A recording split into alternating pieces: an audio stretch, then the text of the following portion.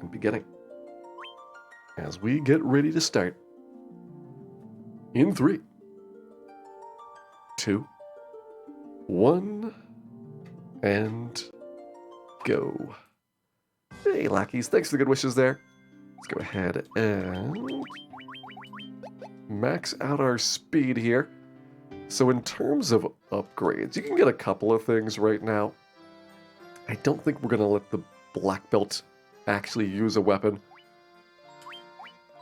I mean, I can get a fighter sword, red mage sword, why not? They're super cheap.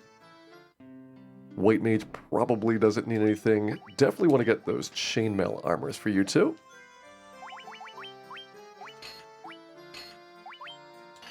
Actually take off. And I wonder if black belt gets defense. Nope. Black belt starts with cloth armor on, and it's actually worse than having nothing.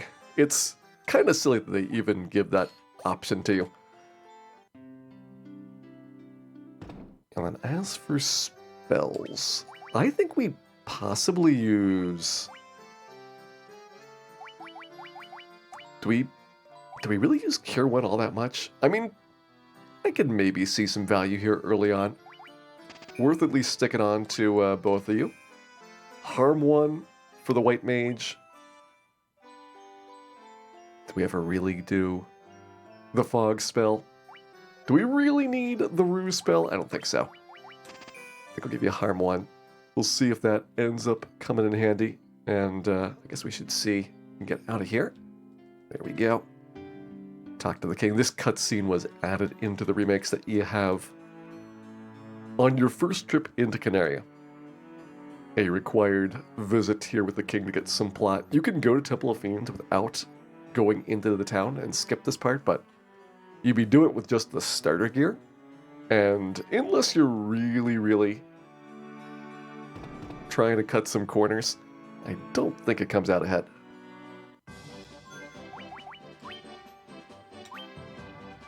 We're committing.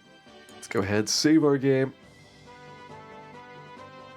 I think I'm trying out predictive item placement in Season 22. We'll talk about Season 22 in the upcoming days. For the season intermission, one of the things that we will be starting off with is just testing out using Extreme Fantasy Final Fantasy, an updated version of the randomizer. There's a couple of new flags that I think are going to be at least fun to try out, see how they work. Some quality of life improvements like the music not restarting every time you open up a treasure chest or get into a fight. But I probably won't be actually picking the final flag set until we get into the second week of the intermission. And we're doing the testing with all of the other changes, because I've got to do updates to the bingo card.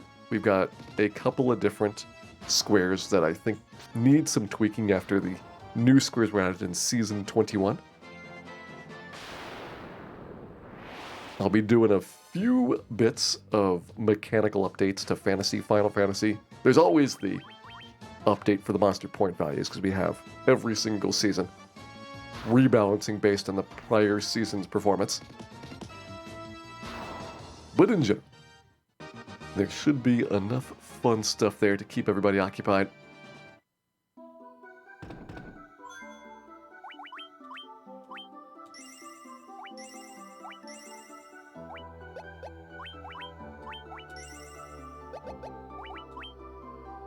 Alright, Garland time. Got one level up walk in here from the encounters. Let's go ahead and give Garland the business. Looking forward to the continuous music tracks. Yeah, there's a couple of songs that people probably have not heard to the end of them for a very long time. Except for those rare occasions where you gotta stop and think about something while the music plays. You only hear like the first 10 seconds.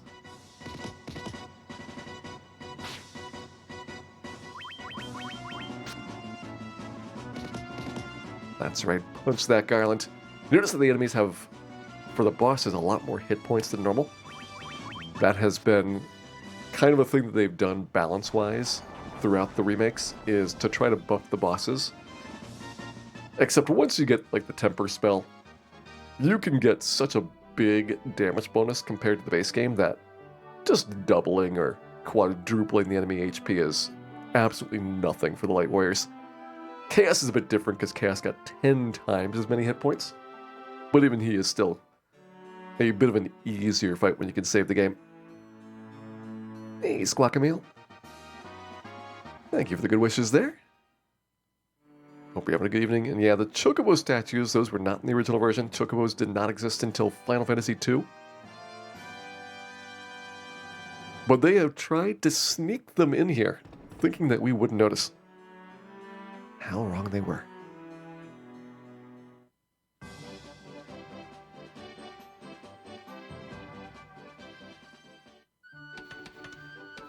It's not Ship and Canal. Yeah, plain old Ship and Loot start. It's like it's barely even randomized. There's a couple of things that the original Final Fantasy did not actually have, even though they're very heavily associated with the series by now. And the big ones, of course, are Chocobos, Sid, and Moogles. All of which got added in later on. Sid and Chocobos were pretty early, and Moogles actually took a while in order to get into the series. And one thing that was there from the very beginning that people kind of claimed did not actually exist is all of the sci-fi elements with, I mean, things like Warmech, first of all. Clearly, giant nuclear-powered robots. Possibly in your fantasy RPG. Let's go ahead and get some pure potions in case we get poisoned here. It is modestly unlikely to have to need a bunch of pure potions, but we'll play it safe.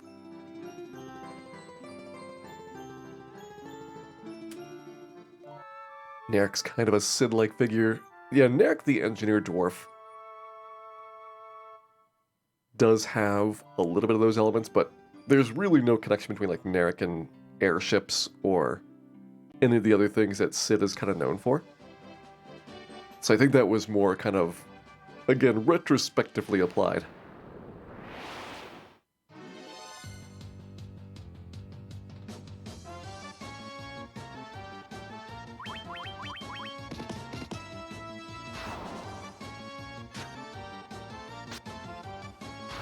Original Chocobo artwork was truly nightmarish. Yeah, the early Chocobos, kind of like the early Yoshi, is a thing that may have been cursed.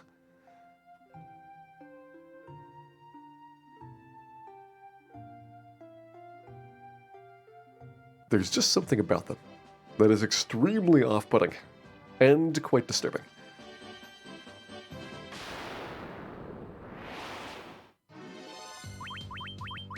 Look at this iguana face. You know, it is possibly happy to see us, but maybe too happy. Maybe it should not have been this happy.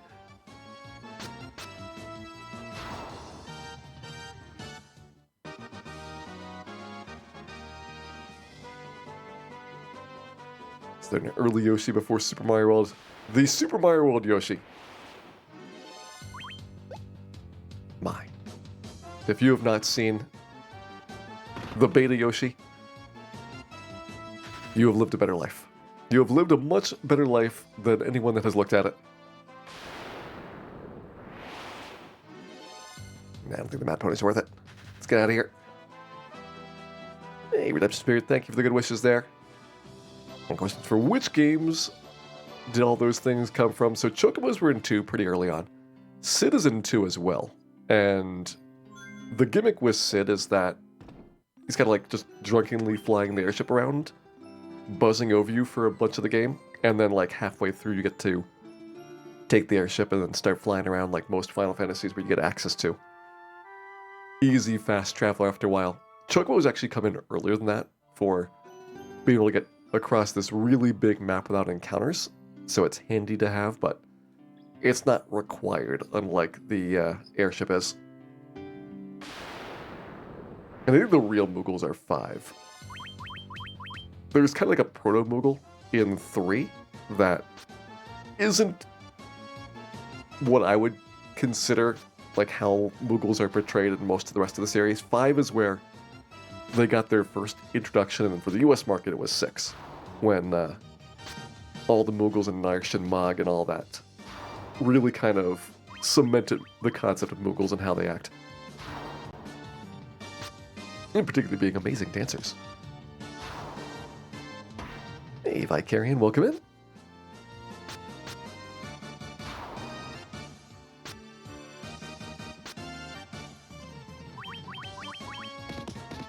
So far, Red Mage has not gotten a strong level up. And strong level ups in this version of the game are a random chance.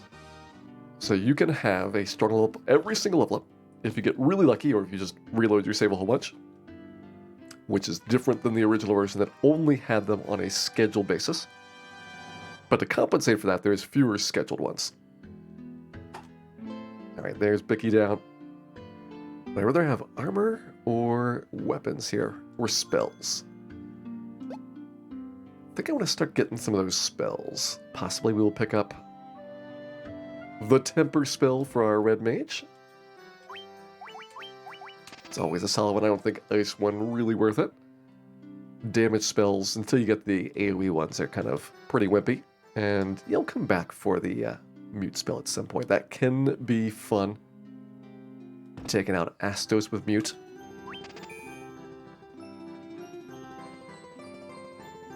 But in order to be able to afford that, we may need to go rob some dwarves. Hey, Roland McStone, welcome in.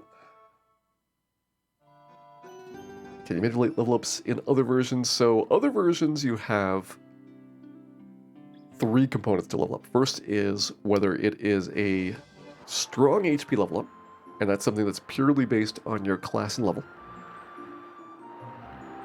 Then there is the random HP gain aspect of that, and that is something that you can reload on top of the static amount of HP that you get for your vitality bonus. And then there is the stat ups, and stat ups have base amounts that guarantee to go up on certain levels, but on any level you could get other stat ups to happen. They are usually a 25% chance. So the big thing that's changed here is just that you can get the strong level up randomly, just like you do with the stat gains. This is not a good fight for our team. I'm going to call this a fairly bad thing. Getting ambushed by double Odd-Eye here. So I think for safety we need to kill those before trying to run away.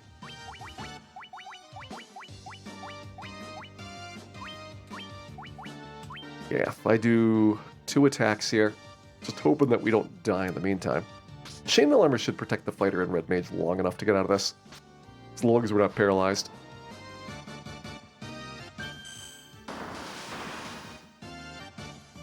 Red Mage! Come on, Neapolitan. You gotta land those hits.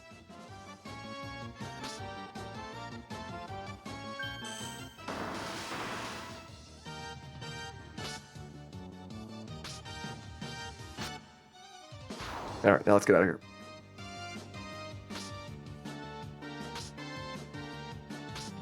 Sags do have pretty good agility, so it might be tough to run from these things. But I'm thinking we live long enough that they're not going to hit through the chainmail armor.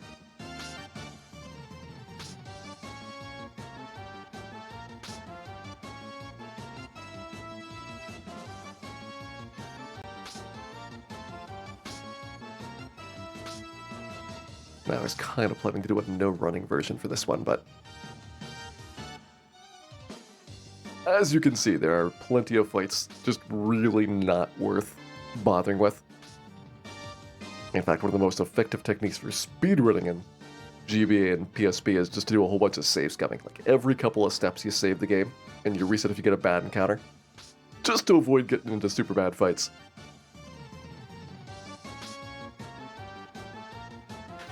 Here we go. Alright, so we are through the sea battle.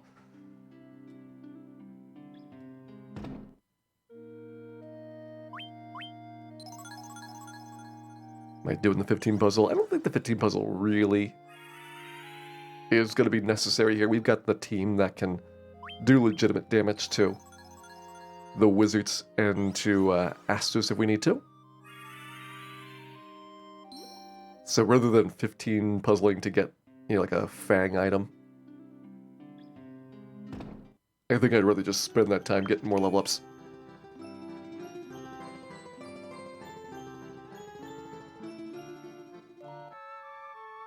Too many broken legs to run away. That is a problem. You are generally very, very slow in this game, and the Black Belt is one of the slower character classes. White Mage is like the slowest character class. So this team is going to struggle at running from things for quite some time.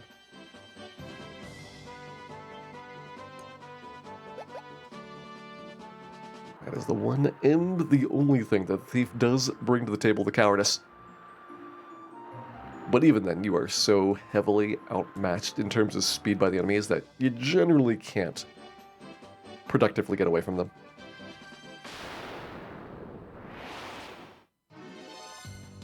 I guess we'll take some spiders here. Arachnid's worth a decent amount of XP. I'm looking really for ogres.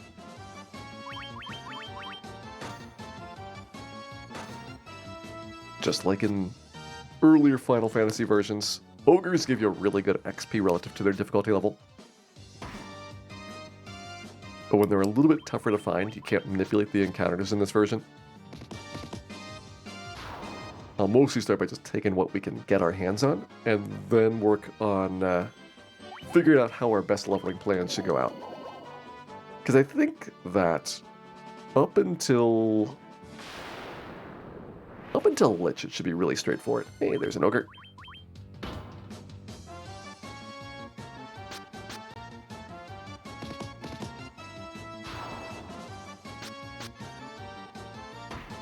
Yeah, ogre creep is decent. We really want to get the ogres by themselves, up to 2 ogres at a time in that case, or if you want to go extra saucy, ogre-grogre fight. That is a very uncommon battle in the areas that we currently have access to, but ogre-grogre is marvelously good experience for a team like this. Grab some money there, looking good.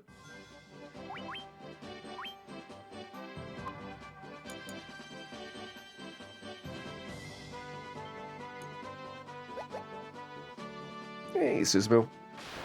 Welcome in, and thank you for the good wishes there. Nope, don't think we want to fight wolves.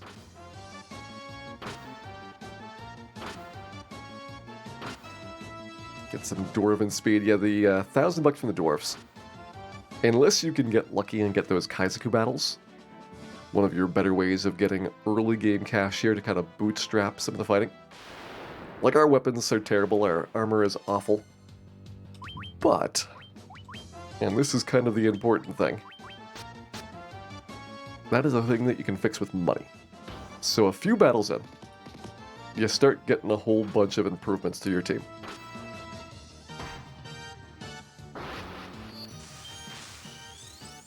Alright, so you're tempered up. I think you can probably one-shot creep at this point. Does not take a lot of tempers to make the black belt incredibly good because they have multiple attacks per round.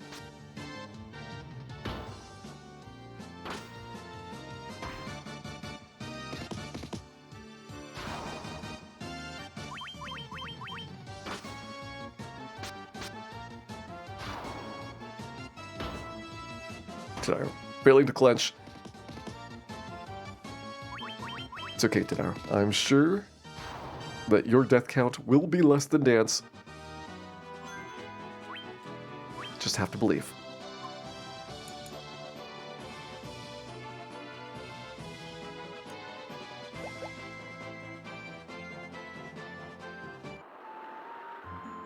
Alright, so we got the dwarf cache. Is it worth going back to Provoca for anything? Or do we just go on to Elfland here? The only thing that might be interesting would be to get that Mute spell for Astos. Mute would block a lot of Astos's better moves, but it's a relatively inaccurate technique, so unless you're doing like 4 white mages, we just need to be able to sit in the Astos fight for like 20 turns. Mute is not the strongest of plays. 1 Phoenix down for emergencies, and Marsh Cave seems reasonable. I'll get the rest of this stuff after doing my Elf-Land adventure. I'm feeling like we want to get probably a fighter weapon upgrade. We get 2 people that are doing decent damage. That's probably 1 wizard per round. Definitely fighter armor upgrade so that we can tank wizard hits.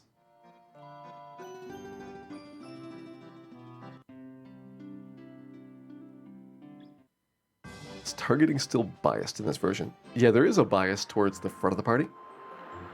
I don't know if it's the exact same 50, 25, 12.5, 12.5% as the NES version, but it feels like it's pretty close.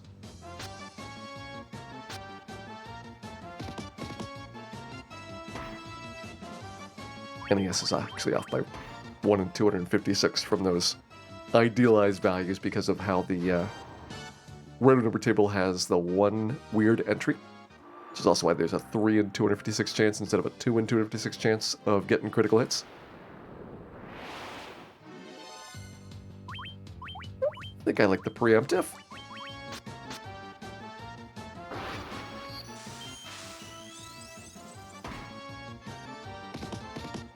Go ahead and take out our ogre battle.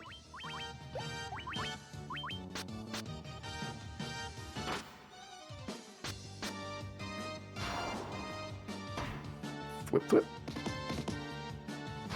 Yeah, you can see how much damage this black belt doing with even 1 temper. Now that we get those bonus attacks per round, it is just taking these enemies apart. This is what I think the black belt's going to be super good at in the late game. It's just pounding through enemy physical absorb.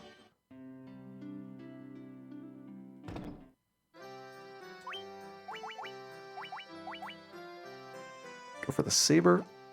Or maybe just let black belt deal with everything. We can get a short sword in the Marsh Cave. I want to open the boxes there. Same thing with the iron armor. Get 1 for free. That might be an idea. Just get the miscellaneous stuff. Get the items out of the dungeon rather than paying for them. And that way I can put more money into potions here. It's like 110. This is actually a cabin. Again, names are weird. But we'll have that for recovery. We'll get a stack of regular potions. Can't get the spells yet. You have to be leveled up a bit in order to get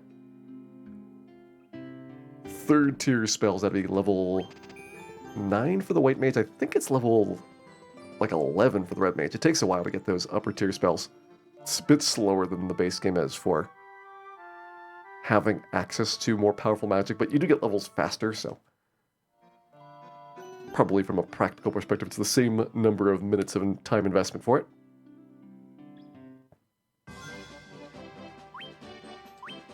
Now we go in at level 7.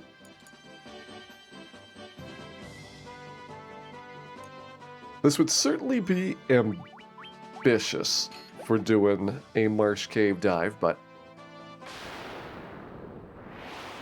could be fun.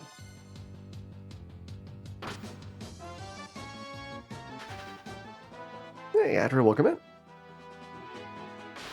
Hope you're having a great day here. It's all Souls dungeons. Every boss or 1 boss. It is 1 trip through the dungeon trees.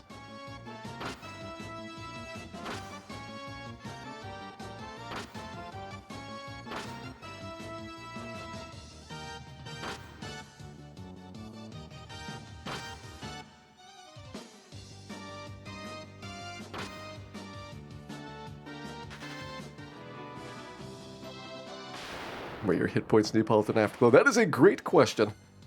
I'm assuming that Dan dropped them, but we will see ultimately who is responsible for this mishap. This is a really common thing with red mages in the remake versions, that you just get awful HP gains. And for the most part,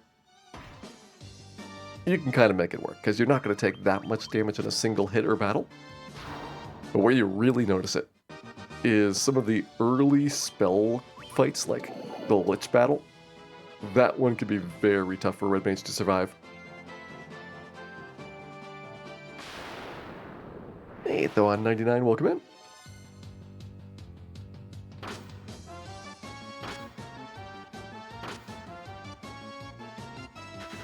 Red Mage low HP. It's better than the Black Mage still. It's just that the Red Mage has to get a bit lucky to get enough strong HP gains to be in decent shape. Like for the NES version, you had enough strong HP gains in the Red Mage to be just barely behind the White Mage most of the time. Like, I think until like the mid-30s, Red Mage was probably 1 HP up behind the White Mage. So White Mage would hit like level 400 pretty consistently, like level 26. Red Mage would take like level 29 or so, because you need just one more of those big gains. But when you're doing the randomized ones, and they cut out a bunch of the guaranteed ones for Red Mage, that really, really hurt the class. And it was pretty intentional that the Red Mage was getting nerfed. Both the HP reduction as well as the spell damage reduction makes it so it's a much more balanced character class than it was before. Because honestly, Red Mage probably was, if not the best character class for the first 30 levels, definitely like in the top 2. I think you could make an argument that Fighter was the very best overall. Just because they're so easy to play. But Red Mage was really good.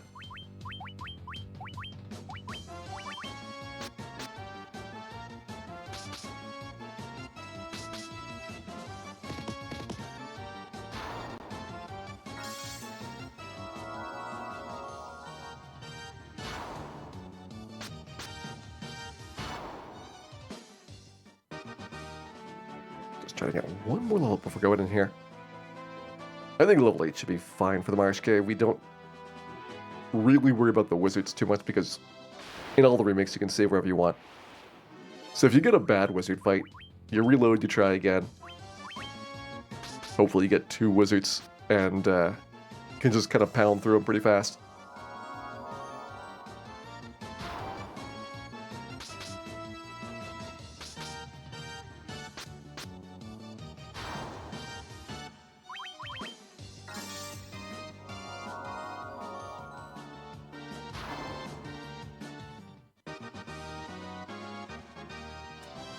Oh man, Shreeze, hope you're feeling better.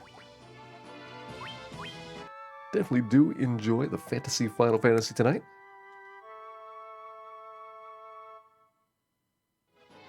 And hope that we get a good Marsh Cave trip. Now there should be very few encounters on the way down here.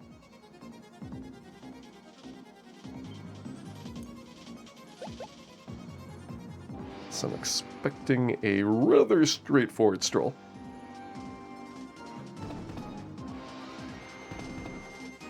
But if I want to get the stuff, let me grab, should be a short sword here.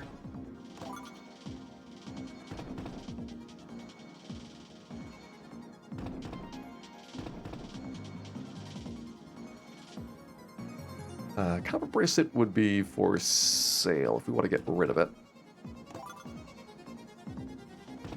Can stick it on the White Mage for right now if we want to have a little bit of a bonus though.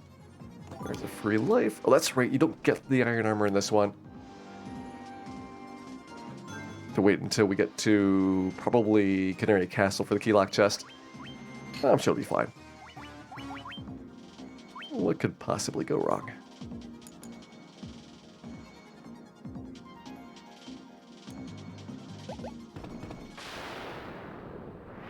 Certainly not wizards. 3? Okay.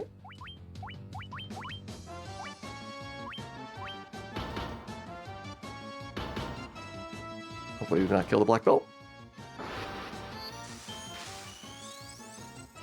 Is there a speedrun category for this? I don't think so. I'm just doing it because it's fun.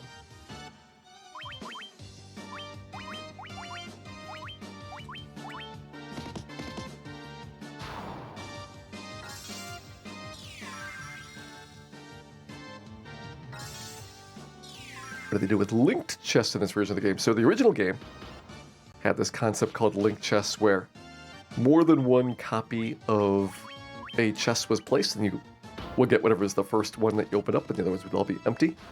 In the remakes, they replaced those with alternative items. And they generally used the new stuff that was added in from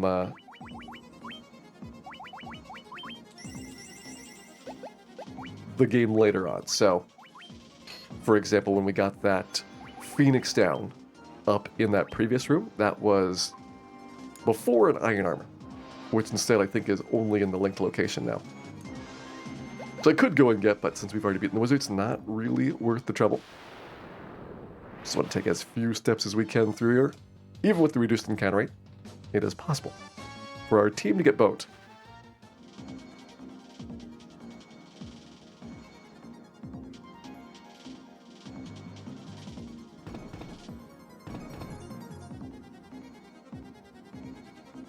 Let's go ahead and slide past the bats.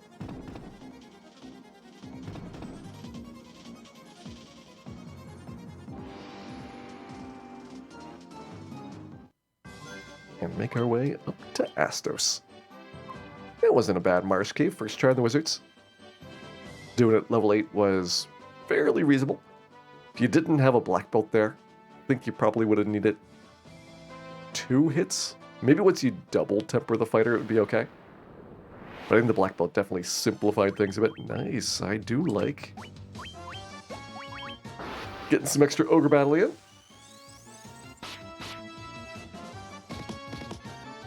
Thump, thump, thump, thump.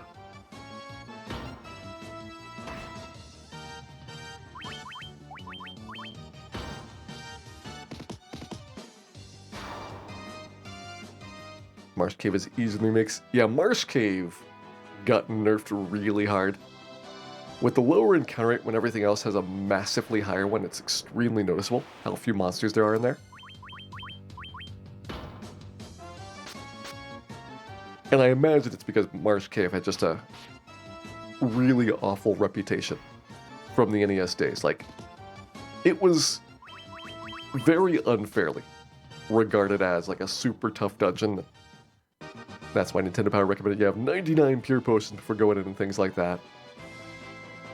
Whereas the really bad ones, like the Ice Cave, those are the ones that should have been nerfed instead.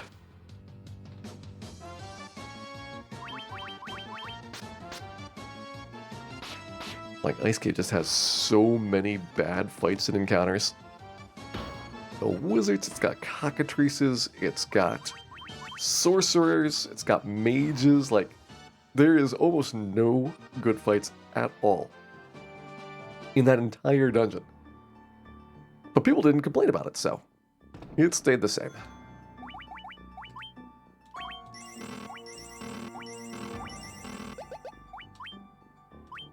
Alright, Astor's time. I'm going to rely on my black belt here to do massive amounts of damage.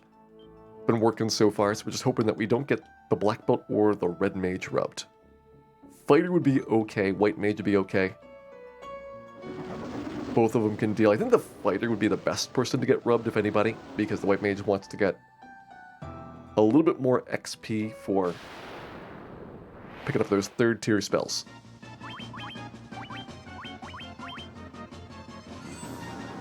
Yeah, red mage is bad. Alright. So the problem with the red mage going down is now we don't have the temper spell. And so it is going to be a much worse fight than if our black belt was doing like 200 damage here right now. I might be able to kill Astus before he gets super angry, but it's going to be less likely.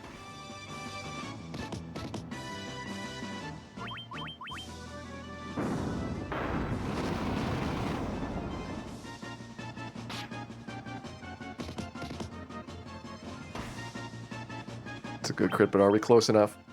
Nope. Not close enough.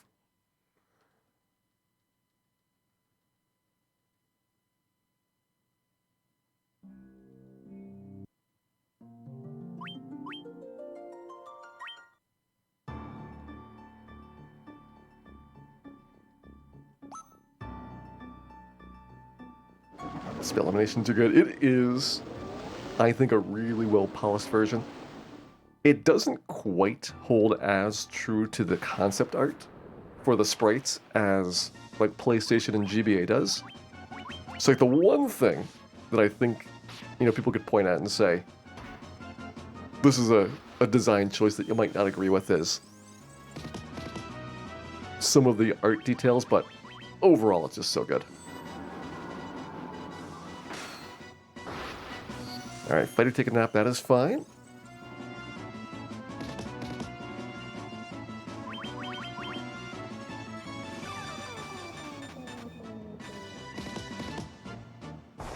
And Astos taking a nap as well. Alright, so we got Astos down. I mean, really, as long as he doesn't rub a critical character, and he could have rubbed the red mage after the temper went off and it would have been fine. One temper on the black belt, going from like 25 damage to 100 damage very quickly. You don't need the second temper, and you'll pretty easily take Astos down. But round one is tough, losing your critical character there.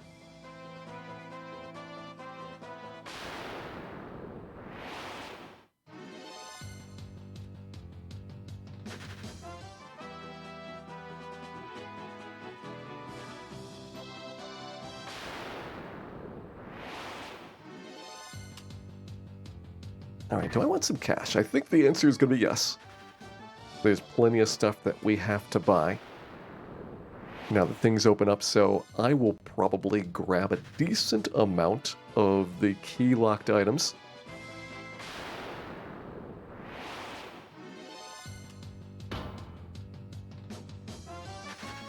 That should go a pretty long way to be able to foot the bill for things.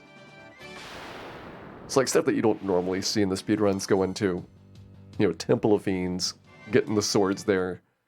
That I think is worthwhile for doing these challenge runs. Just to make them go a bit smoother.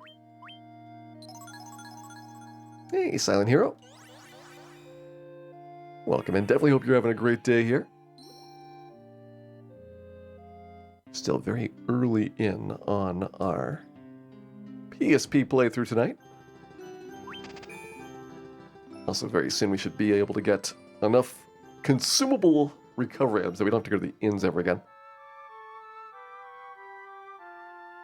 Unlike NES, where only the house recovers your magic, in the remakes, when they added MP, they basically made it very, very easy to get your MP restocked. So there's ether items, like tents and cabins recover MP, so it's easy to do traveling around. It is a very friendly thing for mages who, kind of in the original concept, and this is from the Dungeons and Dragons background that Final Fantasy started off of. Mages are meant to be like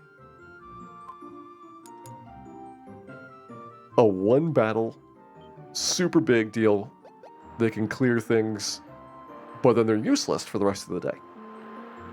And NES Final Fantasy kind of continues that. They don't have a lot of spell charges, but you might be able to get like 2 or 3 battles out of them. But you can't like mage every single fight. Well, the MP system means that you can pretty much magic every single fight. As long as you're willing to buy a bunch of ethers to recover your MP between encounters. And it makes it a lot easier to have a magic heavy party as a result.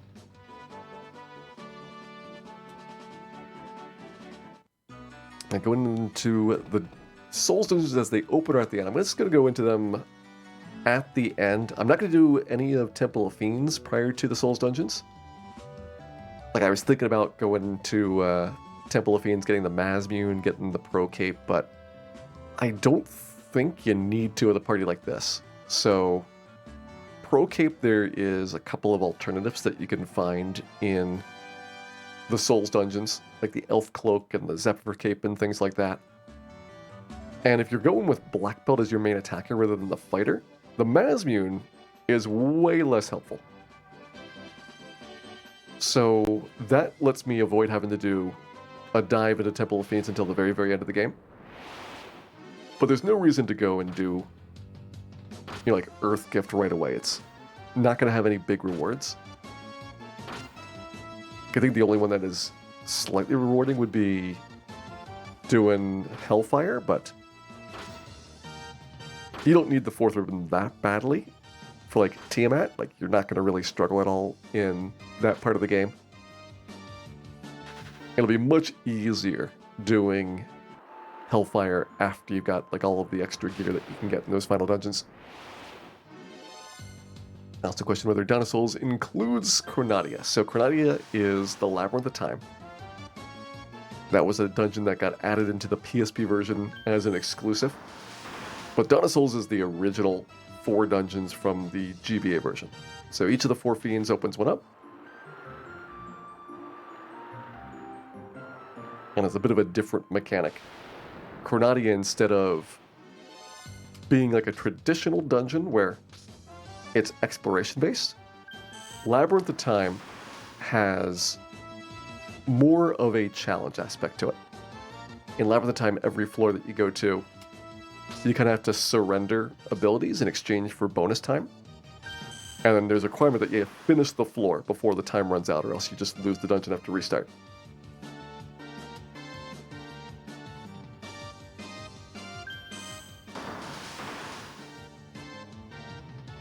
It is kind of fun. We've done all dungeons in the past, but today we're just doing Dawn of Souls.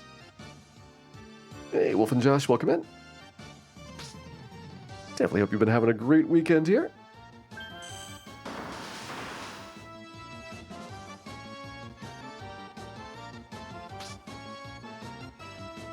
I hope that you're not stuck in awful sea battles. The good times, just like the PSP speedrun playthroughs. Hoping that you don't get any bad runnable encounters. Except unlike the speedrun encounters, we're not going to have all of those wonderful glitched items that increase our agility scores really fast. So we're going to be dealing with the running situation for a lot longer.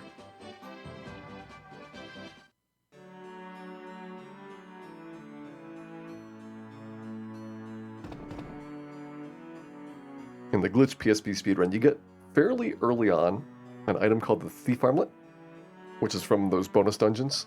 And that's plus 5 defense, and you've got 3 copies of it. So the equivalent of 15, or plus 5 agility. So 15 extra agility. And then once you beat Lich, you can glitch the Black Garb, which is an even more powerful bonus dungeon item. That's 10 agility, so you get the equivalent of 30 bonus agility.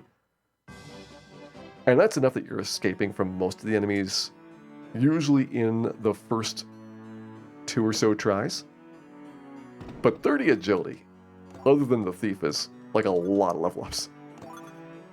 Thief's got a guaranteed agility up, so that's very quickly going to be 30 of those. But for everybody else, where agility might be like 50% on the fighter, it's basically the very end of the game that you're going to be equal to that running skill.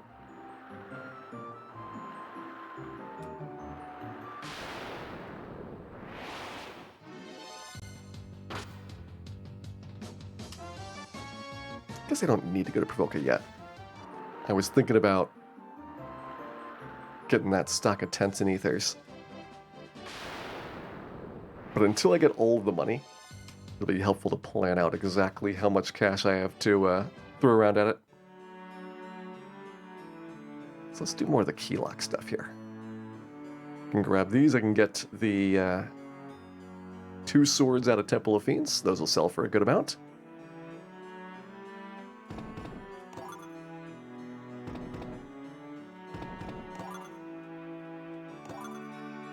There's my iron armor finally. There's the TNT.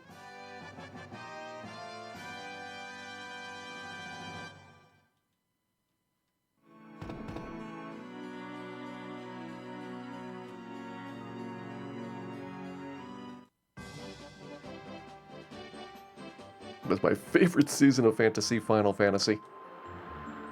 I mean, Fantasy Final Fantasy changes so much between the seasons. It would be kind of a tough thing to compare. We've done seasons that were based on the Marathon completions where every single night play one game of Final Fantasy from start to end on the original NES version. That's really how Final Fantasy got started. It's also where a lot of the time guessing came from, as most of the runs were like right around 3.5 or so hours.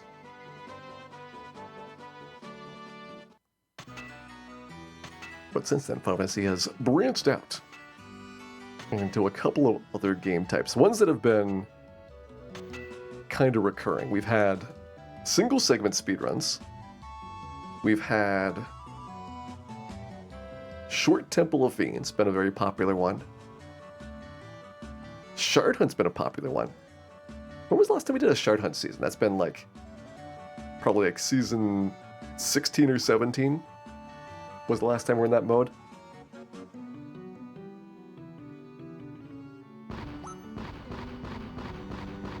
Which season was Kraken Challenges? I think Kraken Challenges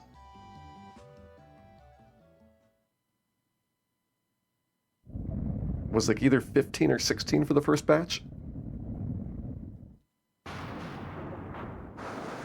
And then later on, I added in the additional 8 ones. So we started with 24 challenges and went up to 32, which is the current amount.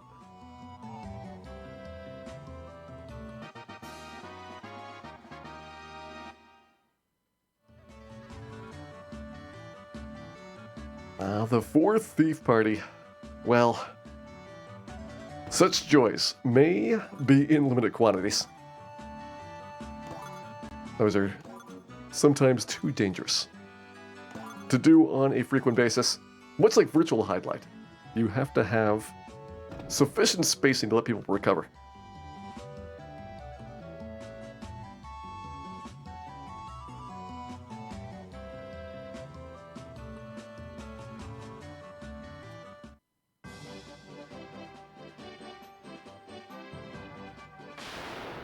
These are mildly less terrible. Are they? Are they really less terrible? Is it possible that they just are as bad as they can possibly get?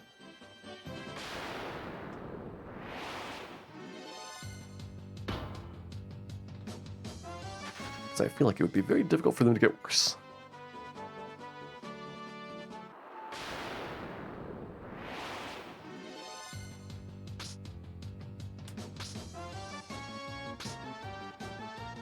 Alright, let's see. Pickups. Get the 2 swords out of Temple of Fiends. We'll definitely need to do some shopping at Provoca. Don't think I can get 3rd tier magic yet, or maybe we can. Okay. And only level 10 is enough for Red Mage to get 3rd tier magic, so Fire 2, Lit 2, definitely. White Mage gets Cure 2 and Harm 2.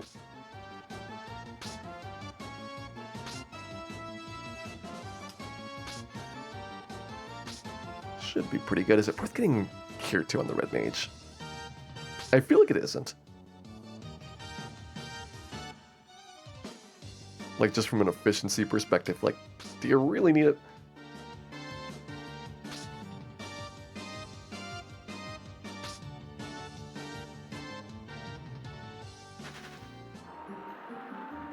And yeah, some of the things that have made Thieves better over the years, they've got a big bonus to their starting agility, which means that they do get, multiple attacks per round very quickly, and that's a very, very big deal for damage output. Keep the short sword on you? Yeah, probably for the best.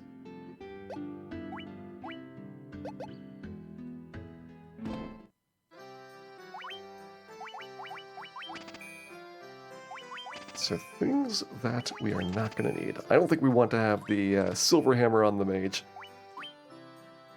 We can get rid of the dragon sword.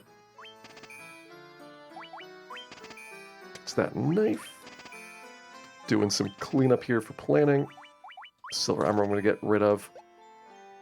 These are better than the things that we have right now, but the important thing is that we've got money to be able to buy stuff. You get out of the way of that door.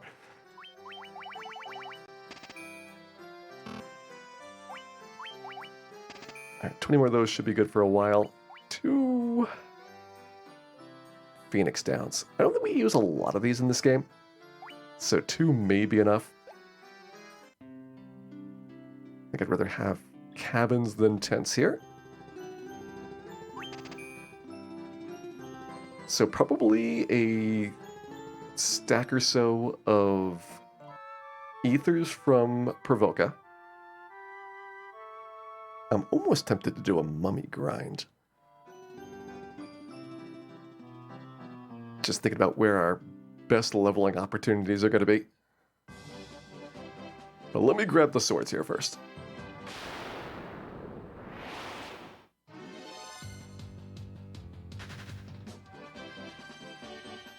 So these swords are about as strong as a long sword, but they have a very good sell price because of their bonus magical property.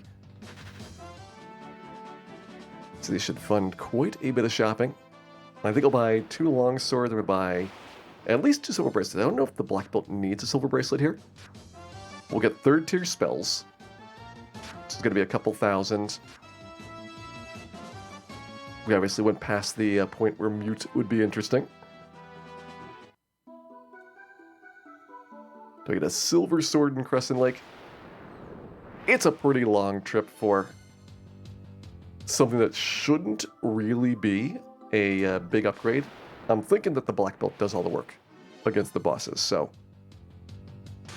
assuming we can keep IT alive for a couple rounds. The fighter is more for clearing out the hallway stuff than the boss encounters.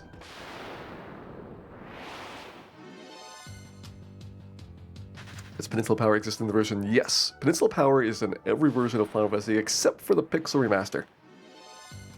Which, seriously, how do you justify getting rid of the Peninsula Power?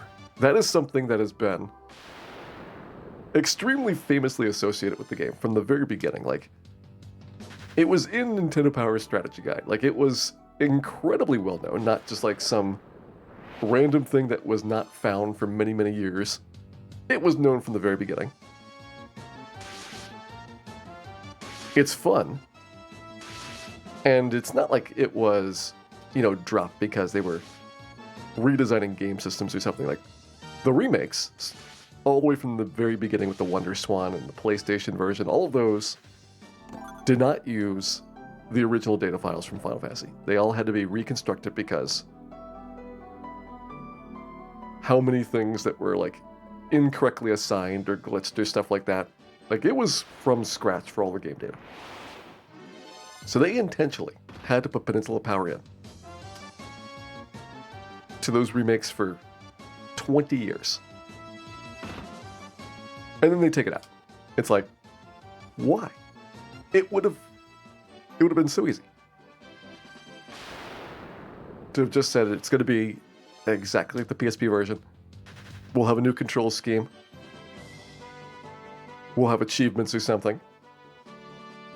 And it would have been incredibly successful with less work than doing a bunch of redesign stuff.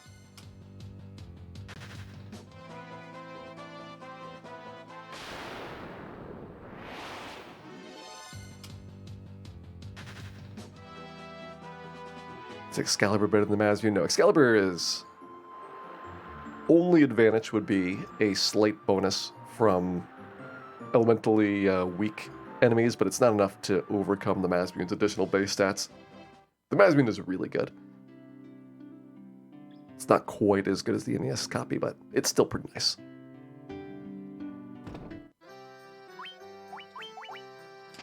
Let's get 2 stacks of those. Yeah, I think we're sticking with the 2 Phoenix Downs. That should be enough for a while. I think if anything really catastrophic happens, you're reloading rather than doing 20 revives or something like that.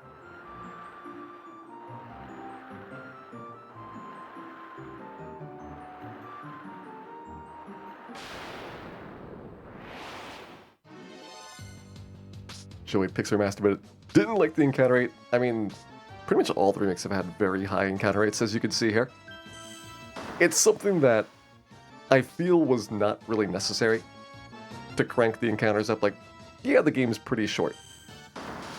And you're making it shorter in the remake by how many things get adjusted in terms of like boss and travel balance and quality of life stuff, but at the end of the day, I'd rather have like an 8-hour game that was super fun than something that was artificially stretched by having lots and lots of really tedious battles.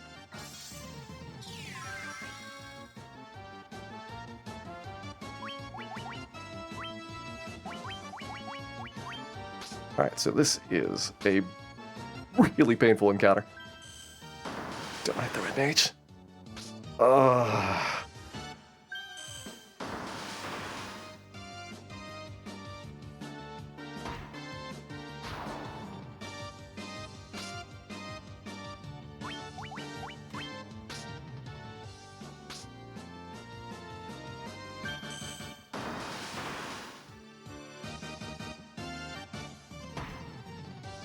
Let's get rid of you.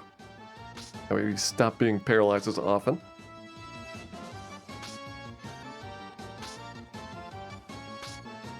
And just run away from these things.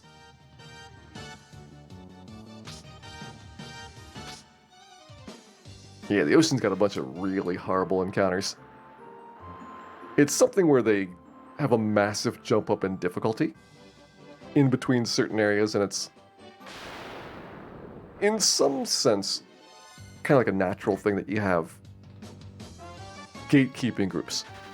You know, you can try and explore things that you shouldn't be able to get to, but they might catch you. And that's where I think that, you know, Final Fantasy II kind of took it a little bit too far, as that one had a whole bunch of places where you were a couple of steps outside of where you were supposed to be. You were very quickly murdered. And there's one of those like right by the start of the game, which didn't exactly help things. But you would see similar stuff in like Mysidia and places throughout the game. And then they gradually turn that into hard boundaries rather than soft boundaries. Which I think over time has led to kind of the accusations of like hallways and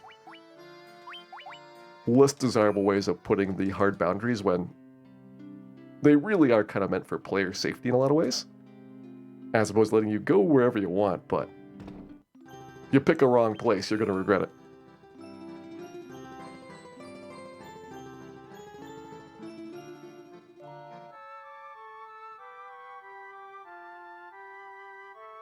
It's the best PSP remake town, anything except for the town of Melmont. If you want to have the best place, I think, in the entire game, definitely the Onrak Inn is really nice. It is an extreme treat. Lots of luxury accommodations, solid breakfast options, and free Wi-Fi.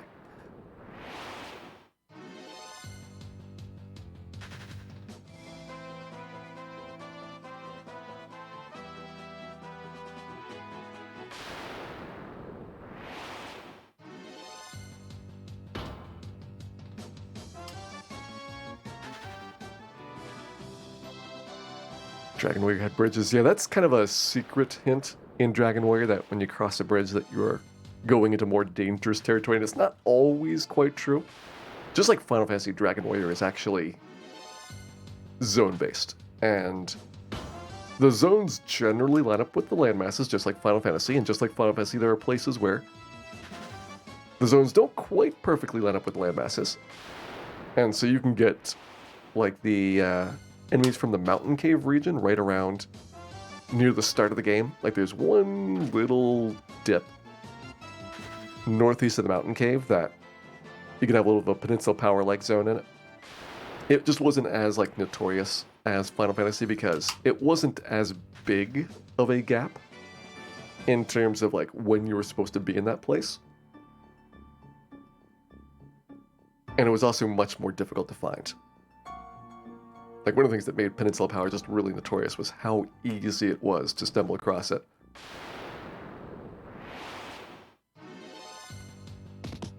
Don't think I should take a damage fight. Mistakes may have been made.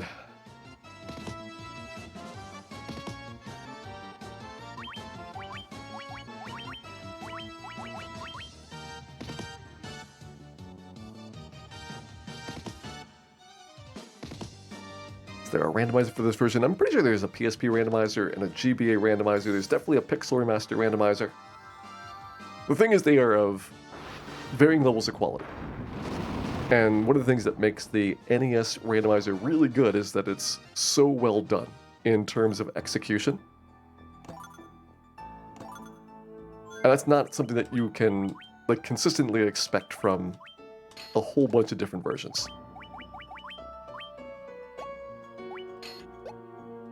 Now, don't take the Rune Sword. I'll give you the Falchion. Rune Sword I want to sell whenever we get the chance. And I think right now we want to get a couple of mummy fights in here.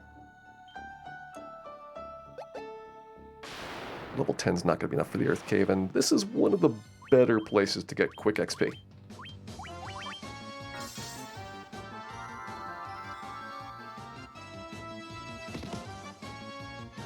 Assuming we stay awake.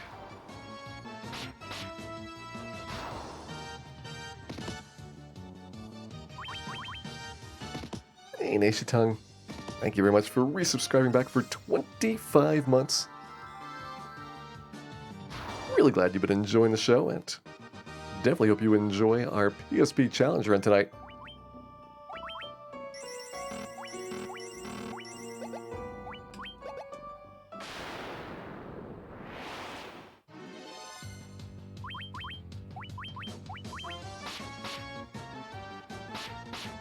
Hey, Orange Ninja 333, thank you much as well. Resubscribing back for 17 months.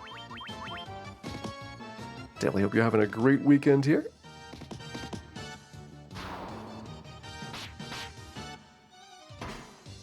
For those coming in, we are doing Final Fantasy on the PSP glitchless, so no equipment glitch or things like that, and we're doing all of the Dawn of Souls dungeons. So I'll be doing much preparation during the base game portion that wouldn't be required just for being able to beat Chaos.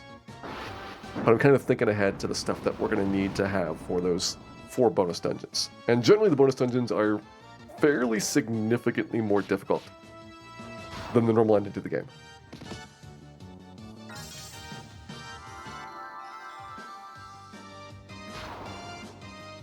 Excellent. Looks like Dan's got intelligence breakpoint right there.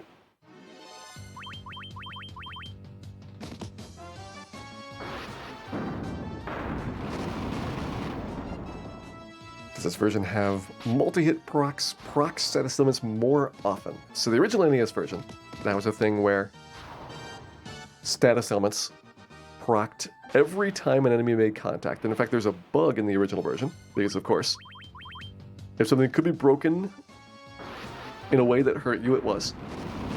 So the NES version, once an enemy hit you once, then every attack after that, whether it hit or not, would proc a chance of applying a status effect. I believe, in the remakes, it still procs on every successful hit, but it no longer procs on misses after the first hit.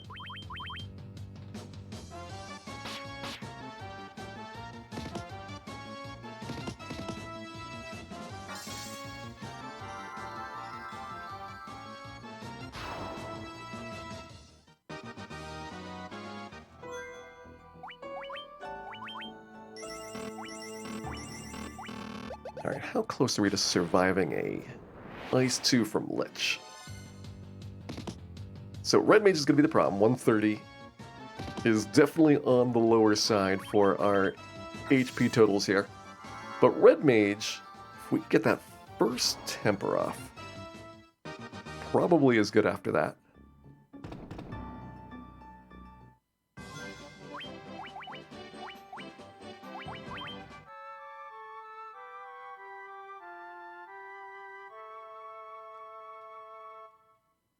Yeah, I suppose we've got even worse Red Mages in the past.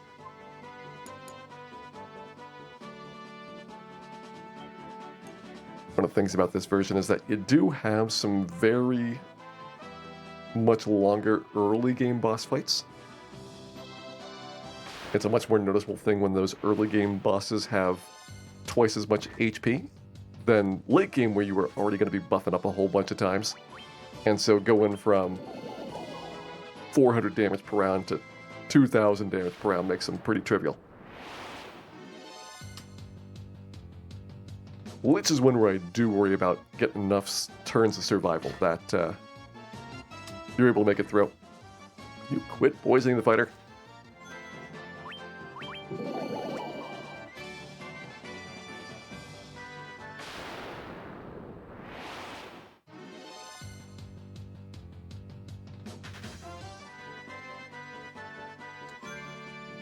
What I should see is...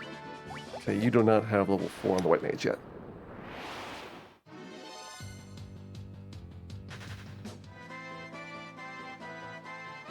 So there are a couple of strategies that you can try out in terms of leveling pre-lich. Like if you have a Black Mage with haste, it makes the fight a lot easier. If you want to go really wild and get all the way up to 5th tier spells, you get, Fire 3 and Harm 3. Well, by that point, almost anything should work very successfully. But I think we'll try and get things at least somewhat modestly done for levels. Just to give the regular game a little bit more challenge.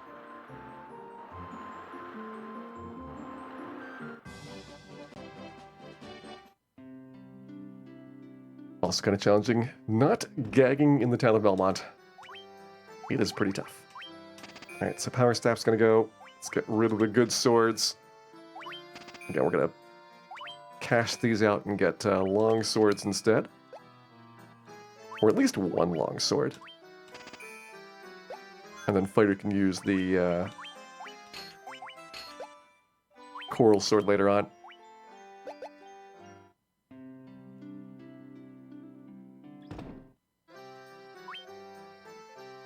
Did we get the steel armor? I'm going to say probably not worth it. I'm actually kind of surprised that the black belt has defense to gain from the silver bracelet. Do want at least one of those. Let's see how much it is. 9 defense is more than I would have expected. Alright. I will get 2 of those then. And we'll have silver bracelets for everybody.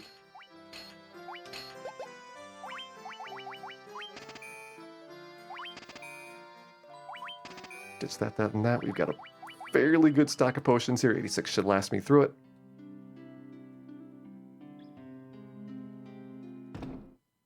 And here is the famed Melmon Inn. Love that it's got like cobwebs and the walls are cracked. The beds look like they're made out of concrete. It clearly is a very undesirable place. Hey, Pern, welcome in. Thank you very much for resubscribing back for 17 months and definitely hope you're having a wonderful day today.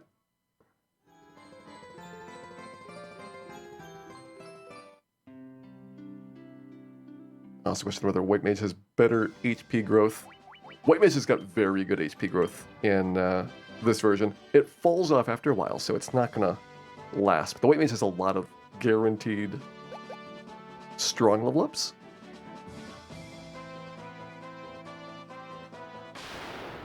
And so you can actually have your White Mage with more HP than the fighter. At least up until like level 15 or so. Hey, Tuve London. Thank you for that contribution to the Melmond Relief Fund. Because tragically, the town of Melmond not getting the relief that it needs.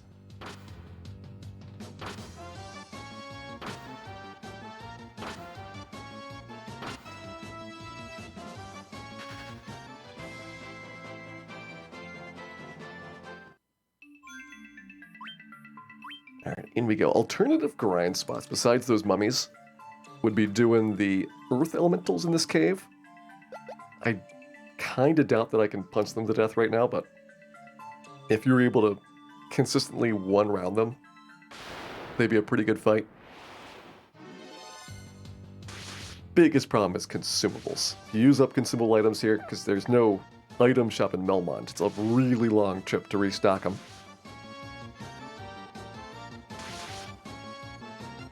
And then you got the giants. Hall of Giants, if it was just giants, would be really good, because giants are easy to kill than earths. So you're not getting as big of a reward, you're getting fast and consistent fights through it. But what makes Hollow Giants less desirable is all of the iguanas that show up and just kind of soak up turns.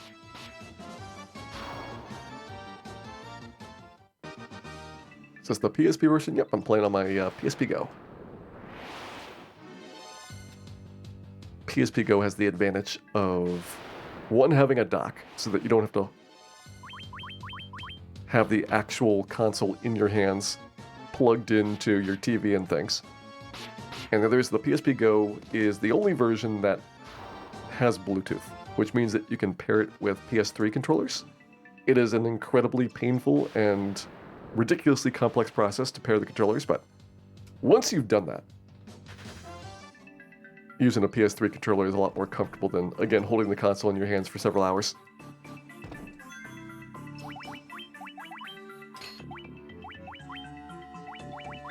Alright, I'm going to give you the Coral Sword. See, it's actually a 1-point downgrade from the Long Sword, but there are bonuses to aquatic monsters, which does include the wizards for some reason. So you do get to have a little bit of a better time on that next floor.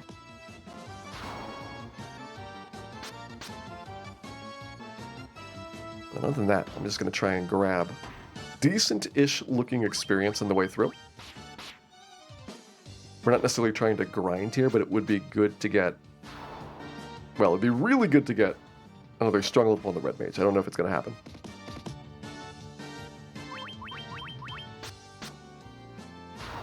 Their love for the gargoyle design. There's a lot of monsters that just don't really follow the concept art. I think that while I appreciate the sentiment for it, they're trying to make kind of higher resolution designs than the original artwork. I think in terms of like creativity, some of the monsters work and some of the monsters just don't work as well.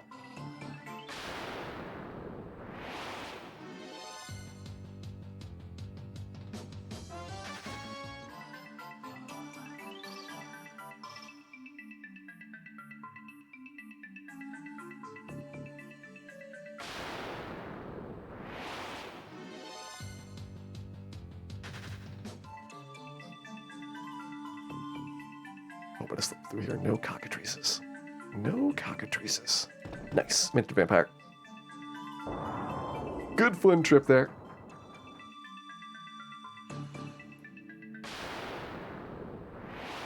And time to go put him out of his misery.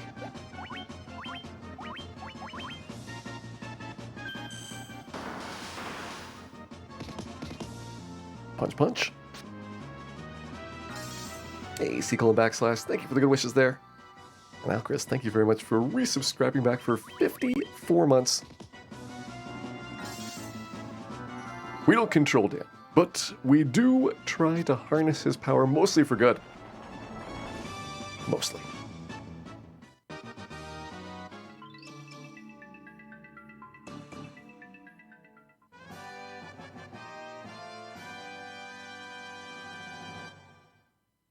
How do you pair a PS3 controller to a PSP Go? So, should you ever find yourself in this circumstance, you do need a PS3 console, as well as a USB cable for your PSP Go and a USB cable for your PS3 controller.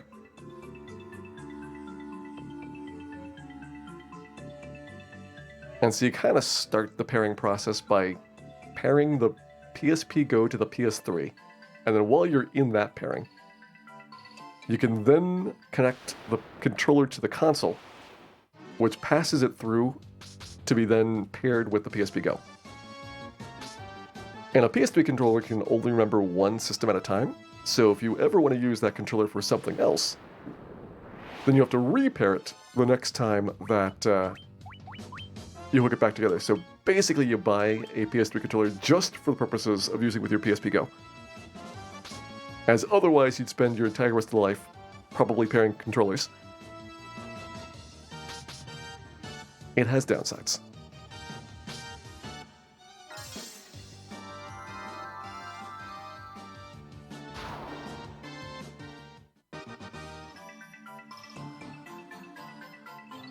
Nice, man, through floor, through it. The sword does Tadar use. That is the Coral Sword. Picked it up here in this dungeon. It is basically a long sword with a little bit of elemental bonus damage. And as soon as we get through here and get to Crescent Lake, I'll just buy a silver sword.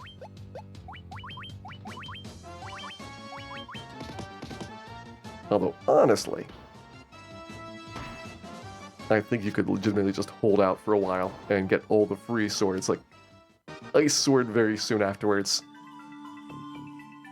Is quite easy to grab. And that's way better than the silver sword is.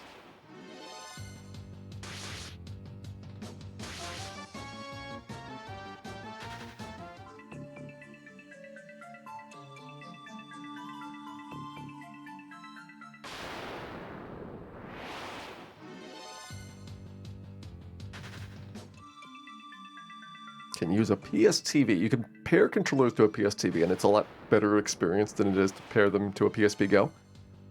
But Final Fantasy did not have a particularly wide distribution. So this was not a game that was ever particularly easy to get onto other consoles.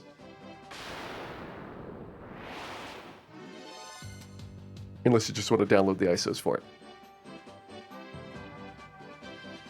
So one of the big things about the PSP series that was one of the many controversies that Sony got into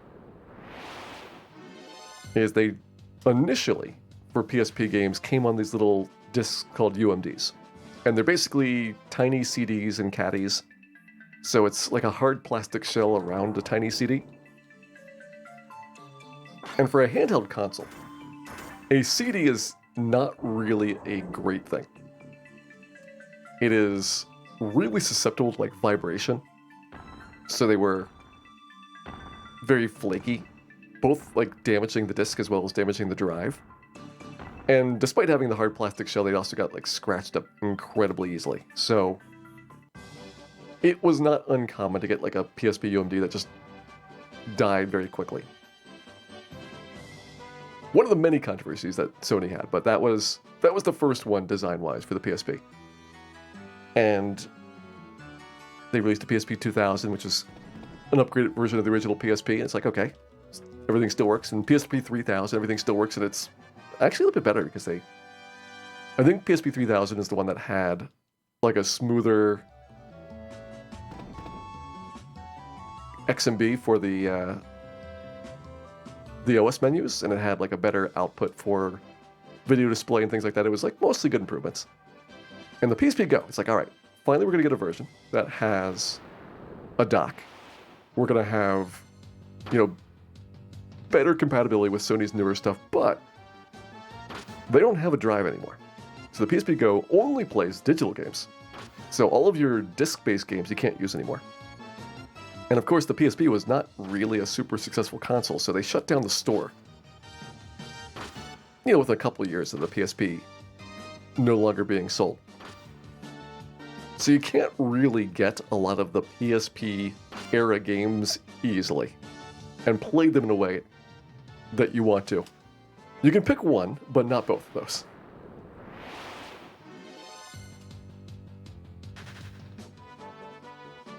PSP 1000 was sturdier. I just know that my PSP 3000, which I had before I got the Go, was generally pretty good, except, and this is something that I've seen happen with a lot of PSP 3000s, the most common color was this shiny black called piano black. And the paint just peels off. Like, chunks of it, every time you touch it, will just kind of flake off and fall off. And evidently, like half the consoles this happens to. So it is very difficult to get a PSP 3000 that does not just like have a whole bunch of disintegrating paint on the back of it. And you could probably get like aftermarket parts to like replace the parts that are like peeling, but it would be a really big pain to do it for the whole back of it. So it kind of stinks. I don't know if the white version has the same problem, if it was just the piano black, but I think black was like the very dominantly popular color, so I have not seen a lot of white PSP 3000s for sale.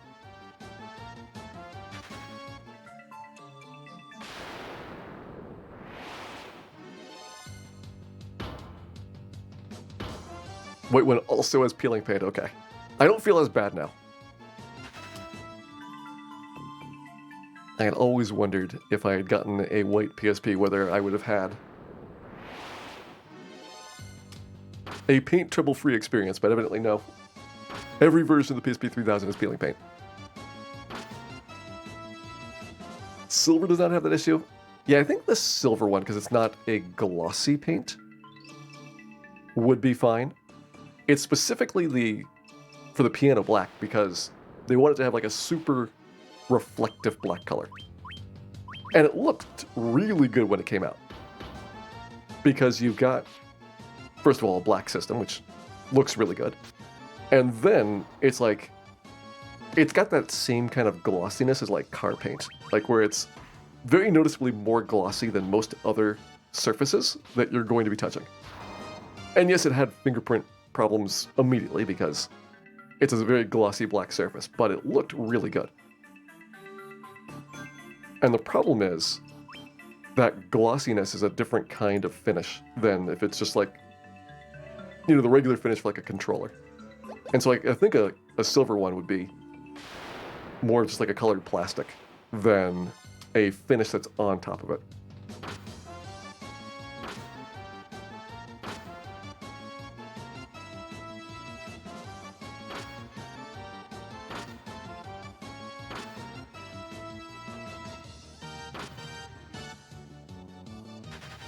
Your PSP's not peeling Crystal Rose. Yeah, I think it's like about 50% of them have this problem of peeling paint.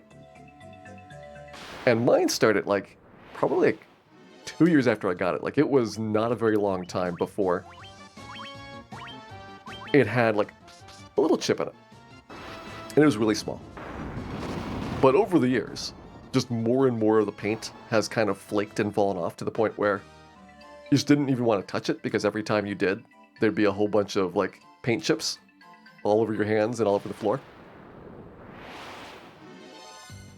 And I figure at some point, eventually just all the paint's gonna fall off, but it's been like, I don't know, 15 years since the PSP came out, and it still hasn't finished fully flaking. It just very, very slowly makes more and more of a mess.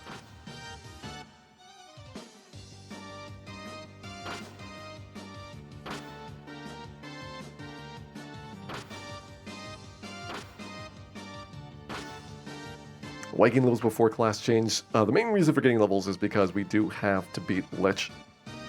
That's going to be the real gatekeeper. Everything else, I think, in the early game is not especially painful. But Lich has got enough health that he's not going to be, you know, like one shot. And he likes to do Ice 2 relatively early in the battle. And Ice 2, I would not be shocked if it was rolling up to 200 damage. So I'm just hoping the red mage does not die on turn 1. We get some buffs onto the black belt before that happens. And that way we have the black belt just kind of go to town. He might only have like 15 hit points, but I think Lich has got a couple turns before he's going to do another big spell cast, so we just hope that he doesn't get targeted.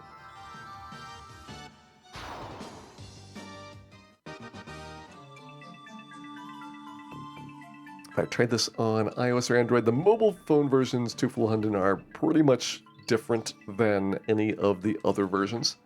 This is true for both the Final Fantasy and Dragon Warrior games. Like, there are dozens of remakes of all these games, and they all have very slight changes.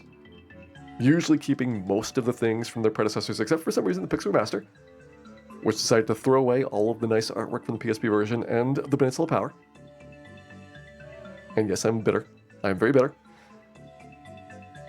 But aside from that, mostly they kept the things and just added on. But I think particularly for mobile games, they tend to have different control schemes. They redo the balance very significantly because mobile games, they kind of expect people to really only play for like 20 minutes at a time or something. So they are almost always very different than the other versions.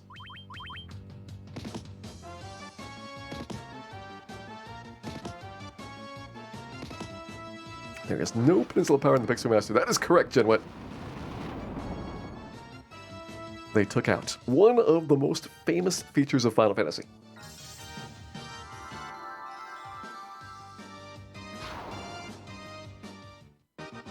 They also broke the 15 puzzle. Like, you can get unfinishable 15 puzzles in Pixar Master, which is something that didn't exist in any of the other versions. Because it turns out you can't just randomly generate a grid of squares. Some of them cannot reach the end state from the starting state. But at least that's a fairly minor thing. Peninsula Power is really noticeable.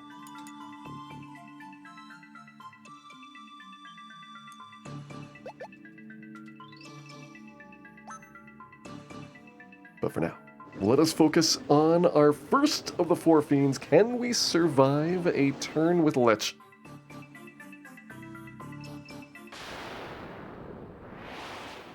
Let's go.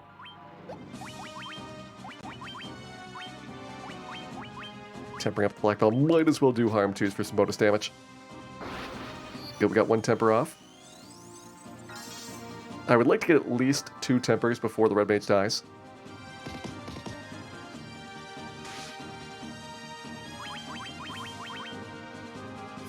Come on, Red Mage. Nope. I don't know if we've got enough damage here. Lich has got a lot of health now. I think we reset and try again until Red Mage gets further into the fight. It'd be a 25% chance of Lich not doing spells 2 turns in a row. It would definitely help us out. If Red Mage would survive, that would really help us out, but that is hard. Our Red Mage has not been working out. Really did not get as much HP as I was hoping for.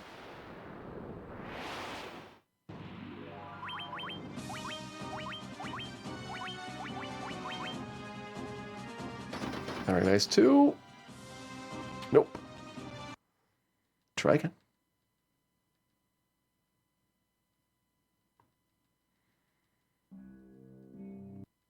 It's doing about 150, so I think if we had 1 more strong level up, there'd at least be a chance on the low end of surviving it.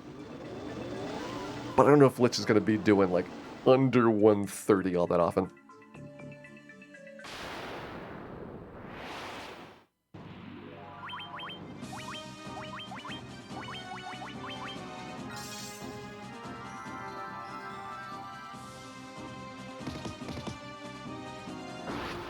Okay, there's 1 temper.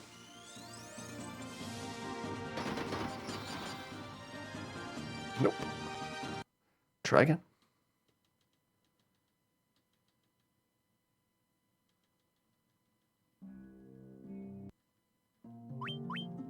Pixar Master has genuinely good music. Yeah, the music is one of the stronger points of the Pixar Master. I think it's got good spell effects. It's got great music. Something they did kind of consistently throughout all of the Pixar Masters is focus heavily on the soundtrack. And it's not the older versions had bad music. Like, this is a pretty good soundtrack for the PSP version. Come on, let's quit doing that.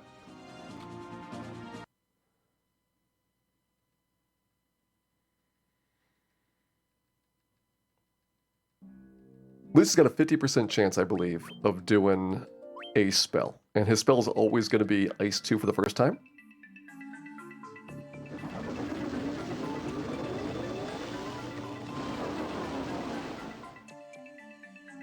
So it is a very high chance that he does it fairly early in the fight.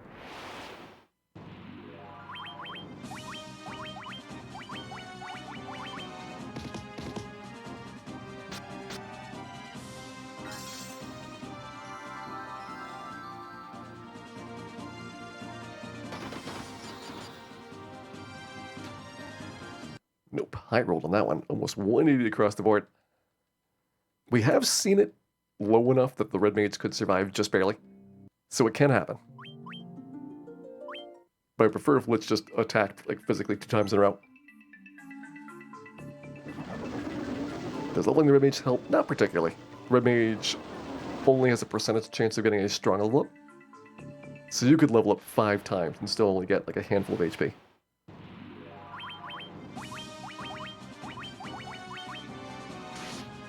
good. Well, I mean, probably bad that the white mage is going to die here. We would need Lich to punch again next turn in order to pull this one out.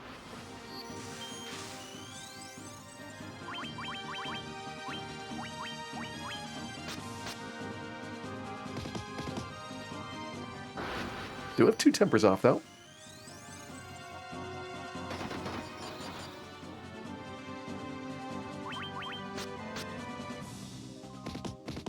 I don't think this one's going to be successful, but we're going to see.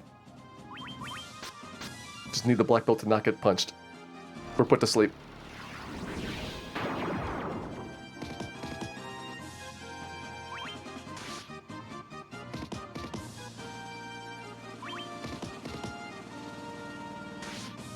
Oh, he hit the black belt. That was unlucky. Very unlucky there. Close, though. Definitely seems like 2 tempers is a pretty good amount of damage. Each temper is knocking us up like probably about 80 or so. So it stacks very quickly.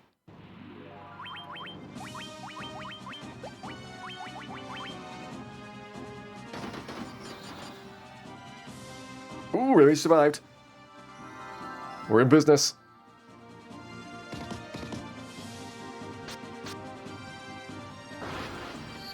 Slow and awkward business, but business nonetheless.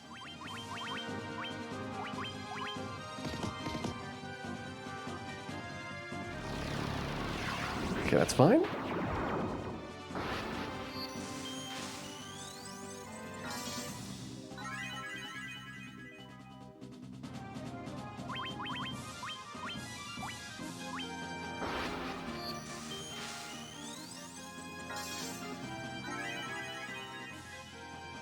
I want Lich to punch the fighter as much as we can. Haste is not great, but we'll deal.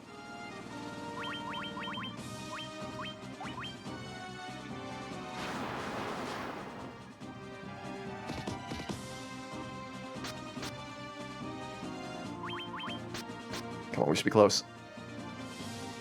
No, not the black belt. Ah, the stun. Got us with the stuns. All right. Lich is playing well tonight. Yeah, Lich is definitely the hardest of the fiends. It's because you're so early in the game and you don't have a whole bunch of resources. Once you are a little bit further in, and a single attack is not going to make or break you, and you have haste and you got stuff like the power glove, like all of a sudden the bosses become really trivial.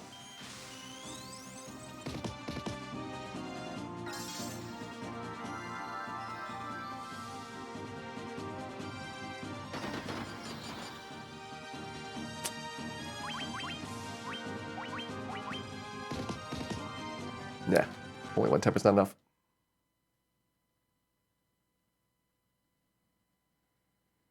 Carry's your difficult one in the NES version. Carry can be a roadblock for NES players if you don't have decent gearing. But there is a number of nice things that you can get prior to Gurgru Volcano if you do Ice Cave and Ordeals first. That make it a lot easier. The intended way through, where you do Gurgru before those other 2 dungeons, definitely is a much bigger challenge overall, and that's kind of how they intended you to play through it. Do we got AIS? Nope. AIS is not available yet. You'd have to level up a bunch of times. Uh-oh. Alright, so you decided to punch the black belt twice and paralyze.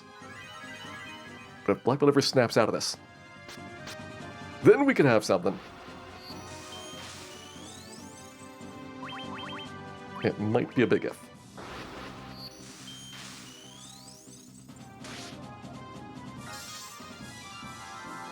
I mean, it's a great start in terms of free turns. The problem is we can't attack, and the problem is also the black belt is extremely likely to die here.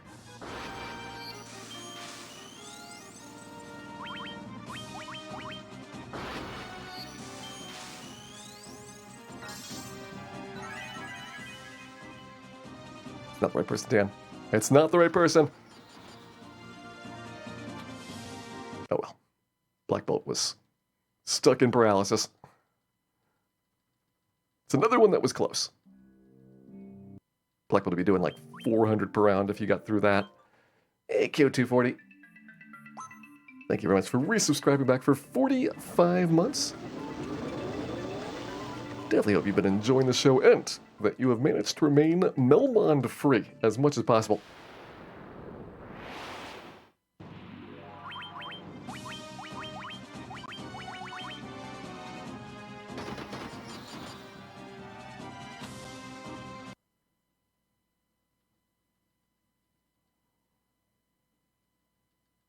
Which is a nightmare in a solo run. Yeah, when we were doing solo runs, Lich is always a really tough one on the NES version, because you have to do the whole dungeon for each attempt. And it's super easy when you've got one character to have paralysis just completely end the battle. Lich does paralysis on his physical attack. He also has the hold spell, which is another way that he can apply paralysis. He's got sleep, which is another way that you lose turns.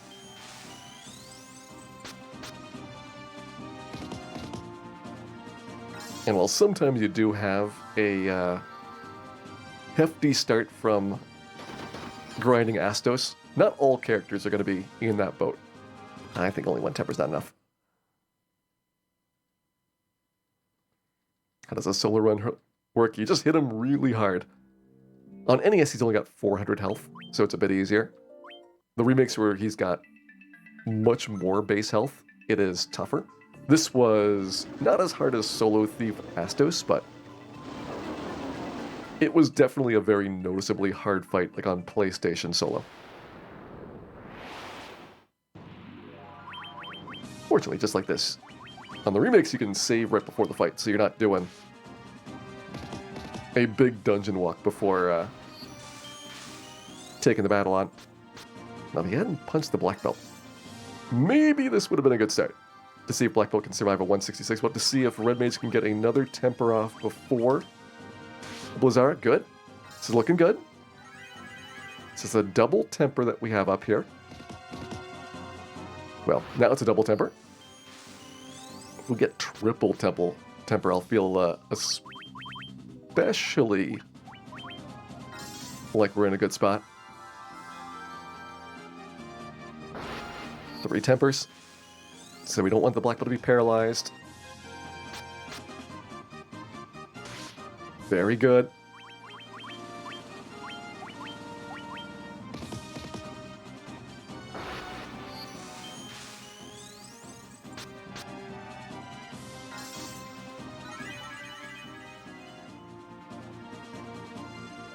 Alright, there goes the ice.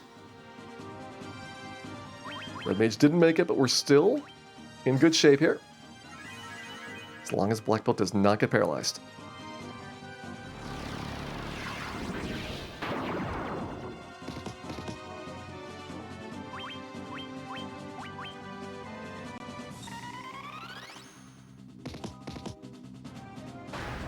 Here we go.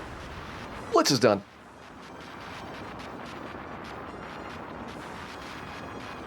How much HP does Lich have? I believe you take all of the bosses and double them, except for Chaos, who has got 10x. And this includes Vampire and Astos and Garland, so not just the Fiends. PlayStation 1 version, I believe you just double the Fiends, but then GBA is when you double like all of the mini-bosses as well. 1200, okay, triple them. Triple them! Still not enough to win. Because we've got Lich down.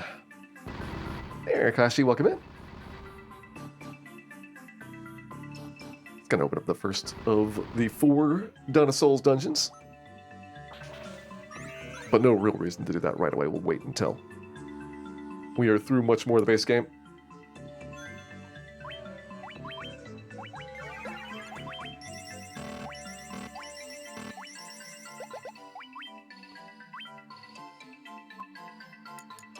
Alright, that's the hardest bit of the base game.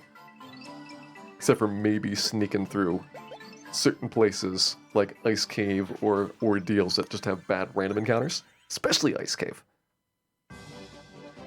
That place can be painful, but in terms of boss fights, that is probably the worst of it.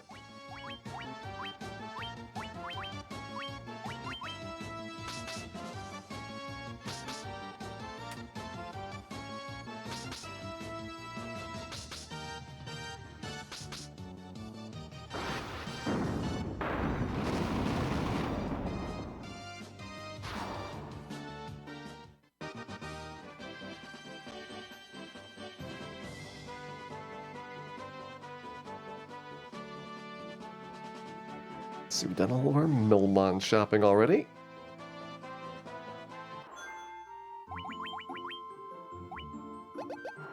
White Mage get A-Ice now, but it's a bit late. Red Mage does not have haste yet. Though I think we're not going to need haste in particular. The upcoming bosses are generally, for a decent stretch of the game, dealt with best using spells. And that's because you got Vampire, who's undead, so harm and fire. You got Lich, who's undead. So in the base game, you can harm and fire him, although he's got enough HP that it's tough to get a kill with just that. Ordeals, Zombies, harm and fire. Ice Cave's got a boss with really low HP, so it's more of a damage race to not get killed by the eye. So really, it's not until you're at the airship that you even need to kind of think about getting another difficult boss down.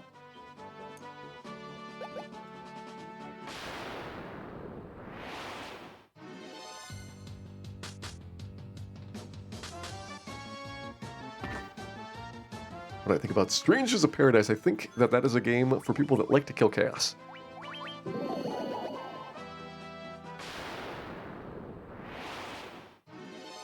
Hey, it's Bede. We will not be fighting the Bede.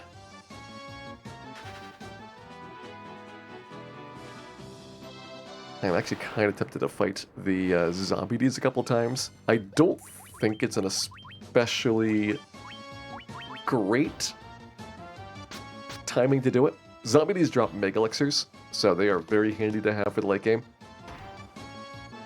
But until you're very reliably just crushing Zombies in one hit, it would take a while to hit enough of them to get a Mega Elixir to pop out. Because I feel it's something like a 1 or 2% chance.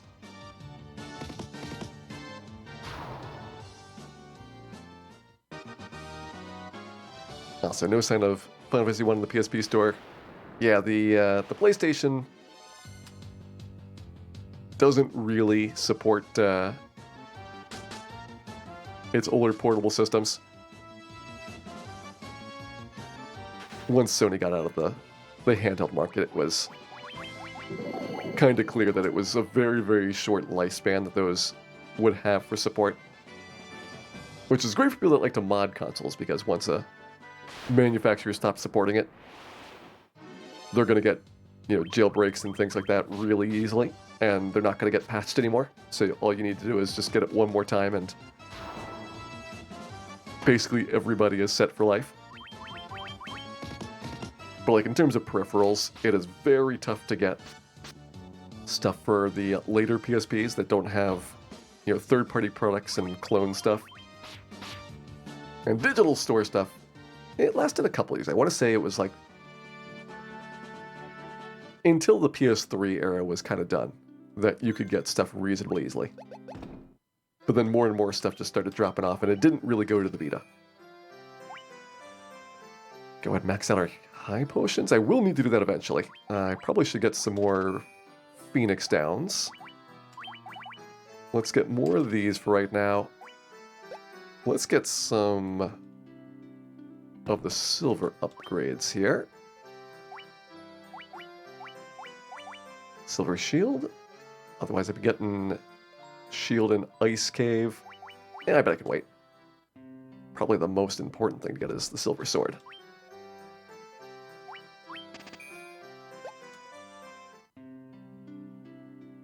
Yeah, that Red Mage was fine. Red Mages had less HP, at several points throughout this run.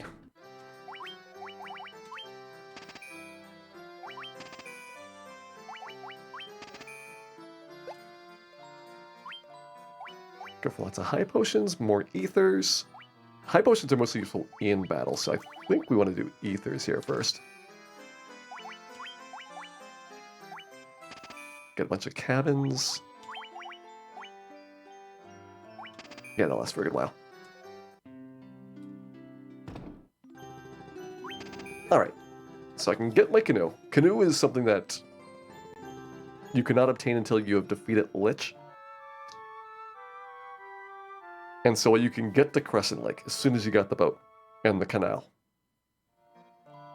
You sail all the way out here. You can go to the stores. There's a few things that you might want to buy, but you have to come back eventually in order to get the quest item. So generally not worth doing the early Crescent trip.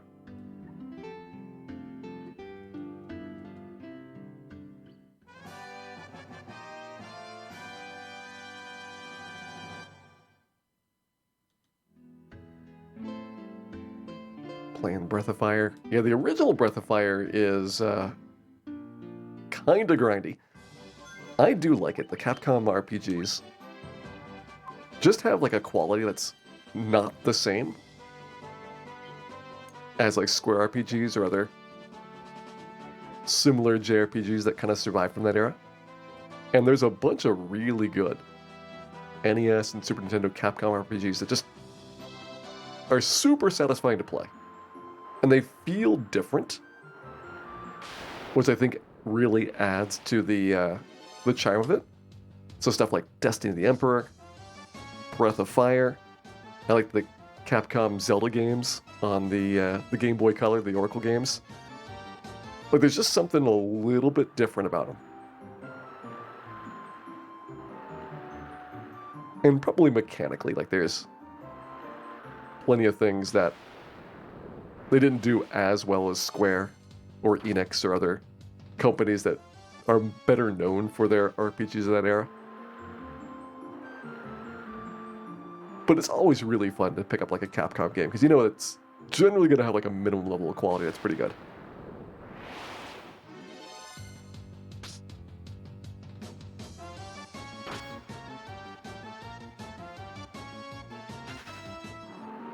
Never played Dragon Quarter. Good news, Captain Vittles, you are not missing much. I think Breath of Fire up through 3 is really good. 4 is alright. It's one of those games that if you didn't get around to it, you're probably not missing much. But if you do play it, and you've liked the earlier Breath of Fire games, then you're probably going to enjoy 4 as well.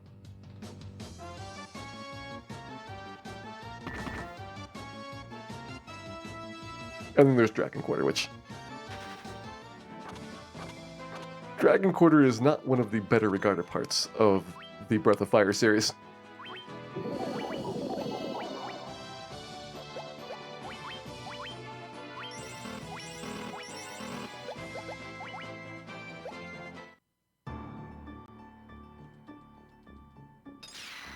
And I will kind of say, when people think about Breath of Fire games, at least for the real retro crowd, it's Breath of Fire 1 and 2.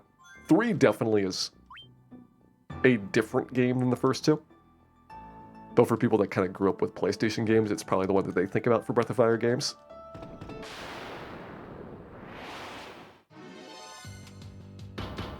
Oh, good. It's the Sorceress.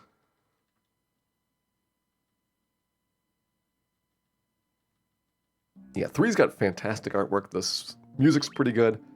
The pacing of 3, though, like a lot of PlayStation RPGs, is a fair bit slower in terms of like mandatory story stuff that you have to get through and how fast the battles go compared to earlier RPGs. So kind of like Dragon Warrior 7, which Dragon Warrior games were already quite long games. Very, very long games, in fact. Notoriously long games. Then you make one that's a really fair bit longer and slower. It's something that there was kind of a competition of RPGs in that era to be as many hours as possible. Like, it was legitimately considered a good thing if it was, you know, a 60-hour game was better than a 40-hour game, and an 80-hour game was better than a 60-hour game. And a game that took 100 hours to complete would be really, really good. And then it turns out that games that are incredibly long are usually deficient in other ways. And many people don't actually get to finish them all the way through, so there's pretty big downsides to that approach.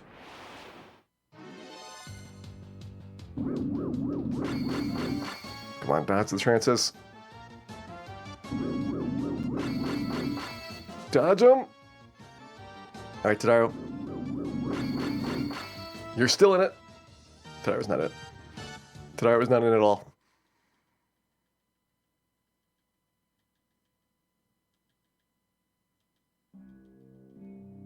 Yeah, I think Dragon Warrior 7, if it had been half as long, probably would have been a far better game. And that could be a combination of, like, cutting out side quests, or shortening up the main storyline, or just, like, making the pace of the game move faster. Like, if you cut 10 seconds off of every single battle, that could be a pretty significant time savings for a game that, you know, probably has like 1,000 fights in it by the time that you finish it.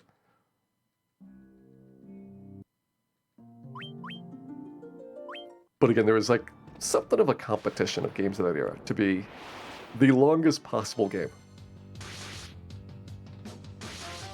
that made them kind of optimized for, you know, wanting to actually advertise how ridiculously long that it is.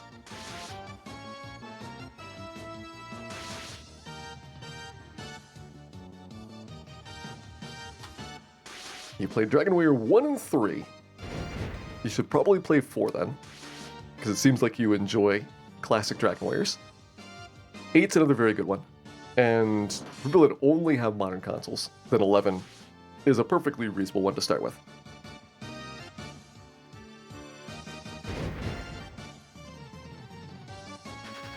I think 8 is probably going to still be relatively accessible. Like, a lot of people will have PS2s or ways of playing PS2 games that they can pull out. But at some point, PS2 is going to start becoming old enough that it is, you know, like the Super Nintendo or like the DS, just like too inconvenient to play, and that's when probably Dragon Quest XI becomes the one that I start recommending more often.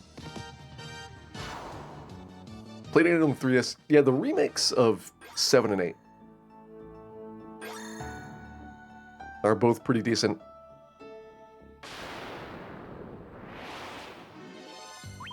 I didn't think that they particularly needed a whole bunch of new content, so, you know, again, they're already very long games. But there are some quality of life improvements in the 3DS remake, like being able to see where enemies are so that you can dodge them, meaning that you don't have to do as many random encounters walking around. That can kind of be like a nice thing.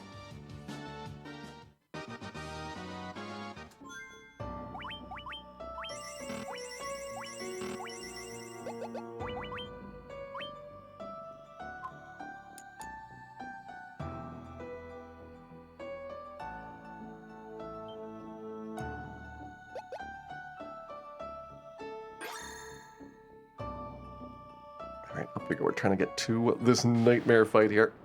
Nightmares are very fast, so it's going to be hard to run from them. I think we just try to punch our way through that battle.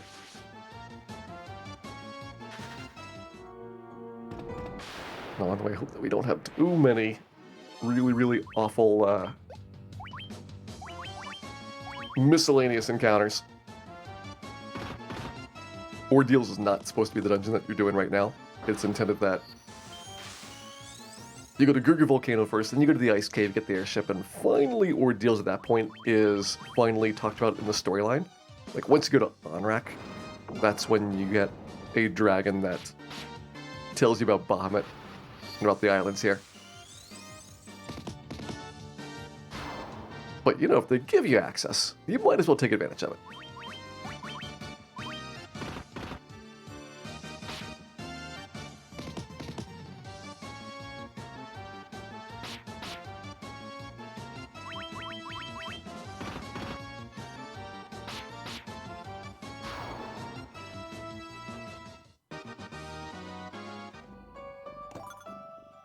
Alright, I'm getting the heal staff, which means that we are doing extra nightmare fight here. We've gotten 5 or 4 level ups since Lich, and the Red Mage still does not have over 140 health. This is why grinding for Lich to make the Red Mage survive was not a option I even had on the table. This Red Mage is having some problems.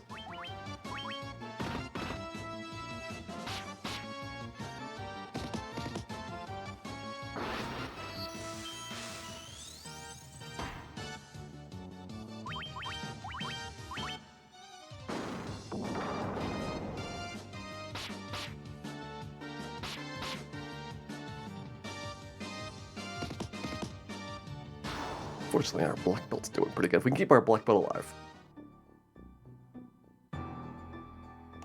it'll be a very effective attacker for the rest of the game. Let's see, let's go ahead and put Ice Sword on you. You can take the gold bracelet, and you can take the silver sword.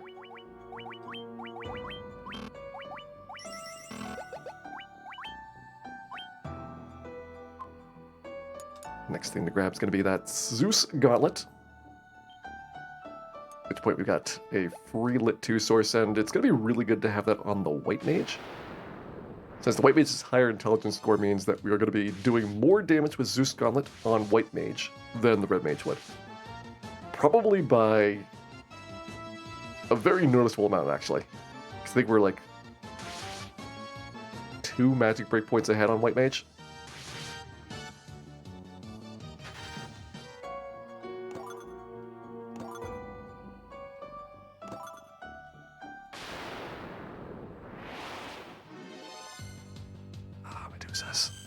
Alright, but at this point I'm willing to actually use a soft potion.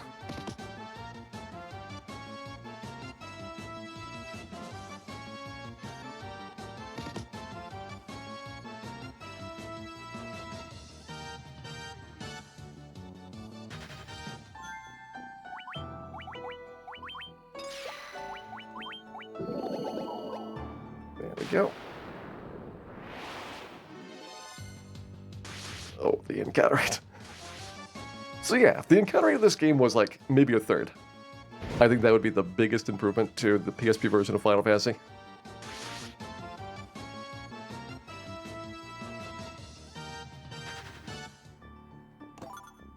It's just a little bit punitive in spots.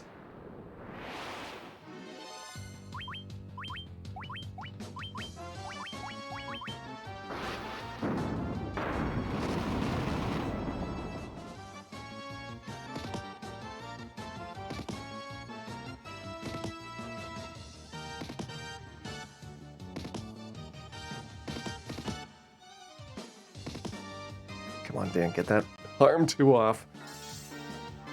Dan is extremely slow.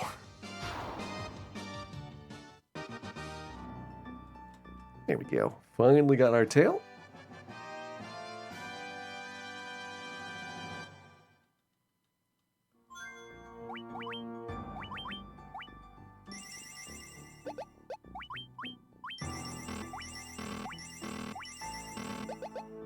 So we're taking a couple cracks at Zombie Ds. I'm going to see how tough it is to kill a Zombie D here.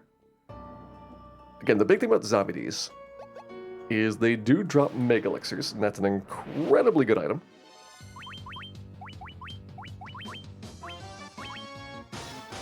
But I'm guessing we probably can't easily one-round them here yet, so it's not going to be as strong of a fight as if we were doing this later.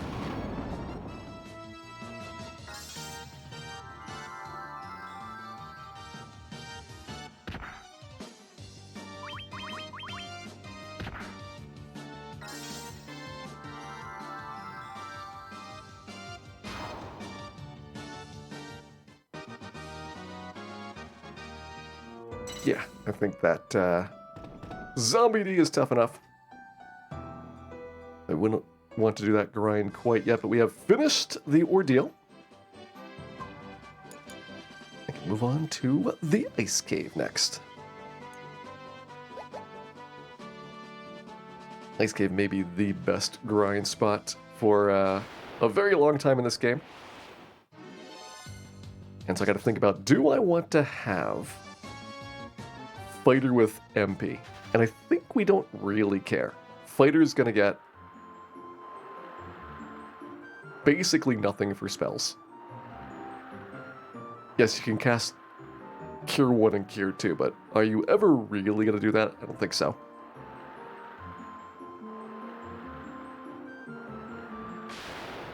So probably getting levels here now is not a big deal.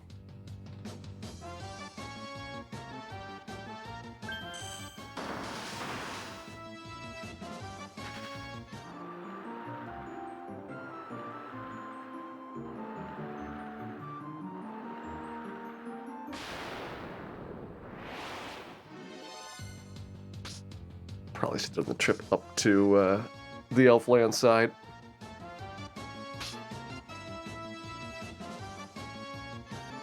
Figure I'd take a shortcut and not go to a town. Especially because Elfland doesn't have ethers for sale. That's your primary consumable right now.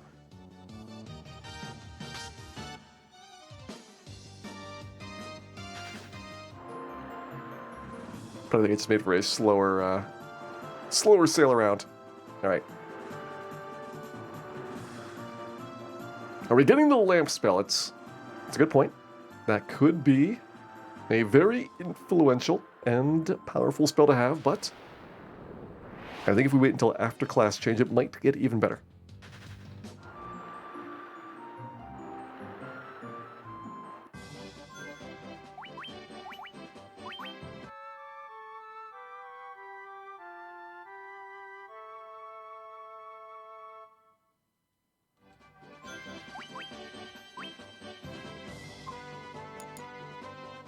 To the ice cave we go.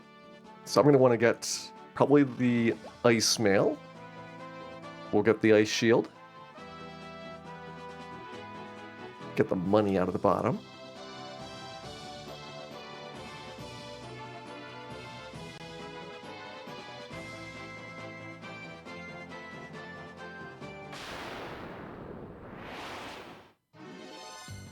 Get a flame sword. Flame sword might help. I don't know if Fighter and Blackbud are going to one-turn the eye or not.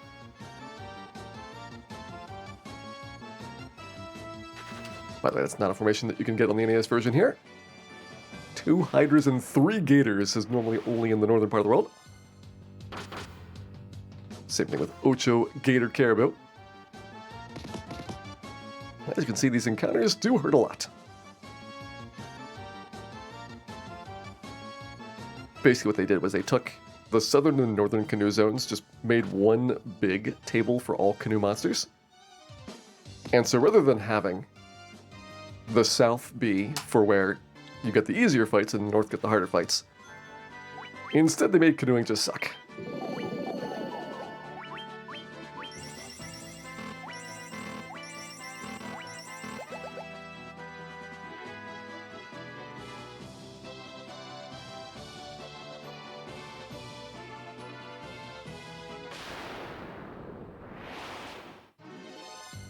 Need the repel spell. Yeah, repel would really help out in this game. The thing is that repel has always, though, been for enemies that are basically weaker than your team. And even though I am going a lot slower than I would in a regular speedrun, I am still much lower level than you're supposed to be for these areas. So probably repel would do nothing.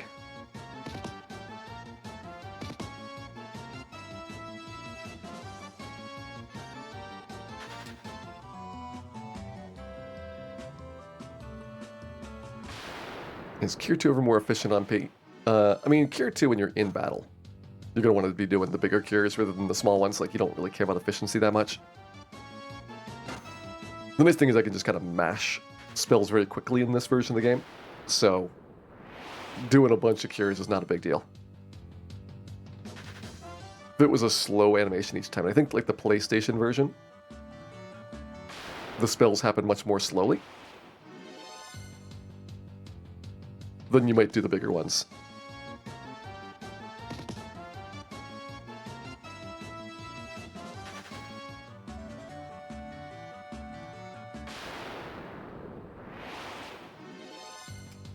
Yeah, I guess repels in the boat would be good. You don't really take a lot of sea trips, though. Like, once you're through this dungeon, you got the airship, then the boat never gets used again. And the canoe, because those are actually hard fights, probably you wouldn't resist them.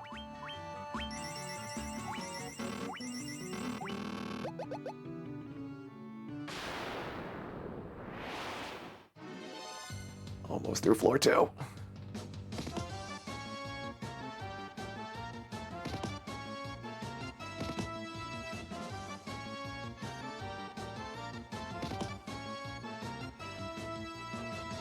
Does Black Belt get anything through class change? I don't know if they rebalanced Black Belt in this version to have better magic defense growth after class change. I think that they might have.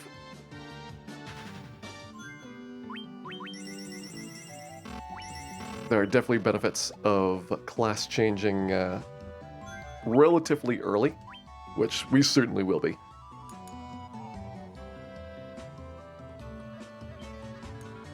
I think kind of the expected class change level is somewhere like around 25 or so. Kind of based on where you start seeing the class change only spells be available. You can kind of get a sense about where they expect people to be at. I'm going to sit through this.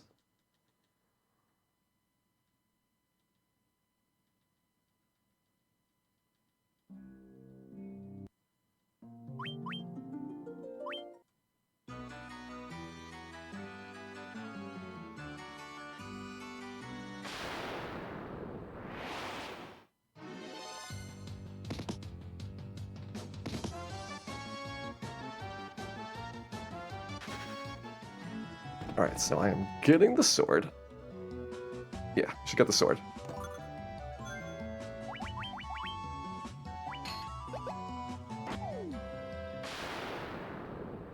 We get the ice mail.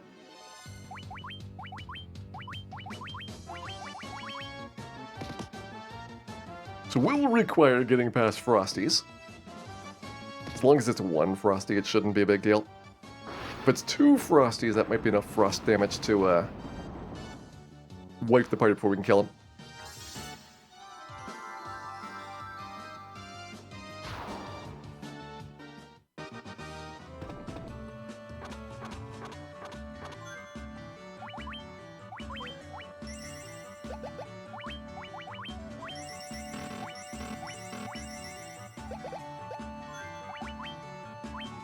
So let's play it safe.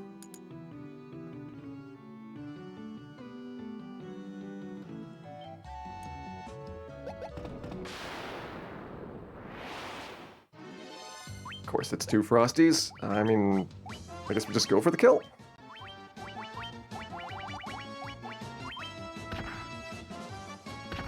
And just hope you get lucky and they don't do the Frost Breath attack. Works for me.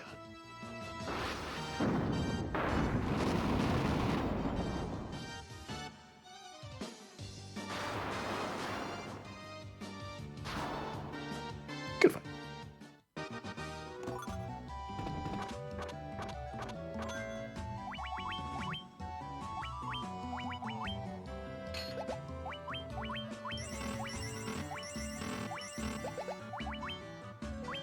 Alright, so I'm going to take the money here. I want to be able to get the Axial pretty quickly. We do want to get Pro Rings. This team might want to buy a gold bracelet. I'm kind of lukewarm on the gold bracelet purchase, but I do suspect that at a certain point, money is going to become quite irrelevant.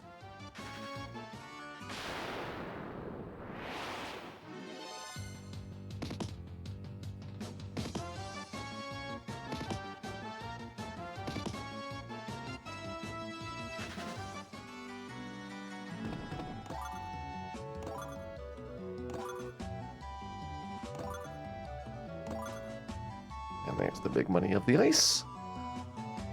It's a pretty nice place for cash. Get some good pickups there. See you guys later. Alright, so we're gonna get this one down here.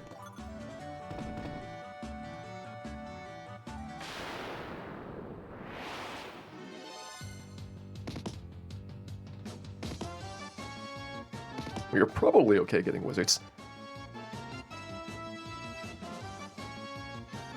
Imagining at this point that White Mage and Zeus Gauntlets is going to one-shot the wizards here. Hey, Blind Empire. Hope you're having a good morning.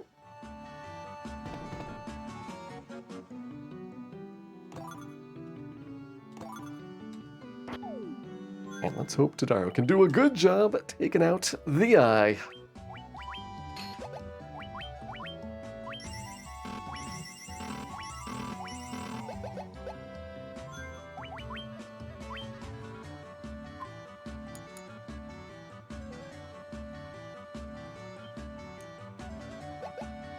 Let's go.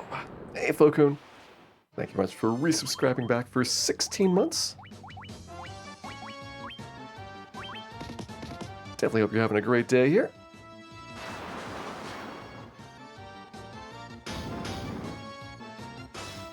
Flames are very loud. I very dead. And the floater has been obtained.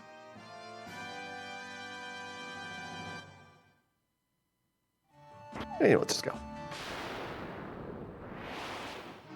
No grinding yet. We can grind after class change. Maybe do some Sea Shrine Piles of Pain. It's actually a relatively accessible dungeon location, though normally I don't go after it. I think it's right next to the Power Glove spot.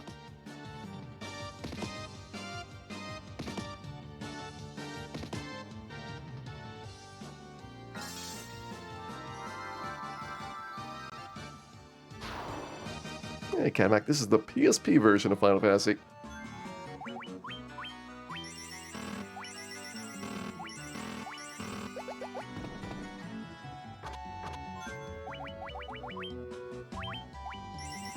I would generally recommend staying away from most of the mobile versions. They're not necessarily bad, but there are a couple of stinkers, so depending on which version you end up picking up, it may be less desirable for the Final Fantasy games. I think they've done a better job in general with the Dragon Warrior mobile games at being relatively similar to what the handheld experience is like. With the exception that in some Dragon Warrior mobile games, the main character does look like it might be Mario. It's a very minor thing, though.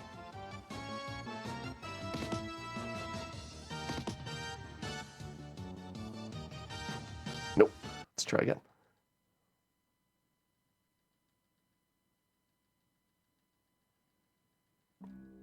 We're doing the Souls Dungeons end of the run. So once we beat the 4 Fiends, then we do the 4 Dawn of Souls dungeons in there. I am planning to do Earth, Fire, Air, and then Water, which is the last 2 flipped from their intended order. And the reason is because the hardest bosses, in my opinion, are the ones at the end of the Water one. Basically, Earth's got Final Fantasy 3, Fire's got Final Fantasy 4, and those bosses are kind of pushovers at this point. Like, once you can beat the base game, you should be doing really good against all of those. And Final Fantasy 5 and 6 bosses are where it's a little bit more interesting. And especially the Final Fantasy 5 bosses, Omega and Shinju at the end, I think are the hardest to kind of get set up for. 6 has got some challenges, and it's also the longest dungeon. But I think 5 would be a good one to end it on. Hey, Killer Ink. Thank you very much for resubscribing back for 15 months. Definitely hope you're having a wonderful time here. Enjoying our PSP speedrun.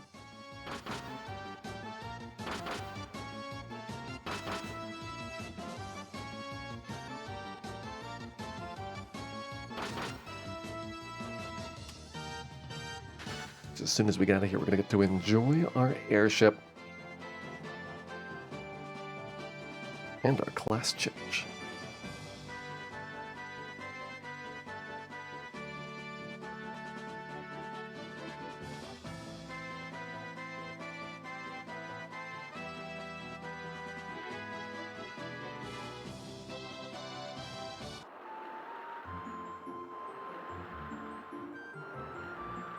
How long is it going to be with all Dawn of Souls dungeons? I'm going to guess...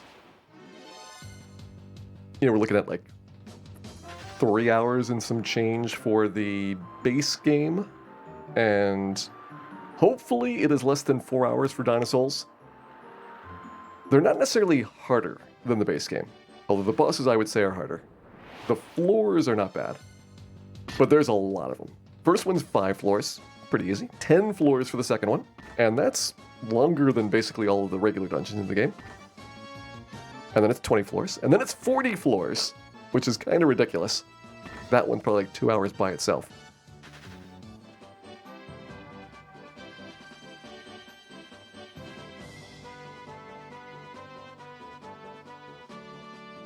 And kind of one of the basic concepts of the Dawn of Souls dungeons is that they are semi-randomized, so every time you go into them, they'll present the floors in a different order.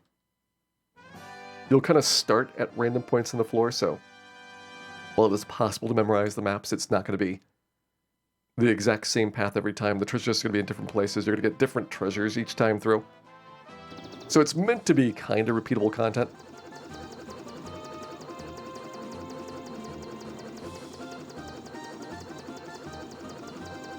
And you have to go through in one shot. So you go in, if you ever exit, there's like no way to get back to where you were. You have to go all the way from the top again.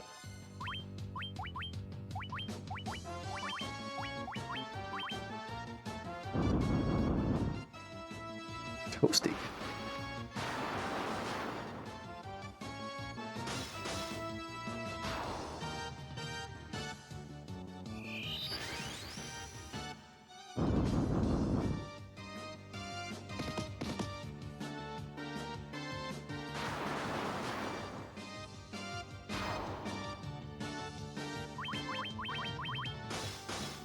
Ooh, is it worth getting the tonics now? I'm going to say we probably don't need to bother because there is plenty of time before I think we actually need to buff on the bosses. So I will just get the bottle. This is something that's in the GB version and beyond, is that after you buy the bottle, there's these extra items. And those are one-time buffs for battles. So, for example, the Giant's Tonics will increase your max HP, but only for one fight.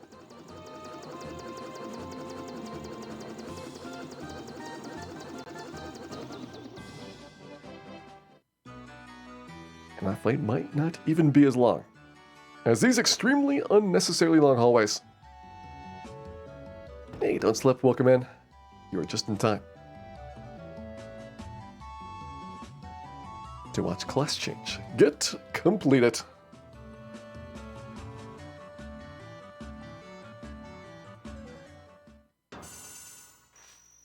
You know, that black belt's wearing a suspicious amount of armor. I feel like the black belt has got heavier armor on than the fighter does.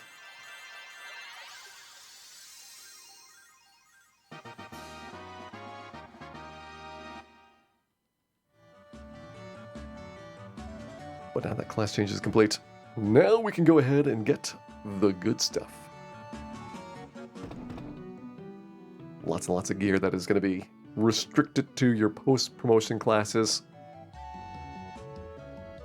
There might be some spells that we couldn't get before, although most of them are still locked out until we have more level ups.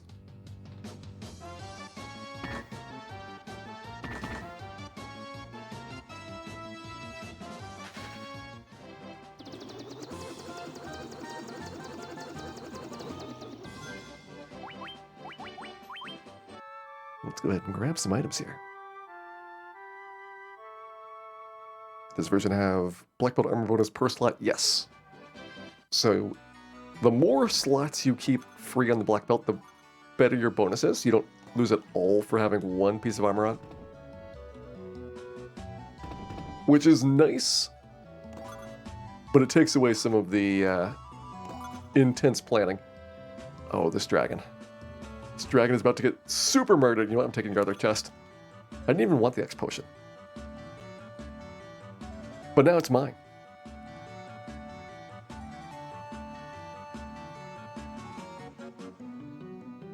I feel like the potion may have been a mistake. I think the dragon is angry. Mm-hmm. Yep. Just hanging out here.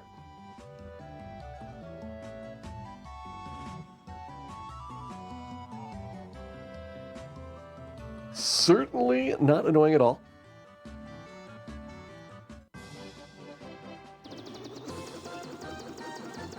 If you don't know, there's 2 holes right there. That is the fire bonus dungeon. We do not yet have access to. Ooh, there's the Surya. Definitely be sorry if you don't take that.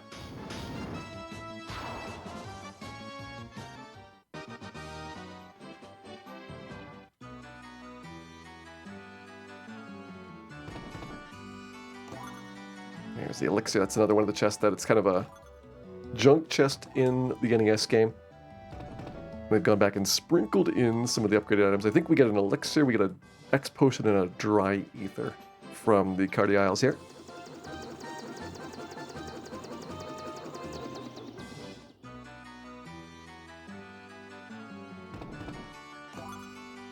There it is.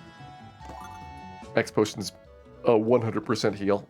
Dry ether is a 100% heal for MP. And elixir, of course, is the classic Final Fantasy series item.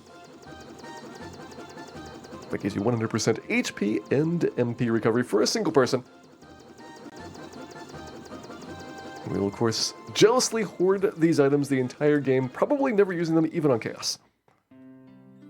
Just in case there are extra bosses that we have not yet seen.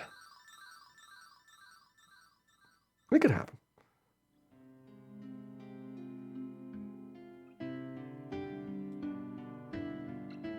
Never know when a new boss might get patched in.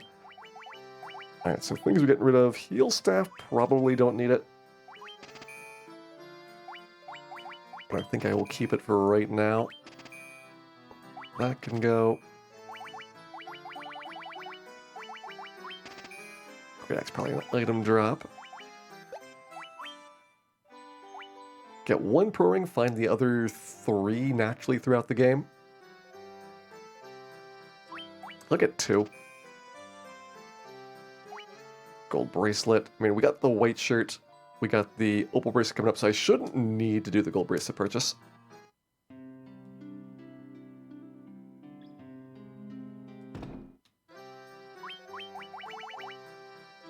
Finish buying high potions off. Restock those. Yeah, at this point we're going to start carrying more Phoenix Downs. We'll need a lot of Phoenix Downs for the bonus dungeons at the end.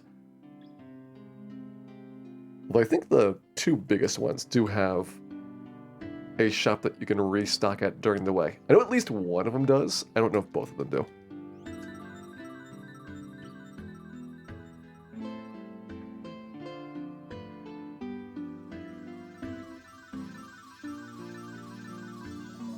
Elixir's the best time you ever have to drink. I think one of the nice things about Final Fantasy VII was they gave you a place to use the elixirs, where it didn't feel as bad because you were getting a really big reward out of it. So the magic pots were like a great idea.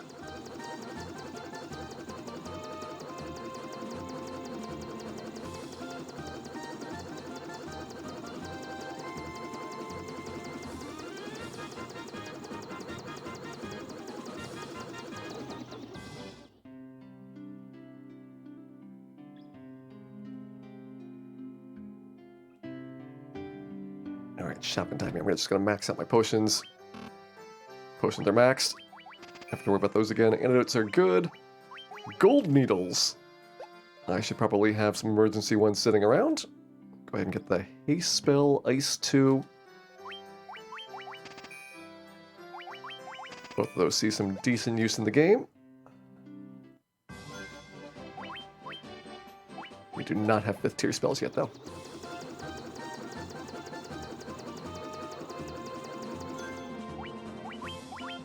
Alright, that is somewhat aggravating, because that means I can't teleport.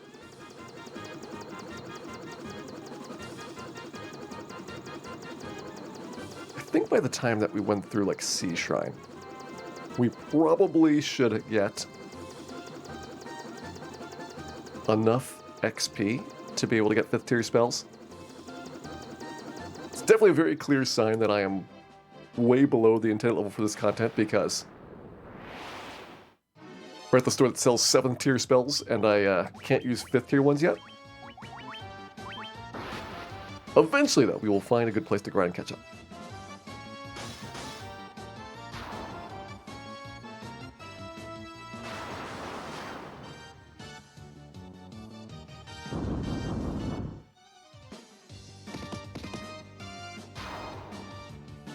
Elixir for 100 JP is a good deal.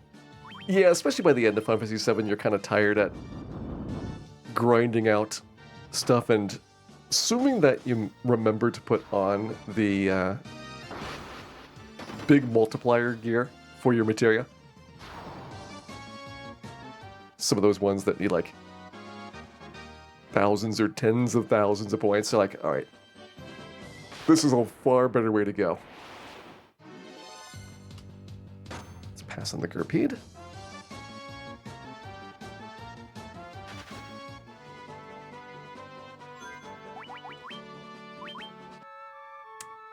Don't remember the Final Fantasy VII magic pots. They were in the final crater. I think if you're going through like the swamp section, that's where they are.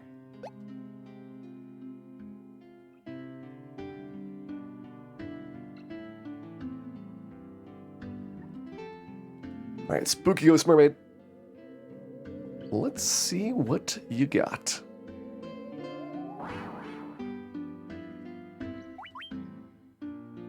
One barrel. I'll take it.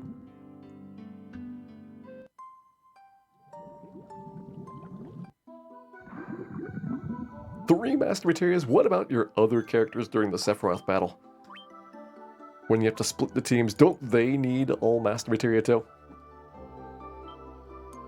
Think about poor Kate Sith. You never used it all during the entire playthrough, but then you finally have to put them into a fight. What then?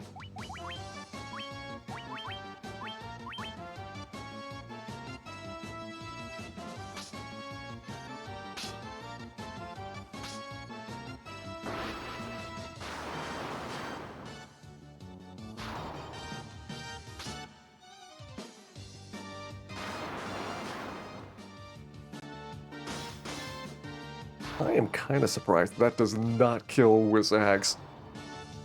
Our levels must be really low if they lived through 2 lit 2s. Let's go upgrade Pro Rings here. So you get 6 from the Pro Ring still. It's actually more than I expected. Naturally, the Pro Rings would give 8, which means the Black Belts got about a quarter of the possible coverage just from the natural armor growth here.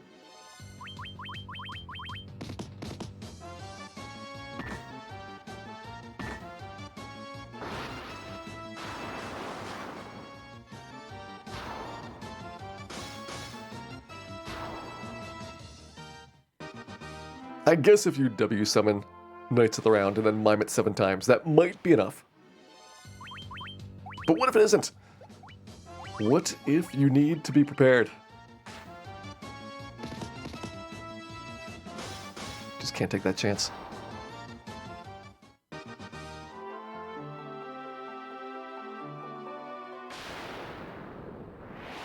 Almost to mermaids. Yep, I'm taking these guys. Unless Dan runs away.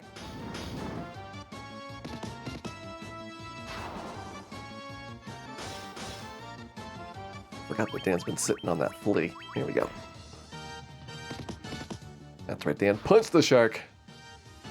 Punch it right in its smug face. That particular fight, the Gur Shark Big Eye is 2.1 Agabus. Other than the Sea Shrine Pile of Pain, one of the very best fights this dungeon has to offer.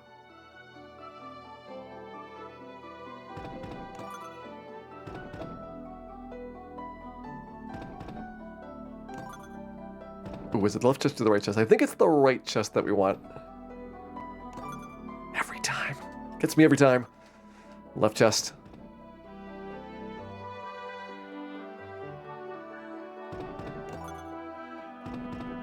And that's the right chest, okay. This one's the Opal Shield then.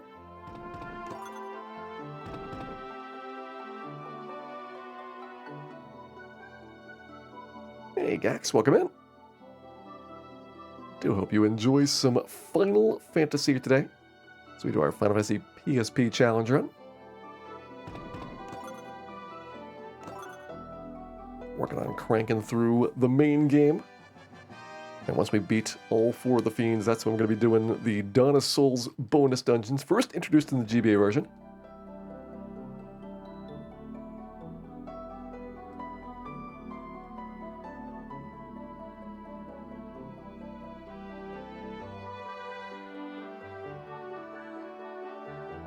Do have 1 slab.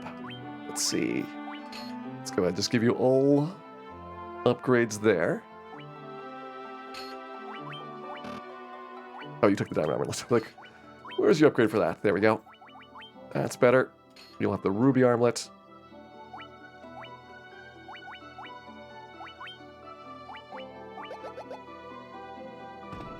I think we'll leave Pro Ring on Fighter for right now. More likely to be targeted by instant death. And you don't have to care in this version about the problems of revives, because anybody can revive with a Phoenix down. So your white mage specifically is way less important to focus on keeping alive.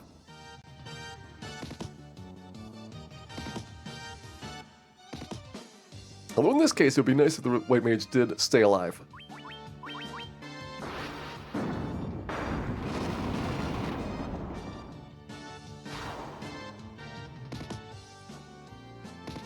Because I am kind of worried we might not win this fight. Well, I don't know where we saved. We're gonna find out. I think we saved right before going in. But not in the dungeon itself. Okay, right in the front of the dungeon. That was a bad ghost battle. Maximum ghosts. And Dan just gets clobbered at the start.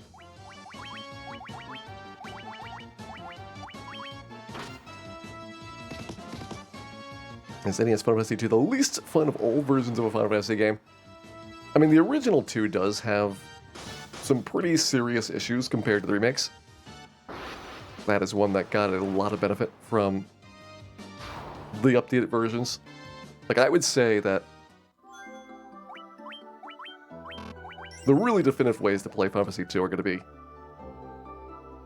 the more substantial remakes like the GBA or PSP versions. Like, not even with the kind of focus on the bonus stuff necessarily. Although it's nice to have. It's more that they kind of redid the leveling system quite substantially. You can't cheese it as hard, but at the same time they balanced it better. Final Fantasy 2 was the game that had basically learn by doing experience. So every time you swung an axe, you got axe experience. Every time you cast the frog spell, you got frog spell experience.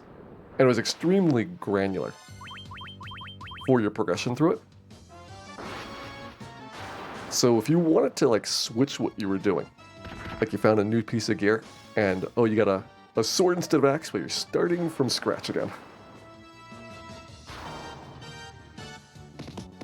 And so it definitely had a lot of frustrations for progression that way.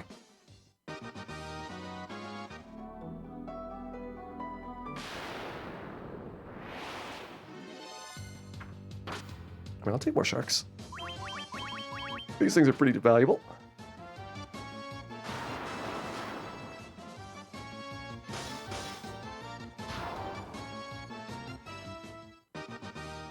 And you know what, this time we might actually open up the right surge just up here.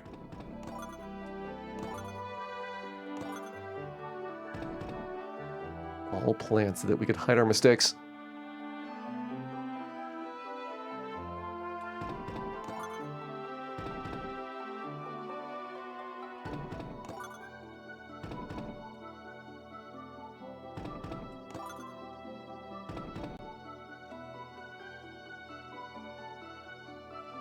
No, this side.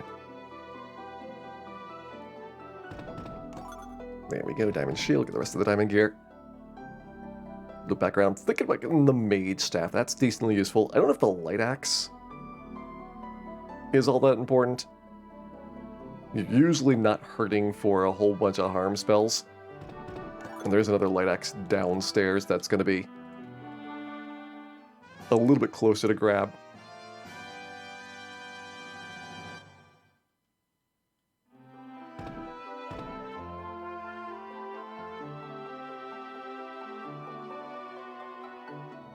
Pixel Remaster version of 2 is pretty easy. I think the Pixel Remaster did make all of the games easier.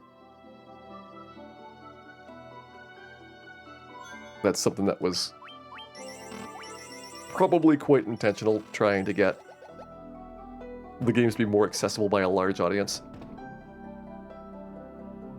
Although some of it has been kind of walked back a little bit, like Final Fantasy IV got a whole bunch of changes to make things more difficult again. Of course, more of these things. I mean, we'll see how we do. But again, maximum ghosts. It's 2, 3, 4, or 5 with equal odds, so this is only a 25% chance of getting 5 ghosts. Their odds of hitting Dan are 1 in 8.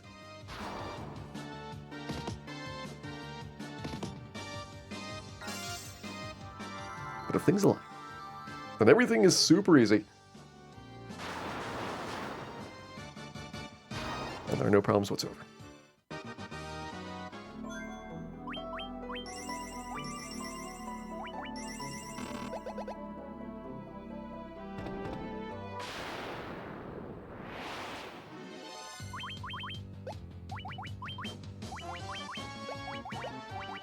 So if you just attack, you could use the gauntlets instead. There we go. That's better.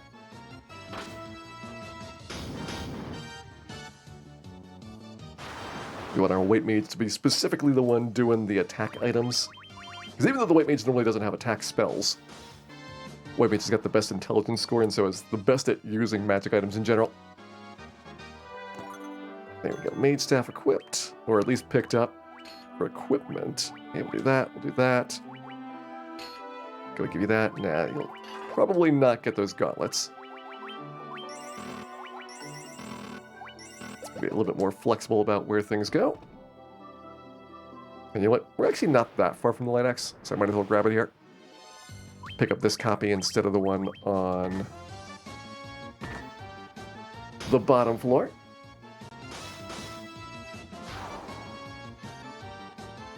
White shirt's looking purple. The white shark is doing his best. Sometimes, just feeling a little bit of a twinge of purple there. But we will not judge him for it.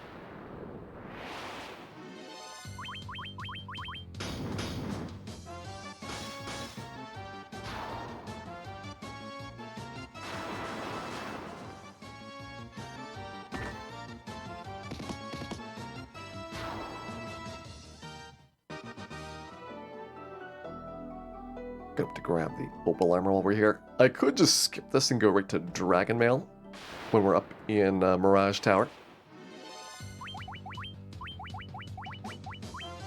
But figured might as well get all the good stuff before cracking. Now as the Black Belt Masters stack up in this version, lots of offense is kind of the reason that you get him. He's got obviously no special abilities. So no spells, no kind of cool skills or techniques. Can't even really use items in battle particularly well, but he punches very, very hard.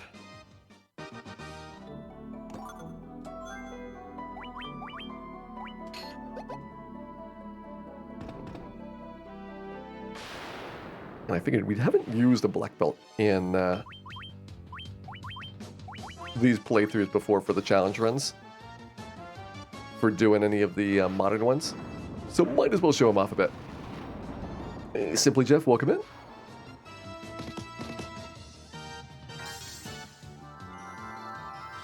Hope you're having a great day here. That you do enjoy our PSP Final Fantasy tonight.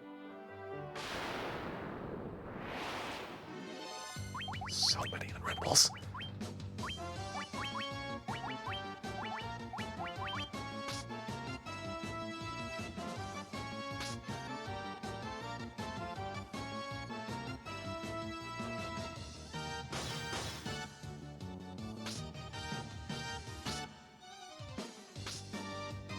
Level any special gear later on. Pretty much everybody gets gear in the bonus dungeons, but because that is largely randomized, it's not something that you super rely on. The bonus dungeons tend to have a fair bit of stuff that's kind of comparable to what you get normally in the game. A little bit worse, a little bit better, but, you know, on the same power level. And then it's got a fair bit of stuff that is really ridiculously more powerful than you get normally in the game. And if you get lucky and you get a piece or two of that, makes that character noticeably better for just walking around doing the regular fights. But I think by the time that you're buffing a character up, you know, you got all of the fasts and tempers and power gloves, and you drink giant tonics, and you got wall spells and all that. Like, at the end of the day, you're maybe saving a turn or two of preparation in the big fights. So having the items that are super powerful doesn't make as big of a difference as you might expect.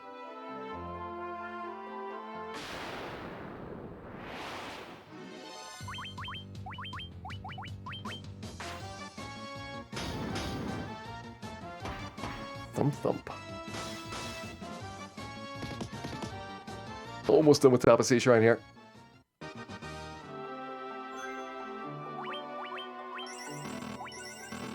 Alright, Dan's 21. This means he could get healed too if we wanted to. I think we need 27 or something like that for heal 3. Which is going to be the big spell that the town of Onrock here has to offer. Don't know if we're going to have enough time to get that much in here. Although I would like to get the Sea Shrine Pile of Pain. It is possibly one of our better grind opportunities, considering our prospects here. 34 for 7th tier on a White Mage? Really? That sounds very high, but maybe I am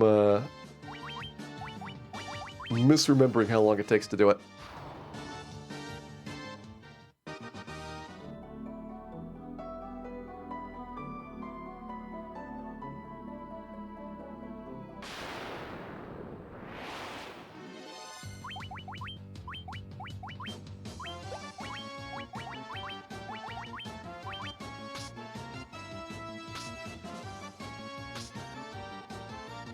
Yeah, I know it's got a much higher level cap, but I would get heal 3 in my GBA speedruns many, many years ago. So you'd have to have that level coming out of here. I mean, it does do a fair bit of eye grinding in that speedrun, so it's possible that you're getting enough XP from doing that eye grind to hit those, especially with, I think, 2 of your characters dead, so you're getting double XP.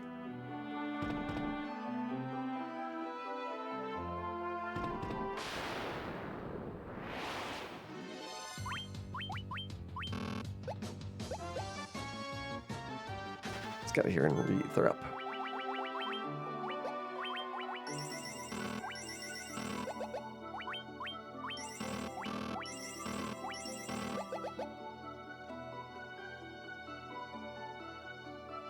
There, do you guys see the story is changing?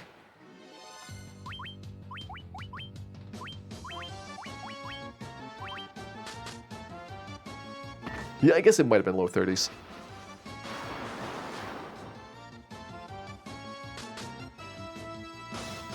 It's just I kind of remember being in Temple of Fiends and the characters not getting into like the mid 30s until we were at the very end of it. That is possibly because you're not going to be doing a lot of the fights in Temple of Fiends. Your saves come past like all of the stuff upstairs, so maybe you just don't get any XP along the way. Here's our ribbon pickup. And I guess I'll put that on Black Belt. Hurts your defense a bit, but Black Belt's gonna be main attacker, so keeping you alive is pretty important.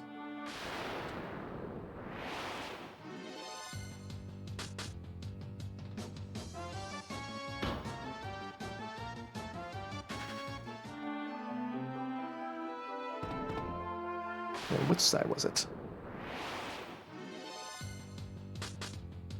So it's bottom side, but we got a really bad start to the Sea Shrine pile of paint. Let's get a better one of these.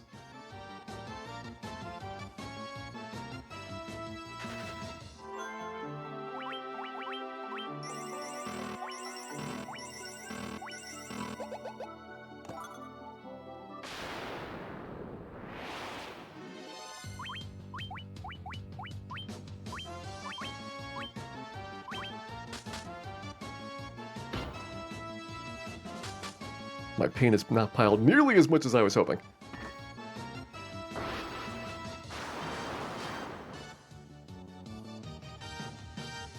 Let's first of all see whether we can do this in one round or not.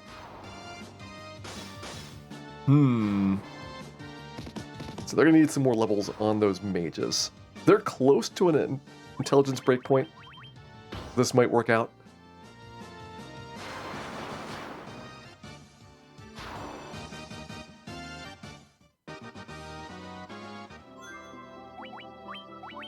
Let's see, you're at 16, you're at 24, so not really going to get a breakpoint anytime soon.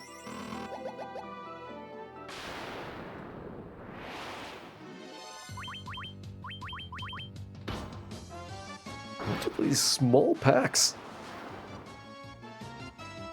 I'm so used to Sea Shrine Pile of Pain being really tilted towards having all 8 slots filled up.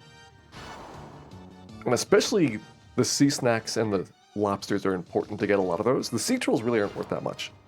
Like, in comparison, the sea snacks are by far the best ones that you can get here.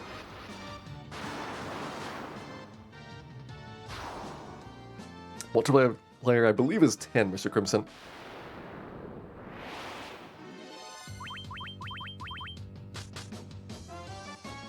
This could be nicer.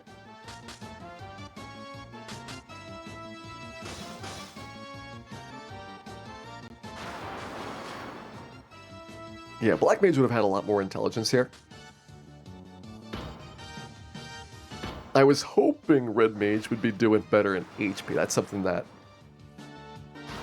generally is not going to be nearly this bad. So we got an unlucky Red Mage that rolled especially poorly.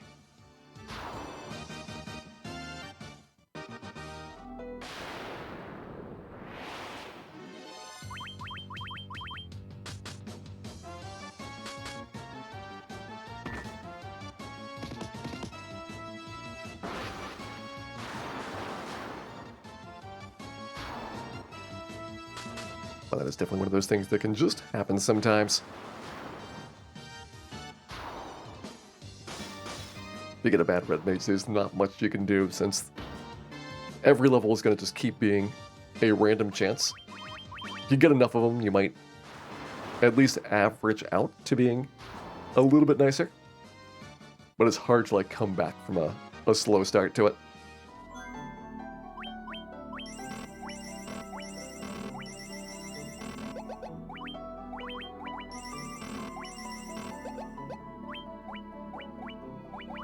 Here's my notes.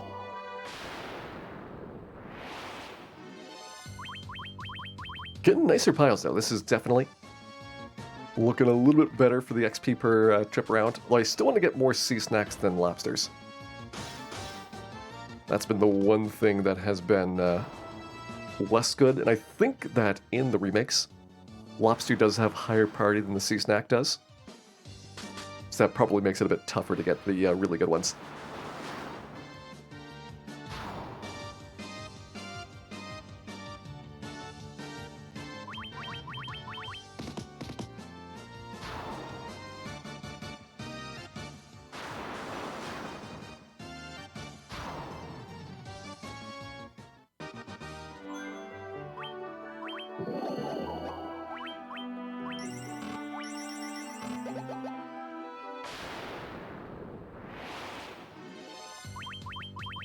There's a nice pile. 3 and 3 is pretty good.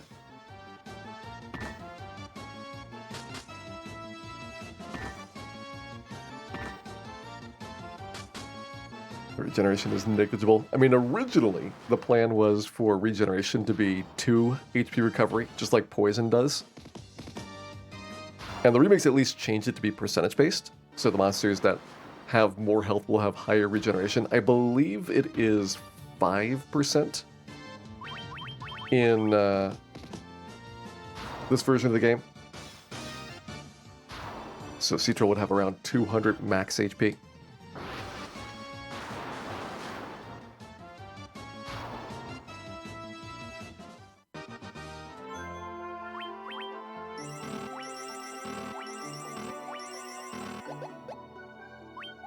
How are we doing on spells? So both of you get 5th tier now.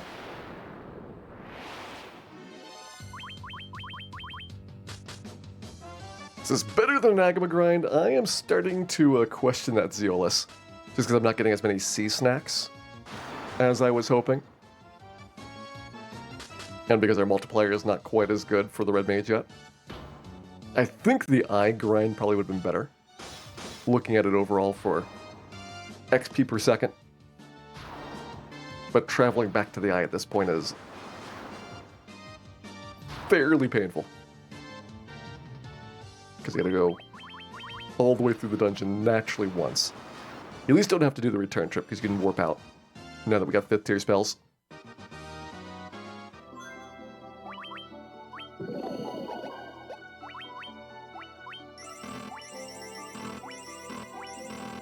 Alright, level 24, I'm going to call that bit good. Let's grab our power glove. I'm at least feeling a little bit better for the trips through here now that we have gotten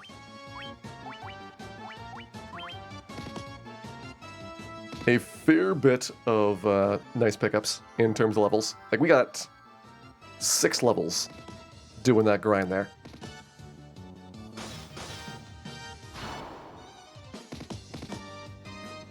Gotta grind for 15 levels. Honestly, Town Saver, we might be needing to grind for 15 levels at some point. Because doing the bonus dungeons anywhere near levels that we are at right now would be a super bad idea.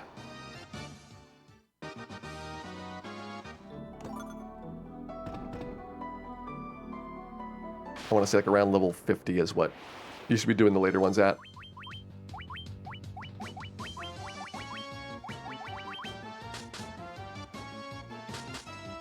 And it's probably far enough away that it is going to be some way of getting dedicated experience beyond just, you know, walking around taking fights.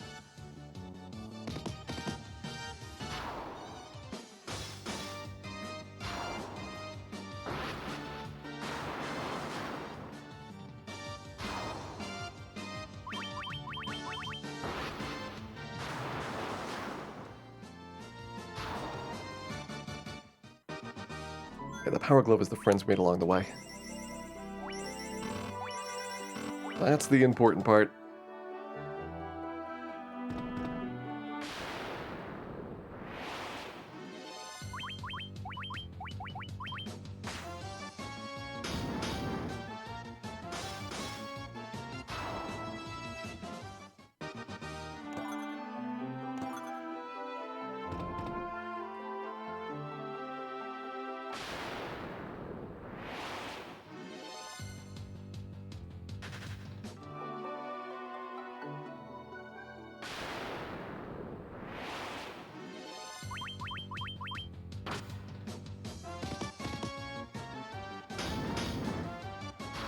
I will say some of the friends in this place may not have been the best choice. Nevertheless, though, we are nearly through the Sea Shrine. We got a decent number of levels.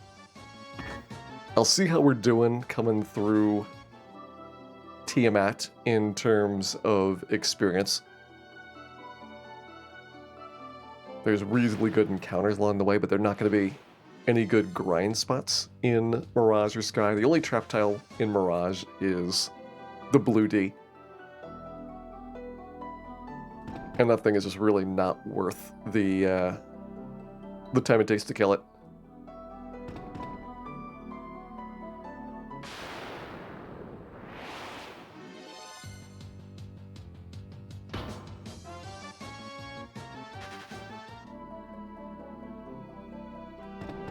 What is worth it, though, is taking out the Kraken.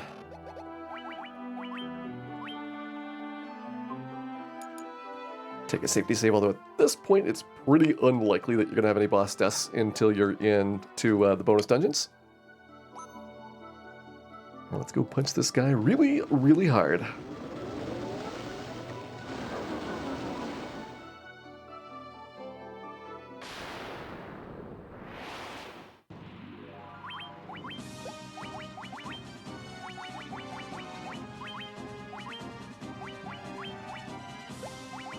Let's start with the haste.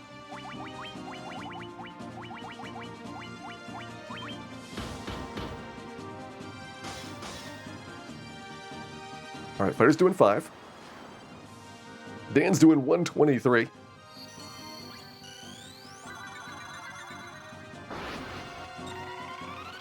And let's see what IT does.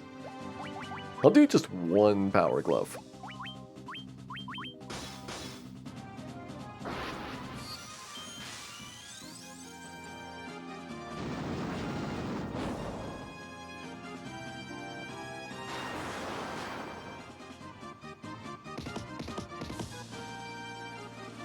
Not bad.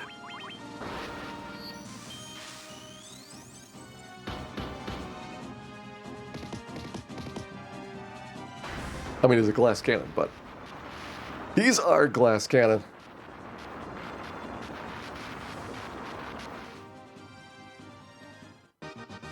Kraken done for. Hey, we got the Kiku Ichimonji. That is the rare drop on the Kraken fight, and I think is pretty much completely useless for our team.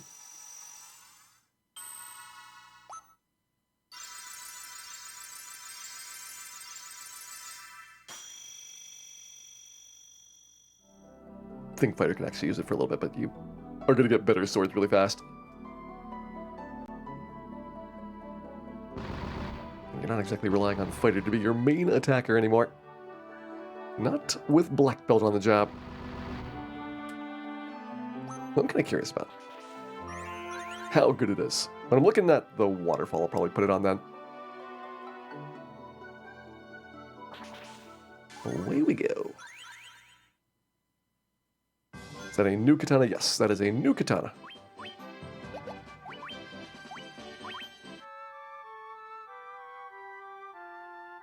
You can get that drop on either of the Kraken battles.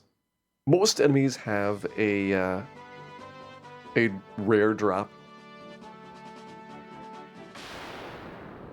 And most of them are not very good, but there are a few exceptions. The one that we really care about is going to be the Mega Elixir drop on the Zombie Ds. That's a pretty good one to have.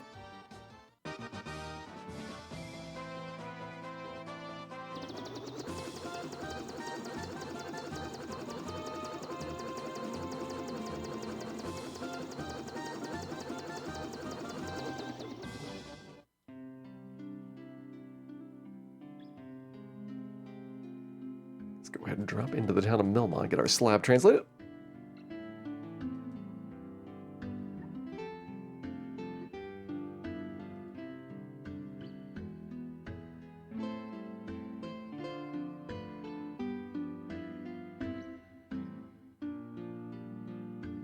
Get our 5th tier spell so that we never ever have to come here ever again.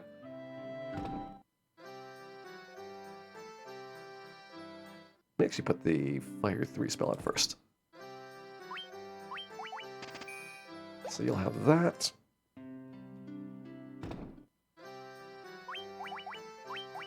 You'll have that. Go ahead and give you both Cure 3. I think that's kind of minor, but just something to have. You'll have Harm 3. Don't actually need the life spell. With Phoenix Down's life 1 is basically worthless. Give you the warp spell there. And Blind Empire, thank you for that contribution to the Melmont Relief Fund. Because tragically, the town of Melmont just hasn't been getting the relief that it needs.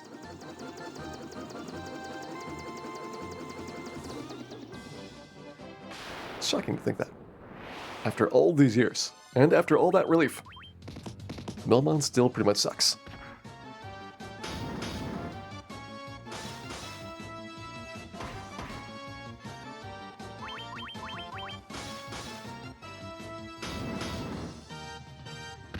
Alright, so we still kind of struggle versus an Ankelo. That is moderately concerning.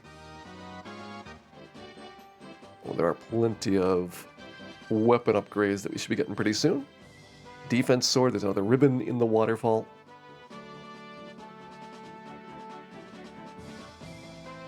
So those are going to be some good things.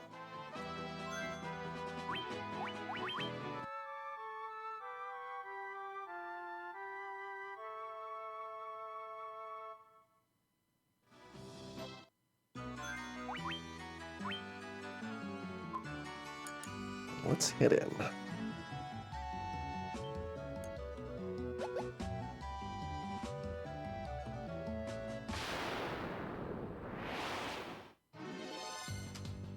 We can try to run from nightmares. We are very much slower than these things. But as long as we get away, it's all good. Beep, bap, beep, beep.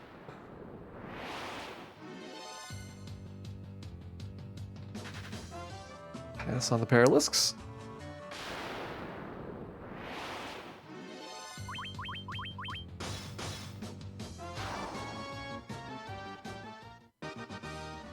Mud golems are super easy. Only worth about a third of an agma, though.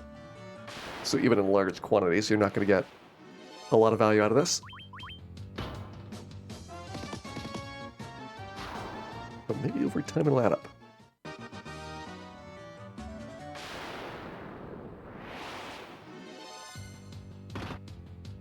Yes, the lack of bats. Truly a troubling deficiency.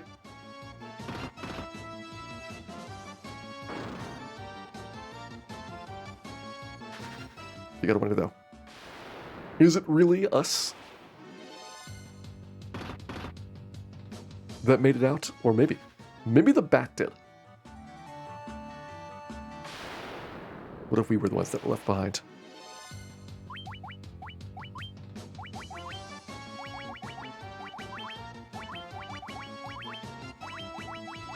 Start using the Harm 3 and Fire 3, so mummies and things are much easier.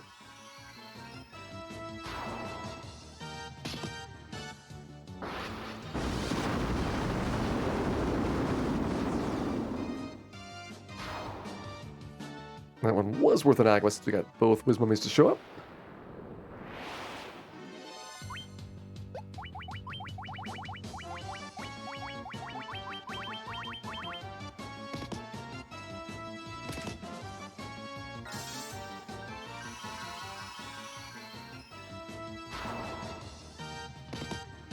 Only slight downside of the higher levels of magic is that you do have slower animations for them.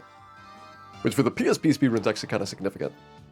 It will result in like a few seconds difference on many, many battles, and that adds up over time. First, I'm actually trying to grab the XP here.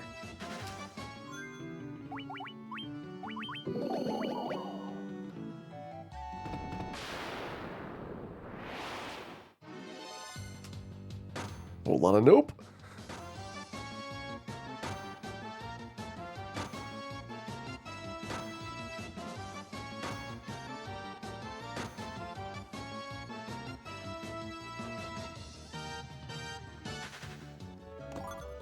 Those are some rude birds. Let's grab the cube.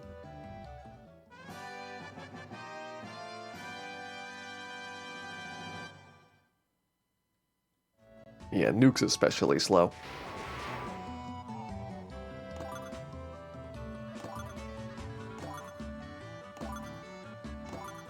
There's our defense sword. Thinking that... Let's go ahead and put ribbon on you for right now. I think you just used the defense sword for the time being. Okay, yeah. Kikuichimanji's decent damage, just doesn't have as much accuracy, which right now doesn't make a difference, so maybe use Kikuichimanji. I am down with trying that.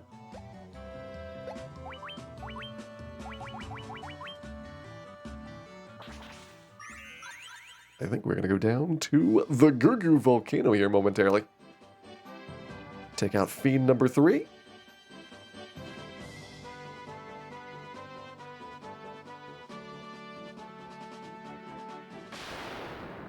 Carries a nice short stroller. There's nothing that we need to grab in Gurgu because we already got the equipment from the earlier dungeons. So there is no upgrades left to find there. At some point we go back for the caravan. At some point we need to get more spells.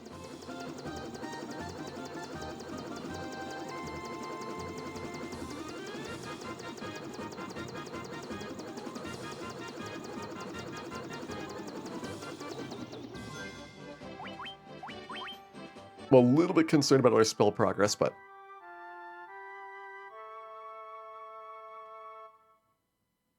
assuming that we get to pick things up after Tiamat, hopefully by then we'll have most of the rest of the spells of the game. I would really like to have 8th tier spells for the full life to use during battle. Life 1 is basically useless in combat, because anything that's got an AoE attack is just going to kill you again. So you're kind of wasting your turns. And even Life 2 is very tough to use because if you revive, you lose all of the buffs that you had placed on the character. So if you're relying on, 6 stacks of white shirts or a whole bunch of defense swords to keep somebody alive, they're going to be very vulnerable at the moment that they come back. So even having full health may not be enough.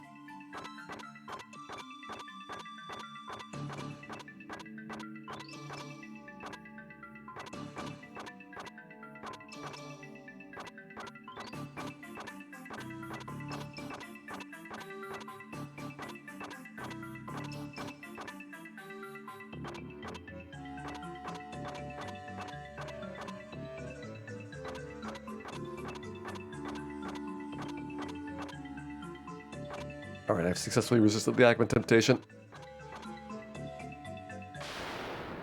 I don't know if it will make me feel better, but we are past them.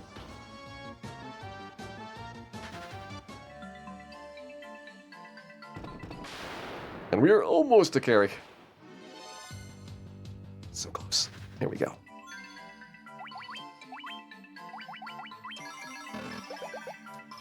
Alright, time to get carried away. This should be a very quick fight. Maybe not quite as fast as in the glitch speedruns, but still a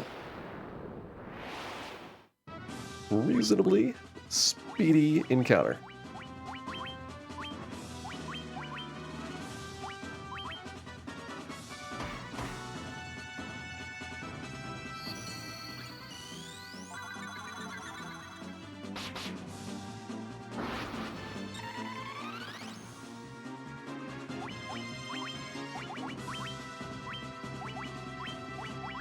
Throw that temper up. Might as well go ahead and heal Red Mage in case Carrie gets frisky.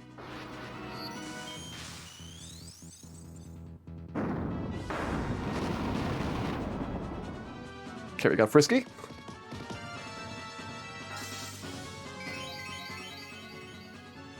Now see, a regular attack would retarget if it was on an invalid location, like you killed the monster. I don't know why your healing spells don't retarget. Like, that Cure 3 easily could have popped on somebody else. Yeah, it may not have been the person that you were trying to heal, but at least don't let it go to waste.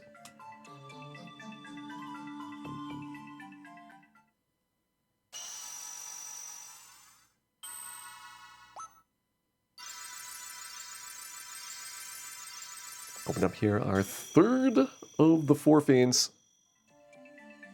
We'll have Hell of Fire.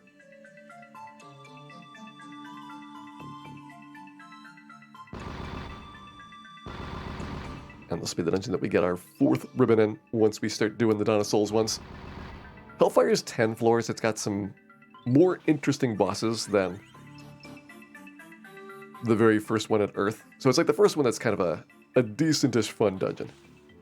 Earth's just a little bit too short.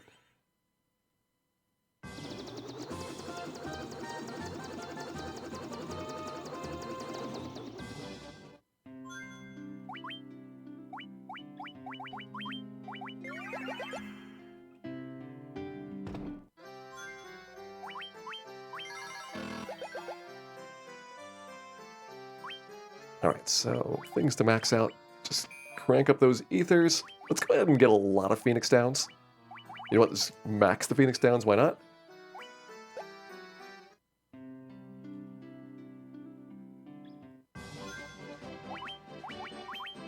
Figure at this point the supply of money is not our big limitation. At least until we start doing spell shopping. Then money could be interesting again.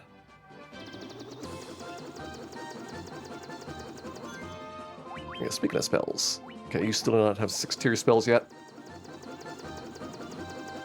So we got no exit, but we shouldn't need it for Mirage and Sky. I am basically planning to do that whole thing in one go. When you got ethers, it's not really a worry about attrition over time from the encounters.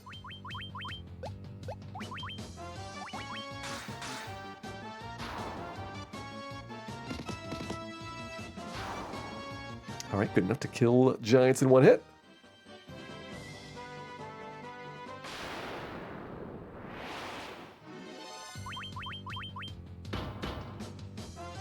Alright, Mr. Sister.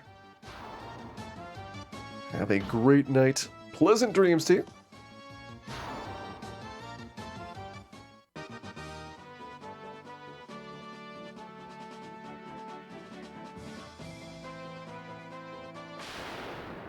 And we'll all go enjoy the Lufanian Toga Party.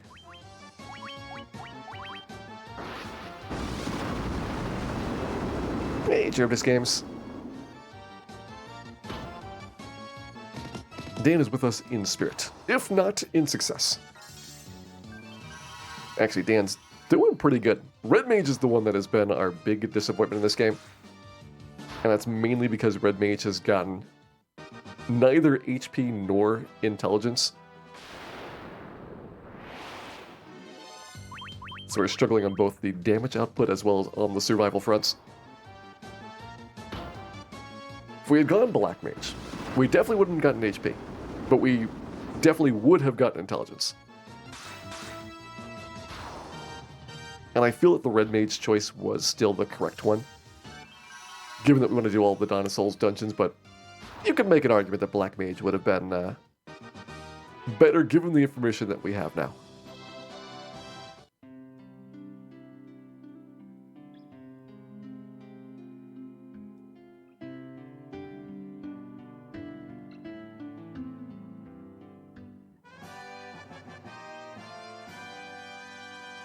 Alright, one Shime acquired.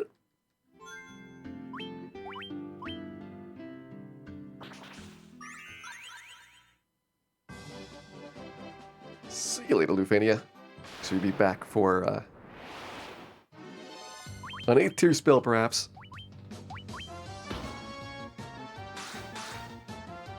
Again, I would like to get Life 2.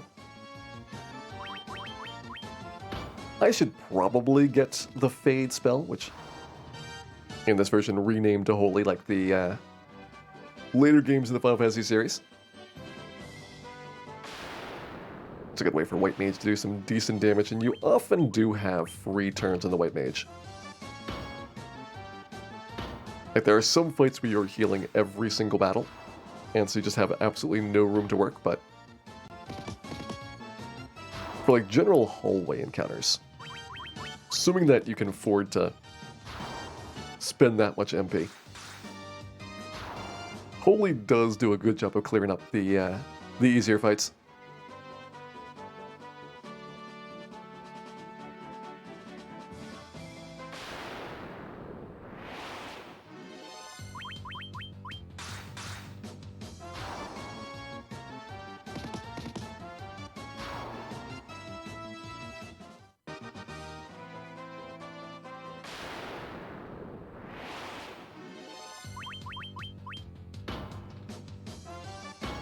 Alright, so let's say we exit. I was gonna say let's say we exit around like level 30, but that is on the low side based on the conversation we had earlier about 7th tier spells. If I need to be like level 34 for that heal 3, that one pretty definitely should be something that we go after. Ooh, hey, Tyro Meat. Added bonus here. I was thinking that we'd have to go hungry, but looks like it's snack time.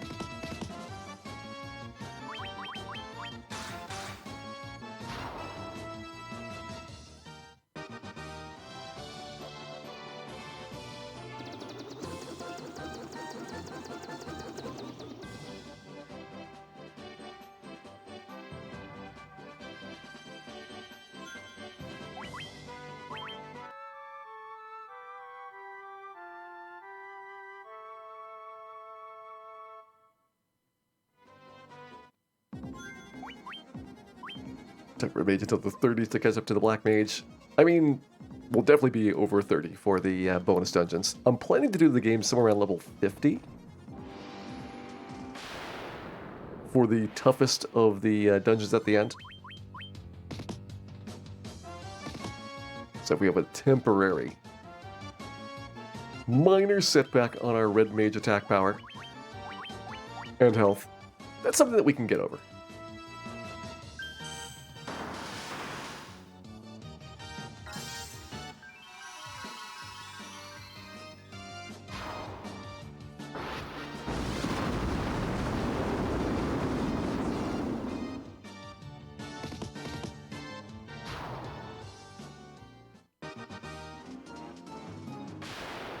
One thing that really sucks is because they buffed the vampire in Earth Cave to make that a more difficult encounter. They also changed the stats of the vampire here in the regular fights. So this is a battle that already was, like, decently potent. Like, when you think about how much damage these things do and how much health they had, they were far, far more dangerous than the guards, who are worth about the same amount. When vampires got twice as much health, mowing down big groups of them is actually kind of tough.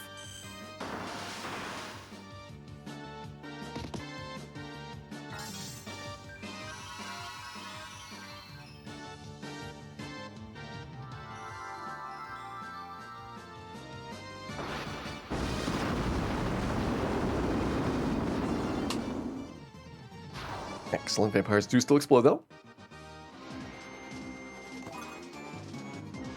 I don't know, maybe I'll use the heal on it at some point. It's possible. I think it's my Aegis shield pickup. So that's going on you. I mean, I guess I could get the rest of the stuff here. I'm thinking about what we are potentially going to need later on.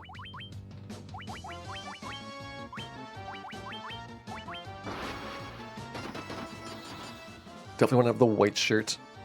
We definitely want to get the pro cape. Things like the katana and the whirlpool sort of things that we can sell. So while they're not directly useful, depending on how much we need to invest into spells, it may be a thing having them.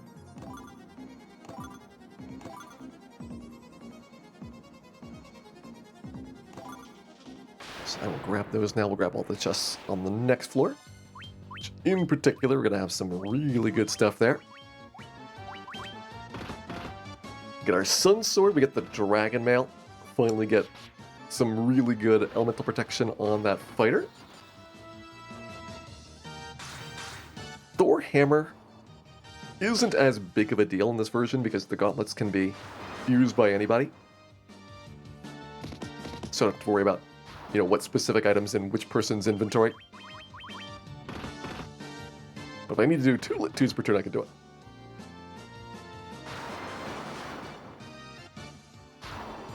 Farm the elf cloaks. I imagine I'll get 1 elf cloak or Zephyr cape drop, and that should be enough to carry the team. Black belt doesn't get them. Fighters got the better shields. There's 1 easily accessible pro cape here, and I'm not going to get the one out of Temple of Fiends, because that would require going all the way down to Carrie's floor in order to get a 1-item pickup, but I imagine I'll get at least 1 along the way. And I think that they are sometimes for sale in the random shops that appear in the last 2 bonus dungeons. Either Pro Cape or Elf Cloak is. So if I don't get a cape in a chest, I will have a source there.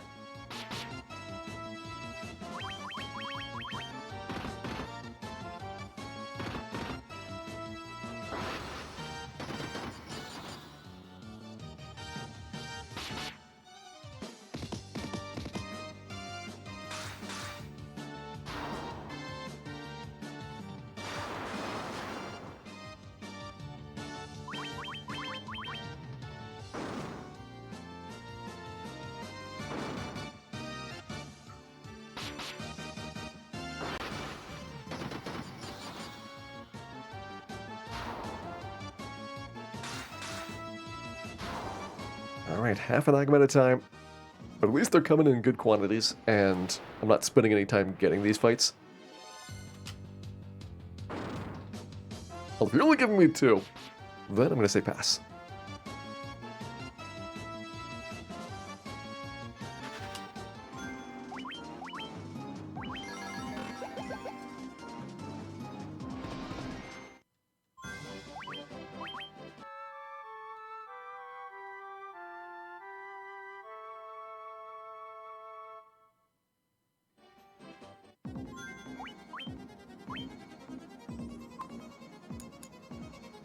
Alright, floor 1 done.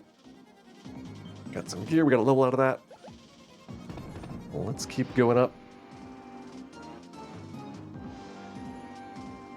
All the way to the top.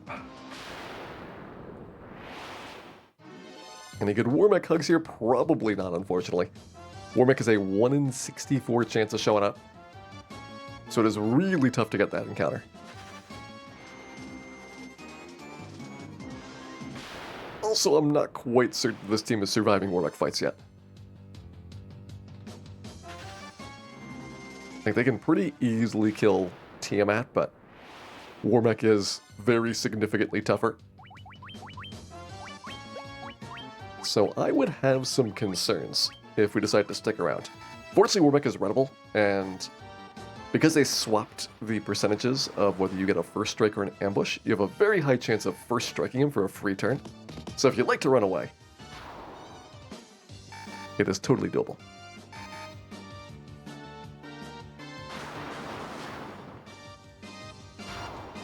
In the meantime, we'll have the robots down here that say beep. Those are actually a really good fight. I like seeing guards.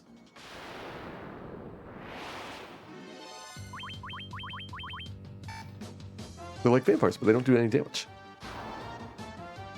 And they've got less health in this version. It's a big win.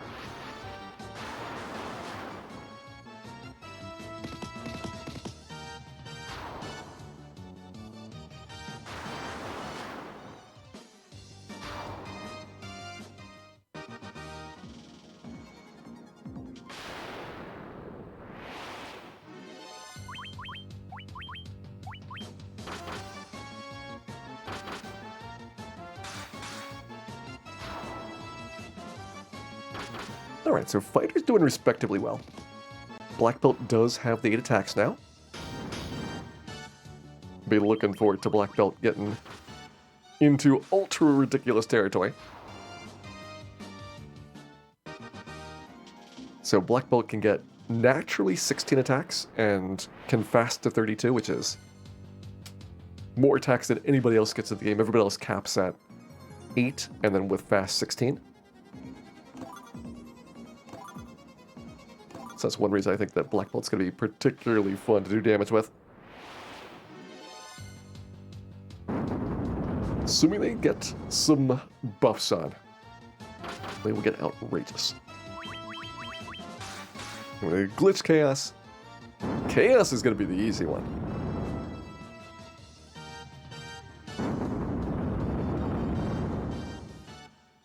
Like Chaos I am not especially worried by in these versions of the game. He's kind of tough, but you can get some nice boost items that you can use to set the fight up. And since you can save anywhere you want, it's not a big deal to have an unlucky start in the battle.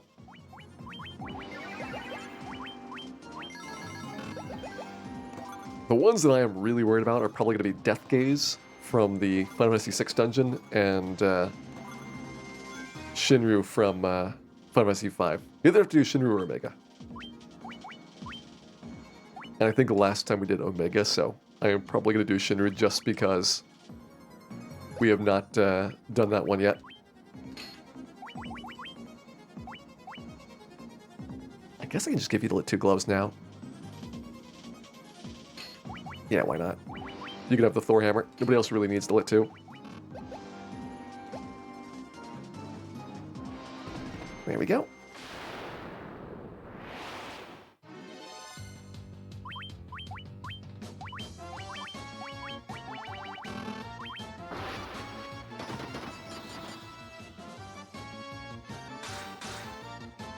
So they give it cap at 9999. I believe, yes, you cannot do more than 99.99 damage. And probably it is, in most circumstances, going to cap lower because you still have a cap on the amount of attack power that you can have. Like, I think your individual stats cap at like 255. And so it's whatever your base amount is, and then buffs on top, but you can't stack past what the maximum would be just by doing buffs on it. So if a monster's got enough defense or magic resistance or whatever you're trying to get through, probably even a maxed out hit is going to be below 9999.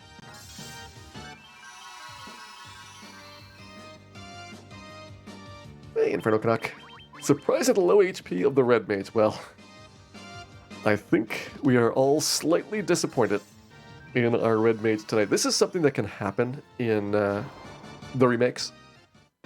The Red Mage does not get a lot of guaranteed strong level ups, but statistically, there's a certain amount that you should expect on average. And our Red Mage is statistically unlikely as of right now.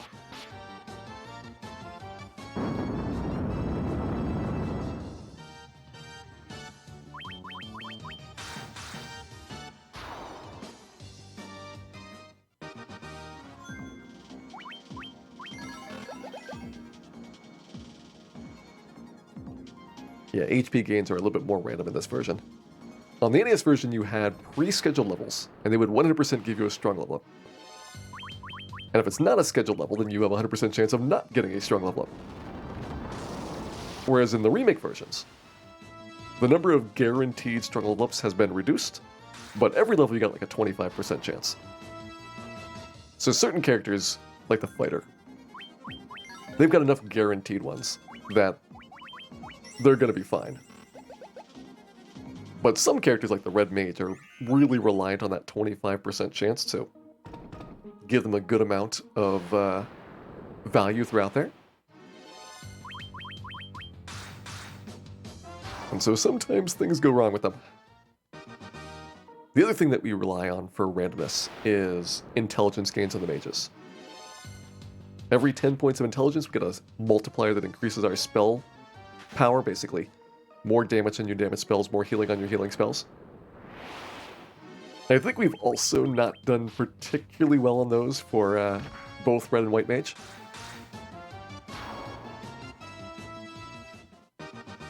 But that's not as visible a stat as the HP total is, which is kind of in your face every single battle.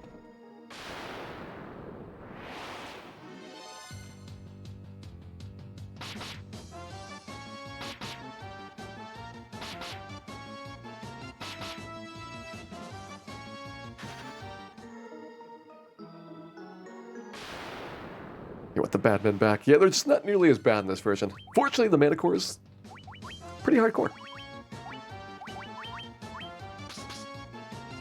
So at least we got that going for us.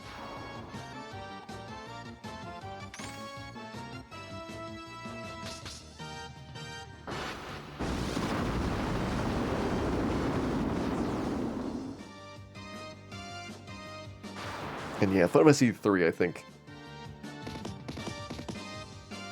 doesn't put some of the items in particularly good locations. But to be fair, I think the Dark Knight always kind of gets a little bit screwed in these games. Mainly because it's not considered the prestigious character class, so it's never really super emphasized well. It's like, think about the Dark Knight gear in Final Fantasy IV. Most of the good stuff is like right when you are going to change away from being a Dark Knight, and you might have it for like a battle or two. It's a real big tease that Cecil just doesn't get to use like 90% of the Dark Knight interesting equipment.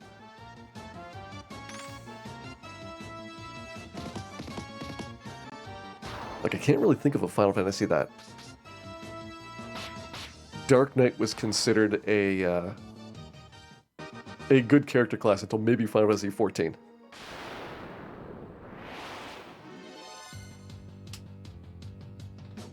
And even then, they're just kind of wears it a little bit depressed. Go ahead and grab the Bane Sword there. Mostly for entertainment purposes.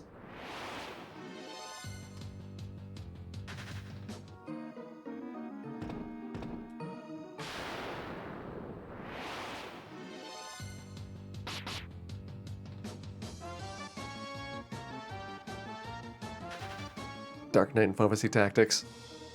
Is it the Dark Knight that is good? Or is it the specific people like Agris that are in the Dark Knight class? Like, I think if one of your random characters was a Dark Knight, you'd be like, whatever. Go ahead and grab our Pro Ring there, so that is, I believe, going on you. Actually, should probably go on you. And we'll put it on you for right now. More defense on White Mage. Hey, Yellow Pineapple. Welcome in there.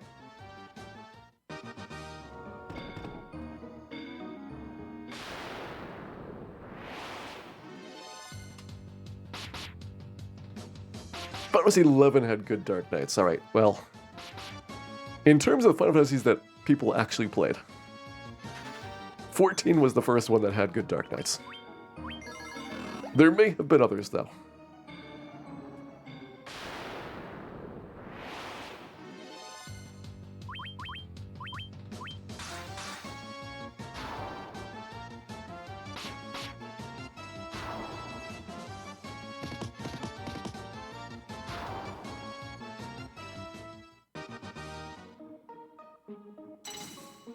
Alright, up we go. So I need to grab Ribbon here. Pick up the white shirt and black shirt. Probably should get the Adamant. We're not going to have the Mazmune for the bonus dungeons, so Excalibur at least is a backup. The reason I'm not going to bother getting the Mazmune is because the Black Belt just uses their fists a whole bunch. And that's my main attacker, so I don't think having a second attacker really buys me much.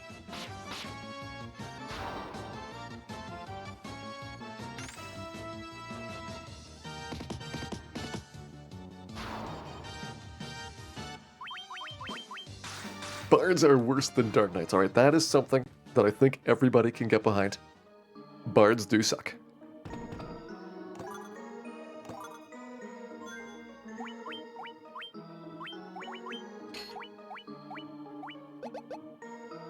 And so fighters got Fire Ice, Lightning, Death, and Poison resistance. We got a 4th ribbon in Hellfire Chasm, which means everybody's got elemental protection. There are also other items besides ribbons that give you elemental protection, but I don't think those are going to be super accessible until way later into the bonus dungeons.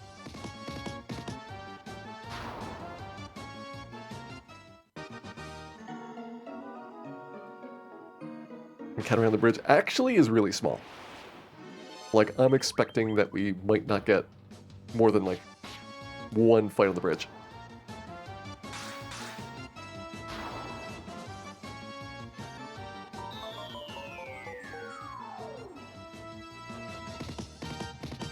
Yes, massage that rock gall.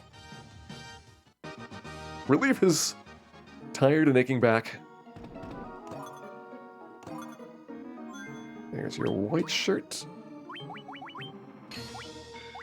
So at this point, everybody's got 24 plus body armor defense. That's looking good.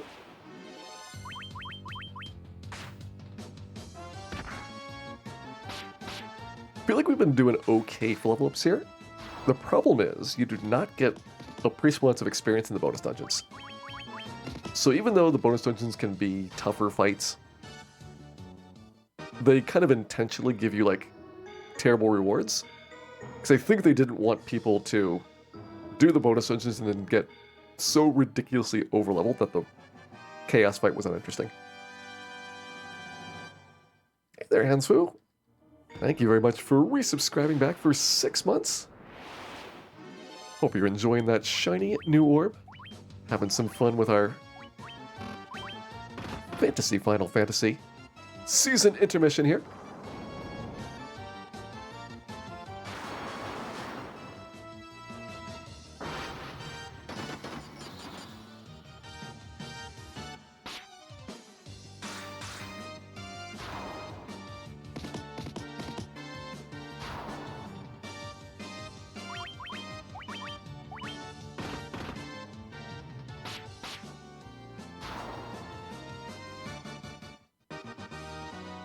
I am kind of curious for anybody that's got extensive experience with the Final Fantasy MMOs, whether my assertion is accurate that there is, and never will be, a good bard in this game. I feel like that's a safe statement, but I do want to take the precaution just in case it may be untrue.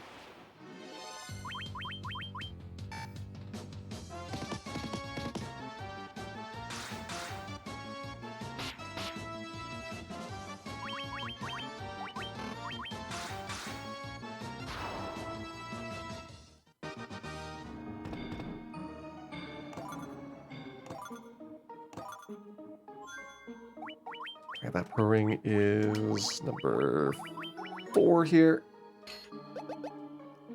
Alright, gauntlets are back free again.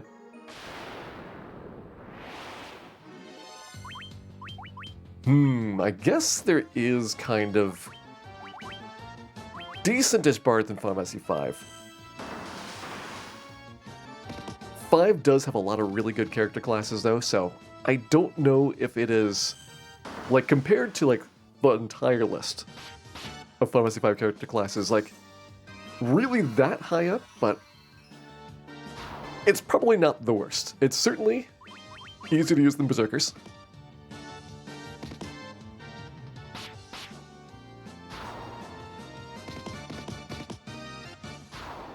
Although I think it would be more fun to have a dancer than a bard. Just if you had to pick one of the two.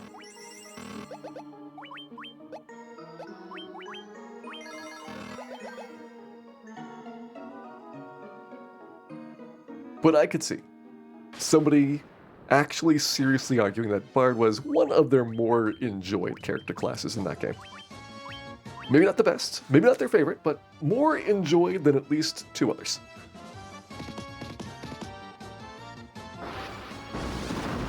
Hey, Kefka time. Thank you for the good wishes there.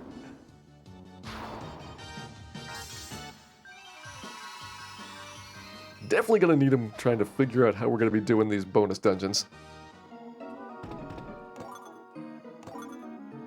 Get our pro cape there.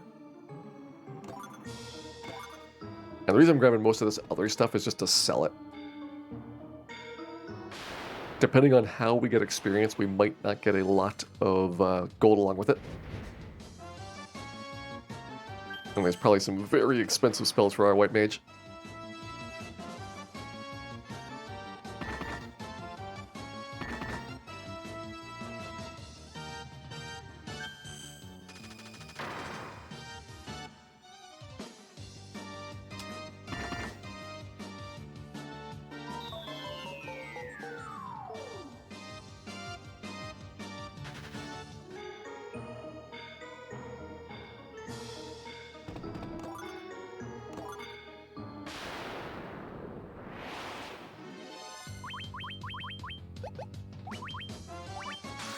Yeah, rock golems are fine.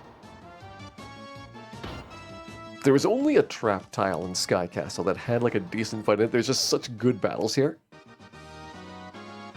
But you gotta imagine a trap tile would be like 3+ Agamas worth of experience. That, by the way, the Sasuke's Blade is the katana rename.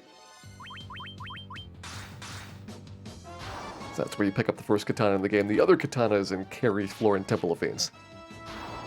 Although I do have to say, if you actually need a second katana because you've got more than one thief on your team, then probably you have done something very wrong in life.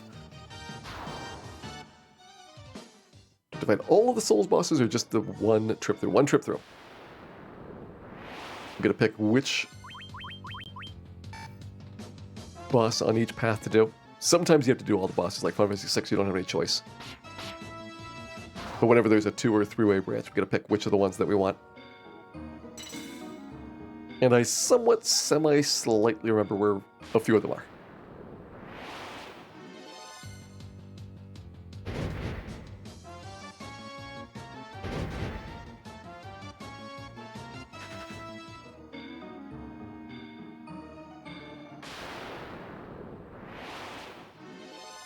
Does the speedrun use thieves? I'm pretty sure that if you were doing the speedruns, then probably you have made some bad life choices.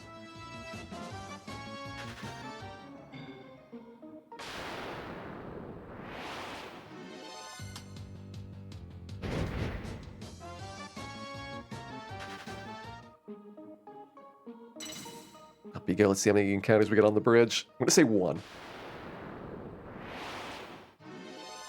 And it's a nacho battle. Delicious.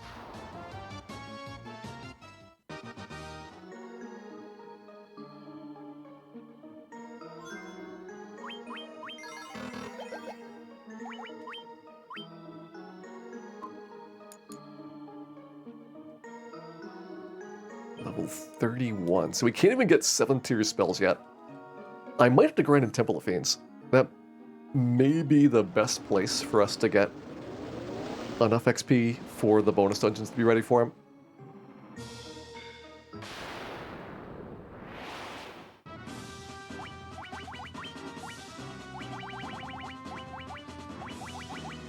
Definitely need to get my inventory in order.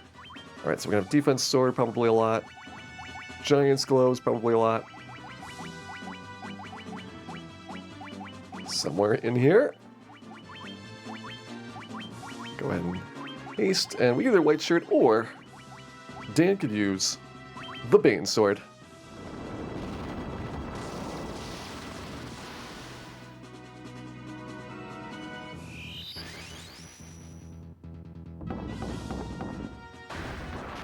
Of course.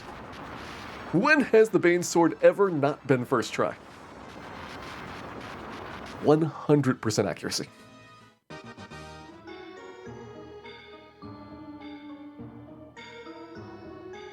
I played the bonus dungeons before. Yep, we've done the bonus dungeons a couple times. Most recently was on the GBA version.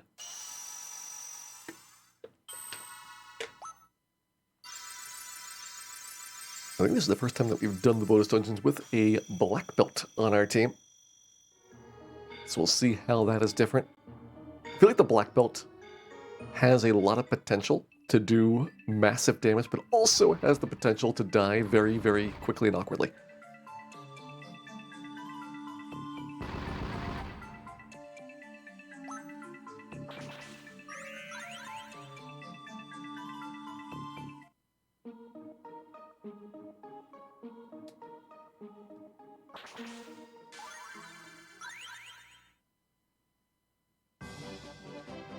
Alright, so that is Mirage and Sky. We've done all of the regular 4 fiends. All the bonus dungeons are opened up. I've got some shopping to do here. I would like to have... I would really like to have those 7-tier spells before going in. So I think that is the absolute minimum.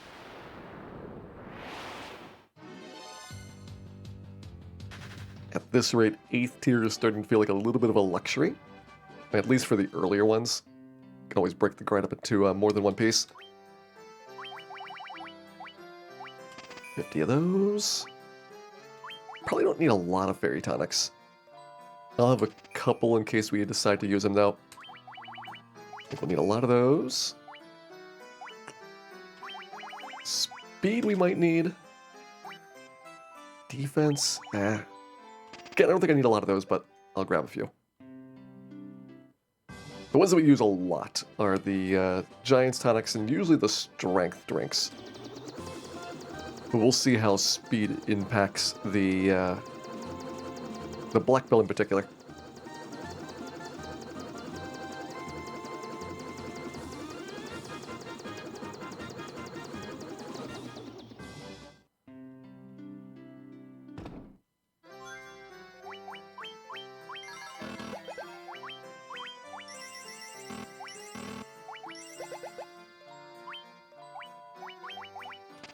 Max those out.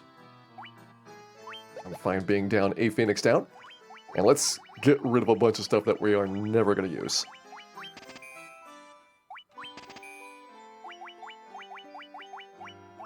Diamond Mail should be done.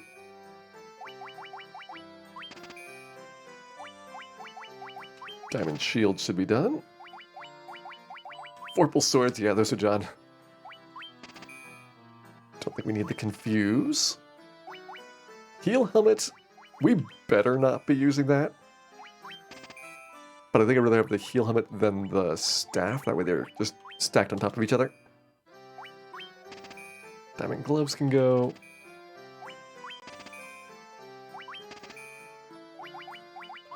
Get rid of the Healing Staff. Silver Armlet can go.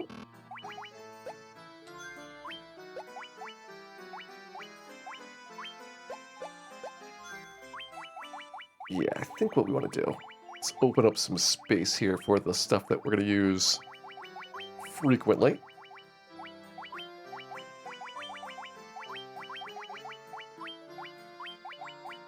So those we use a decent amount. And stuff that we use all the time. I think Power Glove is going to be up there.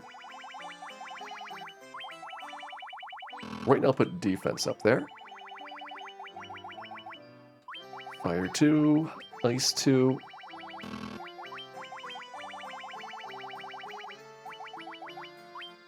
Lit 2. Okay, Thor Hammer must be equipped right now, so we don't have that available. I can put Bane up there, but may not be the most worthwhile thing.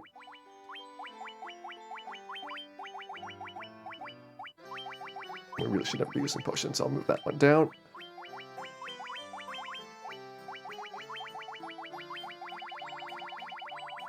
Alright, bit of cleanup there. Who's getting this Pro Cape? You both have 33 defense, and I'm going to say Dan is probably the more useful character, so let's go ahead and give that to him.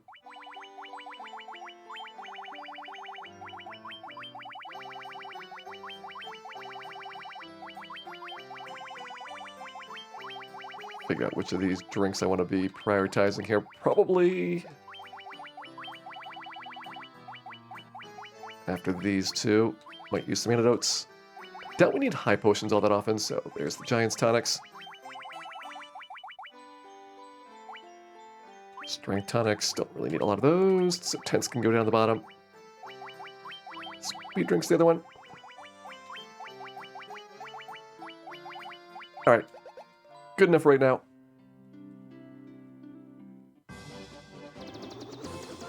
Dan is an excellent distraction from the rest of our team members getting hit. Oh yeah, went over there and then didn't buy my 6-tier spells.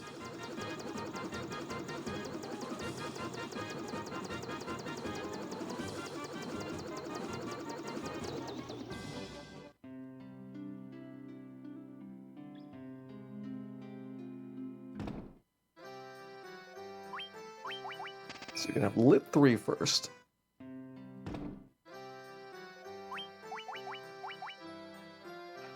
I don't need to be able to exit, so you can have that one. We'll put Fog 2 and Invis 2 on you two. And we obviously got the white shirt as well, but this is so I've got flexibility for always having an Invis 2 around in case we need it. I am feeling like we do a couple levels of Temple of Fiends grinding, and then we bang out the first 2 bonus dungeons really fast.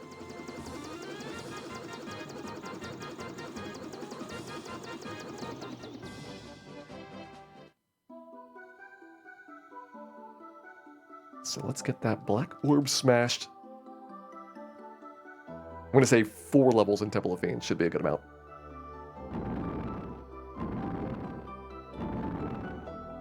And I'm kind of thinking top floor here. See if we can get Ghastly fights. That may be a strong enough encounter that we can get through it and still get decent XP per fight in there. I'd really just do like purple worms, but you have so many frosties on the way that it kind of clogs up your XP gains.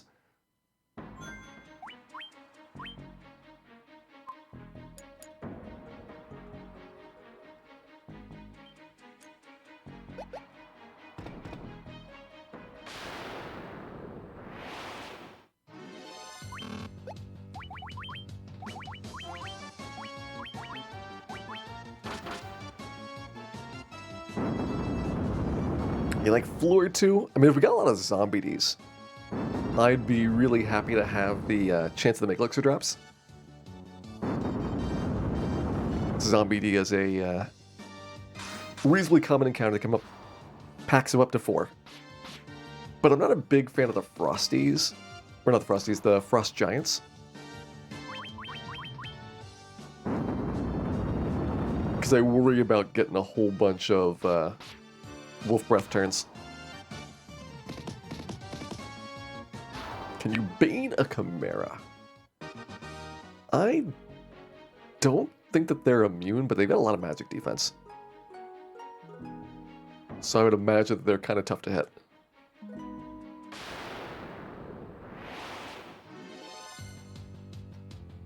Let's pass on the Black Knights. So bad men are not what we want to see.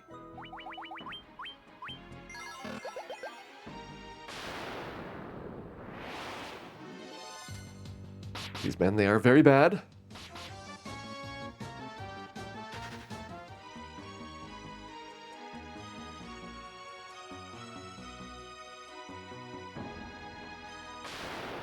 think at this point the mazes are not a big deal.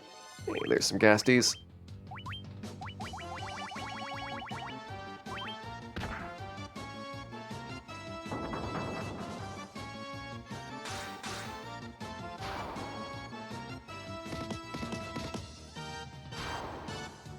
Was the evil man called Death Knight. Black Knight and Death Knight.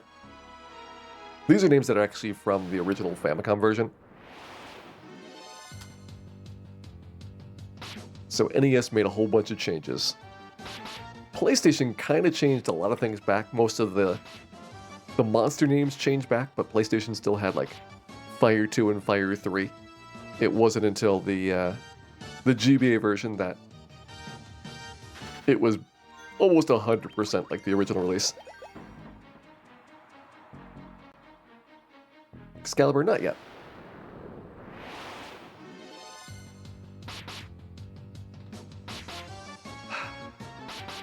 The Batman. They're really bad. Without an AoE non-elemental ability, it's like, it would take so long to clean these packs out. Maybe we do floor 2 after all if we're going to get these crummy fights.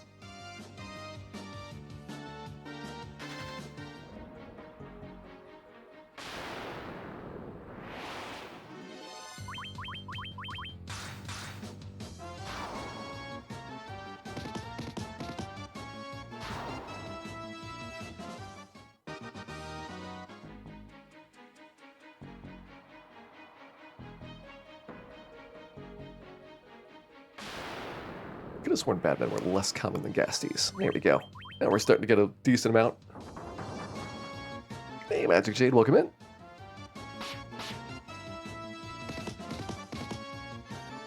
Currently doing a grind before going into the bonus dungeons here. I at least want to have 7th tier spells on the White Mage. That way I can get the Heal 3 spell, which should be really good for battle.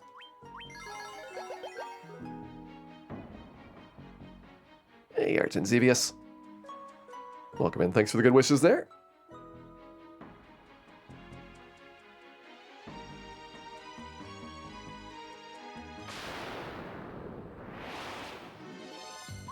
Alright, you know what? These men, too bad to live.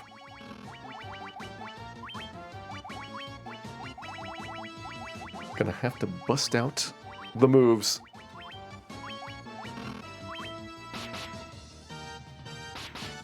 Scary thing is I don't know if we kill them even with every single person doing AoE attacks. I think it is 33. Alright. If so, we're pretty close. I'll go to 34 regardless, and that way it'll be safe. Could also just check by looking at my status menu, but that seems like a lot of work.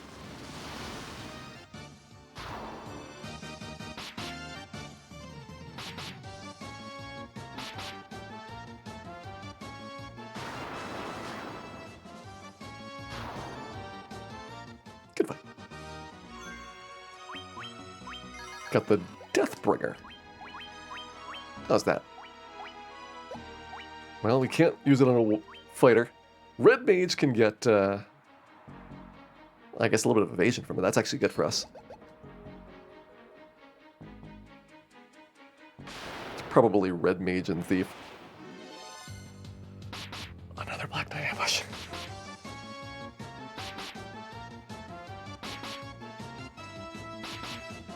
How can these men be so bad? I didn't think it was possible.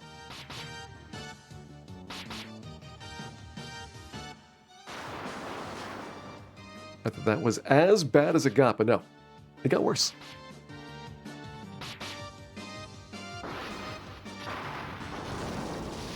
Is that a rare drop? Most items are rare drops. There are some monsters that have a common drop, but that is atypical in this game. The thing is, you fight a lot of stuff. So eventually you're going to get a bunch of rare drops, just maybe not the rare drops that you particularly want to have. Am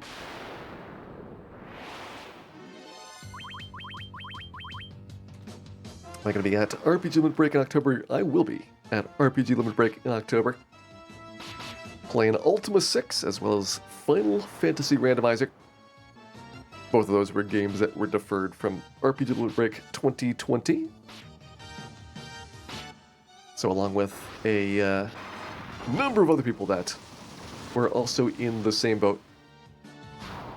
Anybody that had a 2020 run is invited to come back for 2022.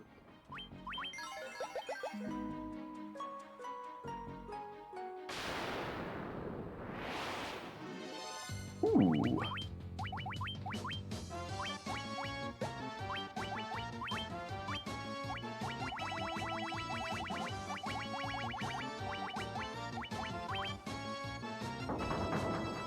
Are we racing or doing co-op? I think the plan for Final Fantasy Randomizer is co-op as of right now. It is something that we can still change as needed, but co-op is a decent enough experience for me that I am happy with it either way.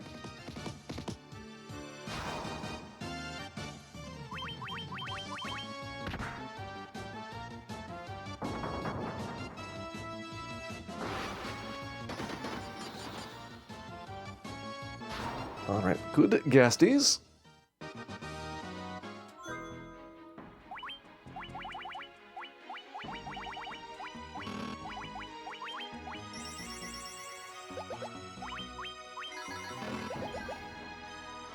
Getting a level 33 here. 34 is the one I was going to do target-wise. 35 for safety. I think 35 for the first two dungeons is plenty. And probably not enough for the last two.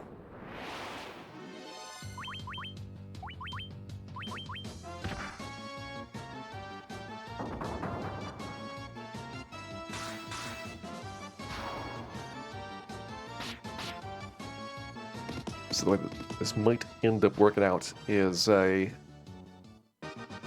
grind session in between Hellfire Chasm and the remaining Souls dungeons after that. But this will at least get a big chunk of our XP out of the way. Hey, more gasties. Taking them.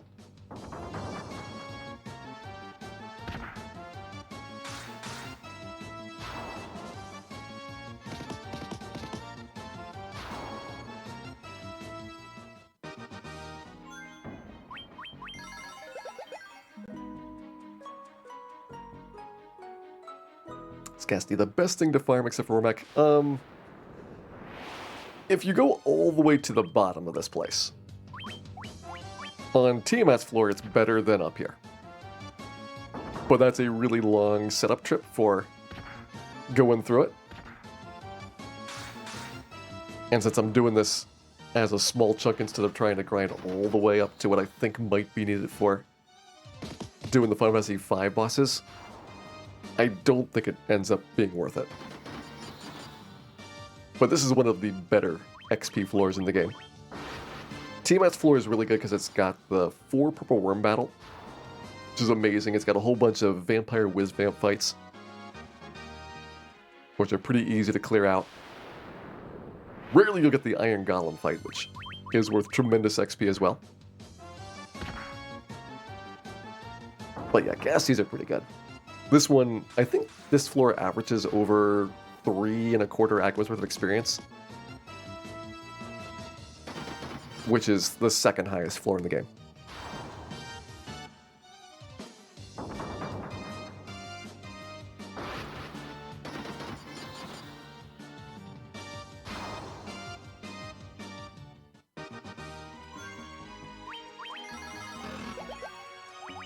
Alright, we hit 34. We do have 7th tier spells on our White Mage. 30 intelligence as well. What is kind of scary is that White Mage is just barely ahead of Red Mage, and I think it should be a big lead. So I'm a little bit concerned that our White Mage may not be doing so hot.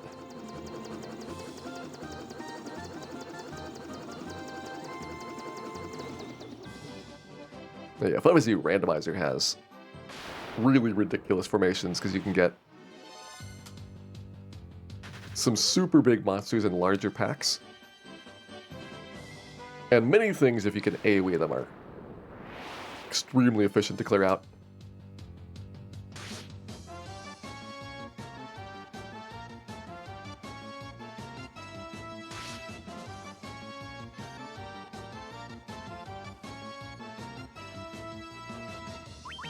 Alright, you know what?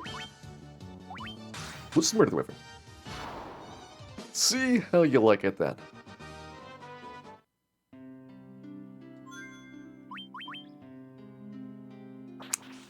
Alright. Change cursor off of exit.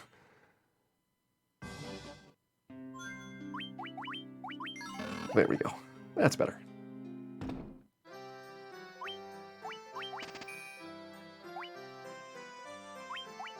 I'm going to have some of these for the trip. I doubt we use a lot of remedies, but that is more convenient than most of these other options.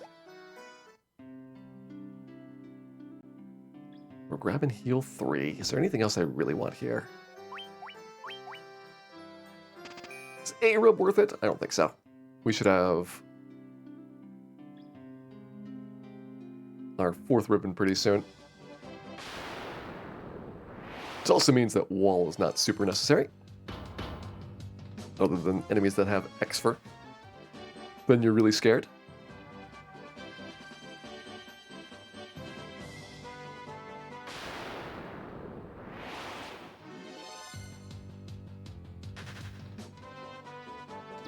But I think for right now, Earth Gift should be a breeze. So this is going to be the Final Fantasy III themed bosses. It's going to be a short dungeon, only 5 floors in it. This is kind of your introduction to the Dawn of Souls concept.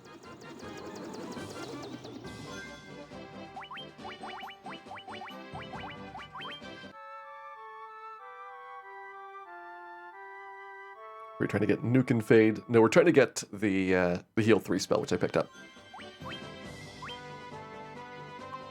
Fade would be 8th tier, and if it's 33 for 7th tier, 8th is probably somewhere in the 40s.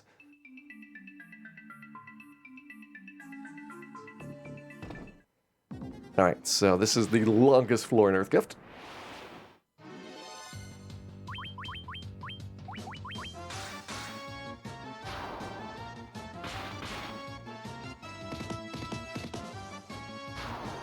Just a long, long overworldish section. White Curtain, didn't really care about that. I don't know when the good stuff starts in this place. I want to say that you only get decent items on like the very last floor before the bosses. Max level on NES is level 50, which is actually pretty limiting. There is a lot of stats that you're not going to hit the cap on at level 50. Fighter can max out HP most of the time. Black Belt will always max out HP. And really, that's about it. I guess technically you max out spell slots, because those are just level-based. But so much of the game you'd be benefiting from a higher cap.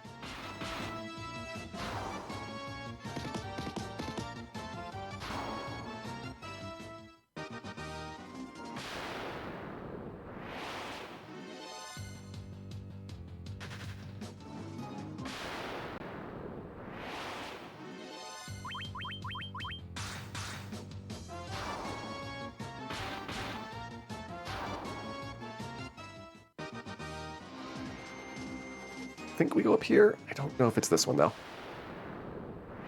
Hey, PD Moreland.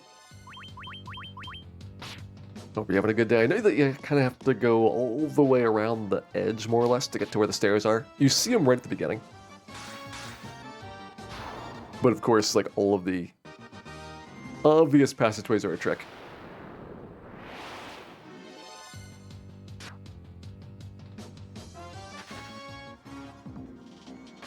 This might be correct. Does the randomizer raise the level cap? I don't think anybody has done an increased level cap mod. And largely it would be kind of unnecessary. Like at level 50, the NES game, other than if you're doing like really, really wild, cranked up enemy stats, is going to be really trivial at 50. Looks like we have to go one more up.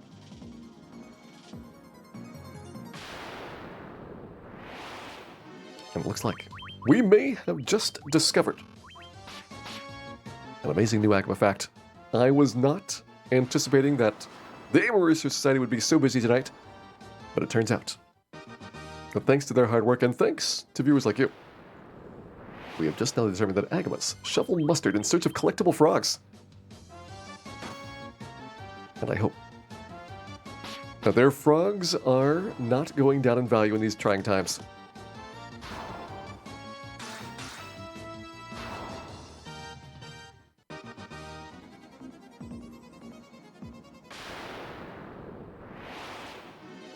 There we go, this is looking better.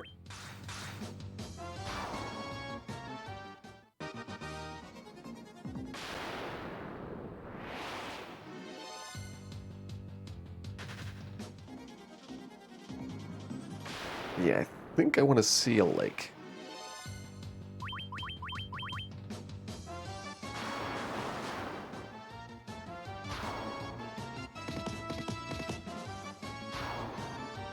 So I believe we're on the right track.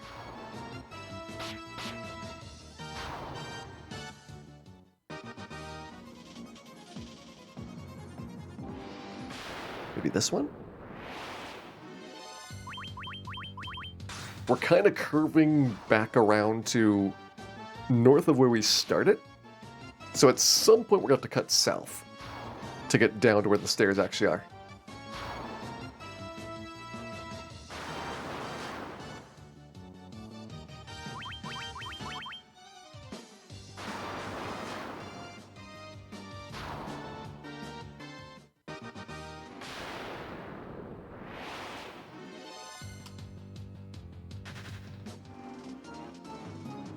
Nice, I think we picked the right one. We're either in the correct lane or we are one too far to the left. But I don't see anything further left than us. So there's only two choices.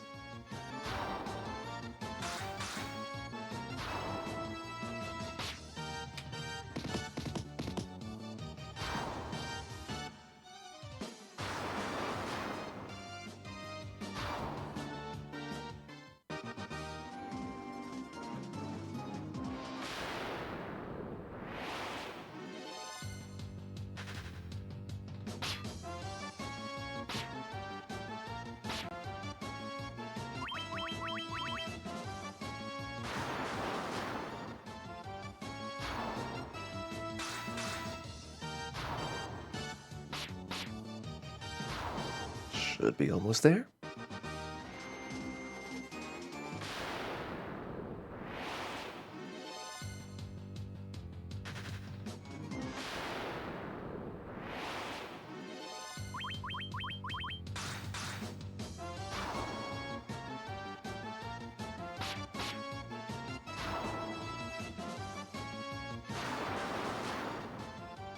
I think this one floor is like half the length of this entire dungeon.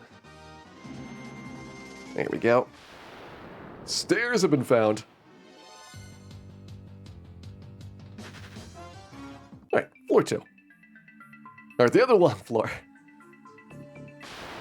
So this one you have a big, giant, open desert, and you're looking for the stairs down. There's a trick that you can do following the tree directions. Kenpogi. Is that for the black belt? It is. It is a little bit worse than a opal bracelet. So +1 attack, but -6 defense. I don't know about that.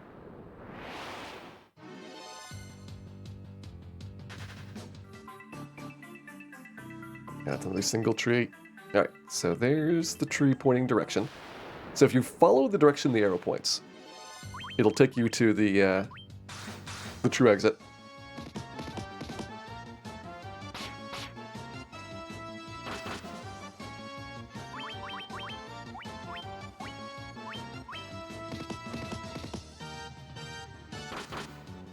Please do not punch my Dan. I need that Dan. Maybe not very much, but at least a little bit.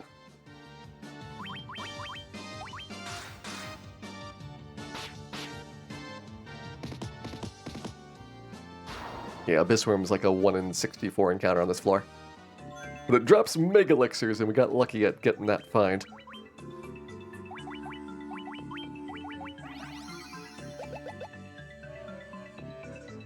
Alright, so up there. And stairs. Alright. Probably more reasonably sized ones now. There's only 2 dungeon floors left. Then we got the boss floor after that. Okay, whatever that is, we can't hold anymore.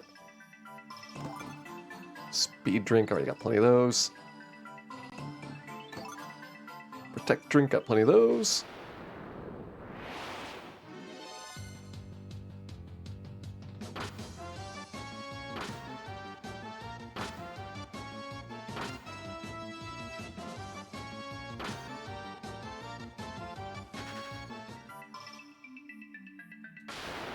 Almost done with this floor here. I think the other floor should be pretty similar to that one.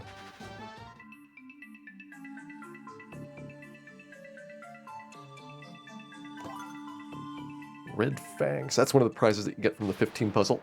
Cast Fire 2 in battle, which at this point is basically useless. And then we got the boss, which I think I picked out bosses from our list to do on these. I think we want Northeast for Armin. This is supposed to be the hardest. So that is why I tried to go after it. Yep, there he is. Let's see how we do. All 4 of the bosses on this floor are from Final Fantasy III. And here we go.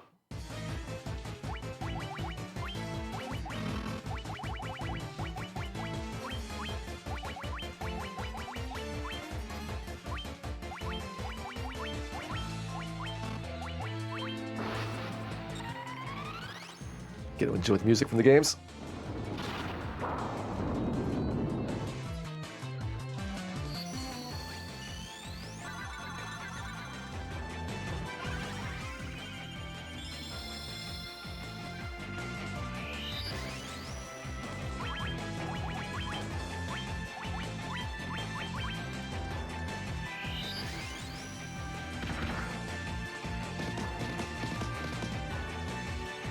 Yep, the music's exclusive to this version. GBA only has the basic Final Fantasy boss themes.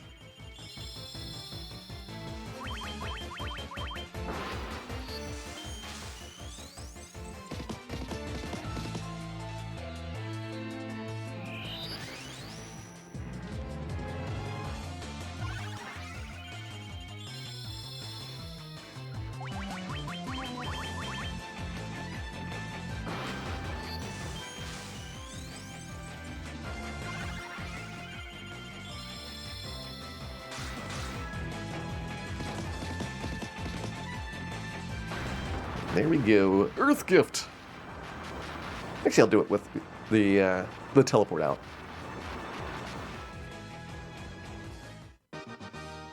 All right, trying you through there. We get a Mega Elixir there, and we get 1 dungeon down.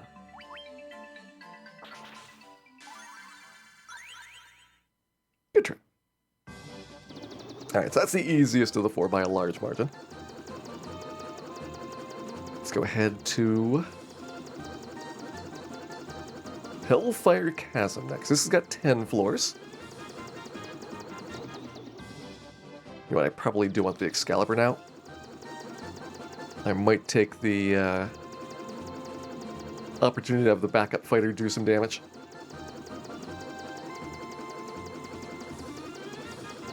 Yeah, only 1 boss per trip, so the ones that have multiple,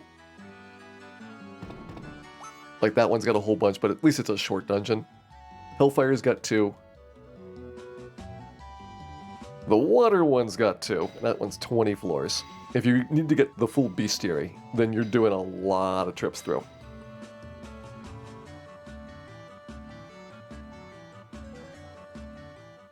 The really, really awful one is if you want to do the full bestiary for PSP version, do every single version of Chronadia. Because that's doing the Labyrinth of Time like 12 times. It's terrible.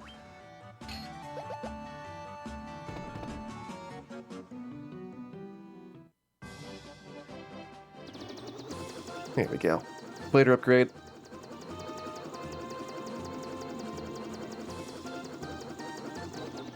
Yeah, if you didn't have that really, really big floor in Earth Gift, it wouldn't be that bad. You know, just do cottages. It's not like I need a house a lot of times. Is Mazvian worth it? If I was attacking with the fighter, it would be more interesting to have the Mazvian. But because Black Belt is my main damage dealer, and the fighter is there mostly as a defender, I don't think I need the Mazvian to do especially well.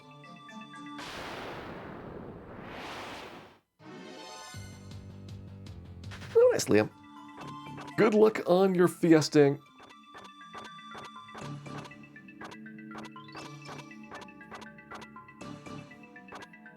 I think we want to be to the west over there. Let's see if I can slip around that way. Cockatrice Claw, that's like a single-use Barak spell.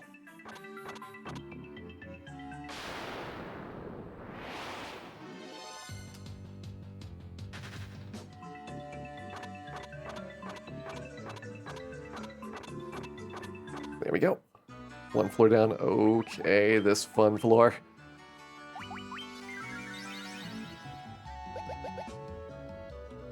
So there's a bunch of trap tiles.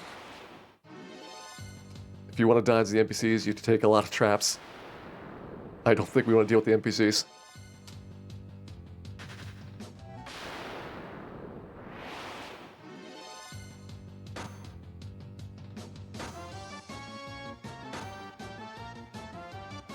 But you're basically meant to very slowly slip in through them.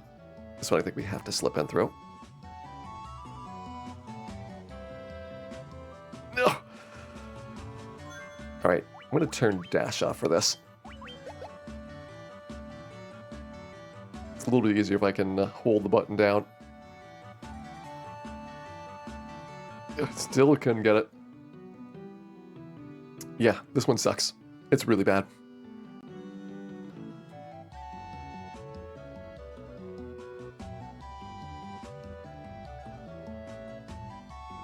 There's like 3 of these you have to do. Okay.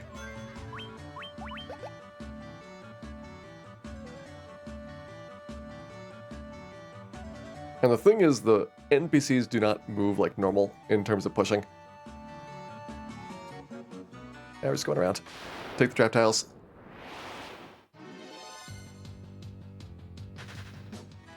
This might be my least favorite floor of all 75 of the bonus dungeon floors. It is such a horrible concept. And on top of it, the execution is also really bad.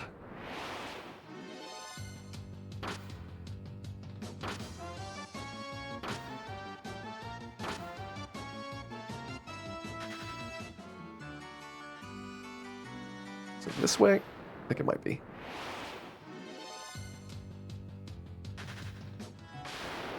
It'd be really awful if we go the wrong direction. Have to go backwards through a path.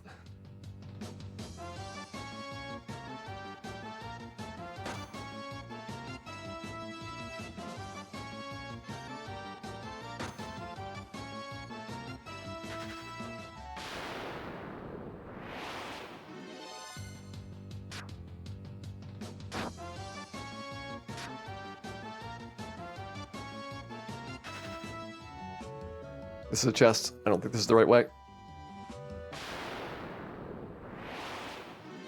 I'm pretty sure there's no chest near the exit. Let's try further over here. Okay, at least that one we gotta use the wall.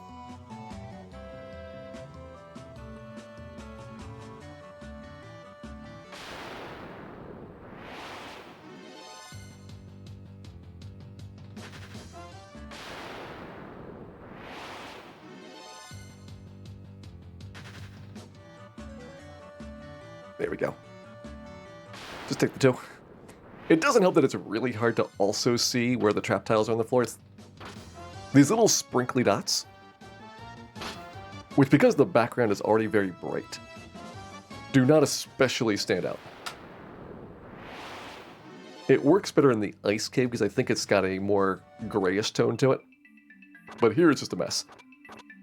Alright, another lava floor. Hey, stamina plus. So that is a permanent increase to your vitality score by 1. And you know who really needs a lot of vitality? The red mage. Badly.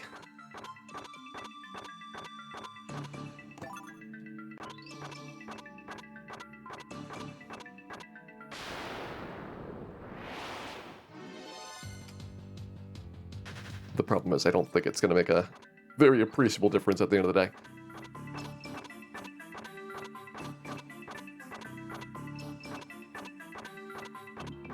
Alright. Is there anything down here? It's a lot of lava. And it is the stairs, okay.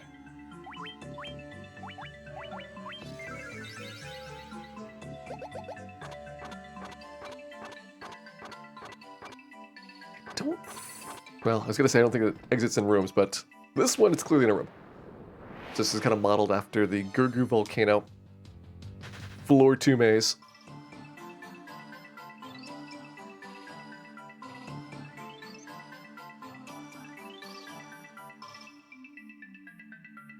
I think you go...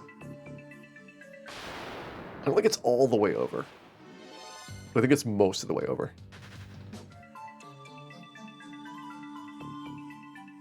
Not that one, though.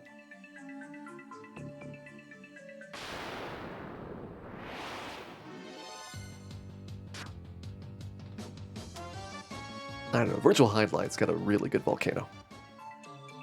I think the volcano is, in some ways, the best level in Virtual Highlight, which is kind of sad. Because the volcano is really, really awful.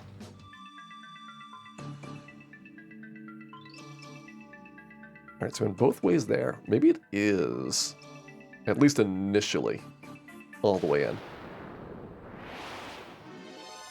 Like, you can kind of mind game some of these, like, it is probably not the fastest path through. So you can skip, like, the first turn. But then it's also probably not the slowest path through, so you can skip the last turn. There we go. You can see the door there.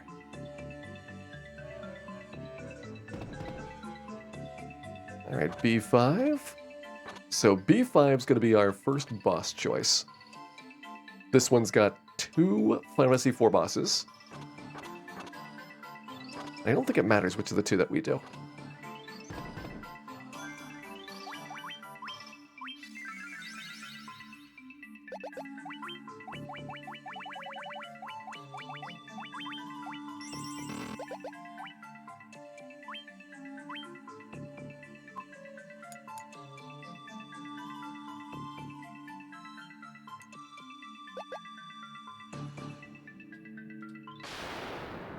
Mylon-Z. Alright.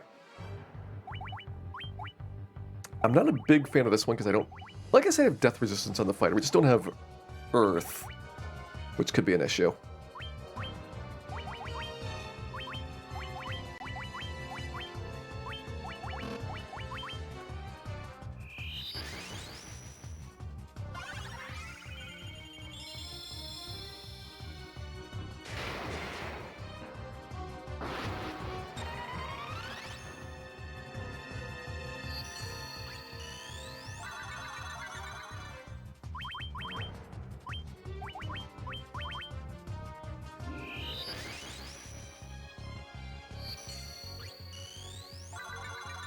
Look, at least it is somewhat related to music from Final Fantasy IV.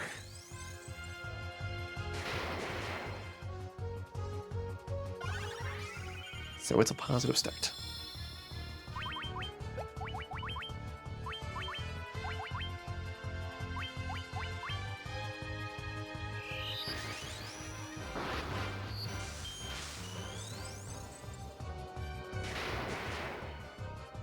The Owl's Nest. Thank you for that, host there. Hope you're having a wonderful time tonight. And for those coming in, we are doing a special event. This is all Dinosaur's Dungeons on the PSP version of Final Fantasy. Currently in our second of the 4 bonus dungeons. Punching Mylon Z from Final Fantasy IV. Not done yet. There is, of course, the Deep Ravine.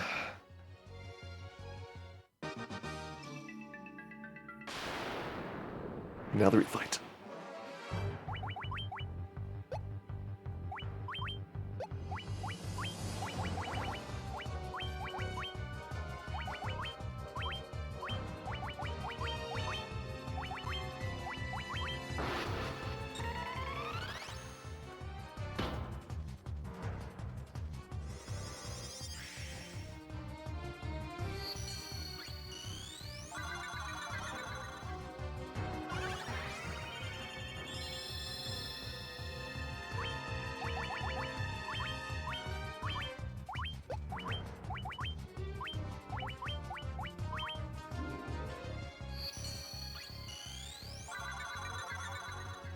Says the Pixel Master. Nope, Pixel Master does not have any fun stuff. This is the PSP version of Final Fantasy.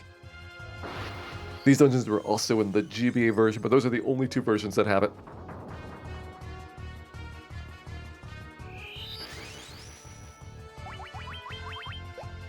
Now we can probably start attacking here.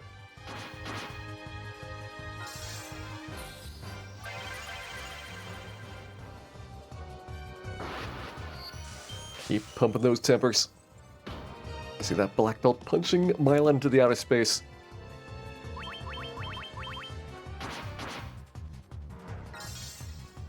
Alright, the problem is Dan's faster than the boss. So we're not getting our heals off until the timing is better. But there's one of our bosses down. Halfway through Hellfire Chasm. Go on to floor 6. Right, floor 6 is pretty fast. Let's see. Oh, wait, no.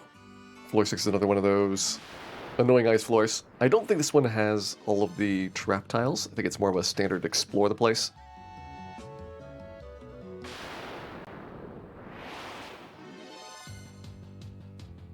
If you do the GBA version, then you get everything except for the Labyrinth of Time, which was one additional dungeon added for this version exclusively.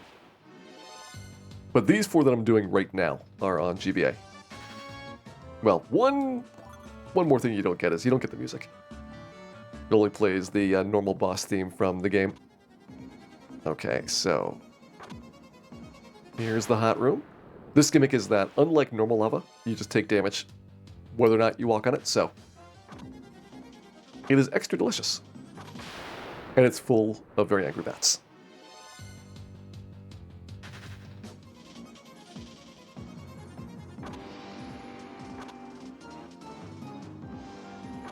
Hey, Stalin.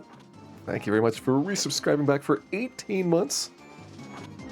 Definitely hope you're having a wonderful time this weekend, enjoying some Final Fantasy fun, and hope you're enjoying your shiny new orb there.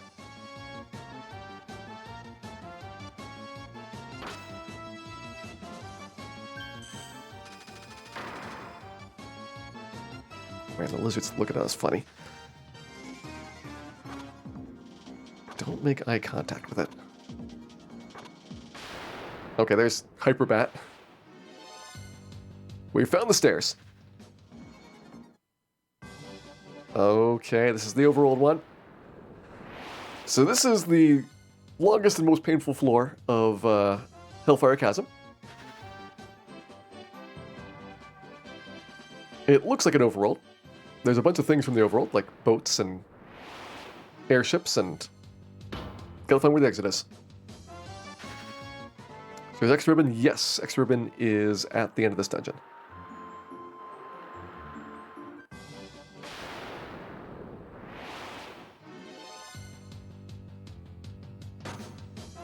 So we'll get that for beating Rubicante at the end.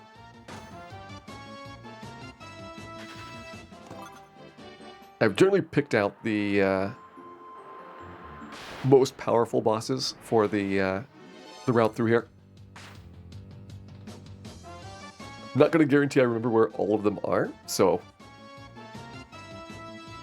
if I pick an incorrect one accidentally, it's probably not a big deal, but I wanted to do ones that were either the hardest or the ones that we had not done before in the past. I think that we should get all of the hardest ones for the entirety of the 4 dungeons.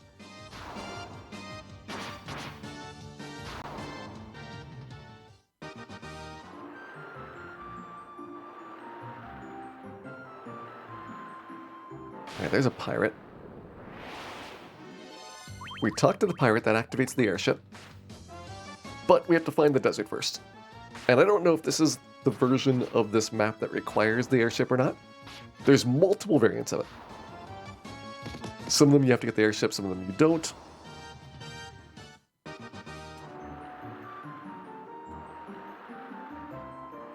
I don't see where close by dock is. So there's a box there.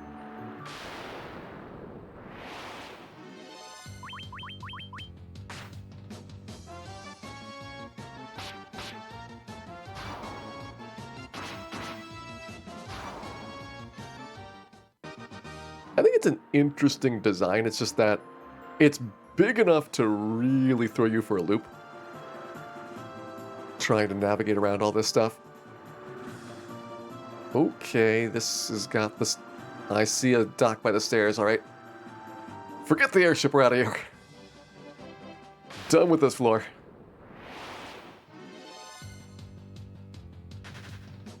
See you later. Alright, floor 9, so we're almost done with Hellfire Chasm. Let's try this corner. Nothing up there.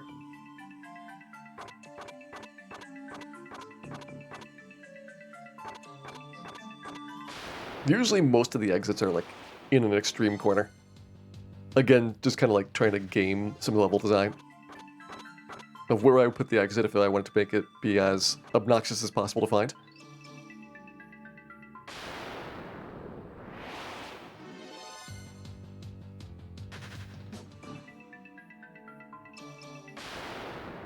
So you're not always going to be 100% accurate, but let's see. I don't think it's in a room. Yeah, this is just chests. Alright, so this looks like the wrong corner. Well, we did an emergency exit, which has no value whatsoever. If you're doing a speed run of the PSP version, that would be an amazingly good item. With a 1 in 6 drop chance from the 15 puzzle, and would save you several minutes of backtracking, usually through Earth Cave.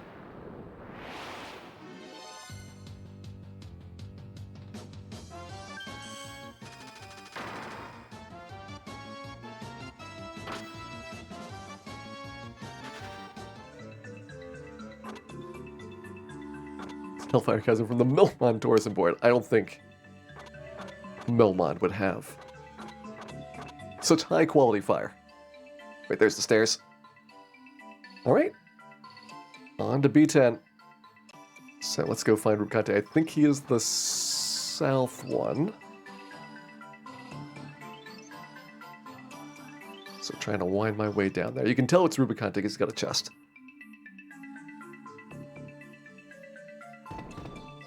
Yeah, this is him.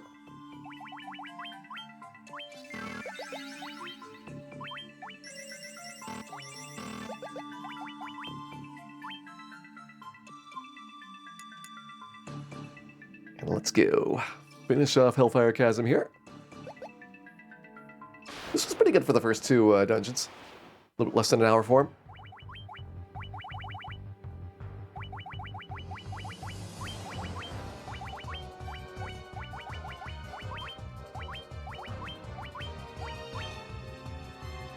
white shirt here? Yeah, probably.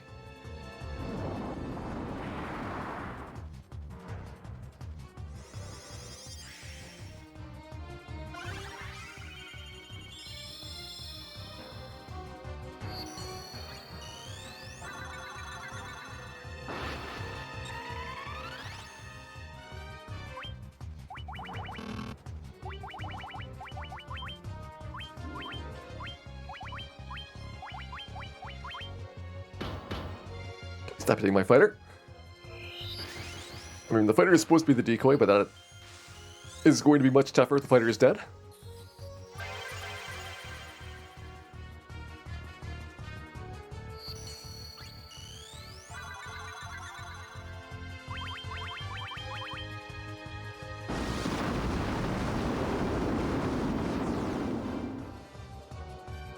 Good, we'll catch up on that turn. Hey, it's a very nice leg. If you had legs that nice, you would show them off too. Hey, Asya, welcome in. Hope you're having a lovely time tonight. And do enjoy the Final Fantasy. I bet Black Belt can start attacking. Go another free round.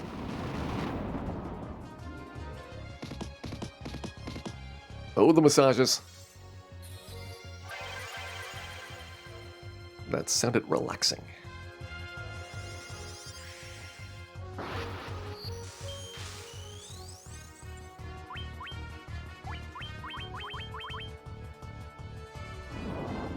Okay, again, scorching the fighter. So fighter is having trouble getting back up to full health. Which is why I'm not prioritizing putting more Giants tonics on the front.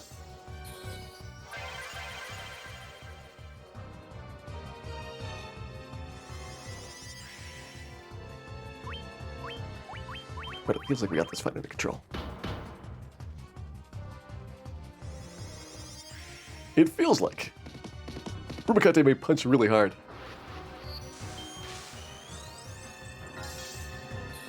I don't know, maybe we should be doing some Fog 2s instead of more Tempers. Attack. Try the Fog 2 out.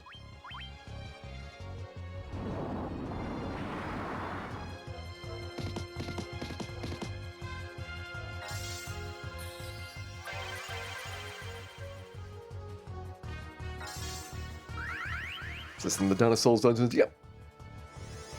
We are currently in the second of the 4. We finished off Earthgift Shrine, beat Armin. Pretty much have Rubicante down for Hellfire. And after this, I want to get some more levels before... So, you know, I'm just going to do it. Exiting the dungeon. I want to get some more levels before doing the last 2, because they are real tough. Hey, another Kiku Ichimonji. There is our 4th ribbon. Hurts my defense a bit, but it is nice to get that elemental protection.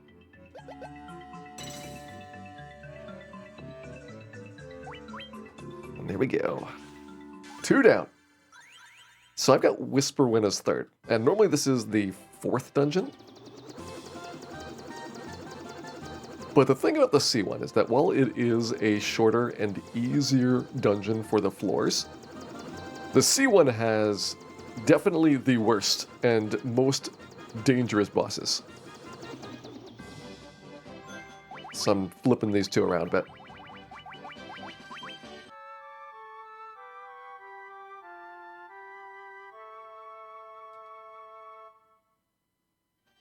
I'm also going to go ahead and see if we can get couple levels on our team. You don't get almost any experience going through those bonus dungeons.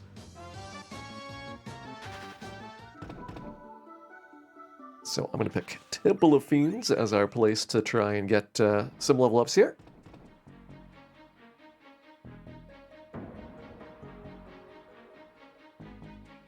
Yeah, we'll see how Shinru goes. The last time we did this, I did Omega,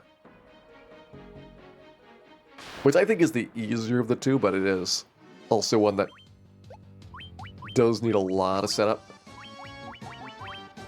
So it's a really, really slow fight.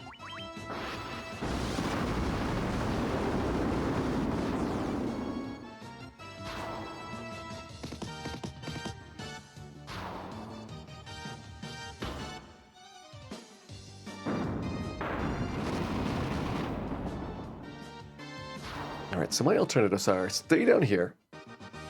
You get to get drops from Mega Elixirs if you find zombies. Up here you get a little bit more XP per fight. The Ghasties are really good. The Badmen are not so great.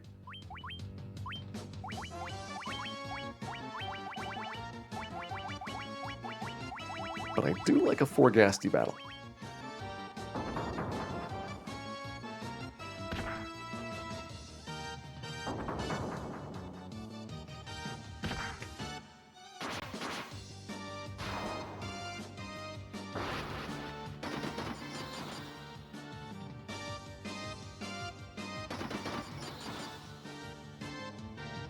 Ooh. So Dan seems to be up a breakpoint. Is he up exactly 1? Yeah. And Neapolitan's only 2 points off that breakpoint. So we could see Red Mage with pretty good spells. Or the alternative interpretation is that we are seeing a White Mage with really bad spells. I'm a little bit worried about which one it is.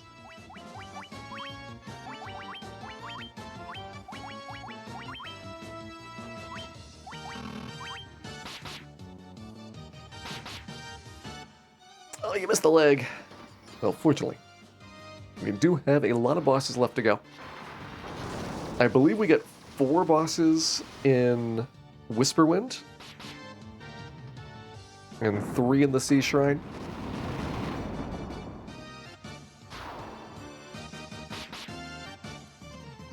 And there's some really good music in those remaining ones.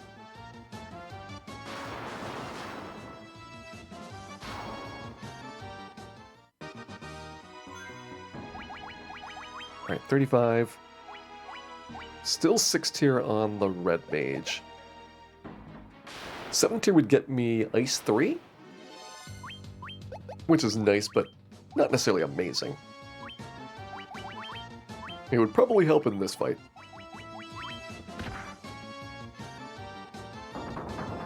We could get 8th tier on the White Mage. That would be Life 2. Really big for coming back from a tough battle. If an enemy has Exfer, the wall spell could be amazing. Otherwise, you might be really, really in trouble.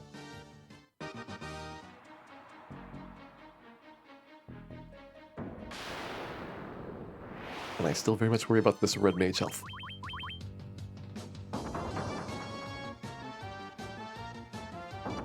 Remember the floating caster one with the invisible floors? I think that's better than the really bad dungeons from the first 2. I feel like Hellfire and Earthgift have the 2 worst floors. Earthgift with that really big, windy outdoor area. Hellfire with the outdoor area. I'm trying to think about like comparably bad ones. I guess there is one in, I don't remember which of the 2 it is for Whisperwind or not. But there is one with the hide and seek level. That one's pretty bad. Basically, there's a whole bunch of rooms, and the doorways are not obvious about how they're linked together. So you could walk through a door, and then you turn around, it goes to a different place. So that one can be a bit tricky.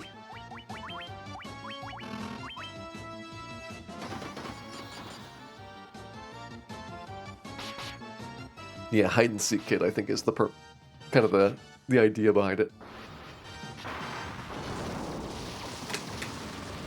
They basically tell you, like, this is what the kid looks like, go find him from this giant area. And all the doors don't make any sense.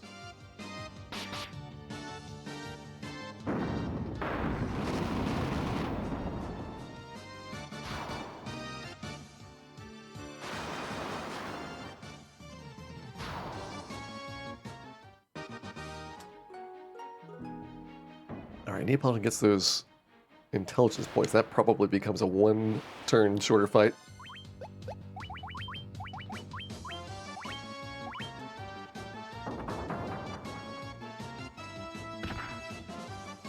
Yeah, there's a lot of levels that I remember very well, And there's a lot of levels that I don't remember at all. But sometimes you'll kind of walk in and be like, oh yeah, that's how this one worked.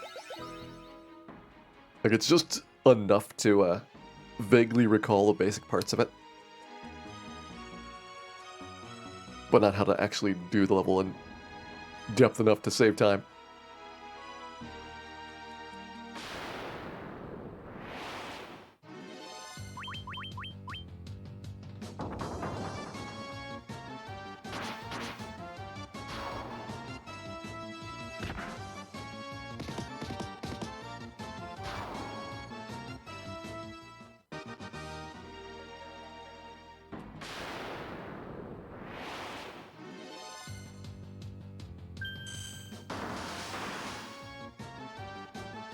We got the Zombie D Whiz-Vamp fight. I think this is the rare on this floor.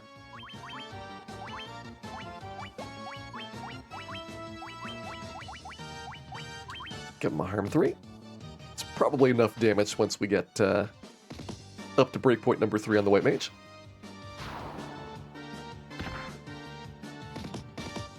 Oh, he punched the wrong person. So close, IT. Very close. It may not have been 100% the correct target, but at least he tried.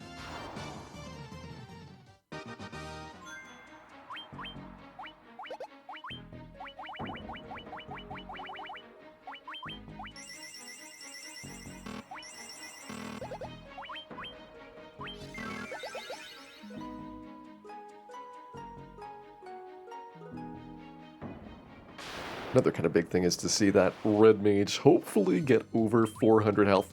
It's not as big of a deal as it is in the base game, where 400 is a really hard number that, you know, this is exactly as much as the maximum of a nuke. With the intelligence system, enemies are going to have different amounts that they're going to have for their min and maxes, so it's a lot squishier of a system. It's just that I am really hoping that some point during this, Red Mage finally starts getting some lucky level ups.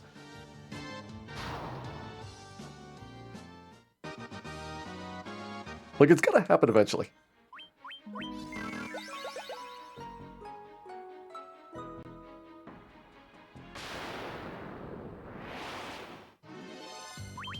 Yes.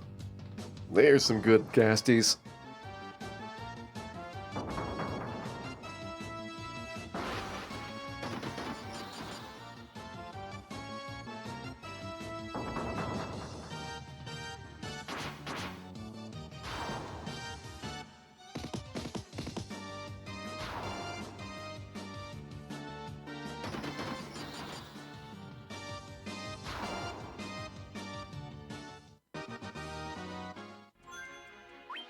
Nice, Red Mage finally got a strong level up. We're over 375.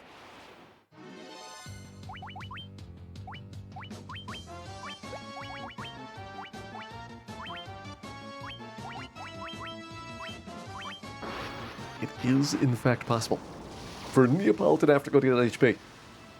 It might not be easy, but it is possible.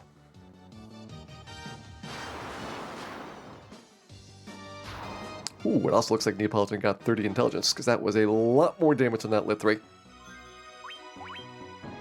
Does have 7-tier spells. Yeah, hit 30 exactly. You can really tell when they hit the breakpoints, because it's just such a dramatic jump.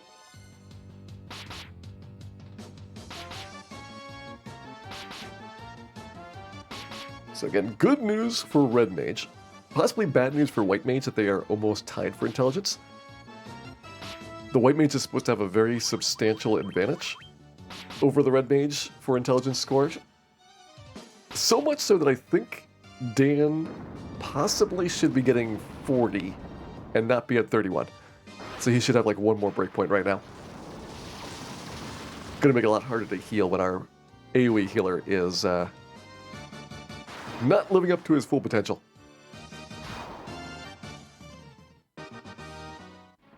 Another Deathbringer there. We got a couple of those now.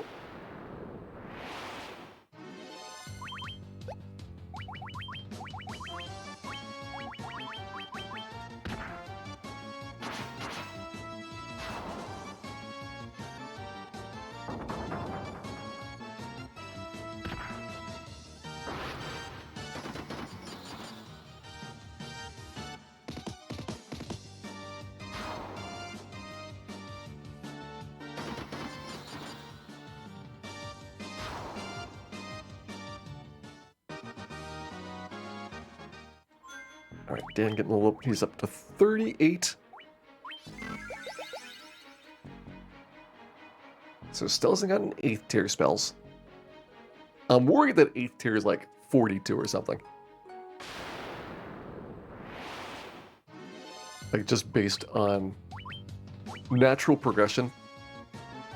If you're at 33 for 7th tier,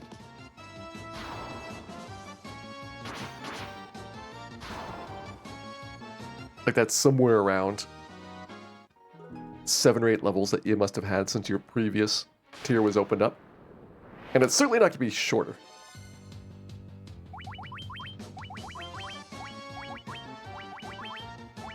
So I very much imagine that it is going to be probably 8 or 9 levels in order for Dan to get that life 2. Although from right now, it's probably only like 3 or 4 more to go. We're making some good progress here. This was what, like 4 levels in 10 minutes? And like 3 Deathbringers? So we are going very fast.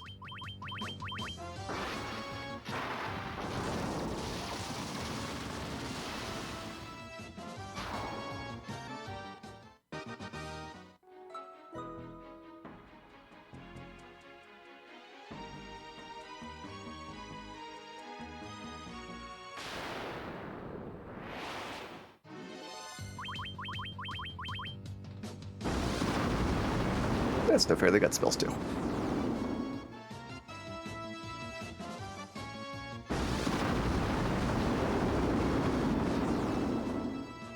As you might imagine, getting mages in the ice cave during a speedrun would be really bad. Although they do have a 90% chance of letting you get a first strike in. If they go first, that Fire 3 could be really devastating. Switches it around. Instead of starting off with the Rub spell, Fire 3 is their opener, and I kind of think Rub would be a lot friendlier for the situation right now.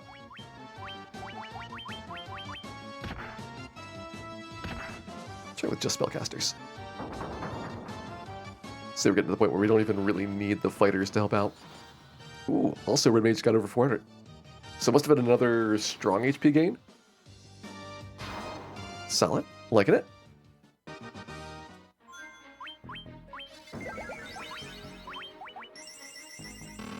Definitely showing some positive growth here. Let's try and get... let's go for that 42. I think 42 is when I get 8th tier.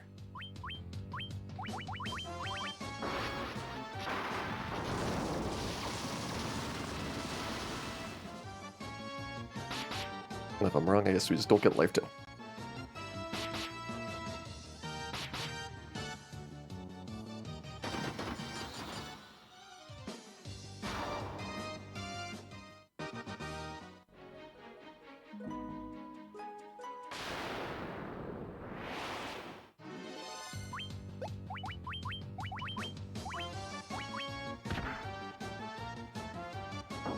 Alright, maybe a little bit concerning that we're still getting outsped by monsters.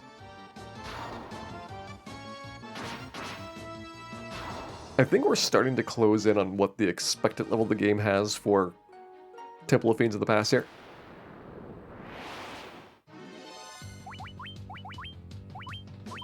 So hopefully that doesn't last much longer. We've generally been probably half to about 2/3 of the recommended level for most areas of the game. Well, eventually that has become less relevant, as now our objectives are based off of the bonus dungeon instead of the main storyline quest. And that should be level 39.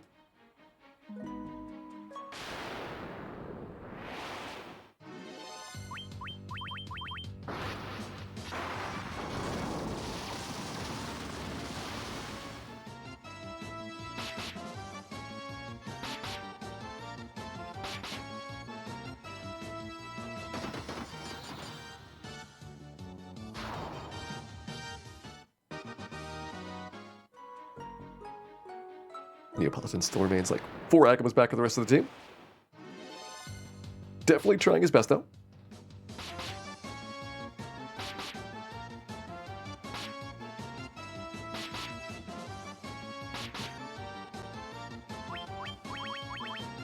Let's see, most of the rest of the team... So the Giant's Tonic gives you 200 health in battle. Which means between 599 and 799, there's not a big advantage in HP other than a little bit of extra in the tank at the start of the fights. So we're starting to kind of cap out, other than Fighter and Black Belt probably eventually getting over that 799 mark.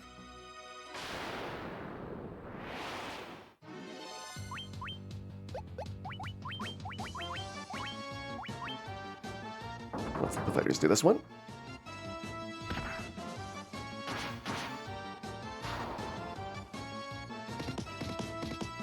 Okay, Black Belt's at 10 hits. Was assuming it's still level 42 for the Black Belt bonus attacks. Let's see. Accuracy is 140 right now. That doesn't seem like you're going to get to another multiplier.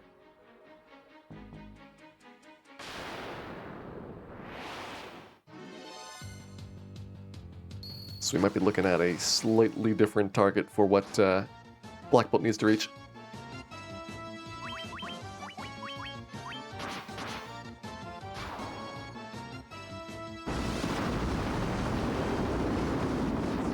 In the base game, there's a progression, like level 10, 21, 32, 42. Is where Black Belt gets bonus attacks per round.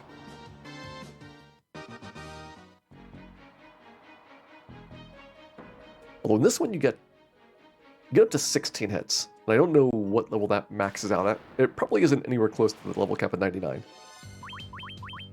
Because I seem to remember in this game that melee damage, other than the very small, like, strength gain, doesn't really have much past level 50.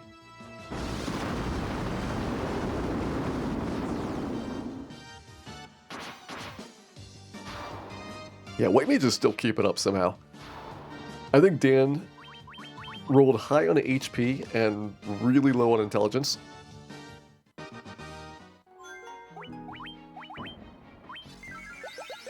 And I can't actually say that that's necessarily a bad thing.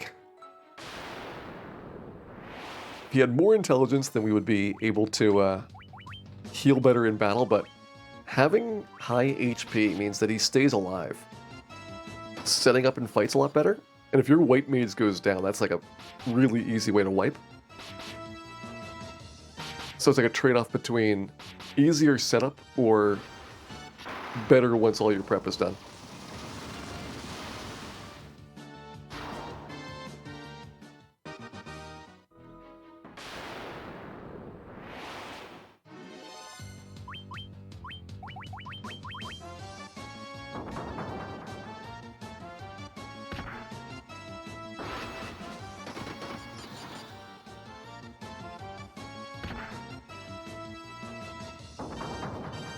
Consistency better than power?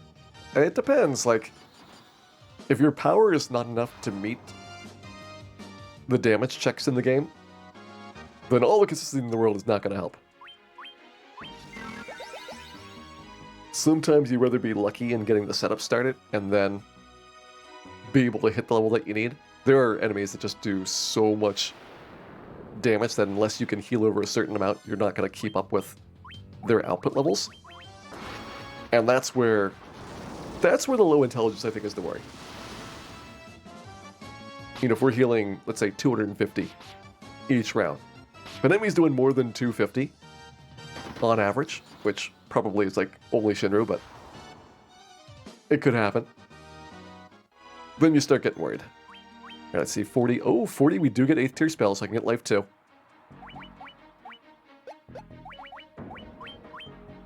I don't know, maybe we say 40 is enough?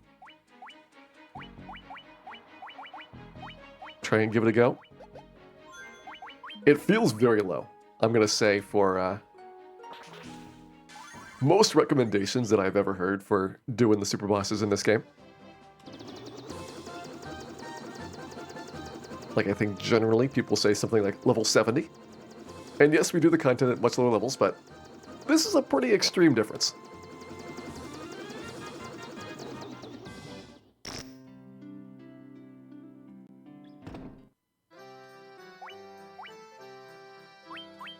Yeah, you're gonna get Ice 3. Don't think you care about A-Rub. Probably should get Heal 4 and Cure 4.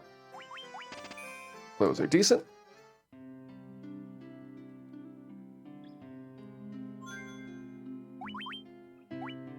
We might need any gold bracelets or pro rings. Looks like no. Oh, I think 40 is going to be extremely hard. But it should also be entertaining. We probably don't need Death Swords. Don't need any more Diamond Helmets.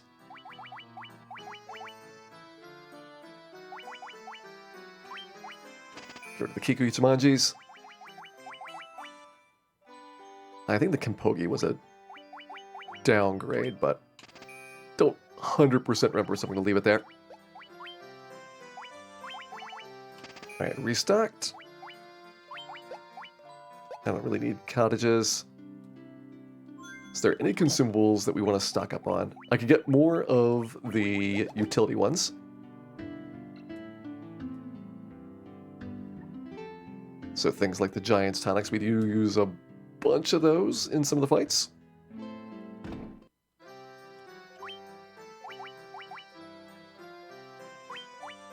Fade, yes. I think we do want the wall spell. And I think we want to get life too, so... Good selection here. Does Kimpogi scale with level? I don't think so. Yeah, it's now -6 for comparison versus the Opal Bracelet. It gives you a small attack bonus, but -6 is a bit of a downgrade. It would give Red Mage +8. So you could think about it from the perspective of a net +2 for your entire team.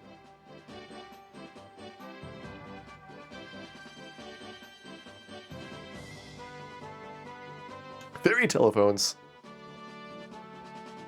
Fortunately, I know where this fairy is exactly. No need to hunt around and scavenge.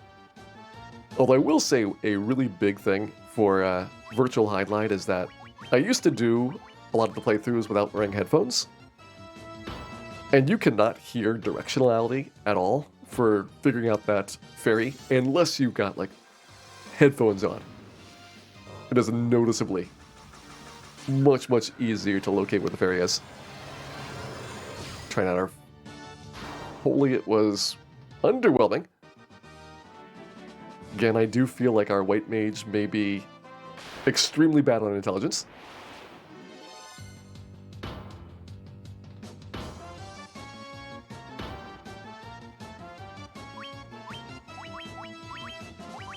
Let's try your Ice 3 in comparison.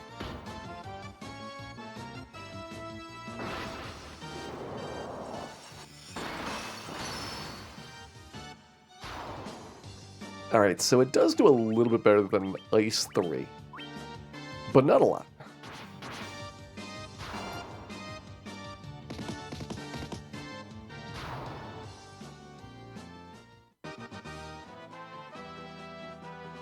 Yeah, Kimpogi does give a strength bonus, but it seems like it's pretty small.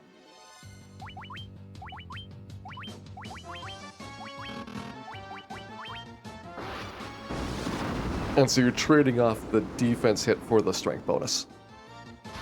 But then Red Mage gets a defense bonus, and it's like, alright, if the Red Mage was more important, I could maybe see an argument there that Red Mage stays alive better.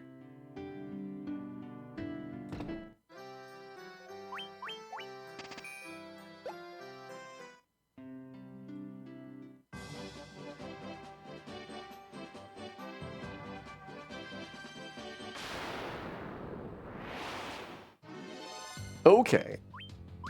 Maybe now I'm understanding it. So you get the strength bonus, and you don't lose the black belt defense bonus? But clearly at our level, we're still down compared to an opal bracelet. Which makes me kind of skeptical that we're going to ever get to the point where we even equal the opal bracelet. But that's good information that it might get to better and better value to move that opal to the red mage.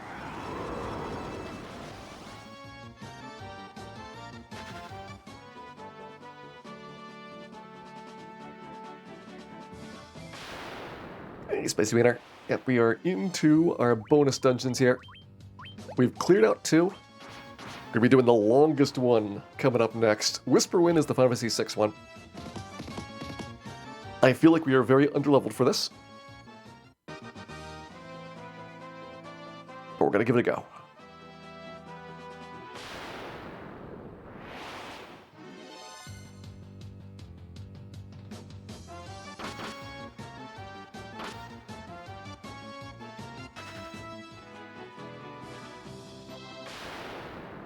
I feel good about finishing with... If I can go at least 2 more hours, I think we should be in decent shape.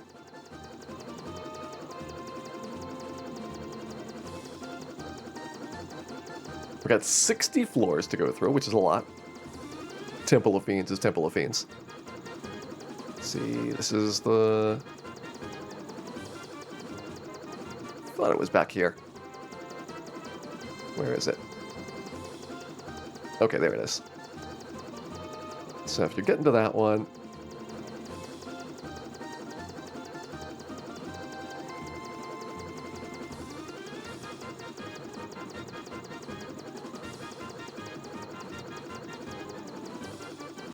I should probably just go to the ice cave and go backwards.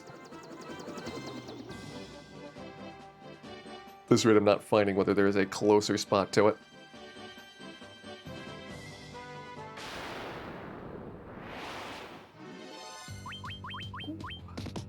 But not too bad. It is not your ordinary Canoe Zone encounter. It is far more delicious. Hey, Uno Squid. Thank you very much for resubscribing back for 49 months. Hope you're having an amazing night, enjoying your weekend, and having some fun with Final Fantasy on the PSP here today.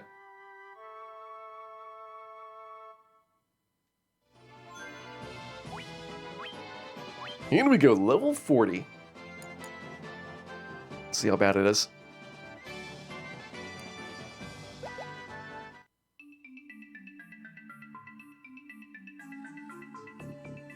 Now you would think this would be the C one, but no, it is the air one. We get the robot parts. All right. Missing 2 parts.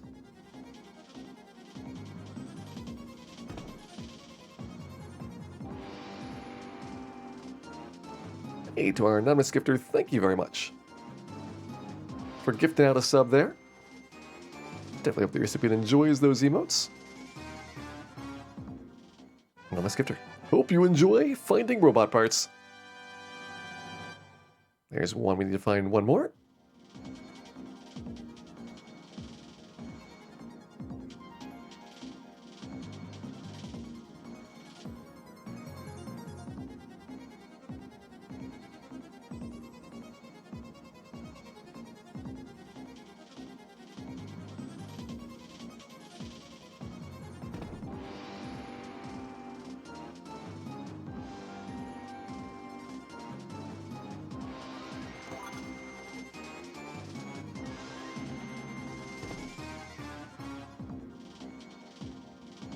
Come on, robots, where's your parts?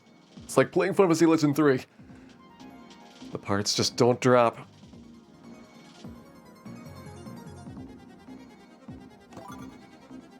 Hey, Terjal, thank you very much for resubscribing back for 57 months. Definitely hope you're having a wonderful time. Welcome in. It is great to have you here tonight. Alright. Found the 2 parts.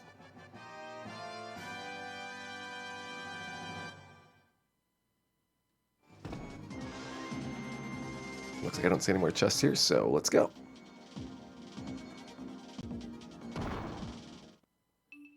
Lure 2. Oh, the dwarves. We're getting the hardest ones first. Alright. So we need to find the dwarf item. Start this whole thing off. Your stomach hurts. You don't want to talk to me.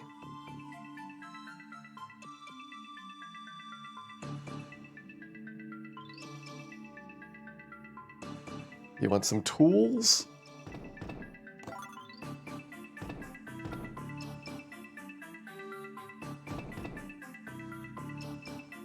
Instruments?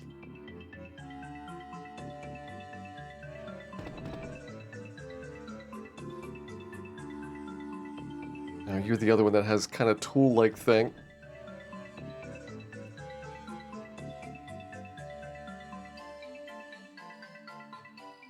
Alright, you got the carabao.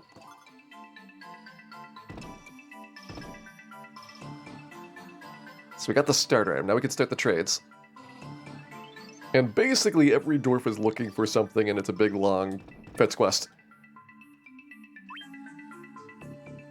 You got an ocarina. You're looking for the key. I feel like that instrument at the start. You want the autograph. Is that Melmond too? No, Melmond would be nowhere near as nice to give you the parts that you need. Speaking of parts, you need more parts.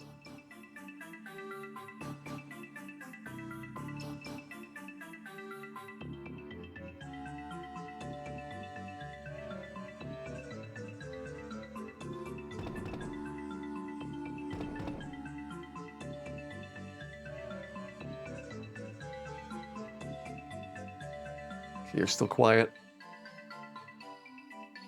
You're just the intro guy. You need the medicine.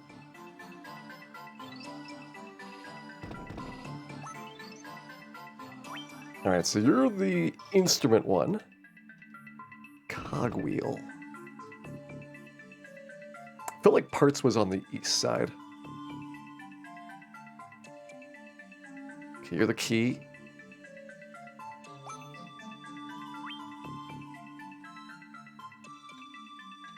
Pickaxe, okay. That seems like a tool.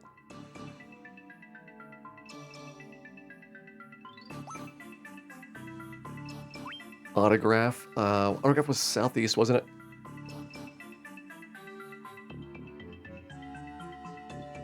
Yes, these are the most intensely lazy dwarves the world has ever seen.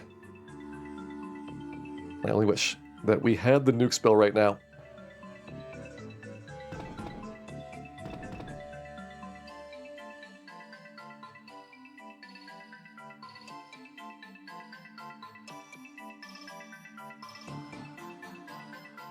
Okay, your key.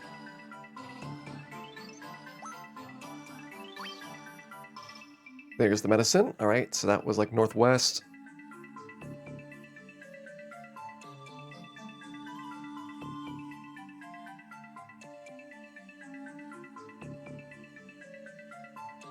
Now up here.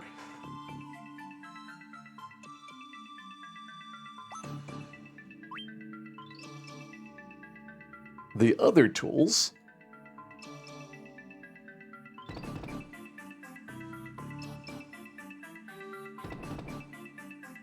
All right, who needed the other tools?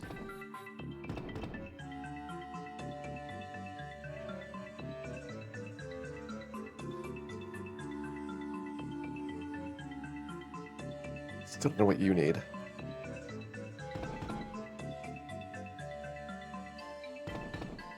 Hey, DS Koopa, welcome in. Hope you had a great time streaming. Those that don't know, DS Koopa, proprietor of the fine video game establishment Pink Gorilla Games in Seattle, Washington. And welcome in, Raiders. We are currently doing Final Fantasy on the PSP. This is a challenge run to do the entirety of Final Fantasy PSP, no glitches, and then also all of the Dawn of Souls dungeons, which were added in on the GBA version. So if you have never seen all of these bonus dungeons, hope you have a great time checking it out. That guy needs the medicine. And Cody, thank you very much for subscribing there. Definitely hope you enjoyed the emotes, and thank you again for the host. Hope your stream went well today. You doing some convention preparation? I know that Emerald City is coming up pretty soon here.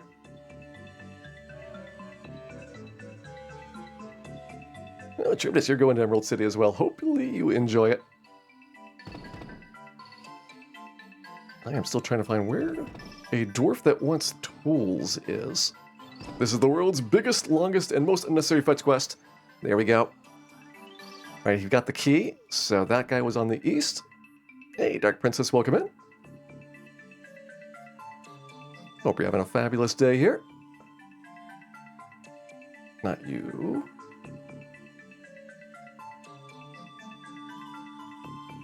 There we go. You're the one that's got the key. Token of friendship. Alright, so that's the guy that doesn't want to talk to us. We're doing the Labyrinth of Time. We are doing the 4 dungeons from the GBA version. And Labyrinth of Time was added into the PSP version, but I don't think we're probably going to be able to get to that tonight. That is a really long one on top of the ones that we're already doing. Hey, Jason Monday, welcome in.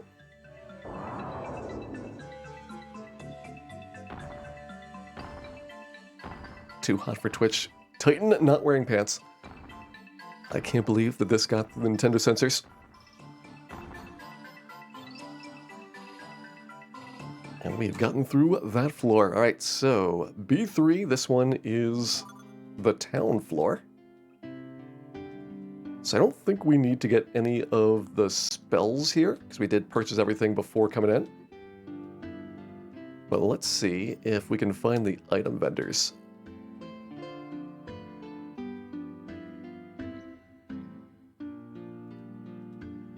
Nope, you're black magic.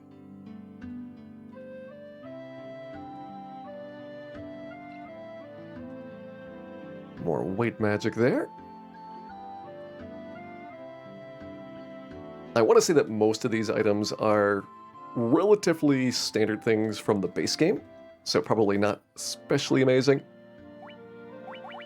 Well, these are GBA edition ones, so they cast spells in battle, so we can get unlimited wall spells, or at least as many as I can carry. May be useful if we end up getting dispelled by something. So I'm going to grab these. Everything else I don't particularly need, most likely.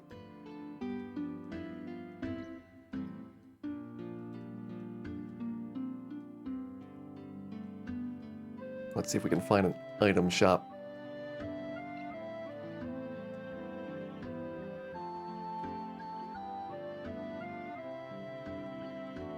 Ah, yes, the Sony Nintendo split.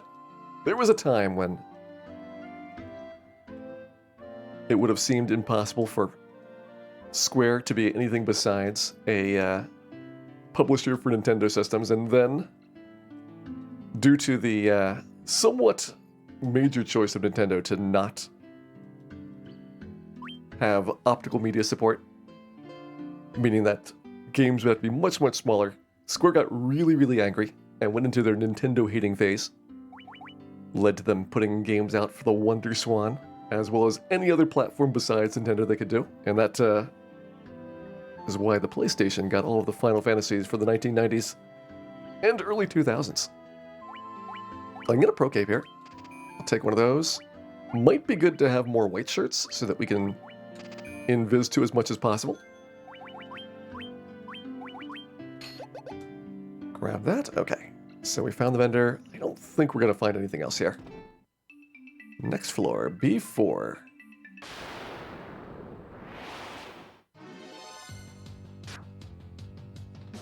Didn't play Super Mario RPG until after the split. Yes, Super Mario RPG is another game that is kind of amazing that it came together because of how protective both companies were of their intellectual property for characters. There was a time where Nintendo was kind of experimenting, licensing things around, which is why those CDI Zelda games exist. And there was such a terrible reception from them dumping their beloved characters onto these really, really awful games and platforms that they became incredibly restrictive at who they'd be willing to work with. And that's why it's always amazing to see things like Super Smash Bros. That brings together characters from all kinds of series and games. Which is really not something that ever used to happen until I think Sakurai was just plugging away for years and years trying to make those deals happen. Ooh, the Mario movie. Look, there were mistakes. There were mistakes that were made in the past. And I am certain that they would never make those kind of mistakes again.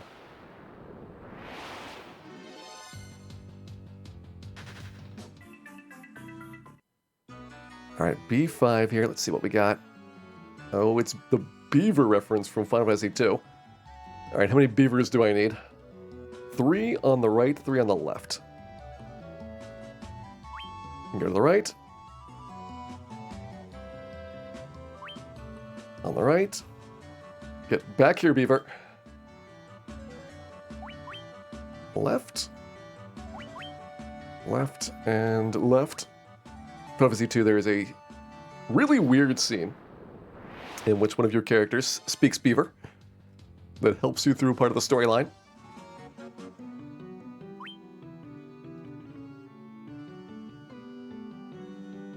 And now we speak beaver as well. Also around B6. So this is the overworld level. Another one that's got a really big kind of outdoor-like environment, even though you're technically still inside of the dungeon here. Which is why you can like dash and do movement from the regular floors. But I think it looks like a really cool concept level. That would have been kind of neat to see, like, different or more overworlds in Final Fantasy. They did do this with Final Fantasy III, that you had a whole bunch of different overworlds that you could travel to. And it's a neat way to kind of expand the game.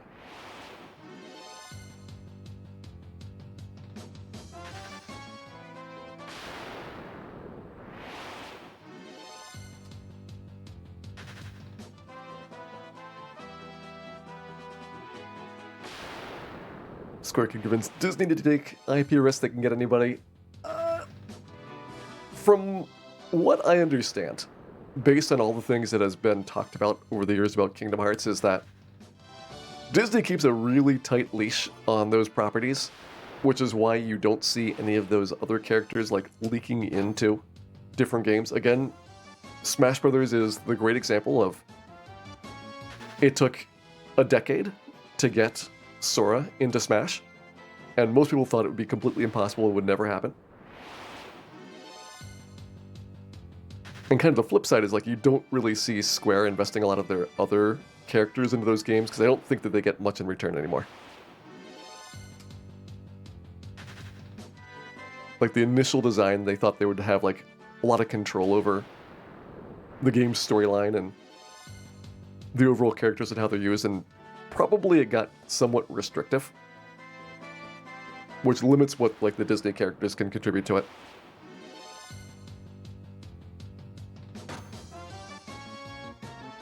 You recently played all these in the GBA version. Yeah, I think that because those are the only two versions that have it, they're pretty similar in terms of execution for it. PSP looks better. This is like the best looking version of Final Fantasy out there. It's got great music. It's a little bit less accessible now that Sony's kind of shut down the PSP and PSTV and all of their handheld stuff. It is difficult to get people to play PSP games. They're not super rare, so I don't expect, Final Fantasy to ever be an incredible collectible item, but as things kind of drift out of easy access to the market, it's a shame that they didn't include these in the Pixel remasters, because that would have been a way to make it a really easy way for somebody to kind of pick up and try this content.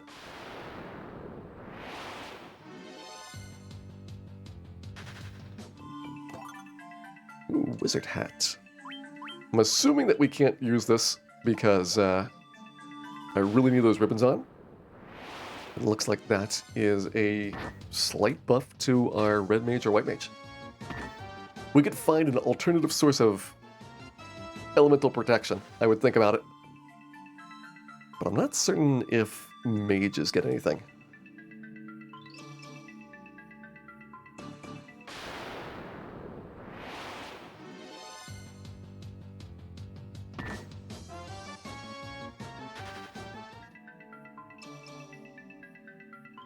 Alright, so we've explored that pretty well. I see the center area. I don't think the stairs would be in the middle. I'm kind of game theorying the map designs. I feel like they are primarily putting exits in the corners.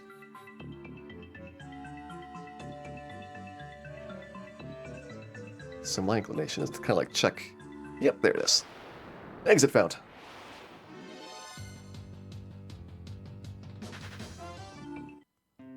Floor 8. Oh, is this hide and seek?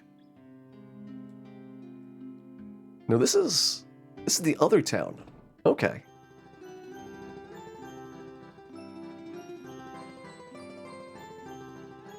I think that there is a regular shop here. And we'll see if we can find anything useful.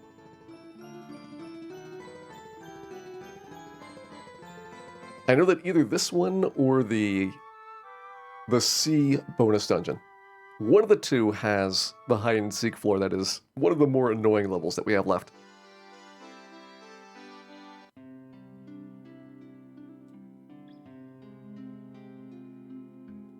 Let's see if we can find where this shop is.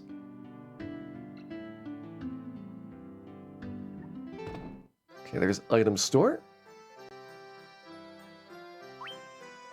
Dual rapier, gladius, bard's tunic, high potion, and protect drink. So they pick a kind of a random assortment of items that you can buy here.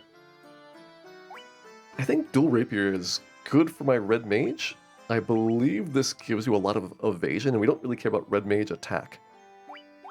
So I'm thinking about this. Bard's tunic, I don't know what that one does. Gladius, I don't really know what that one does, but I got so much cash that I can buy all three of these and see if we ever need them. Can also buy out the protect drinks. There we go. Alright, so yeah, that is a lot of evasion. I'm a pretty big fan of that. Making our red mage harder to hit. Bard tunic. So it takes your defense down a bit. I'm already not that great because it's a gold bracelet base. I don't think that is worth doing.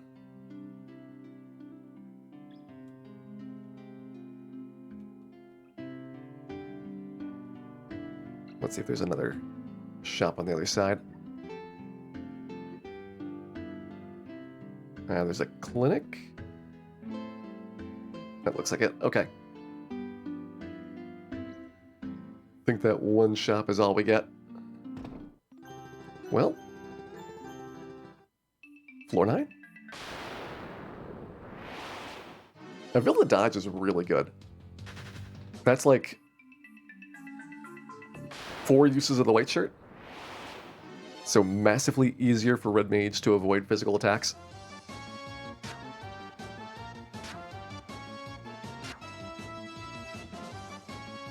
And considering red mage has a little bit of an HP problem, I am okay with this. Bard's tunic resists silence. Okay, that's useless. You notice resist silence? Ribbons. They resist everything. Stamina plus. I do believe I can get more HP on the red mage. That'd be nice. Luck plus. I'll put it on the black belt. Got anything else? Nope. Looks like it. Coming up on our first of the Final Fantasy VI bosses pretty soon. I believe it's floors 10, 20, and 40? I don't know if there's one on 30 as well. But I think we get at least 3 of them here.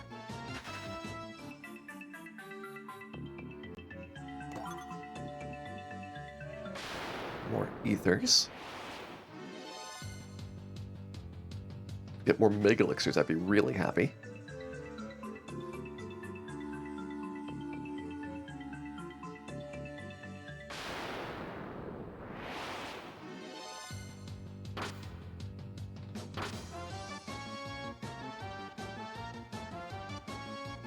If we could get some stairs, where would stairs be? Again, corners are usually pretty good. Try northwest corner here. Kind of seen southeast, yeah, there it is. Not gonna fight Shinru Mega. Nope, they're after this. Right now, we gotta fight somebody from FF6. Let's see if we can find out where they are.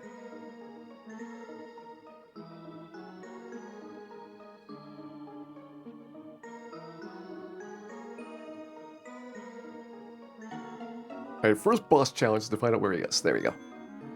Boss has been spotted. We're pretty much at full health. Let's see how we do. Let's see if we get some good Final Fantasy VI music here as well. Typhon. Okay. So probably instant death is a big deal about this.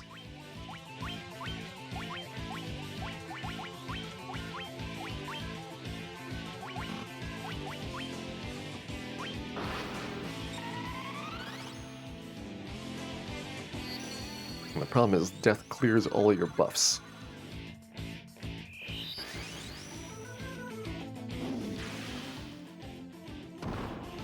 Well, I didn't really want that fighter anyway.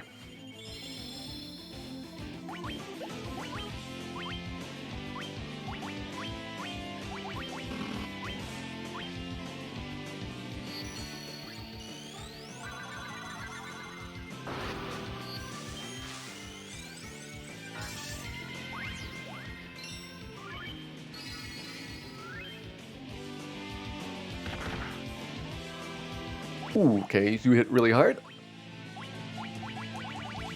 I think we need to prepare in case Red Mage gets punched. With the Giant's Gloves.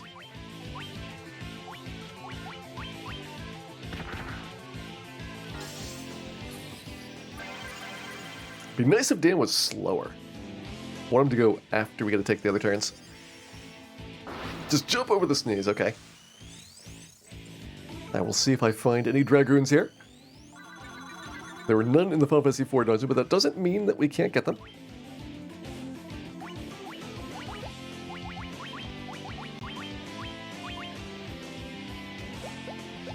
Actually, if you use white shirt. Not curtain, shirt.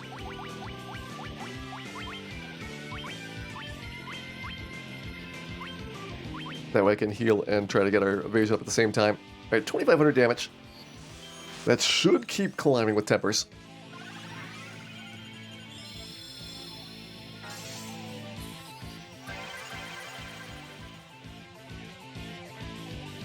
Don't hit the black belt. Good.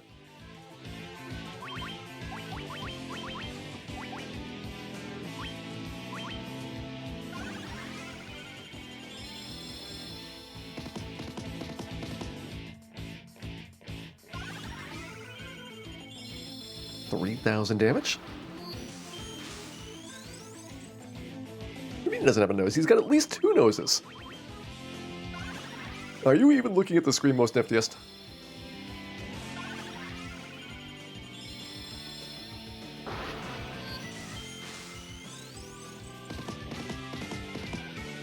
$3,500.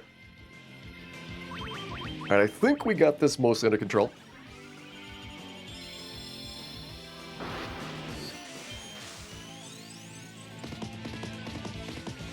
$4,000, and there we go. So first FF6 boss is down. Suplex. The train is later. There is definitely a train in this one. When Genji helm, probably useless because again, we kind of want to have the ribbons. It is a very good helmet. I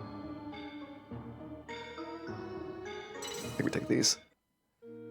Alright, floor 11. This is a pretty simple floor. I think we just talk to all of the flames. And the stairs open up. These are all the enemies that you beat earlier in the game. You get to hear them quip at you. There goes the mud golem. The bone. The Sahag. The Bull.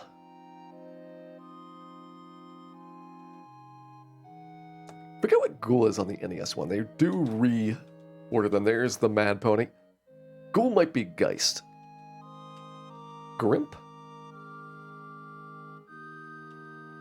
That's Gargoyle, one of the few that didn't actually change names between the US and Japanese ones. There's Ogre.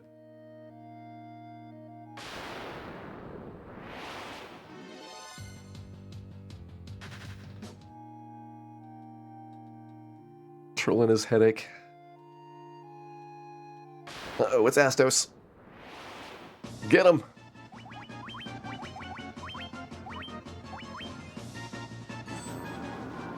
Thinking he can rub us. Rub denied.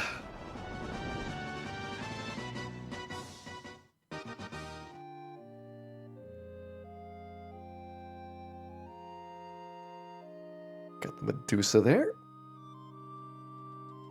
There's the Imp. The Wizard. The Mummy.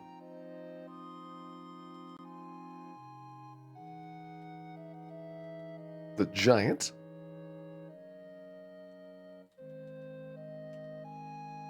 That's the Mage. It's easy to get when that confused, and there is the Vampire. He hated Astos. Astos, when we were doing the solo challenges, was one of the most massive pains in the game. It's such an early boss that you get bottlenecked super easily. Ah, the fairies.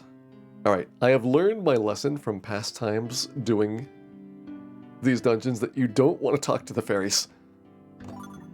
So randomly, some of the fairies will full heal you, and some of them will take you down to 1. But I don't remember which one you have to talk to. So, let's see. Okay, you're the good one. Yeah, we're just not going to deal with that floor. Okay, 13. Oh, is this just the invisible floor? Or is this one of the regular castles? This might be one of the regular castles. There's a really neat one that has the floors kind of fade in and out. And so obviously you could just wait for them to fade back in so that you don't fall off the edge. But what's the fun of that? Instead, you want to try and remember as far as you can run so that you can go much quicker through the level.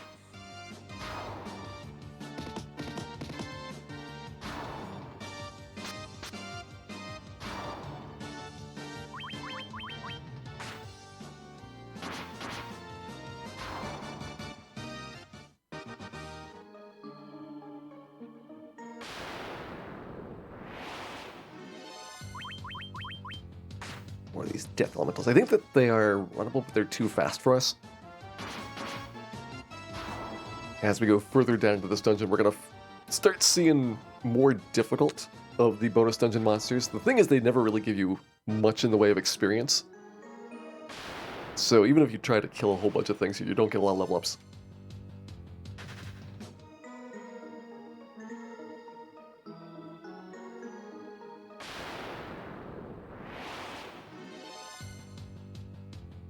Genji set resists everything.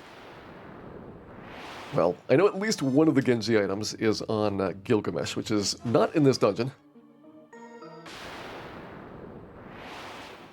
I think Warmek's got one of the Genji items. It's got a whole bunch of weird spots that I've seen him in the past.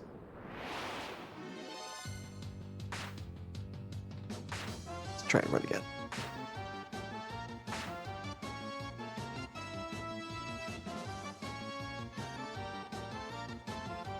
Yeah. Death elementals seem to be hard to get away from.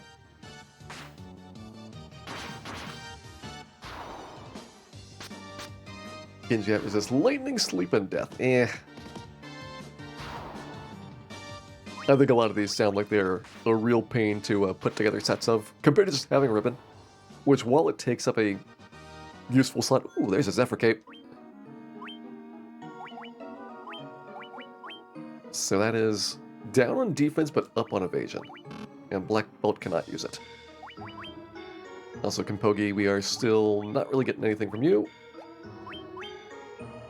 More evasion on the White Mage. More evasion on this really, really evasive Red Mage. But lose 4 defense. Eh. I don't know if I'm feeling that.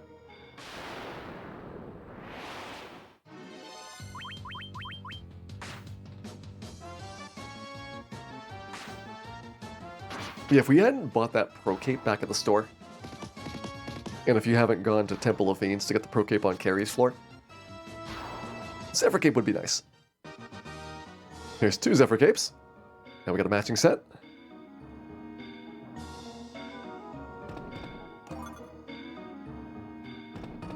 Alright, well, I haven't been in this part of the floor. The boxes are still here. But where's the stairs?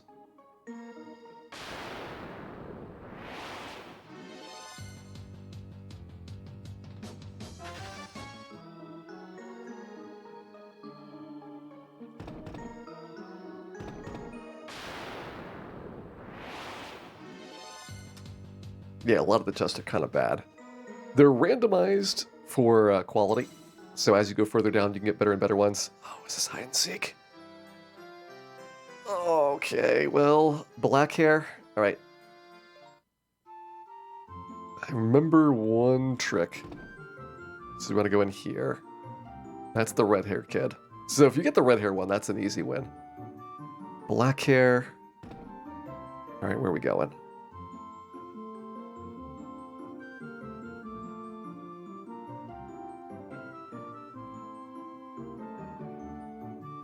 Alright, so this doesn't really go to a lot of places. That goes here.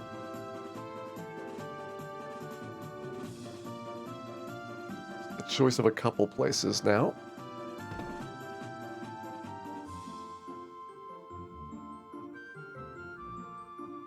Is that the same area? I think that's the same area. So we went through that one. Let's try this one.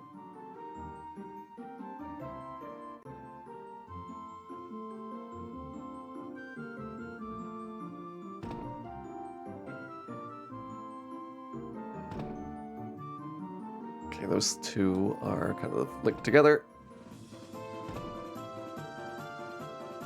So that's not making us much progress here. This area seems to be the wall zone. So you got that one, and you got this one in the corner.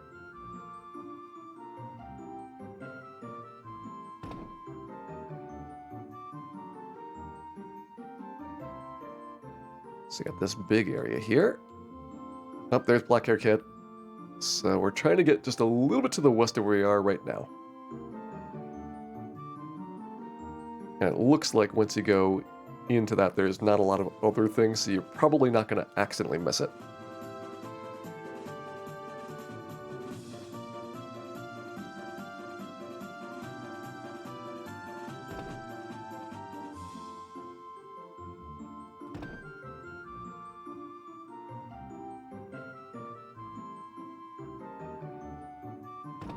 Let's try over here.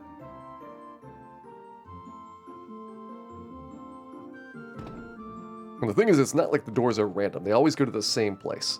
But it's a very confusing labyrinth. Okay, those two go linked together. So you can actually go backwards to that one.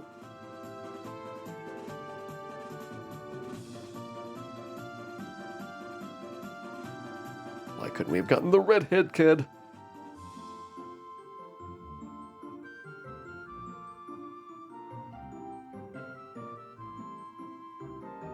Redhead would have been so easy.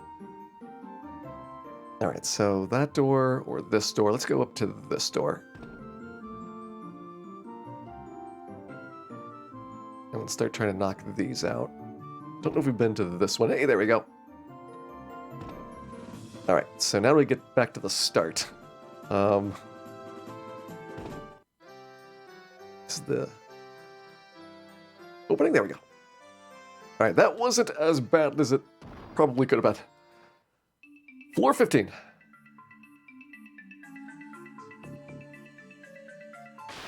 So we got a big earthy region. Okay, we want to try corners. Okay, that was a pretty fast one. Floor 16, so this is like Marsh Cave.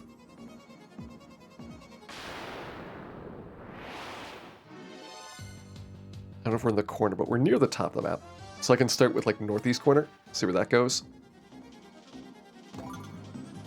Gets me a box. Potions. The others are probably going to get better as we're starting to get into the second half of this place. Alright, it wasn't northeast corner.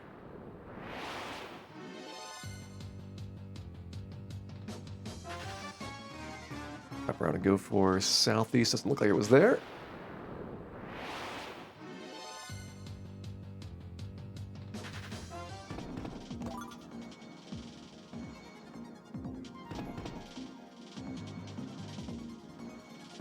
There we go. 17. Another one that's a similar floor.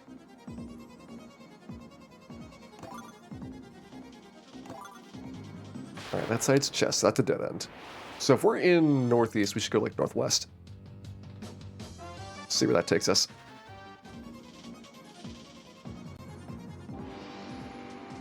Hopefully make some more progress here.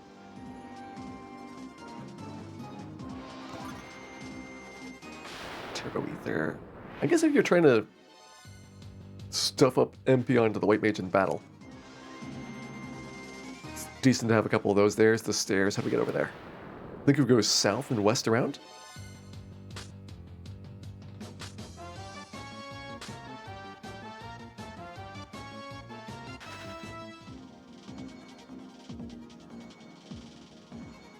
And I don't think we're going to get that chest.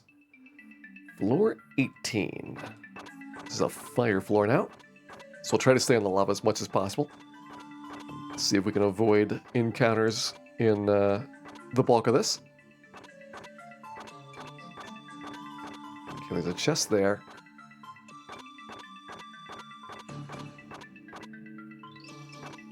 Otherwise, I'm going to stick on the outside. Southeast corner is stairs. Floor 19 next. Ooh, golden apple. Soma drops. So these are permanent HP and MP ups. I mean, definitely HP on the red mage. Kind of the person that is in dire need of that. I think MP up on white mage. You're going to be doing all of our healing. You need that the most.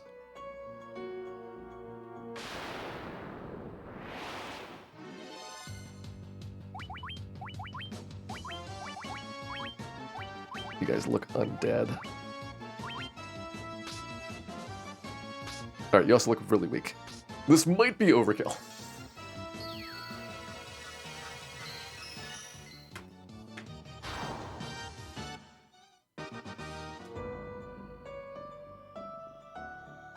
Alright, so I can get in the water.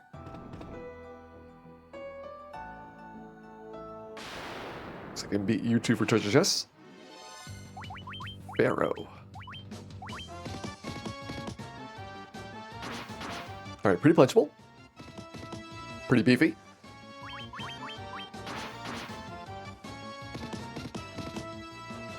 It's like 1200 health.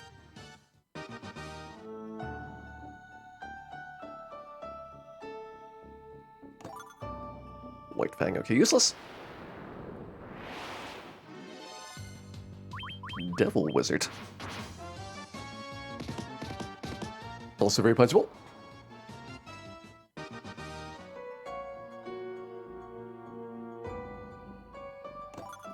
Yeah, this floor is kind of neat. I like the ones that have like an interesting story look to them, as opposed to just kind of like, here's a big empty place that you have to wander through. And I really like these better than here's a big giant overworld with lots of annoying stuff to do in it. This one seems like it's a pretty small floor in comparison, if I remember correctly.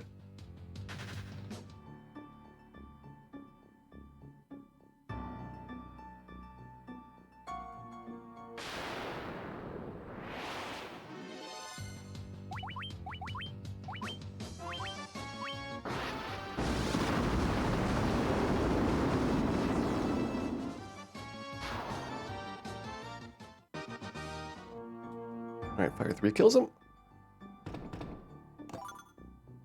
Got money, we got a blue fang, so other than those first 2 chests, we didn't really have a lot of good stuff in here. We might have gotten especially lucky with the opening boxes.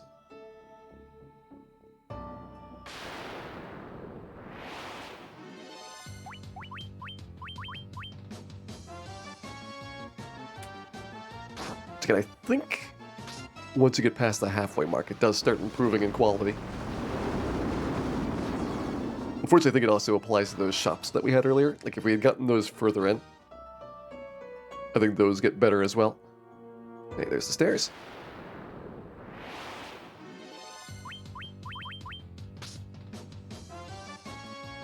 That one wasn't bad. And we should be coming up to the next boss pretty soon.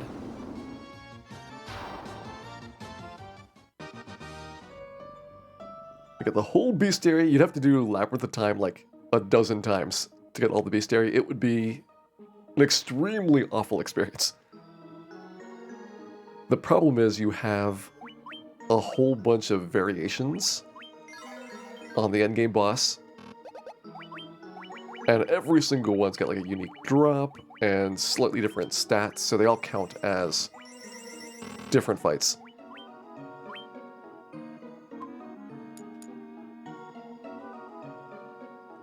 Yeah, that's on top of the 1 in 64 Warback, the 1 in 64 Iron Golem, the 1 in 64 T-Rex, and the 100% chance of getting Ultros. I'm liking Ultros. Let's see what we can do here. I'm gonna say Giant's Tonic the Red Mage. Feels like you've been needing that. White Shirt at the start? Torn between White Shirt and going with the Proteras.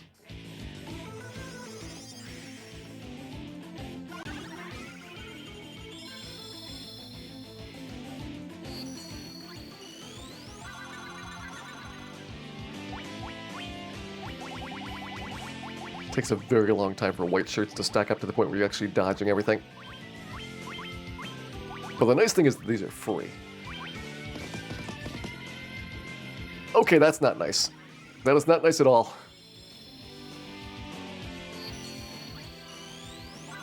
My Dan experience is destroyed.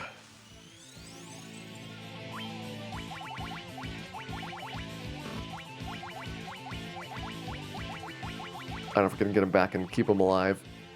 If Ultros does a whole bunch of inks, we could probably be okay. Let's just hope to get lucky. Yeah, probably worth a try. 1 in 8 chance, by the way, of Dan being targeted.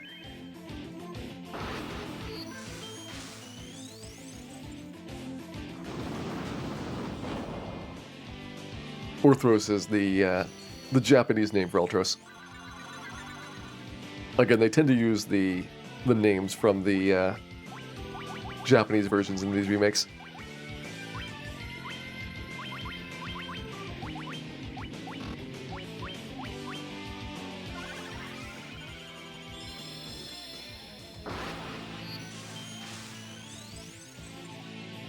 Good ink, alright. Buying me some time.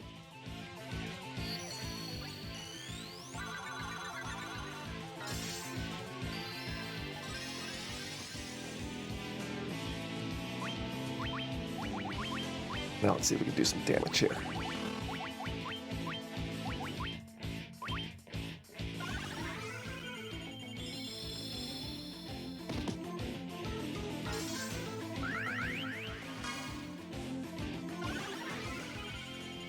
So Dan does not have as much evasion as the rest of the team.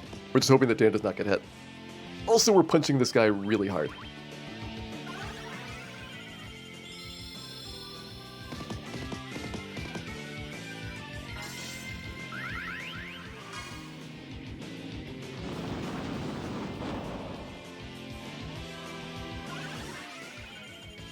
It looks like Operation Black Belt Punch is being successful.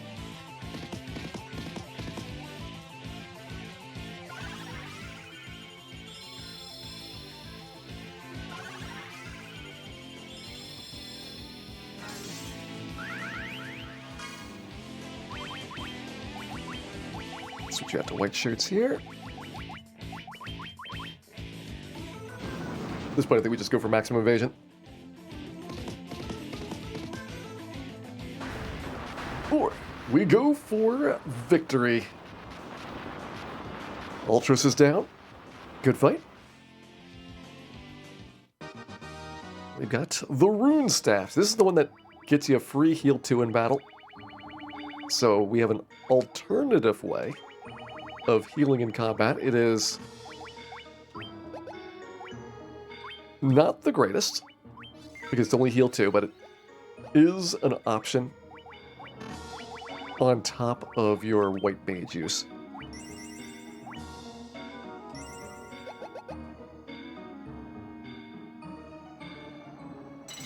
Let's keep going.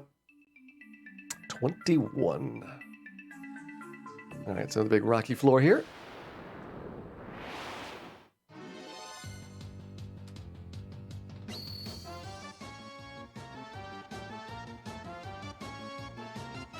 Dark Elemental flashing at us. Looks like you can run from those things. So Death Elementals we couldn't escape from, but Dark seems okay. Definitely run from Element Weaknesses if you get a first strike on something. Then it is always runnable. Soma Drop, Giant's Tonic, Luck Plus. Okay. Well, let's use Soma Drop on White Mage. Luck Plus on Black Belt.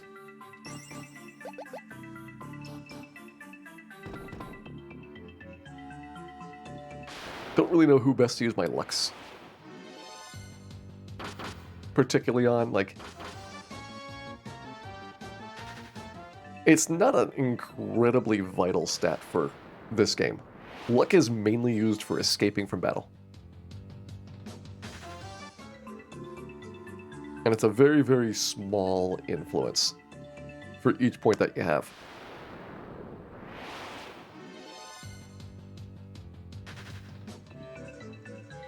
$22. All right. Okay, that's a fast one. 23, another one of these castle floors.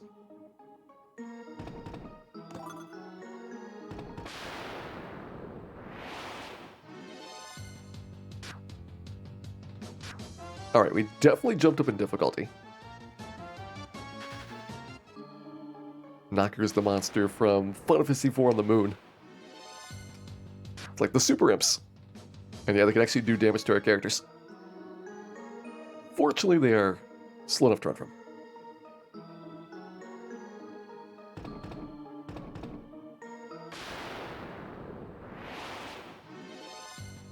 Dual Knight and Unicorn.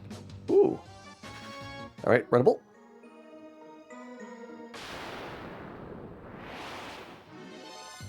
Death Manticores. Alright, these are a little bit more hardcore than the regular Manticores. Not certain if I'm a fan.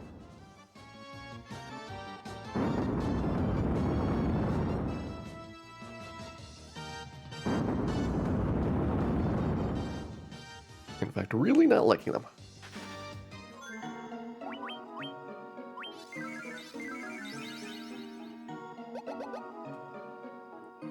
Liking the stairs though. 24. Alright, so a big ice cave floor. It's got the spiky tiles, so we can, just like lava, avoid encounters by taking damage by walking around. Where are we walking to? It wasn't northeast. Right, northwest looks like it's boxes. Speed Drink, Spider Silk, Cockatrice Claw, whatever it is, we've got plenty of them, so nothing good there. I think I'm heading southwest. If it wasn't northeast, we'll try the opposite corner. Level cap is 99. We are currently about level 40. So we are way, way below what the recommended level for doing these dungeons is.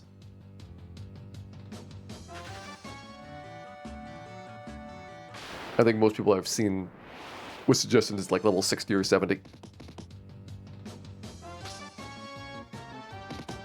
Alright, those things hit really hard. I would like to try on a round when we are not getting pounded to run from them, but I'll kill this group.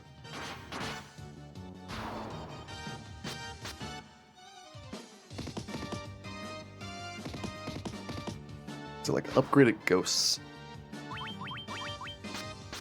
And the Revenants were the same things that we saw earlier in that undead floor, so they weren't too bad.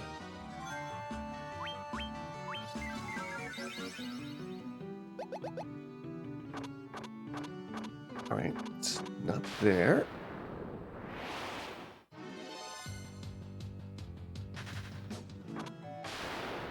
Still trying to get that southwest corner.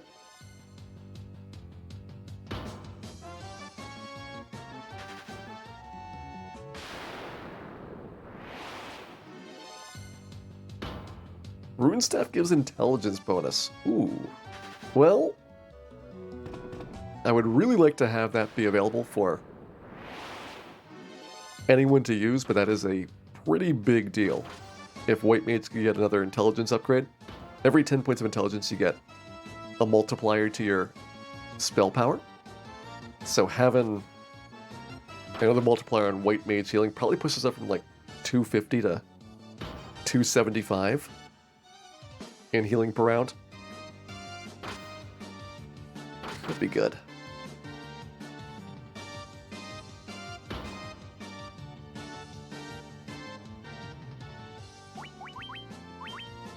Okay, running seems tough.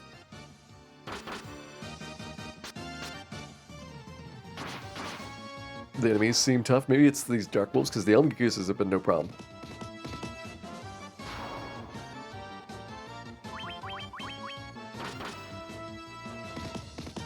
They have so far been quite cooperative.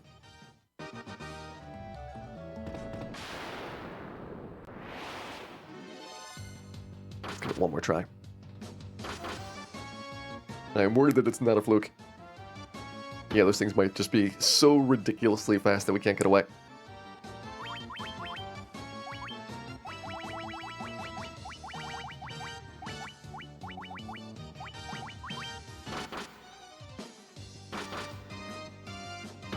Doing a quick check here. Dan with Heal Staff. Used as an item. Seeing what his base healing's like. We can check again once we have the item equipped. Hey, Apex Corvette. That was 120, let's say. Welcome in, Raiders. We're doing some Final Fantasy on the PSP right now.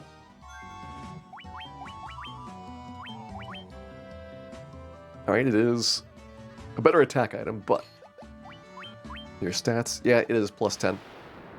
He was in the 30s before.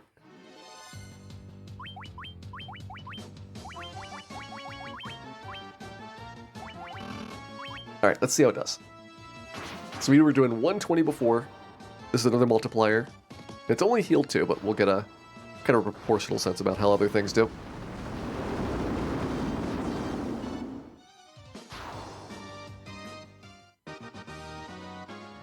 Hey, Niven and John, welcome in. So many encounters.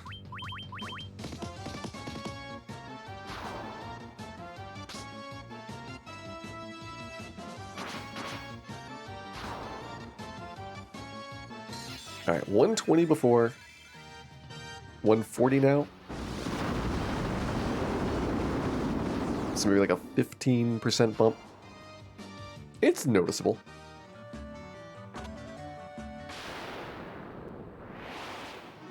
And if we're looking at something that's more like 200 base, or 250, that probably does put us around 280 for the heal 3.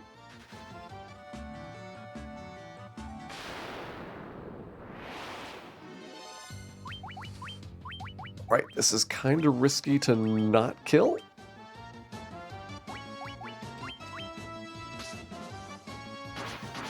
Not a big fan of this floor. Needs more encounters. Yeah, the encounter rate is very cranked up from the original Final Fantasy. It's something that I definitely think would be a massive improvement. Like, you could probably cut the encounters in half. Maybe even a third. And it would still be a decently well-balanced game for the difficulty of zones. There we go, found the stairs.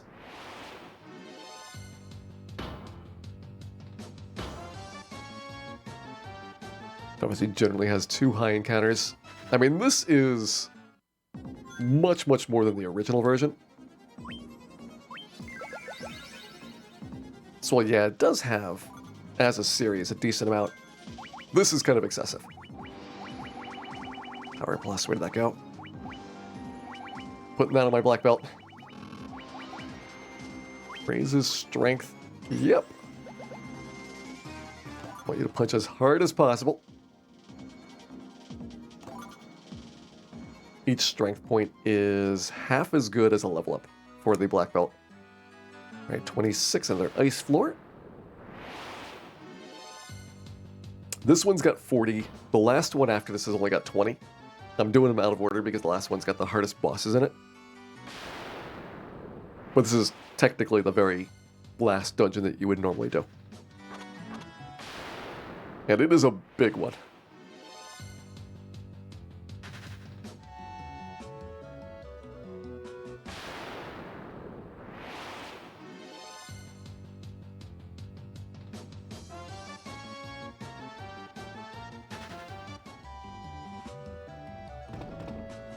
And there's just items.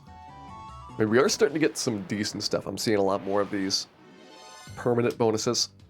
We haven't really been getting a lot of equipment.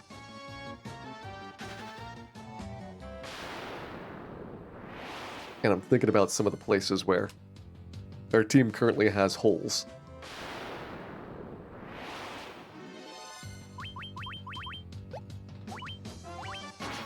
I think a big problem with that equipment is just that we've gotten mostly helmets, and that does not work well with my everybody gets a ribbon strategy.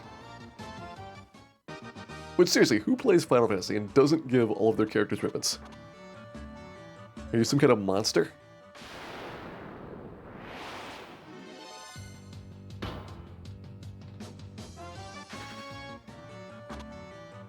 There's no stairs here. Alright, so it's not the middle.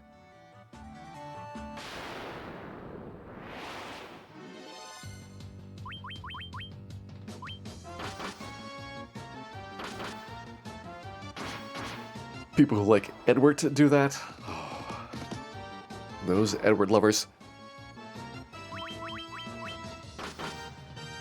I hope one day they do pay.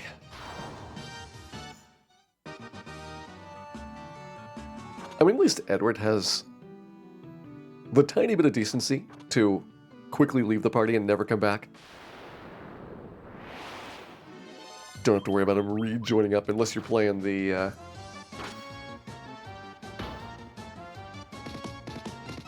after years. In which case you've got other problems.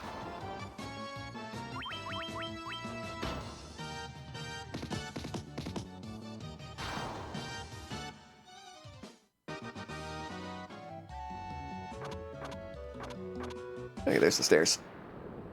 We must have started right next to them if that is. Coming back around and seeing them there.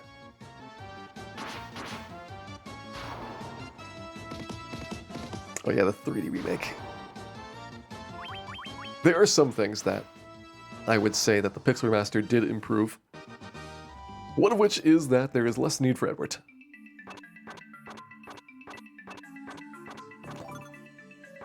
Also, this is a lot of lava.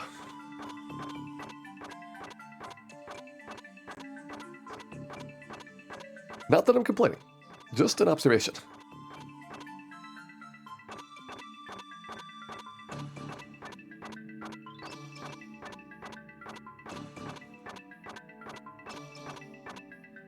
Okay, there's the stairs. Good floor. Big fan. 28. All right. Let's try the corners again. We are 2 floors away from our next boss.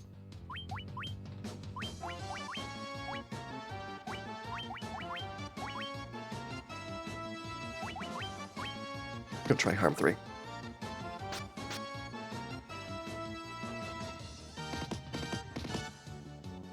Alright, so 468 kills these things.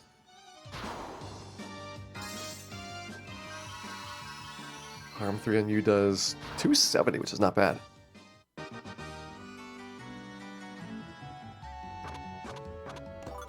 That's a chest. Alright, we're gonna try... Northeast looks like it's a room. which historically has not been super profitable, but I know that at least some of these floors do have exits and rooms. So I can't totally ignore it.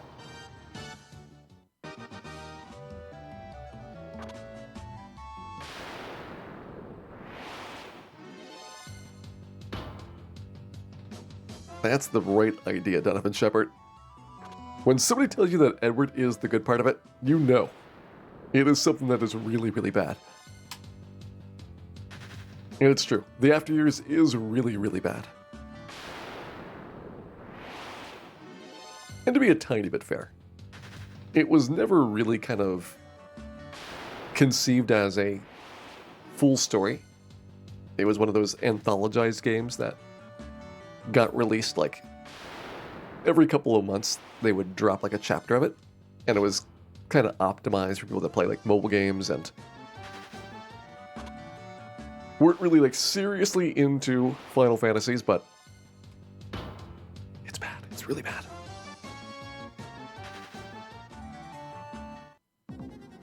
$29.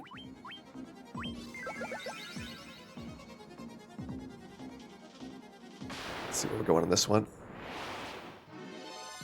Yellow Ogre. All I care about is, can I run from you? I can. Yellow Ogre is good. Hey, stairs are good too. And it looks like we have hit B30. And I am pretty certain that I know which boss from Final Fantasy VI this is going to be. Let's see if we can find where he is.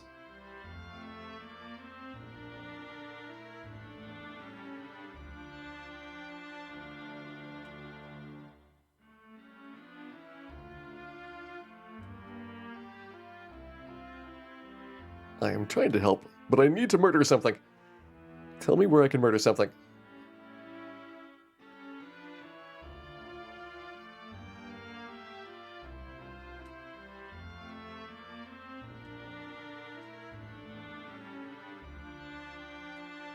Yeah, this is definitely the Melmondo Towns. It's got the stench, the death, the decay, and it's a pretty awful place.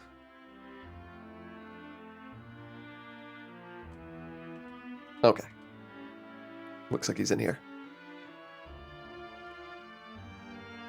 Hey, Chomps. Welcome in. Definitely been having a fun day today. I'm about to see. Can we suplex a train?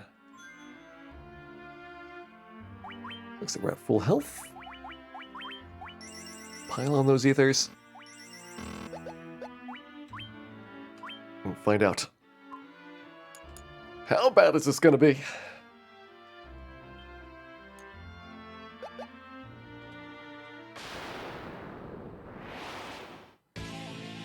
Phantom train time. So, I think this is a lot of just really heavy physicals. And like AoE acid attacks, if I remember from past playthroughs. I'm almost tempted to have you guys focus on defense first.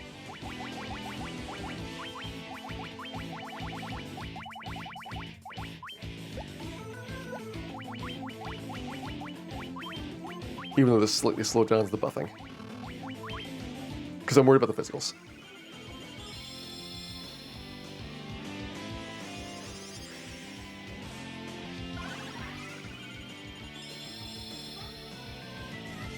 Should have been worried about the gas. Ooh, that's a lot of damage. Alright, concerned. Definitely concerned.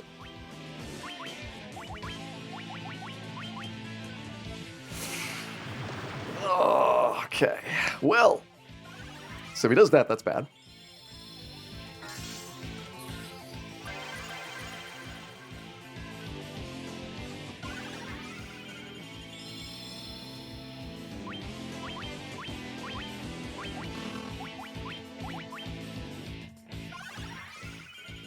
Thing is, can we get Red Mage up?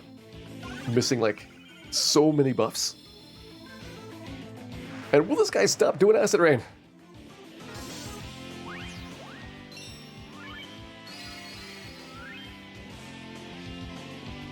Alright, might need a new plan at this rate.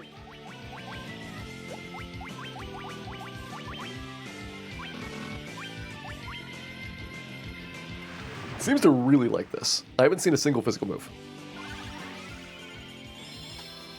Let's start this fight over.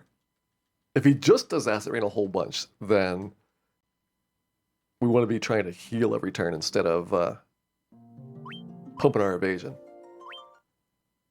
But we don't know if that's what his pattern is like. So we'll experiment.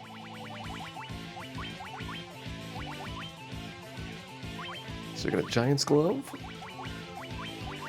Haste. Hope that Dan goes after the train. Nice. I mean, not nice that it's doing so much damage. Like, we cannot out-heal that.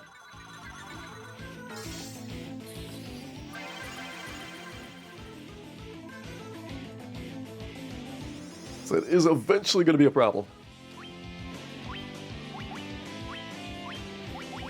But I think if we can stack up enough of this and we get like one free turn, then we might be in good shape.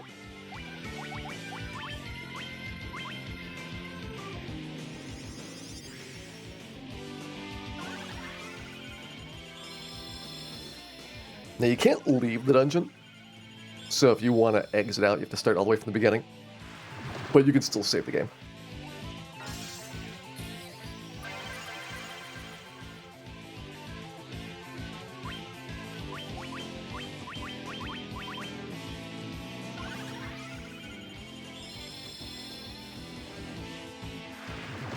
Definitely seems like this move.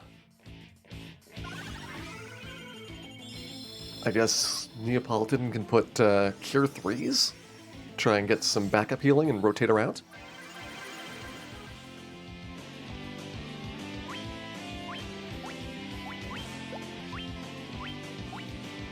Let's do you next.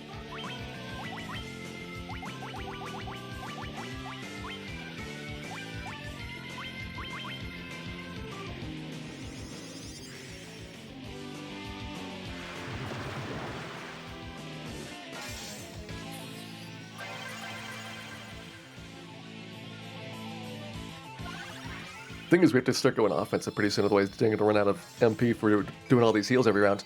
He's got like 7 turns. And that is not a lot.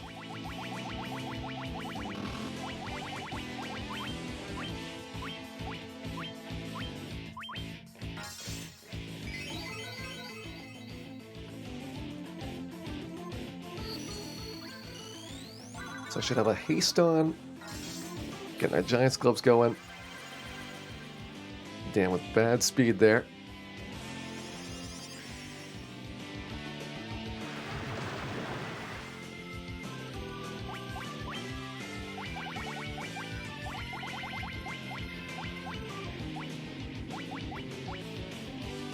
Let's go with Strength Tonics. See how much damage that we're doing right now. Looks like I've got 7 more of these. It's 38 rather than 48.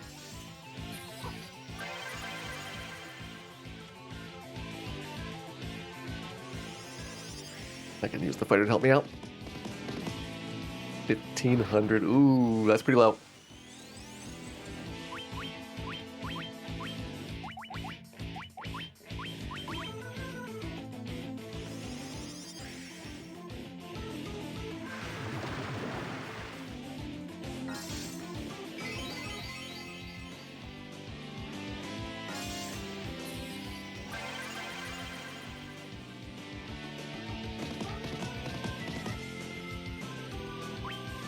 I'm trying to suplex this train as hard as I can.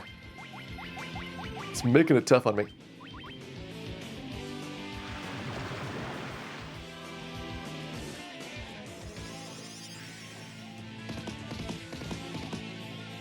Alright, we got the damage kind of starting to pile up.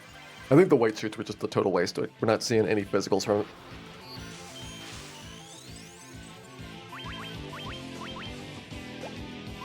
The end of the temper.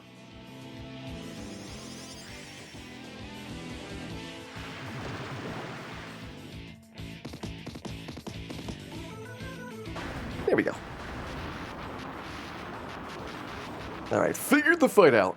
You just have to have a lot of healing and hit it really, really hard.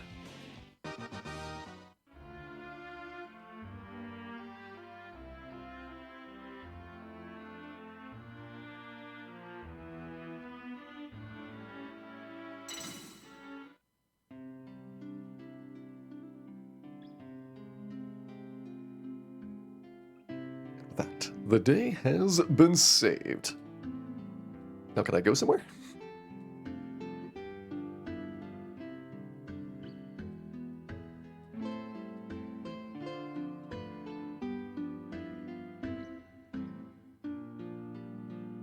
Figure there's going to be the stairs down back in here.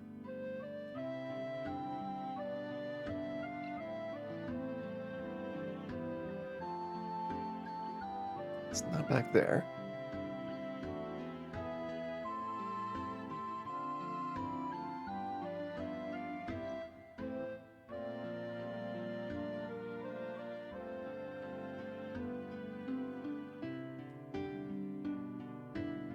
It doesn't seem like those do anything.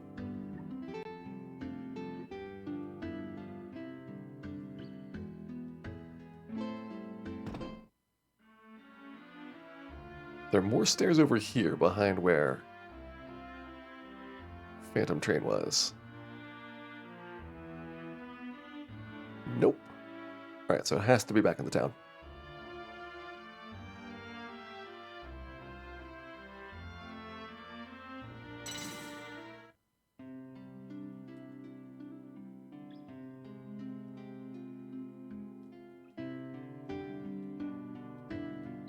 Are the stairs activated by talking to somebody?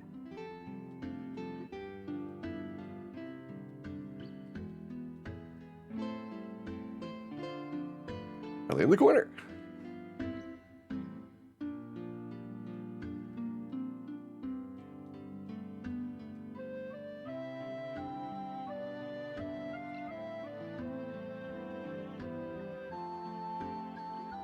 More closed doors? Okay. That'll be it then.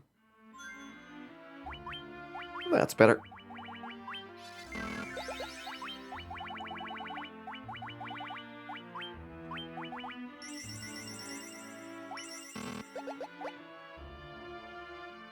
All right. Floor 31. 10 floors to go.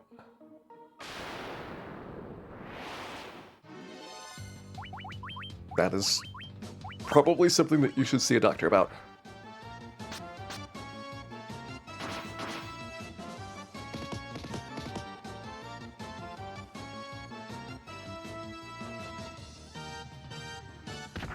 It looks unrunnable. Also looks like it hit really hard.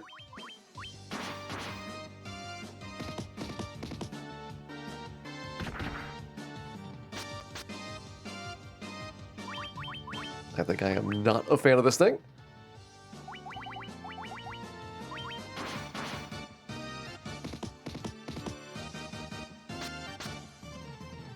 There we go. All that for 500 experience. We're talking fractions of an agama here.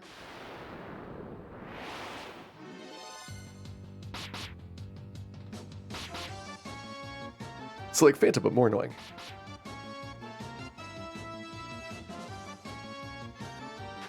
Okay, you can run from those.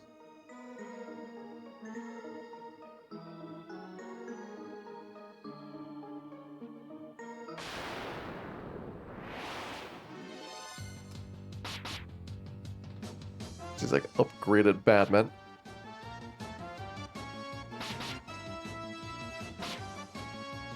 Twice as bad as before.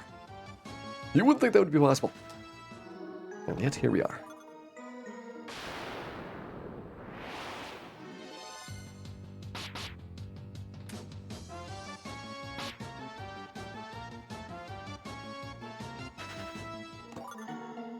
Golden apple. More HP for Red Mage.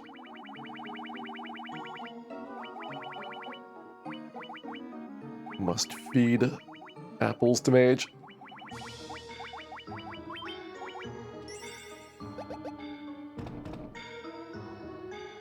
Kind of doubt it's going to happen, but if I can get up to like 599, That'd be really convenient. Oh, those devil wizards we saw in the Undead City. Recycling mini bosses now.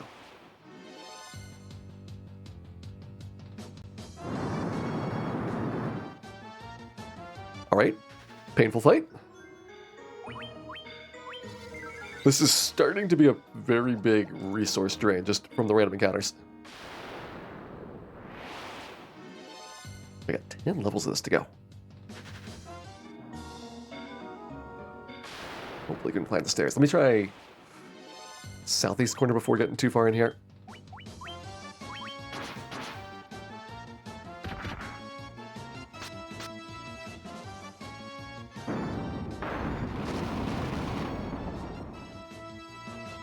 Fire 2 does good damage. I'm guessing it's an undead, so I went with fire.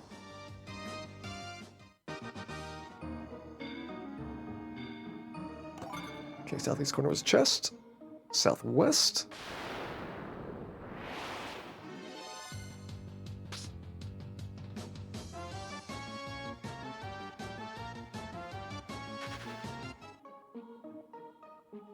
There we go. 32, another ice floor.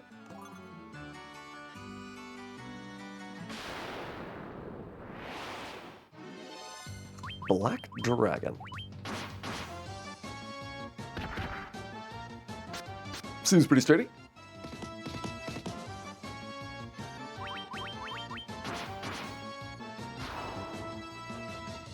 It's maybe like 1,600 health or something. At least that was worth more than the bloody eye.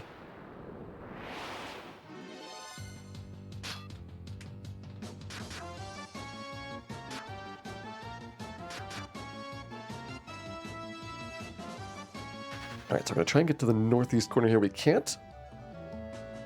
I am suspicious that northeast corner up there is where we're supposed to go, but I'm going to follow the path. Hey, Harold. Got this many floors. Yeah, 40 in this dungeon. It's the longest of the 4 bonus dungeons. This one is the marathon of the Dawn of Souls ones.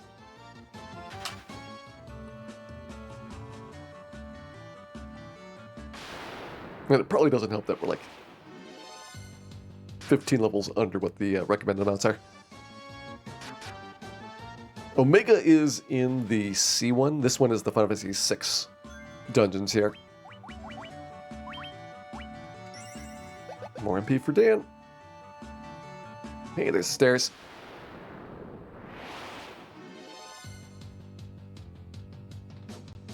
I would like to run.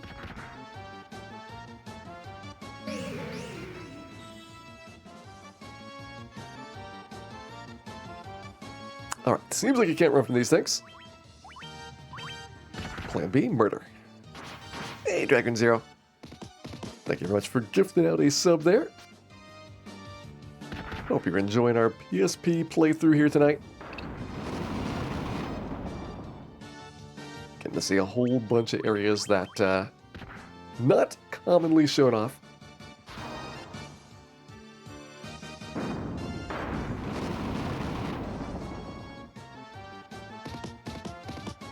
Let's see if our black belt can clench.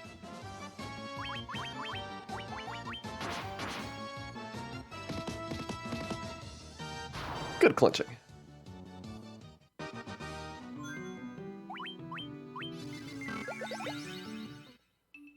$33. Alright, so another earth floor. Let's try it this way first. I can't get over to the northeast from here, which is always something that makes me suspicious. I feel the more walled off an area is, the more likely it is that's where the stairs are.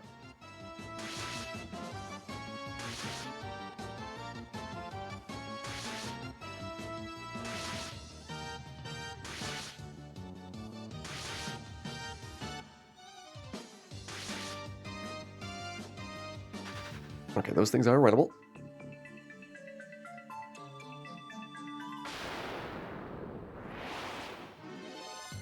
Earth Troll, more things that we haven't seen a whole bunch of. And that we are not going to fight. Alright, so it's not northeast. Let's go southeast next and rotate.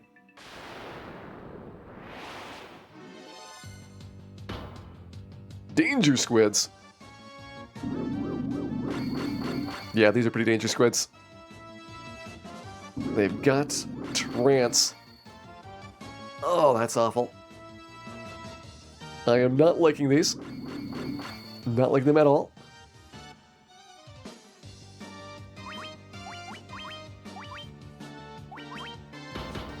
And if there's squiddies, we'll see if the Lit 2 does well.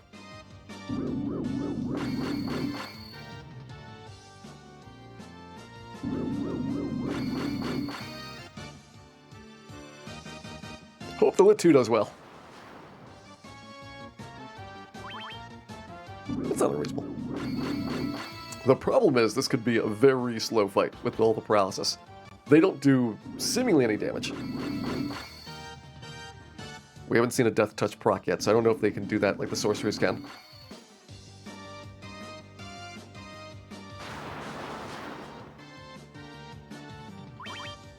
But Dan by himself is going to take a while.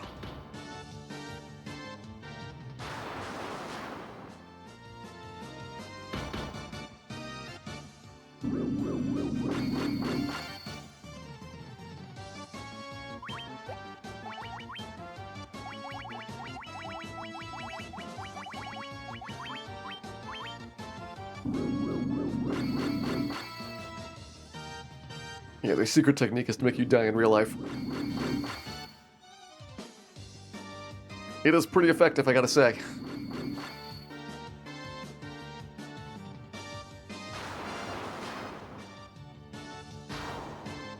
I mean, now that I know that you can't run from him easily,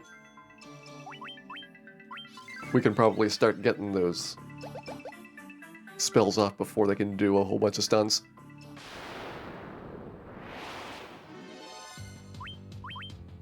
Let's test that theory.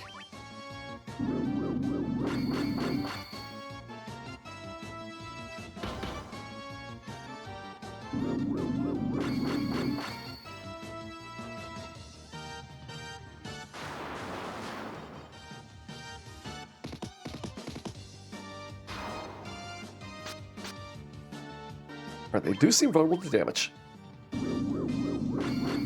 That is generally a plus.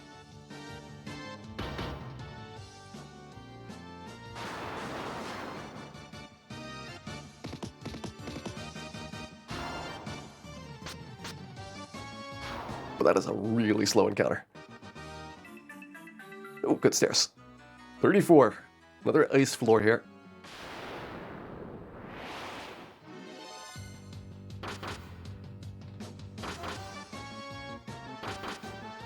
Fantasy 4 has better thematic elemental weaknesses. I mean, it's good. It does have a lot of good ones.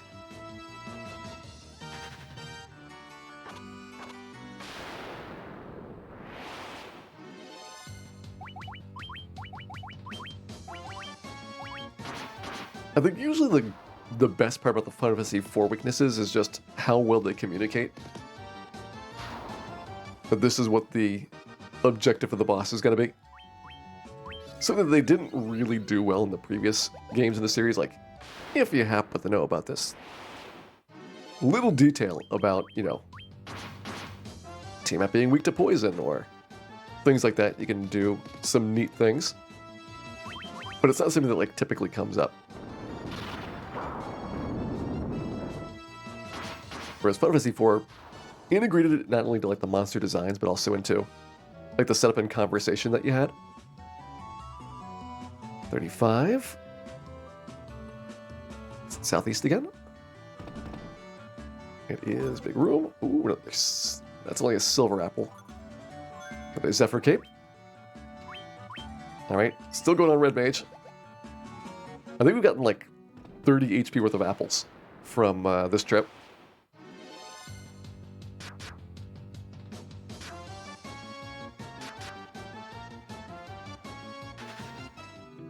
It has been a challenge keeping our Red Mage alive, but we are doing our best at it.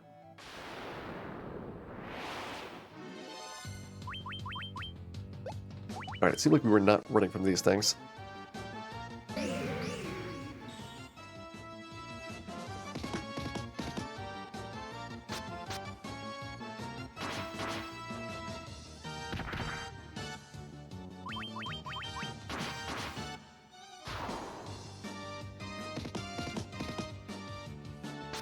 But we're getting close. There's 4 more regular floors left, and the boss floor is always just the boss. So don't have to worry about any other encounters there.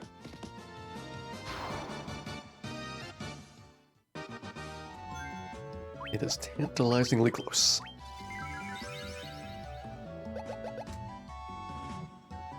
Nope, that's just a dead end.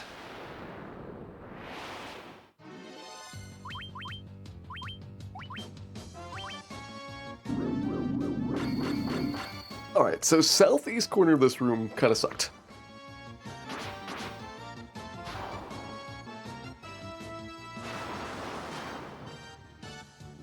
Let's go southwest.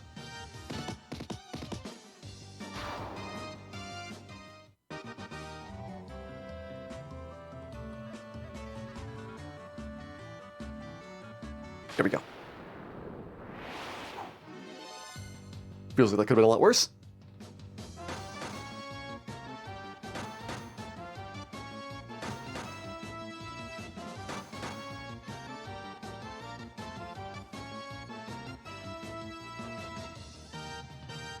Let's get away from the birds. Birds, as always in RPGs, are jerks.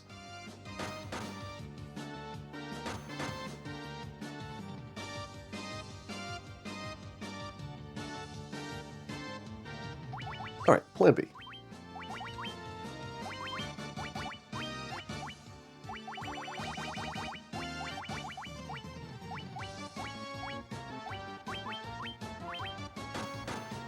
Go for the burning. I think we were running from these things earlier. So I don't know if it's a fluke that we got away, or a fluke that we did not get away.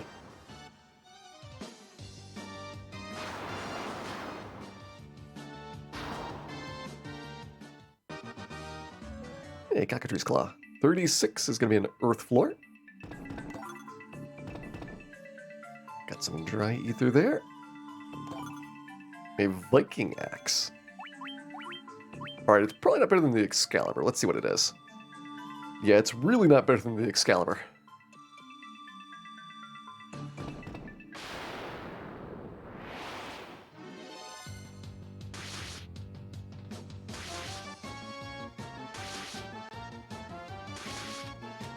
Red Mage is kind of stuck with the dual rapier. You want to have tons of evasion, which I haven't really seen proc on the Red Mage all that often. Alright, a lot of money. Suspicious there's a passage through here. Okay, yeah. 37 other castle floor. Let's go southeast corner. Earth plant. It's like nachos, but not delicious? Very not delicious, okay. I'm getting a sense about how this one works.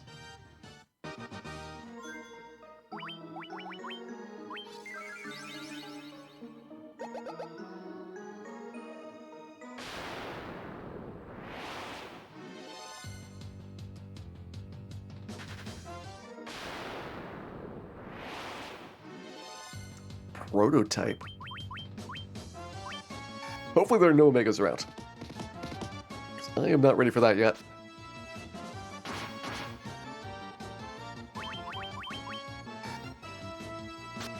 It does beep. I approve of the beeping. Got a lot of health. Like everything here, it sucks for XP. Mithril Golem. Alright, I'm intrigued. It does take very little damage.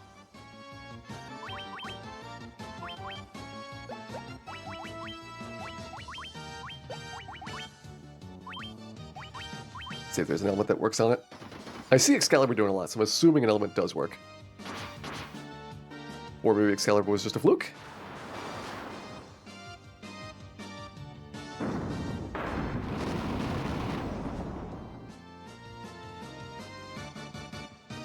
Alright, this could be very painful.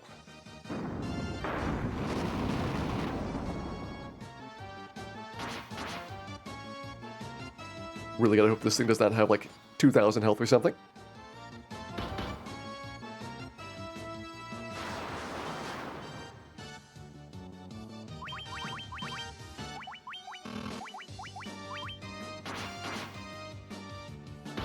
Try to fade it.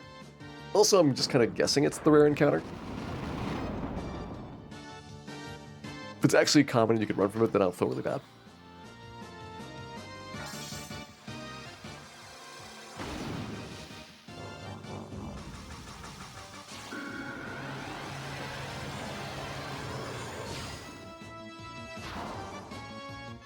Alright.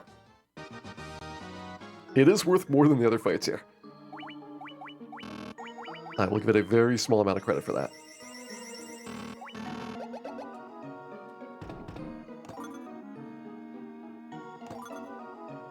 Power Plus, yes. Black Belt wants one of those.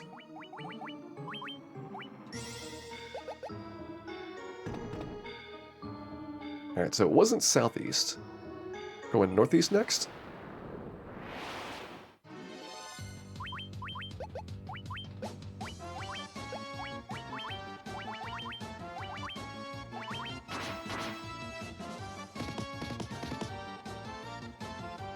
One day my dream is my black belt actually does enough damage to kill some of these enemies unbuffed.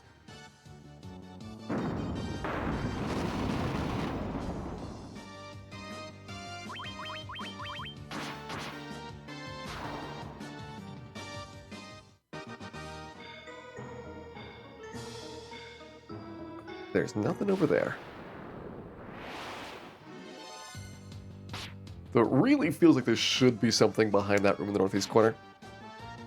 I didn't see anything up there. And I'm willing to take the gamble that we are going the wrong direction around.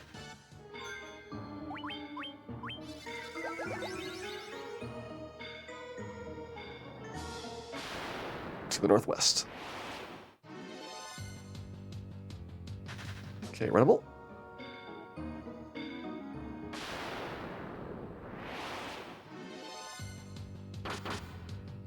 Mage Chimera. Runnable.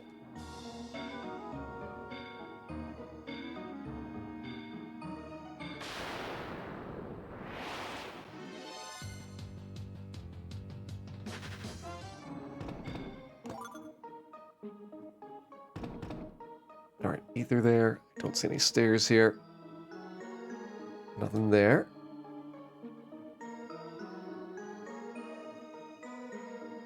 Well, it seems like a small floor. There we go. Down the stairs.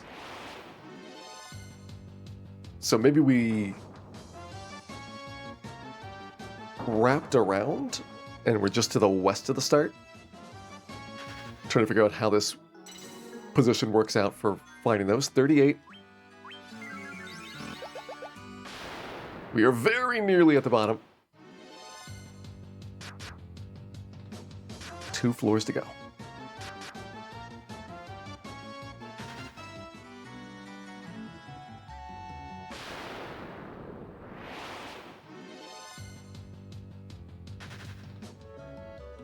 Everybody does look a little bit angry. Not gonna mess with him.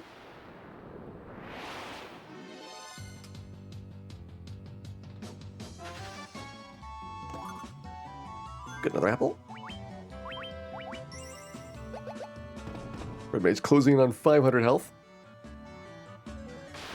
So it's not southeast corner. Let's go southwest.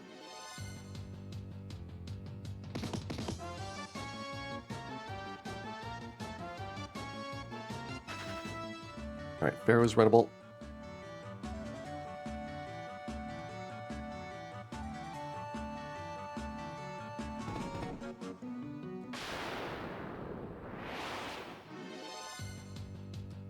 Is there a staircase down there? I don't see anything on that side. So that looks like a dead end opposite to this. I'd still like to go southwest, but we don't have to wrap back around to the center area. Which is good information.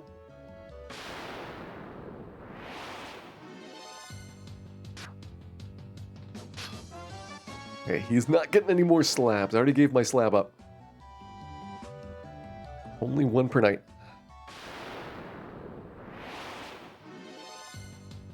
These things again.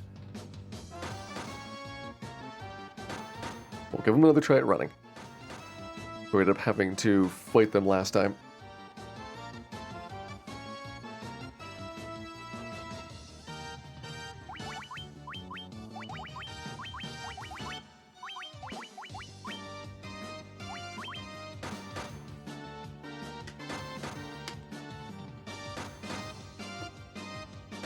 Hey, I only buy slabs when they're on sale at Costco.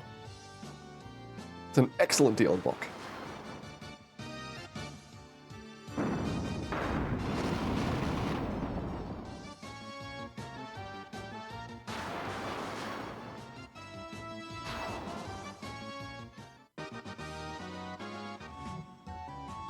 Alright, this should be wrapping around.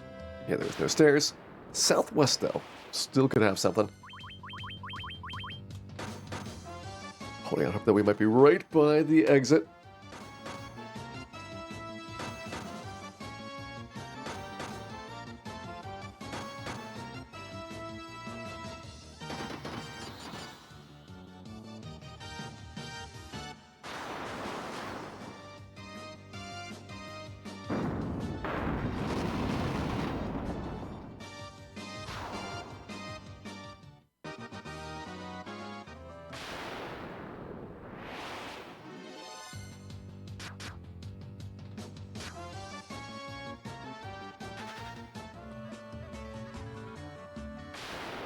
Come on, Southwest.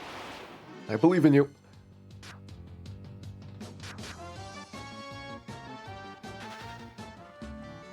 Get us out of this horrible place.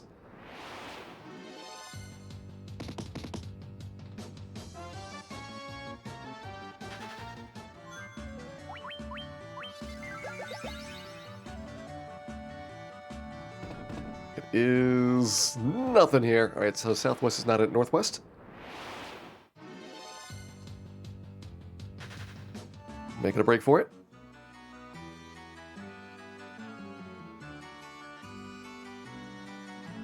It's not Northwest. We'll have to try Northeast. I thought we started Northeast, but maybe there was an area that we couldn't get to from the opening place.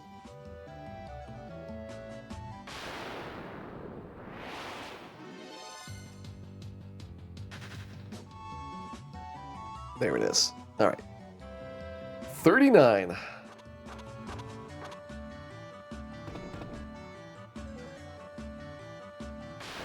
Okay, big empty room.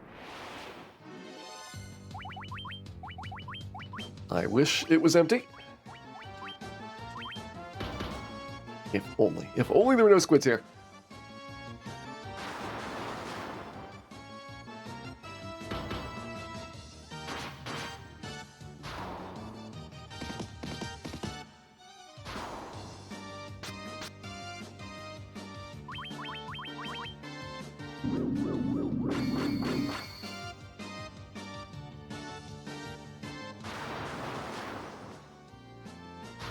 Alright, suddenly Dan's super fast.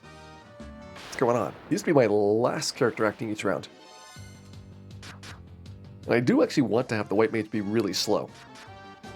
So that we can have the enemy use their ability and then we heal up afterwards. As long as it's like consistent for the timing on it, it's really easy to do. Nice. Floor 40. Made it to the end of Whisperwind Cove. It looks like no boxes, just the boss.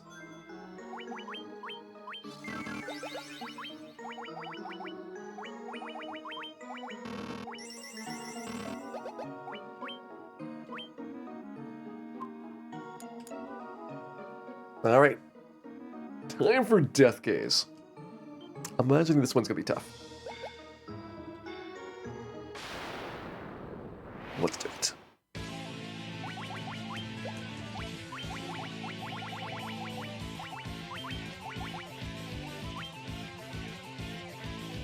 Wait, sure, more tonics. I think we want to do white shirt at least a little bit.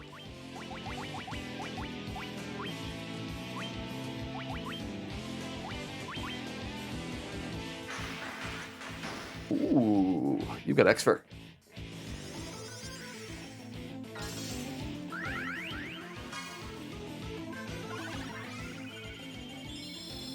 So that can be dangerous.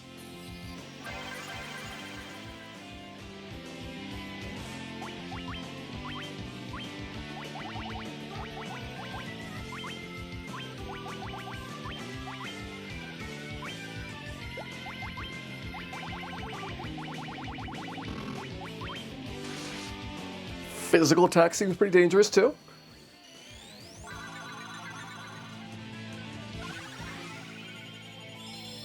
Might need to go Protera instead of white shirt here.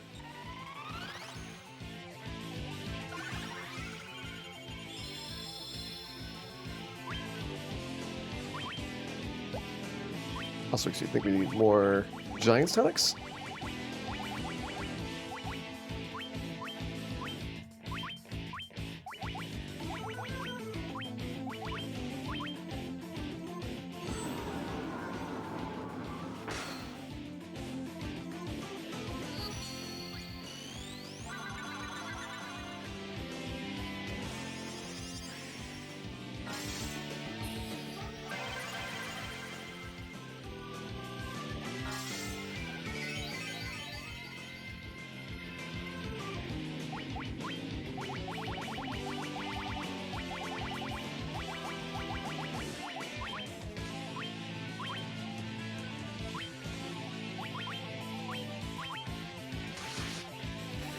Okay, still hitting really hard.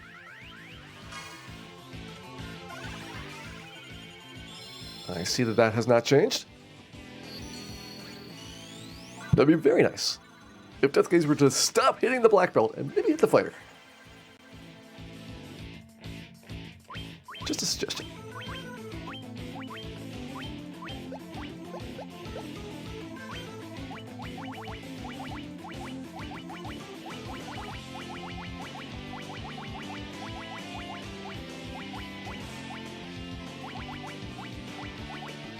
Yeah, I think we want Johnny Tonic some more.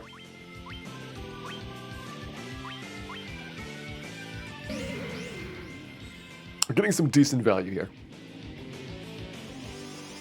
We need to have some way of getting our health up more substantially to take a hit without being in immediately panic mode.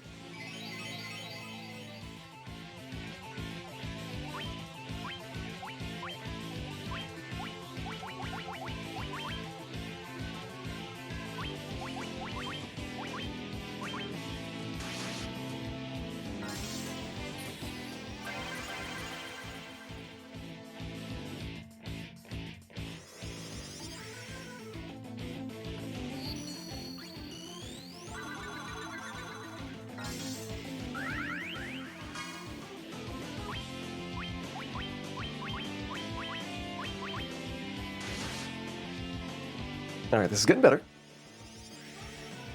We are starting to get things mostly under control, it seems. Although I don't know how we're doing damage-wise. A haste and a couple of power gloves is probably only getting the party started. So we toss some strength tonics. Speed this process up a bit. Temper. Heal 3.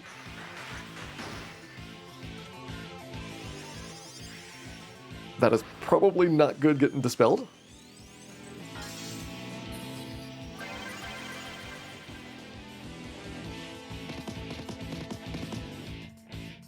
Alright, 3200. That is respectable.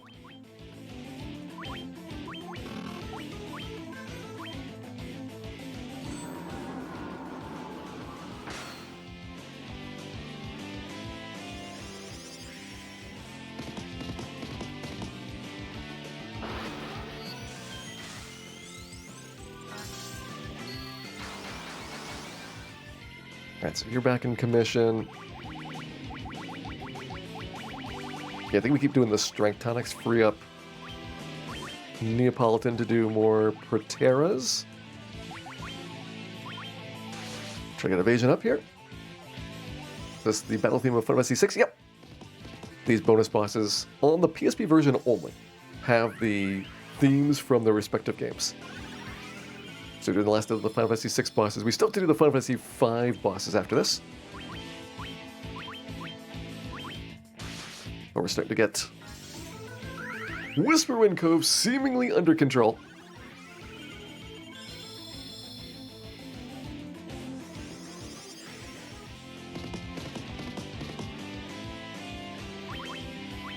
$4,000 damage. Just piling on at this point.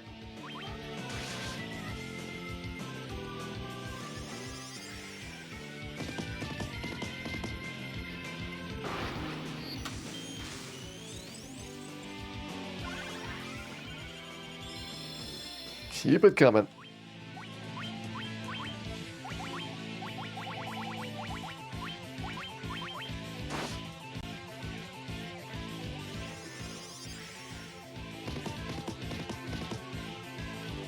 Didn't do it, so we maxed out Black Belt speed here. Because I think it's just a matter of taking this to its conclusion.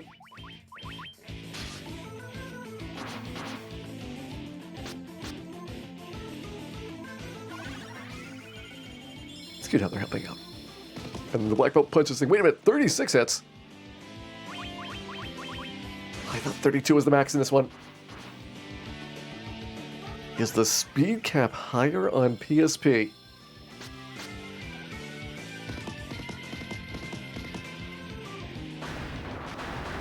Alright, well, we might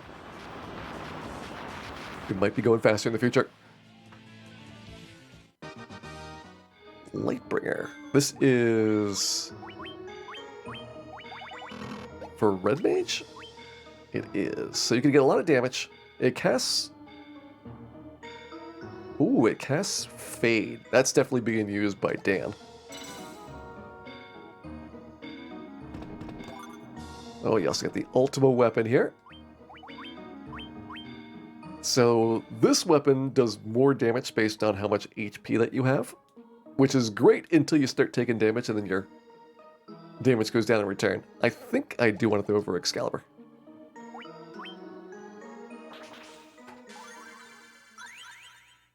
Alright. Done with that place. That was a adventure. And Light Spring Grotto. The dungeon is easier, but the bosses are harder. So I might need some more levels. I can do a couple levels in Temple of Fiends, try to get like 45 or so. See how things look there. We are kind of getting close to having enough HP on our characters that we only need like one Giant's Tonic. Except for Neapolitan, who needs two. So that could speed up the setup of the fights. Hey, Silverbane. Thank you for the good wishes there. We've got one more bonus dungeon, 20 floors worth. And before we go there, there's plenty of things that we need to restock, resupply, and see if we can get our levels up a bit. Let's go this way around.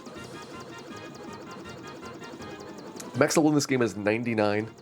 I've heard the recommended level for Omega and Shinru is like 70. Currently I'm like 41.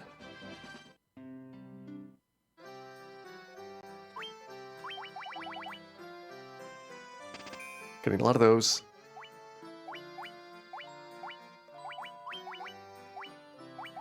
You know what, let's get a lot of these. Let's get a lot of everything.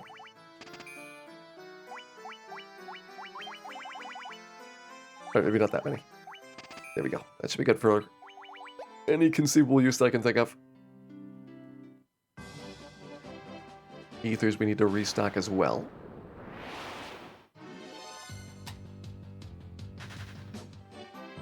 I kind of feel like if I was level 70 that the bosses would be a joke.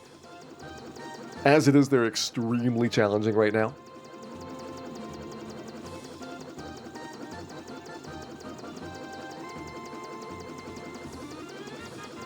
But I'm thinking that there is a good possibility Then we do the harder ones that our current level might be really pushing it.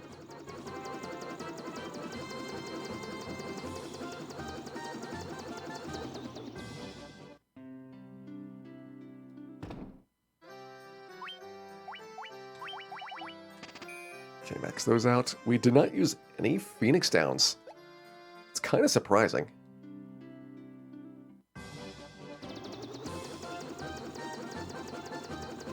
$50 evasion, 7 strength, agility, intelligence, and stamina. And the alternative was the dual rapier that gave me like 80 evasion.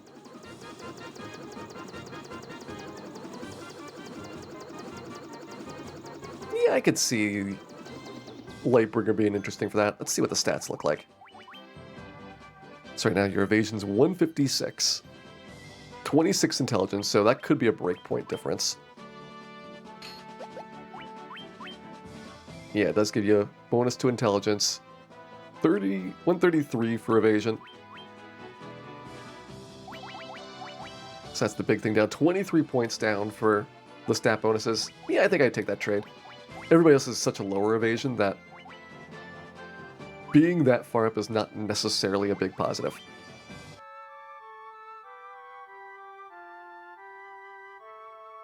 Like, you gotta have the rest of your team kind of catch up to you in evasion before it's a significant deal. The downside is that Dan could have used the Lightbringer in combat to cast Holy on things that are really annoying to kill.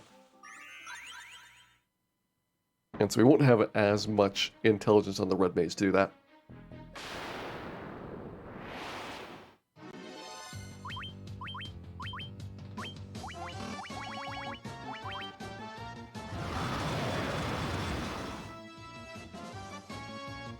Alright, Blue Dragons. I'm used to it.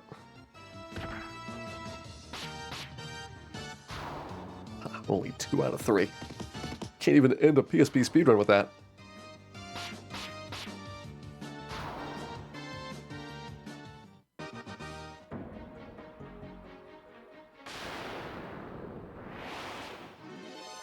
Nice. If we can get all purple worms, I'd be really happy. Unfortunately, unless you're down on Tiamat's floor. You're not getting the good stuff there. So instead, I am taking Gasties.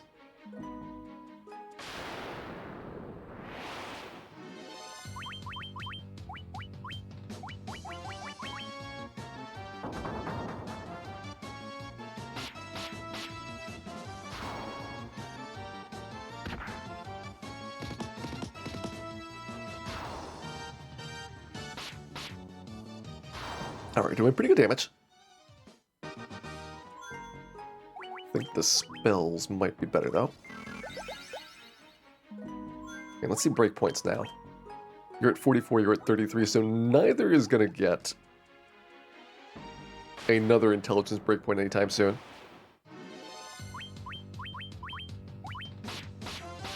It's good to know that we don't really have much hope from the spell front of improving. I can kind of plan around that. The other thing that we could think about is whether we want to try and pull Mega Elixirs from Zombie Ds. I think I've picked up like maybe 4 or 5 over the course of the game, which is a decent amount. And they are really useful for resetting during the Shinryu fight if things go badly. Farm that chaos experience. Why don't we do some phantom grinds? Probably better than the enemies that we had in the bonus dungeons. Like, I totally get why the bonus dungeons don't give you real experience. Like, anybody that went and did that 40-floor dungeon would come back and have, like, level 90, and just there would be no interest in the rest of the game. So you either have to make the bonus dungeon be mandatory, or you have to make it, like, have, like, no consequence.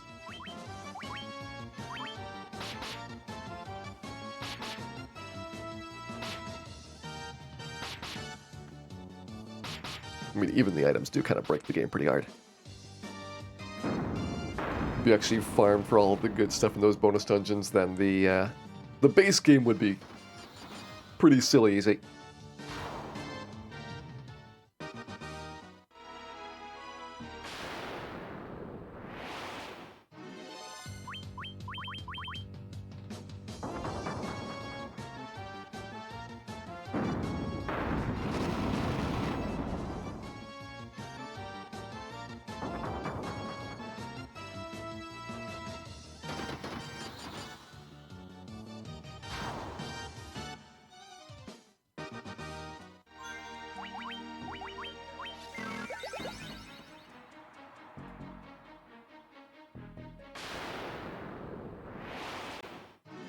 Phantom indeed does not have any random encounters.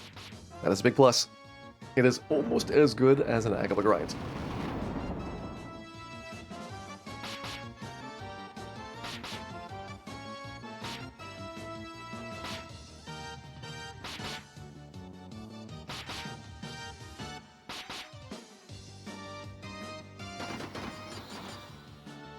By the way, that pack of Batman, 4 Agamas worth of XP right there.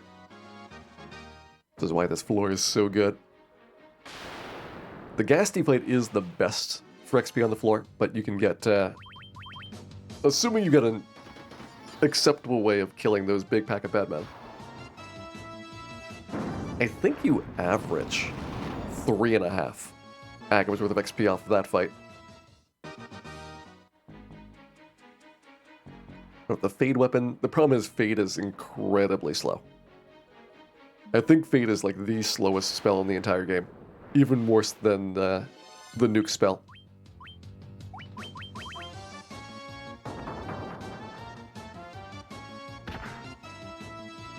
So it works, but it takes a while.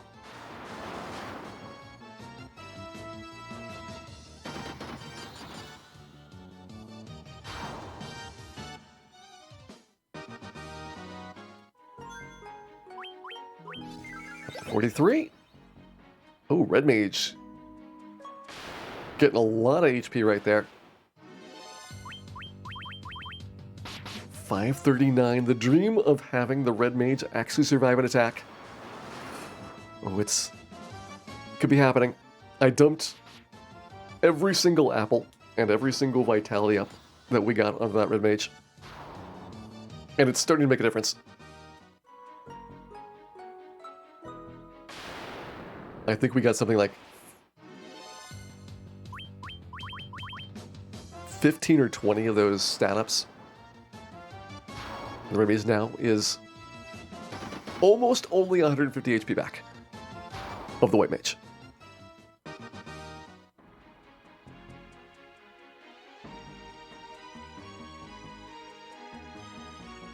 Didn't know the floors are random. Yeah, it's random order of the floors. And then when it generates the floor, I think most floors have like a set number of treasure chests, but it'll select like of the numbers that could be out there. These ones actually get turned on. The items are randomized.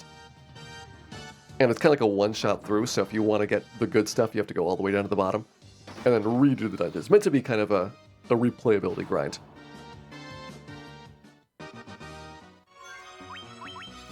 But I see it as something that, if you enjoy Final Fantasy, and you happen to have the GB or PSP version, they're worth giving a go through once. I don't know if you really want to grind through them unless you want to see like all of the bosses.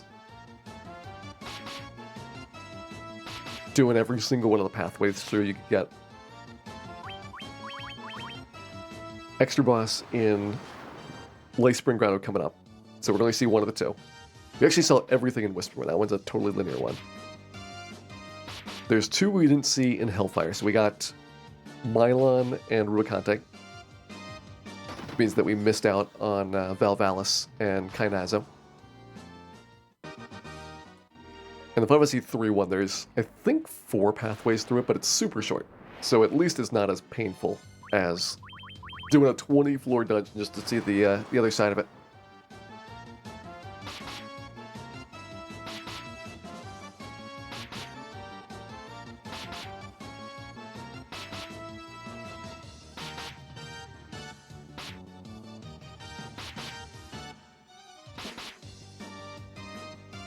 There you go. Dan does know how to use spells after all. I was starting to lose confidence.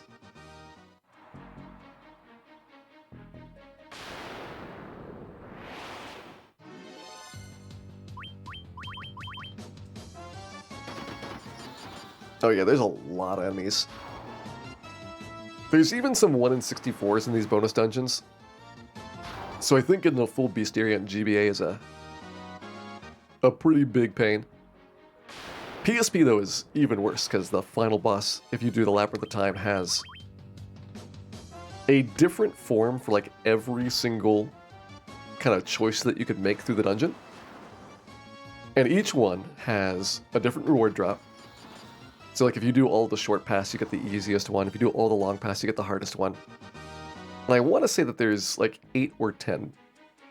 So this is like not a quick and fast dungeon. It is way harder than the Dawn of Souls ones. And getting all the different variations is just like kind of mind-numbing. Because not only do you have to like do the whole thing over and over again, but you have to figure out which of the variations that you're going to get based on your choices in the dungeon.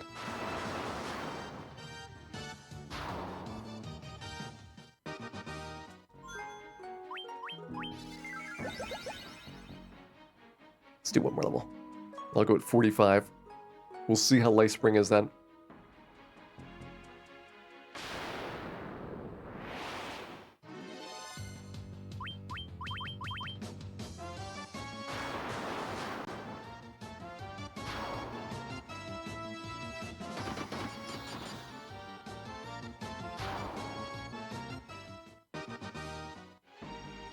Oh yeah, I'm gonna need my boat. The entrance to Life Spring, if you notice that there was something weird when we were sailing over to Melmont, it was an extra waterfall that's right next to Dwarf Cave. So that is where the entrance of this upcoming dungeon is going to be. Is PSP and PS1 the same? No. PSP is basically the GBA version with one bonus dungeon on top of it, and a couple of like graphic and sound changes. PS1 is kind of like the last version that's closely based off the NES release. You can turn on like the easy mode of PlayStation 1 and get fast leveling and a lot more spell slots and things. But if you turn on the hard difficulty of PS1, it is close to NES with the bugs fixed. There's a few balance changes, like they increase the boss HP to kind of compensate for having temper and saber working. But it is fairly similar to NES with bug fix.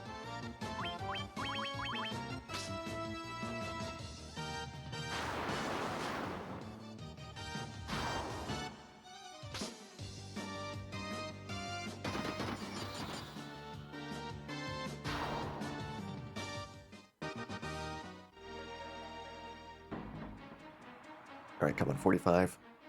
You're a couple dragons away.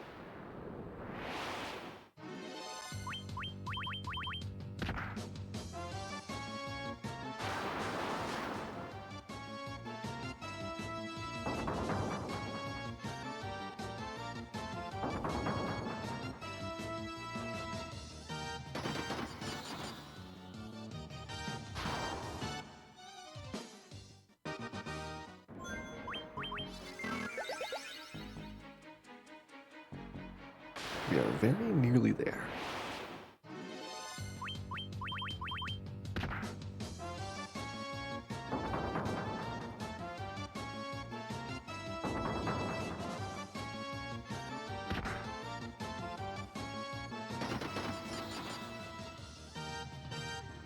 Really hoping that 45 ends up being okay. 40 definitely was cutting it pretty close for FF6 bosses. Like, we just barely won the damage race against, like, Phantom Train. Barely survived versus Death Case.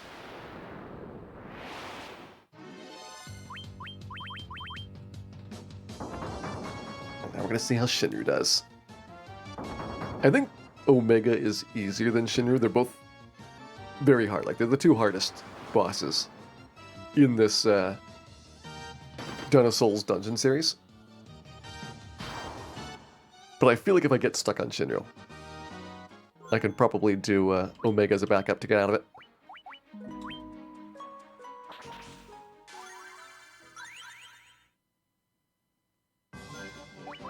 Alright, consumable items. Are we good on everything? Don't think we need a Viking axe up there. Maybe the white shirts. I've been using those a whole bunch.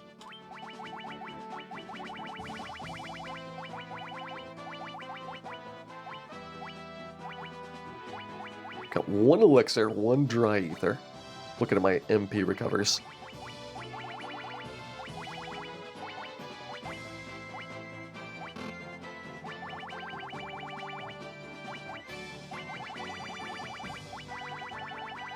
There's the mega elixirs.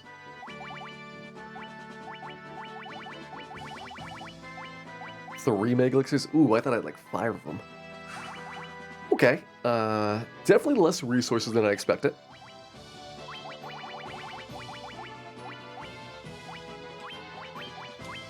Guess we can toss some of those in there. Alright, this should be interesting.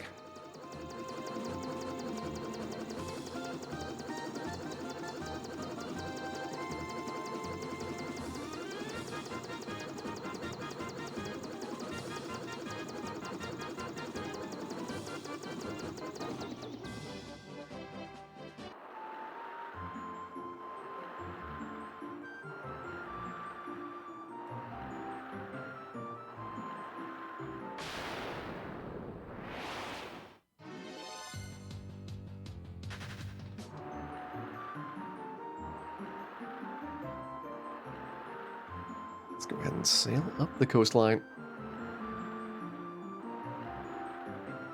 Approaching there around the Earth Cave. Nearly to our last bonus dungeon, the Light Spring Grotto.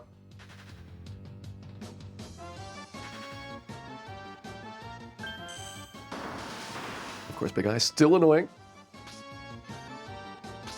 Glad to see that they have not changed in the slightest.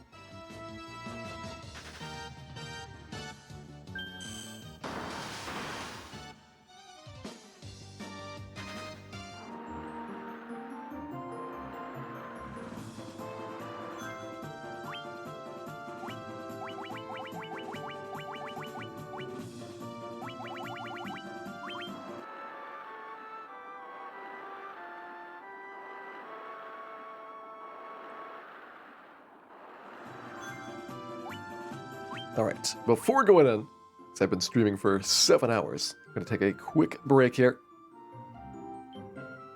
I'll be right back. You can enjoy the Final Fantasy music while I am gone.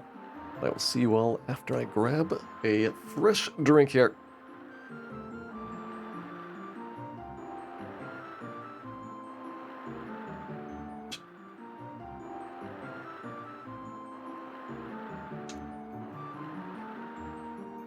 $20 more floors left. And let's begin the Light Spring Grotto. Alright. So we got bookcases. Do you move? Yes, you do. Hey, Diesel. Thank you for the good wishes there. I think we're going to be good until we get to the very end of this place. I don't see anything over there. Let's try it in this corner. There we go. And because this is the Final Fantasy V themed dungeon, there's going to be some fun bosses here.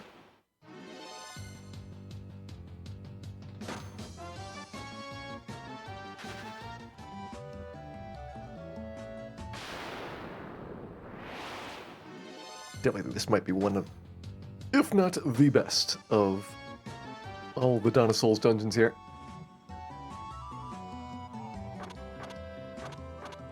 So yeah, I can find where the stairs are. Okay, stairs are over there. How do we get in there?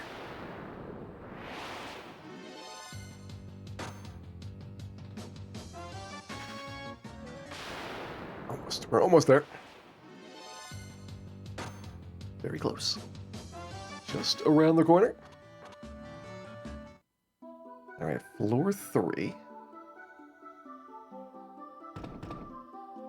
I think most of the items are going to be pretty bad until we get further in.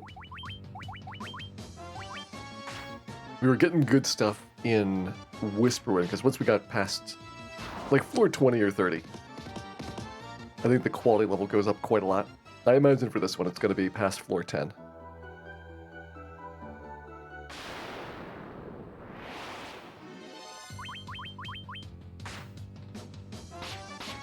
I really wonder if I can run from these things now. At least they're very fast to kill.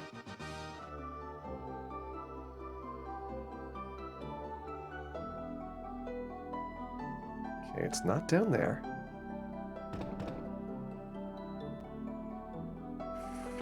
Alright, this is one that does have doors that connect places. I don't like connecty floors. They're tough to explore.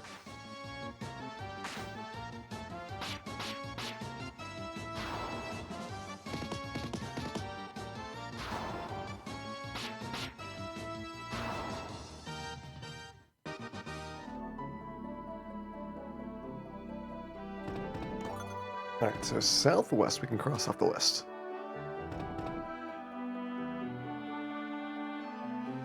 Let me stay on the west side.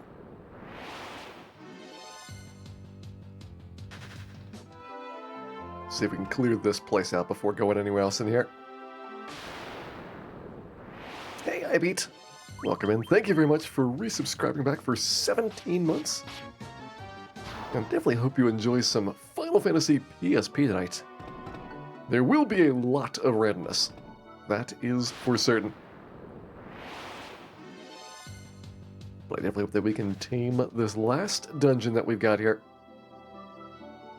Okay, there's stairs down, floor 4. Oh, the dancers. So this looks like that really awful ice place, but it's not nearly as bad. This one, you can just hold the direction. It's like, alright. They clearly understand how to make these not quite as horrible.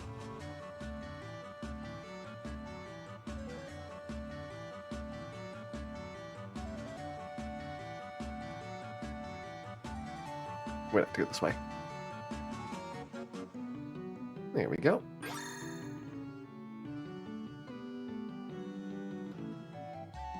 I guess she just likes to spin.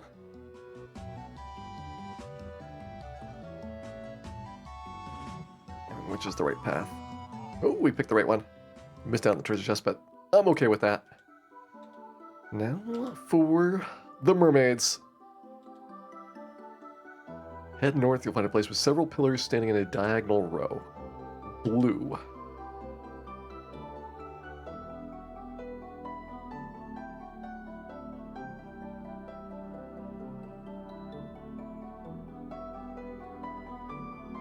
Door won't open up. Yeah, that's like robots.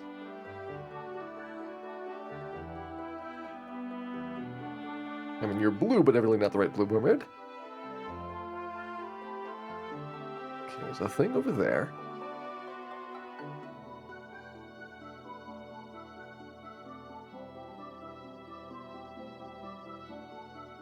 Alright, said north. So let's try to just go as north as possible. Pillars. Can't go in there. There we go, blue pillars. Heading south. Pink mermaid in a room down there. I mean, there's the southwest and the southeast.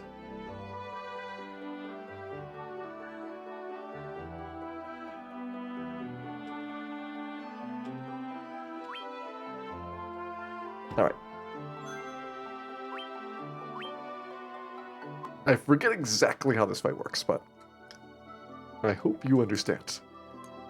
What might be in a Final Fantasy V dungeon?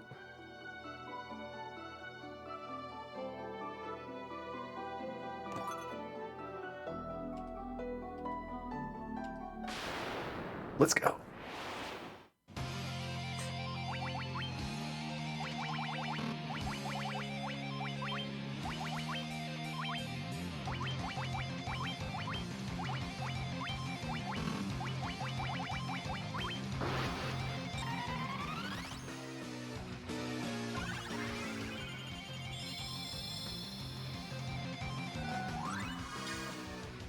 Alright, protect, well played. It just means I'm gonna have to buff even harder.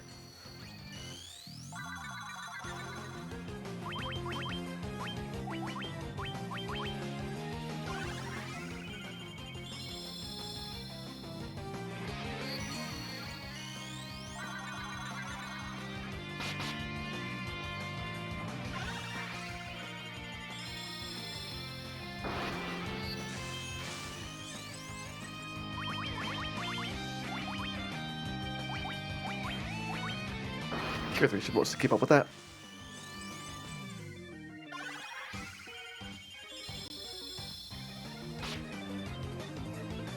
It would be really nice if the bosses stopped punching the black belt all the time.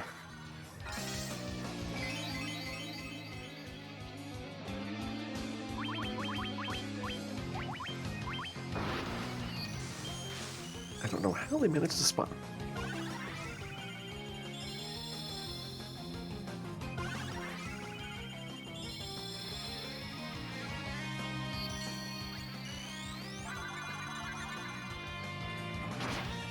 Boop.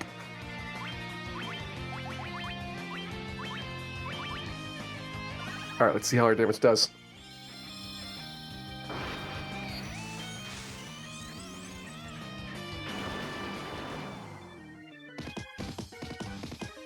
Pretty good. Damage is pretty good.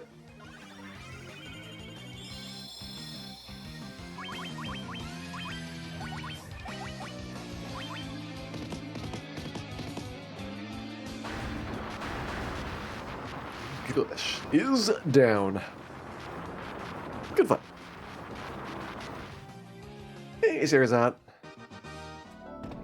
I hope you like battling in big bridges and Genji gloves. Let's see. Small boost to defense and evasion. See if it does anything to our stats. 34, 32, 14, 35, 26. I'll try to remember that.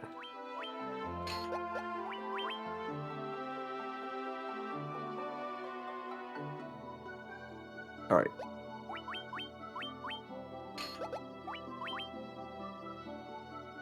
So it doesn't seem it does any stat bonuses, but it does have a better profile than the Pro Ring. Can't be used on Black Belt. Oh, it's not exclusive. Alright, that makes it really easy. I think you're getting the Genji Glove. Congratulations.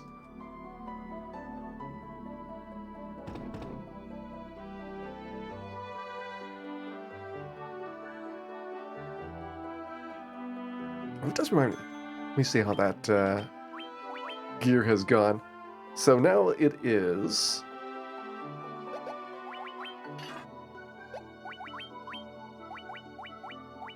still 6 left, less than the diamond armlet. I was kind of expecting this to change from a couple levels.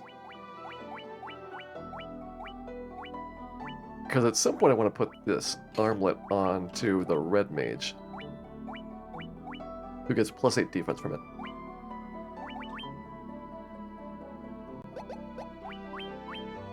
So you're getting the bonuses 32.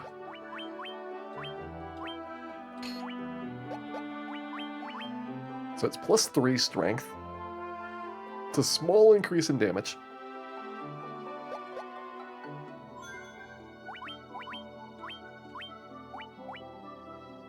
Oh, it's 10 extra on red mage.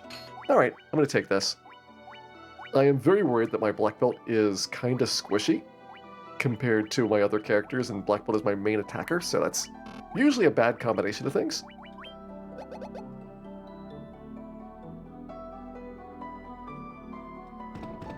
We do have a lot of buffs that we can put on. Alright, let's keep going down. 5 down, 15 floors to go. Okay, there's the stairs. How do we get there?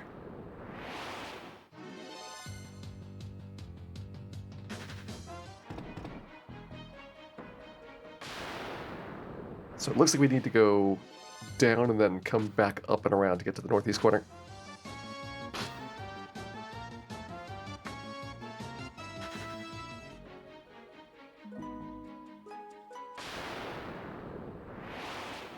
And of course, they probably made that as inconvenient as possible here.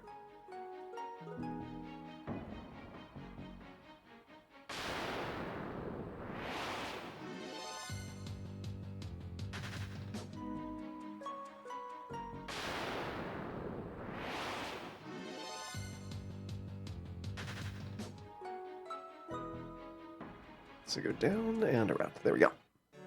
7. Oh, this is this fun place. All right, so enjoy the floating castle. That is the wrong way to go.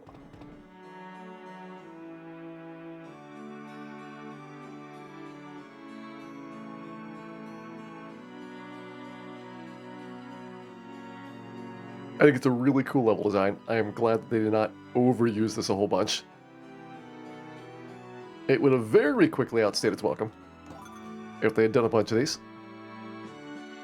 But one is kind of cool.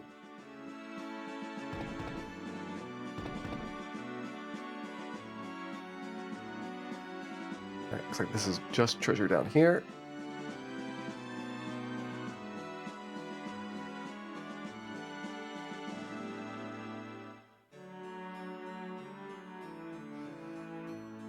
Okay, that's a dead end.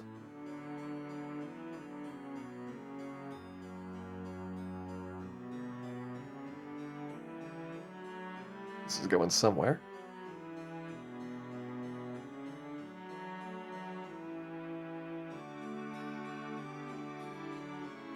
Okay, it goes around a big circle. There we go. So we're either up here or to the right.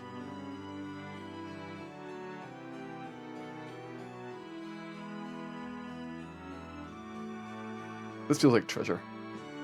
Let's try going up more.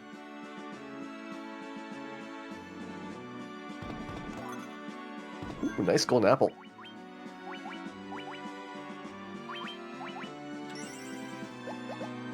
Goes up to 563.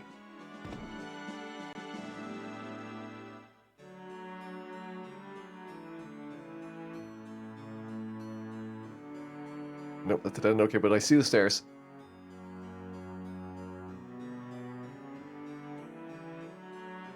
So we're like this. This. Alright, there we go. See, fun floor.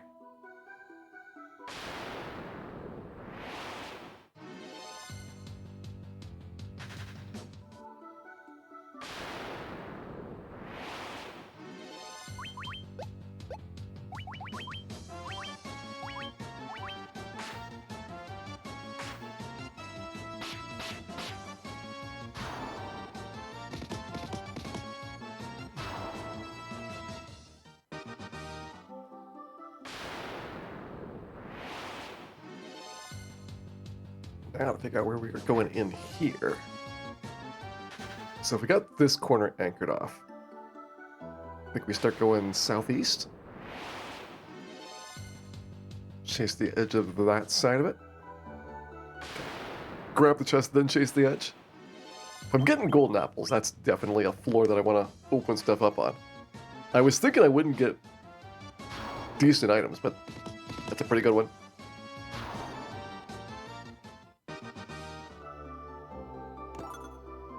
Yeah, Turbo Ether. This might come in handy. I feel like 150 MP is probably too slow to really use during a boss fight, but it is way better than tossing a plane ether.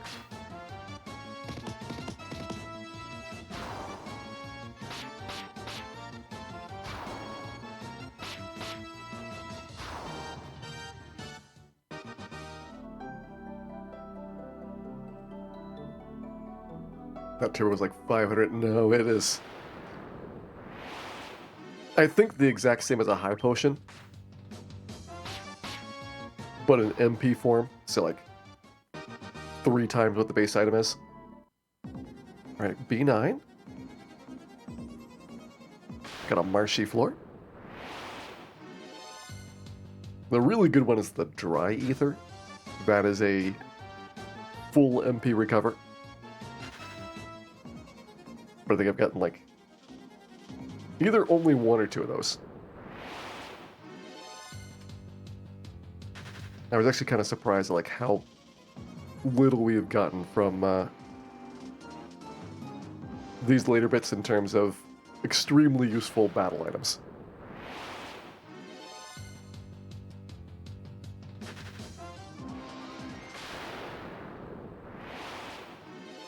I was hoping for maybe a couple Mega Elixirs, but we never did the Zombie D grind. Never did the 15 puzzle, so I guess that explains why I've got so few of them. Upstairs? No. Got excited for a second. Let's try Northwest.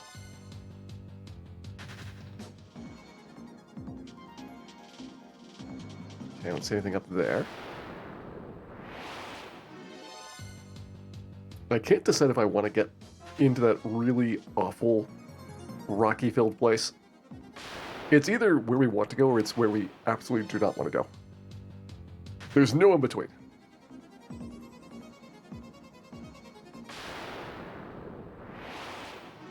So I think it might be where we want to go.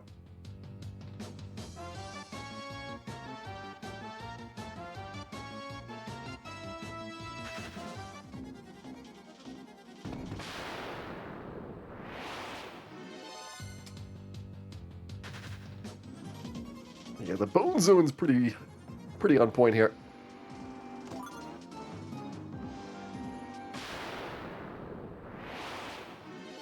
And that's not a place that you want to be caught in. Alright, I'm feeling this is path to stairs.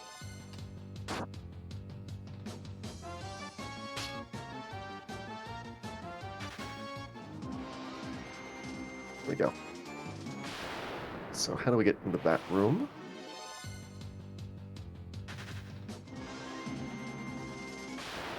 Of course, go all the way around. Makes sense.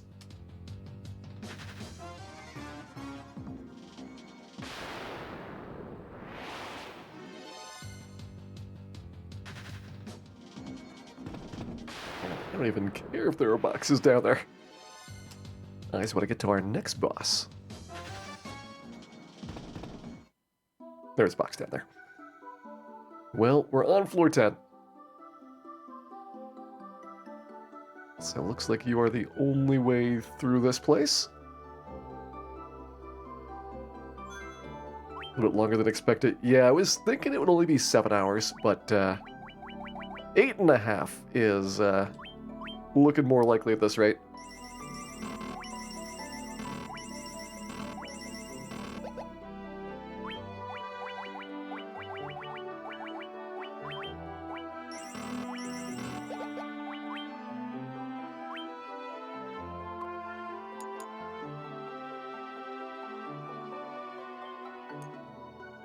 Whisper and Tickle? No, Whisper and I was expecting to be 2 hours. That's about right for it. This one should be like an hour. This one should be fun.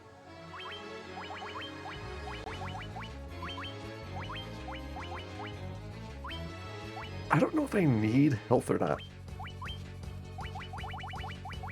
I'm kind of expecting this to be mostly instant death.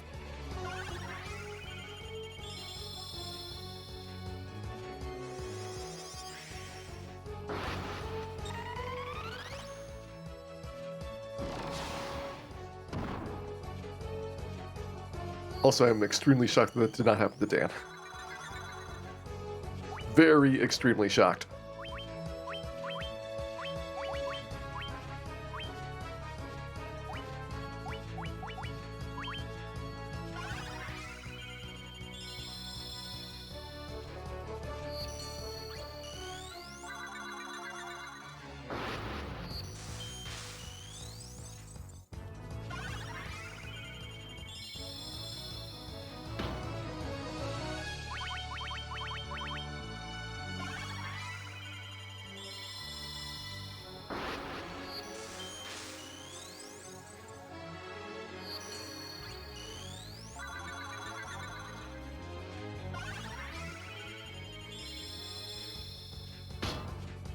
Alright, it's go time.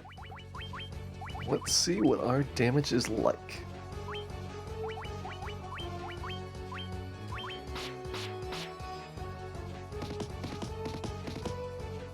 Respectable. It's respectable.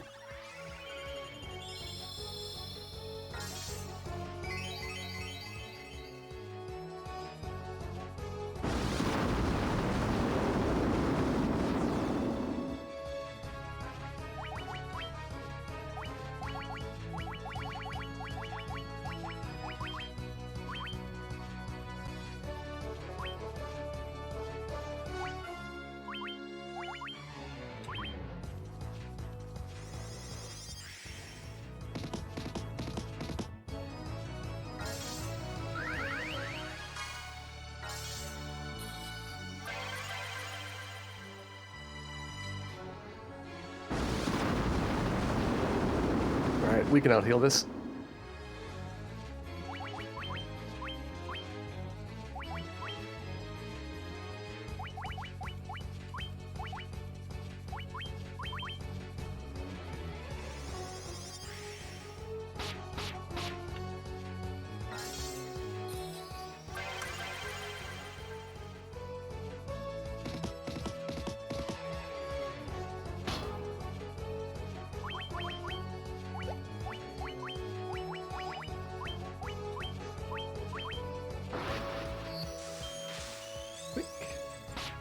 Anos is under control.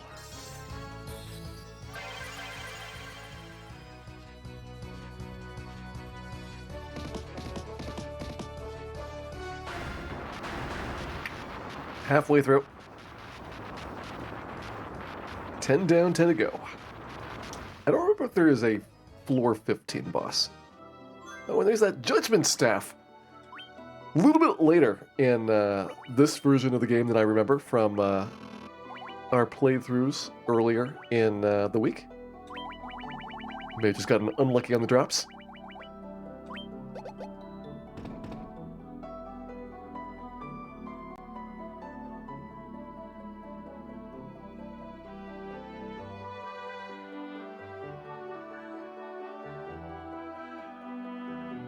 That's not what I want. That's the chicken gate.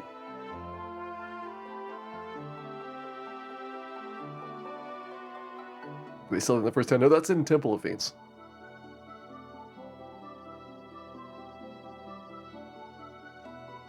There we go. That's taking us onward. Floor 11. For those that haven't seen the PSP speedrun, there is a rather large glitch that I am not using in this playthrough tonight. And basically you can turn weapons into armor, or armor into weapons, and get the game very confused by equipping an item and at the same frame switching to somebody else's equipment menu. And at that point you're just kind of like figuring out what item converts into what. And it just so happens that the leather helmet in the first box of Temple of Fiends, the very first dungeon of the game, turns into the Judgment Staff using this technique. And the Judgment Staff casts Nuke as many times as you want in battle. It is outrageously broken.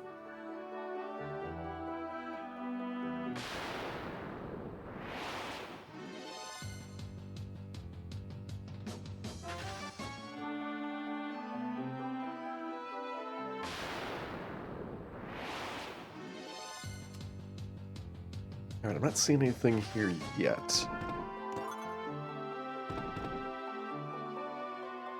So we try northwest?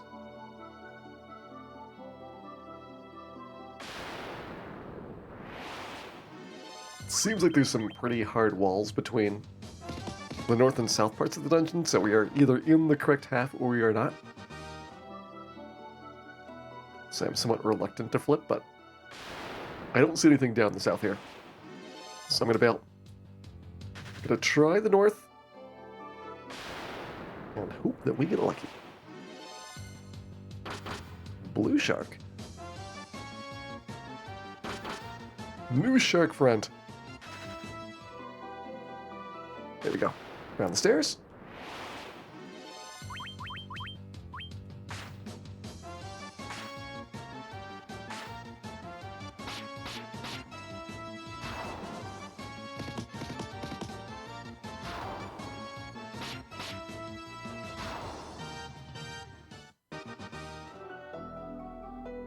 Floor 12.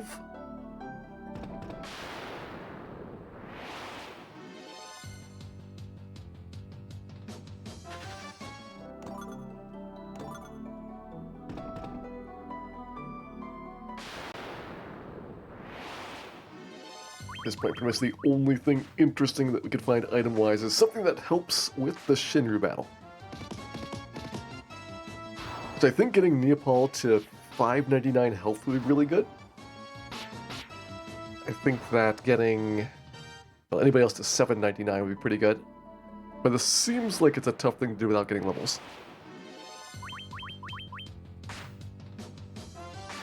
Equipment-wise, I don't know if I ever looked at what those Zephyr capes could do. See if there was like any bonuses over top of our Pro cape that may be worth tossing them on.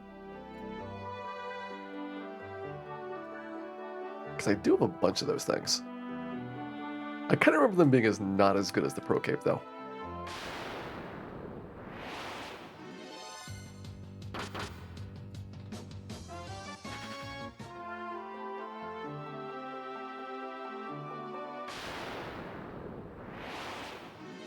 Pro cape's better.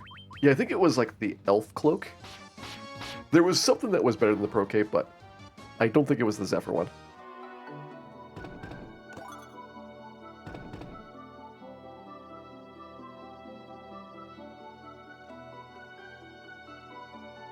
Alright, where are these stairs?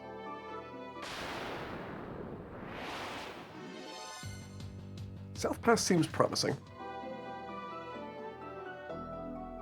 It's a tough place to get into. And it's very far away from all the other directions we've seen. But not down there. How about over here? Just kind of looping back around to a little bit south of the start.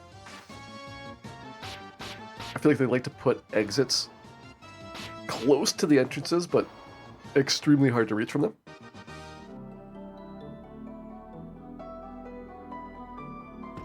Yep, there it is.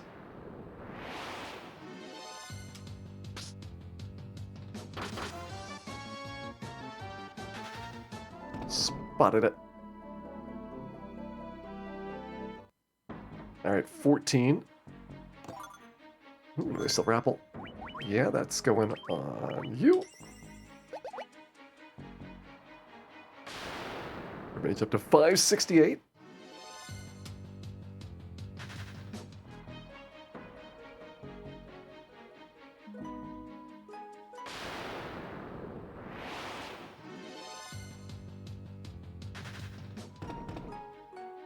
Just a box.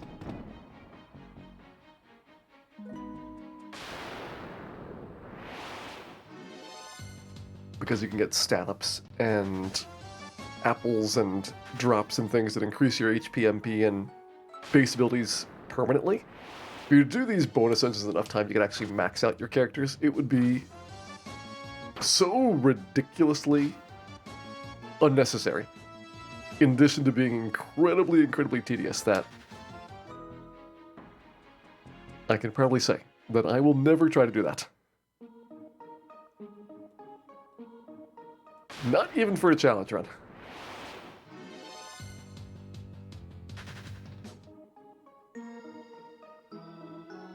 Alright, 15 here. We've got that one going off to the east. Let's see, nothing to the south. So we have to go down this path.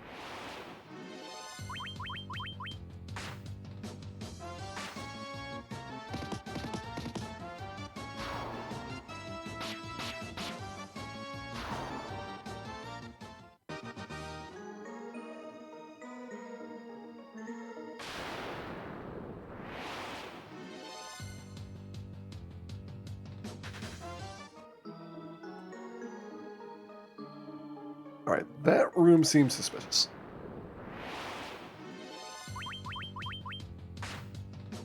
I've got my eye on your room.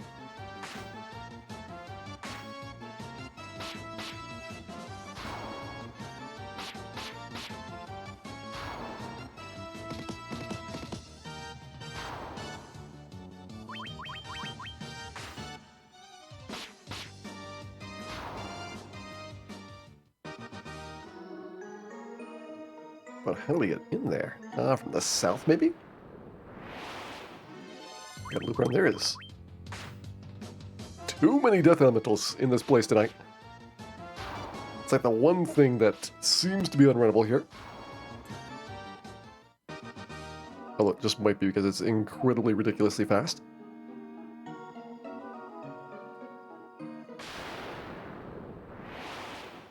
I would definitely believe it. Oh, there's the Death Manticores again. So we're getting some of the interesting ones deep in Whisperwind. But they're mixed with ones that are still like very, very early bonus dungeon ones.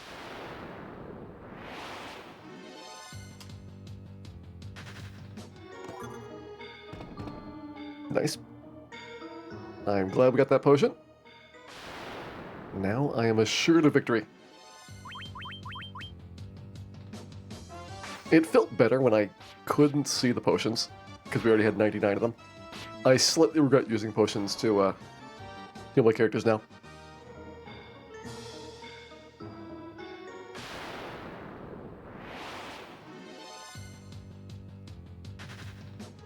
It may have been a mistake.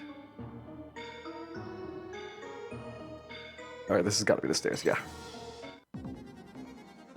Okay. I kind of remember one of these rooms being a real door. But I don't remember if it looked like a real door or not.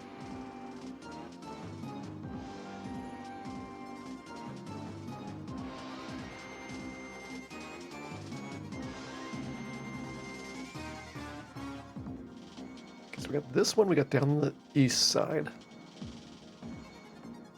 Let's see if these join up again. Okay, so down the east side does not go anywhere.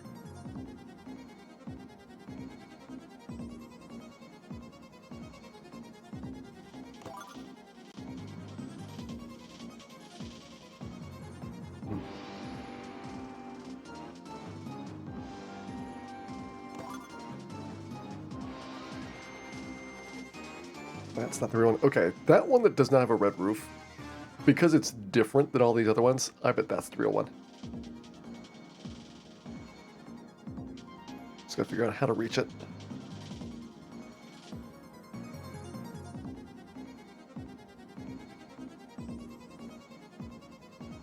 It's kind of in the middle. Down here?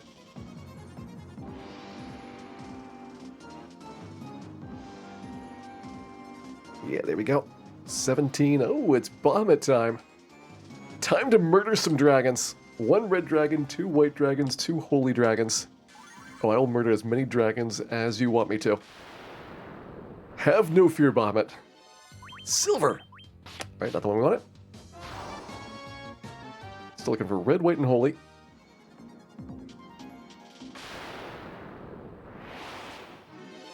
There's a white dragon. White dragon is rude. Confirmed.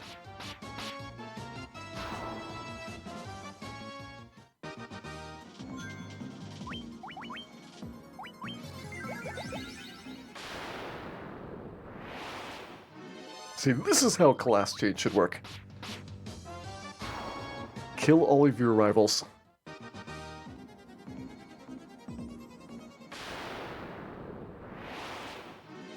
There's the red one. Okay, so I think we need... Was it 2 white and 2 silver? And 1 red? It's okay to have more than you need. So now we definitely have the red ones down. There was none that needed more than 2. Just looking for a white. We needed holy dragons. Red, white, and holy. Okay. We still haven't found a holy dragon then.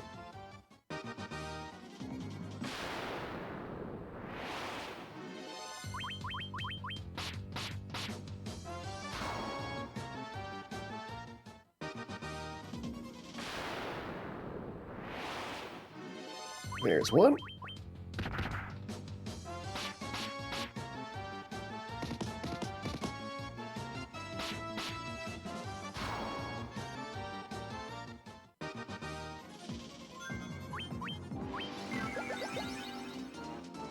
So one more white and one more holy.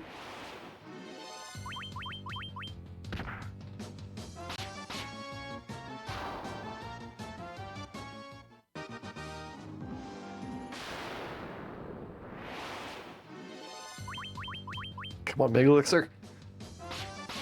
Give me something nice, zombie.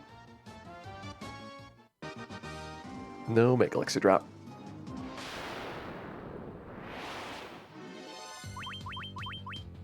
Now we're definitely good on whites.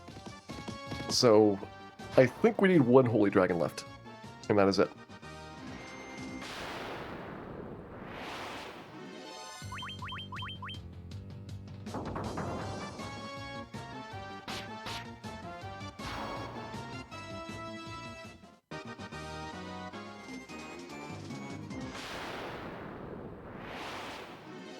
There we go.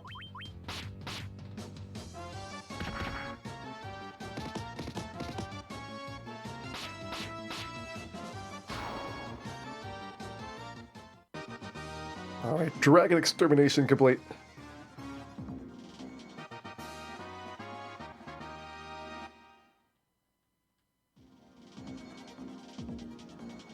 I mean, I'm not opposed to fighting you.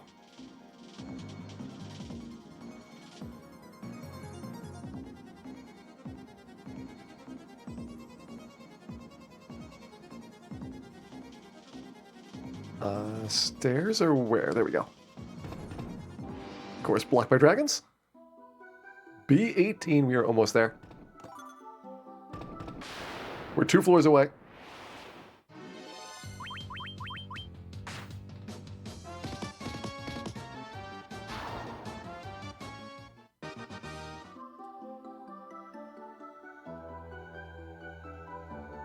It's not northeast. Let's try northwest. Let's try southeast. I was expecting that to connect around on the top. It did not.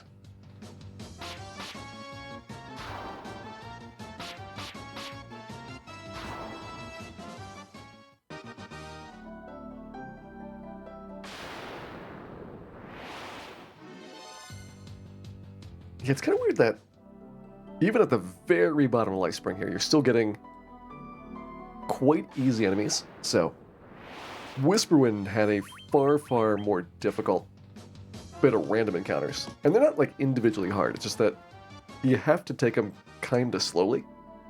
And with 40 floors in the dungeon, that adds up to a lot of time.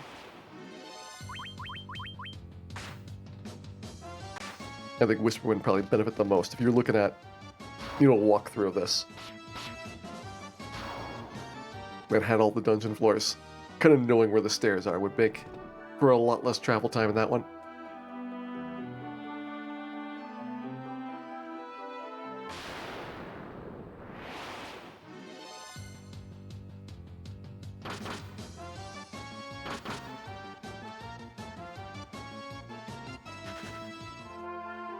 Alright, no to sharks. Still no to sharks. And yes, to floor 19.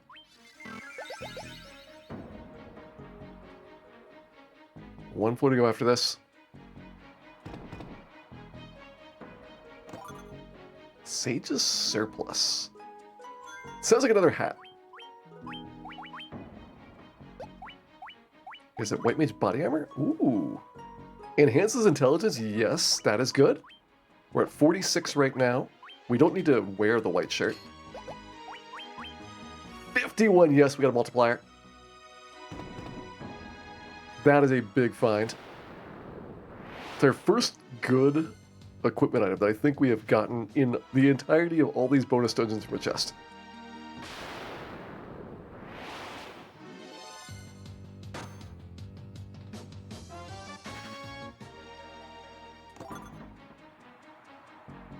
And it's on the 74th of the 75 floors that we had to go through.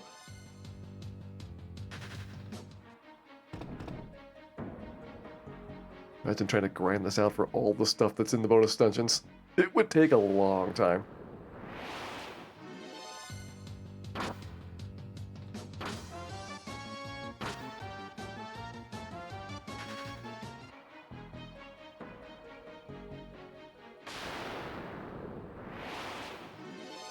Alright, so this funky passageway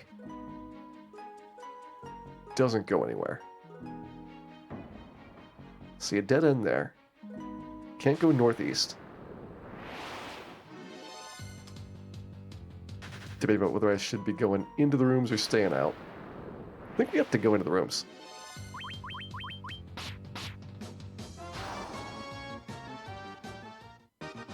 This might be another floor that has cut-throughs. This is a remake of Final Fantasy 1, yes. It is the PSP version, which was part of the 20th anniversary of the original Final Fantasy collection. In addition to the Final Fantasy 1 base game, there's a bunch of dungeons that got added in the GBA remake a couple years before this. And so it's got all of those, and it's got another bonus dungeon on top of that. So all kinds of cool content.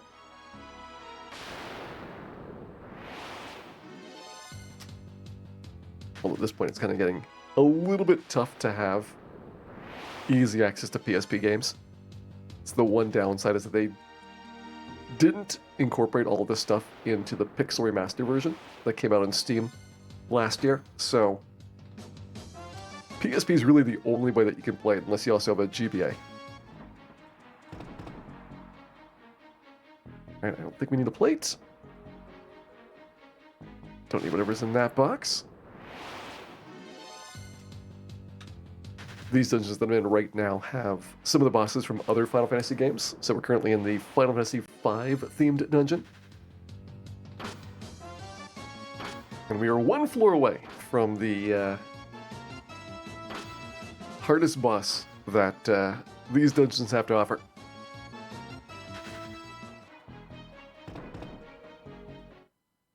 Let's go. Floor 20.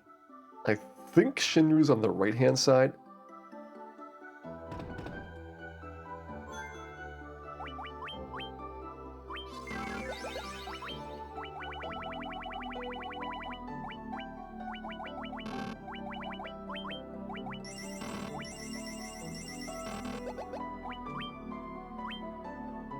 And let's see how we do.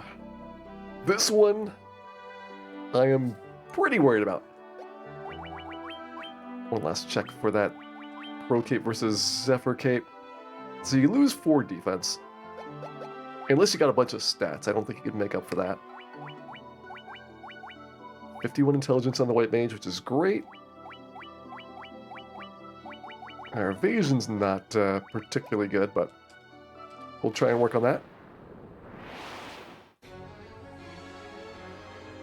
Let's go.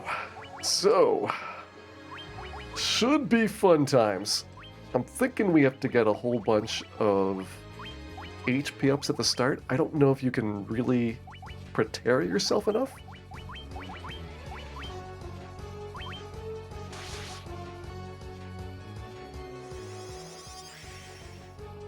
But I'd like to be able to get free turns on those physical attacks.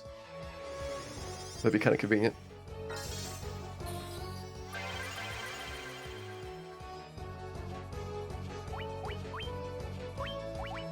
Tonic yourself. You're going to tonic on White Mage.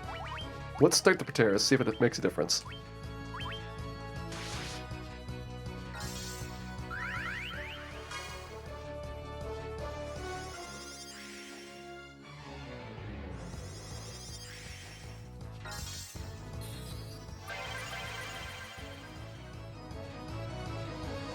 This is the first one where I think the Fairy Tonic is interesting. This increases your maximum MP, which doesn't do anything unless you refill your MP during the fight. Where's that Fairy Tonic?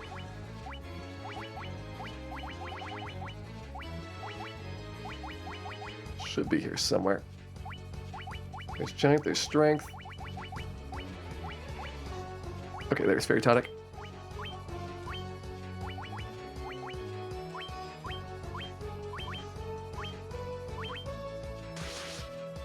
So far, Shinry's being really polite.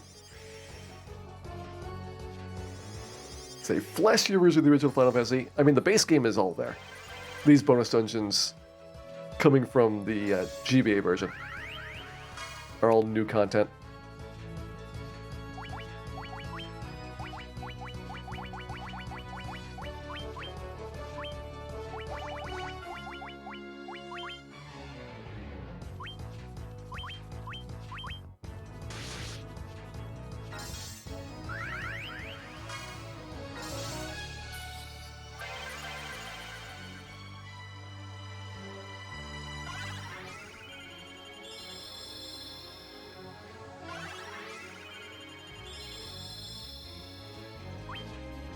Alright, got a bunch of white shirts up.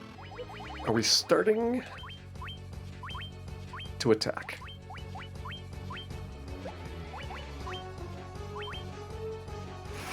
Okay, he's going nuke. That's the first time we've seen him use that. Ouch! Nuke hurts.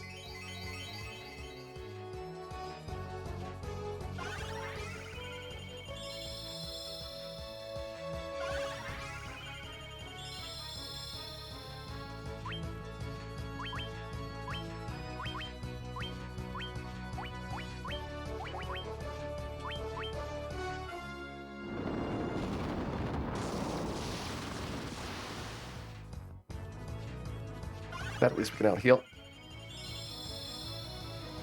So it seems like we have to stay out of nuke range. That's the important thing here.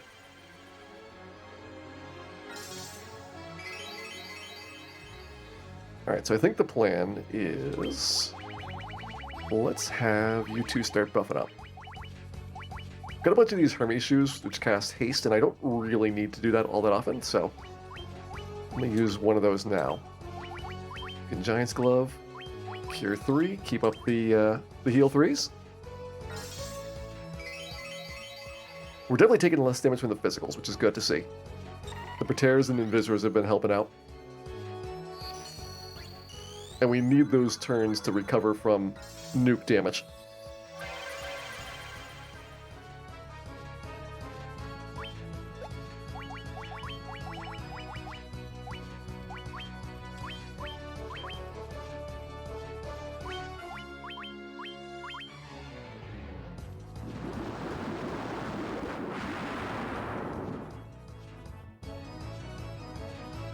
Okay, that was a lot. So Tidal Wave hurts. Thunderbolt was the least damaging of the moves we've seen so far.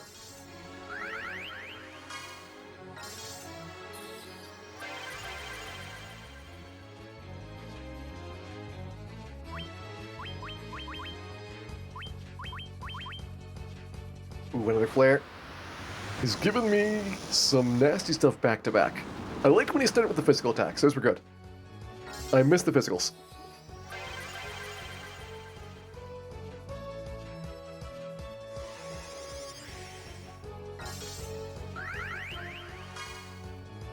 Yeah, about having two people to heal all. It's kind of hard to do.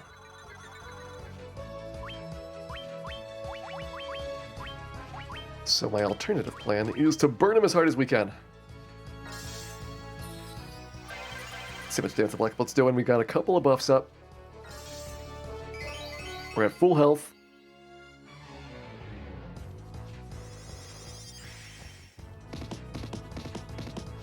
$5,000 damage. I like it.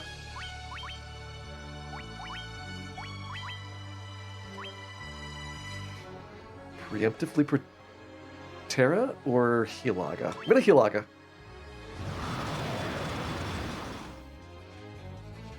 Think we got away without it.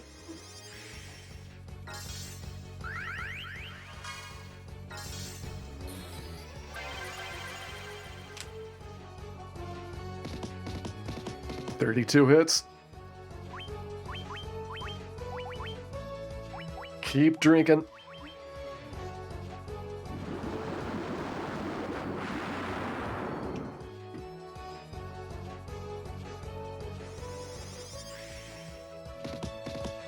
$36 hits.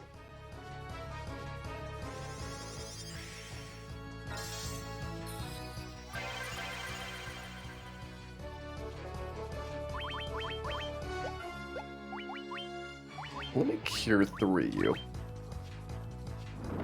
Don't want Black Belt to get behind on healing, because that is my damage dealer.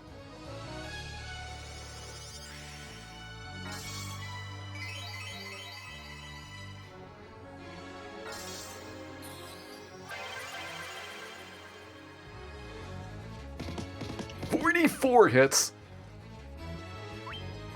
This is starting to get a little bit ridiculous.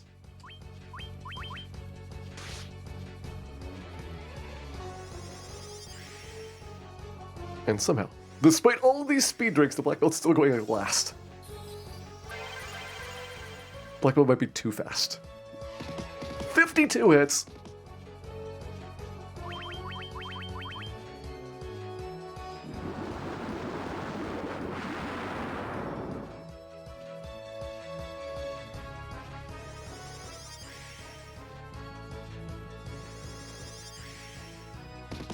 "56 hits.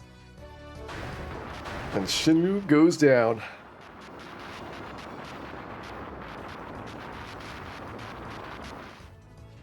I think 64 is the max. Got the Ragnarok, we got the Hero Shield. Alright, so Ragnarok is pretty good. Hero Shield I think is going to be a big upgrade over the Aegis Shield. So now you don't need the ribbon on. You can do the Genji helmet instead. Your evasion is ridiculous. You cannot use Ragnarok, so that is going to be versus Ultima Weapon. So more evasion, 197 base, which is like 10 defense swords from the start of the game. That is pretty ridiculous. I think Ultima Weapon may be the better attacker though.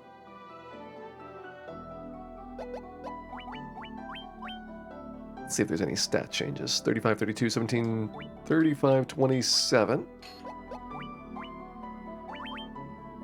Okay, you did get some stat bonuses from it.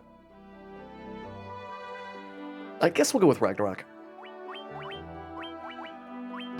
Never really found much for the black belt to do, which is kind of a shame. You could Ultimate Weapon, but I think your hands are going to be the superior choice. I think. Life Spring Grotto is done. It is time to go punch Chaos. We don't even need an airship. I'm going to sail to the Temple of Fiends.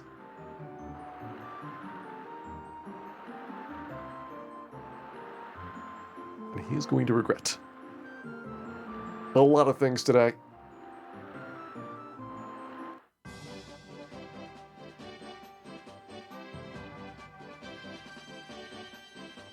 Is it worth walking to Provoca for Ethers?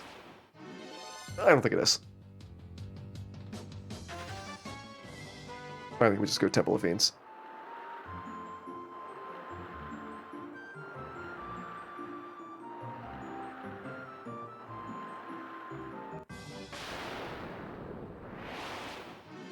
Don't beat up the old lady too bad. She's asking for it.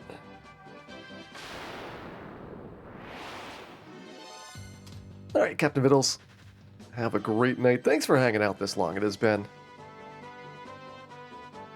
a fair bit longer than I was expecting for this particular stream today. My estimate was 7 hours. But we did have some fun diversions along the way. And I did enjoy the black belt quite a lot.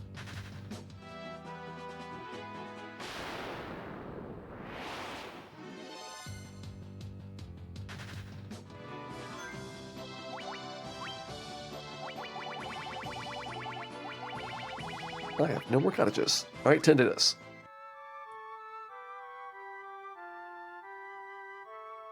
There wasn't all dungeons. I mean, there's only one dungeon left, and it's in this place. If you want to go and do the Labyrinth of Time bonus dungeon, which is a bit different design-wise than the ones that we've seen so far. Labyrinth of Time is more of a challenge dungeon in that it's got the same puzzle aspect, it's got the same floor randomization stuff. But the thing that makes it kind of unique is that every floor you've got a timer. And if you fail the timer, you're just kicked out. That's the end of the run. But at the start of the dungeon, you can agree to limit some of your abilities in order to increase the timer. So, for example, if you say that you're not allowed to attack with a weapon, you'll get like 5 extra minutes. So it's a bit of a balance between guessing how long it's going to take you to finish the floor. And trying to make it so that you're not limiting yourself so much that you can't finish the floor.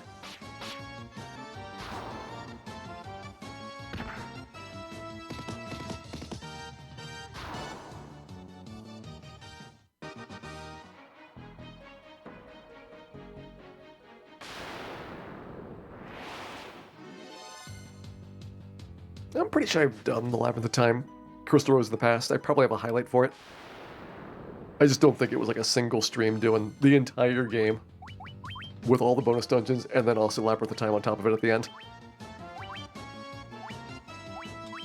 That is a pretty long day. Like, it would be, I would guess, like another 60 minutes or so to do Labyrinth of Time. And you wouldn't even necessarily have to do like the hardest path through it. Like, you could pick the easy path to Coronadia. But I feel like we've gotten a fairly good sample of everything this game has to offer. And now it is time to go kill Chaos. Also Phantom. We need to kill Phantom.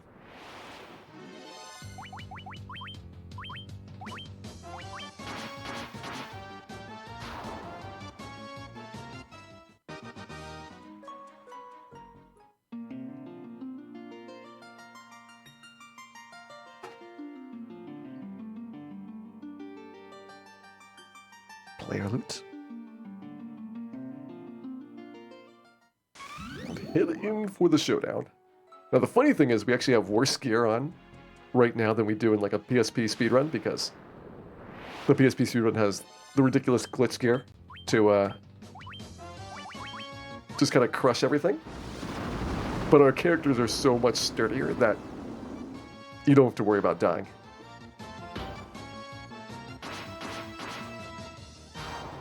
Yeah, this is going to be kind of a breeze. Chaos is not really different in this version compared to the GBA version.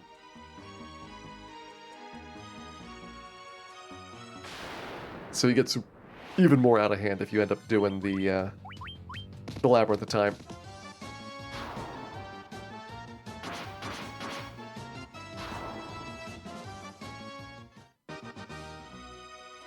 Still no Mega Elixir drops.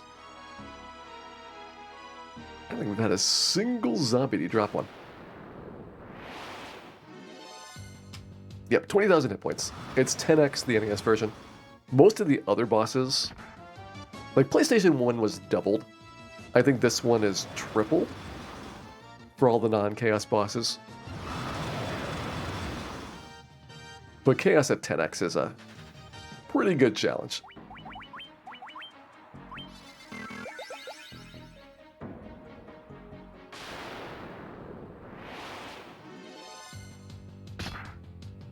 Go away, Frosties. Nobody likes you.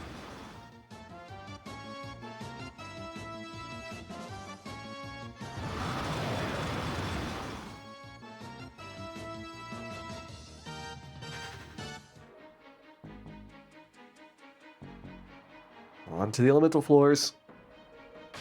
Starting here with Lich. See if we get a nucleus Lich or not. We do enough damage that conceivably, if we get fast turns, we could get a nucleus Lich probably about half the time.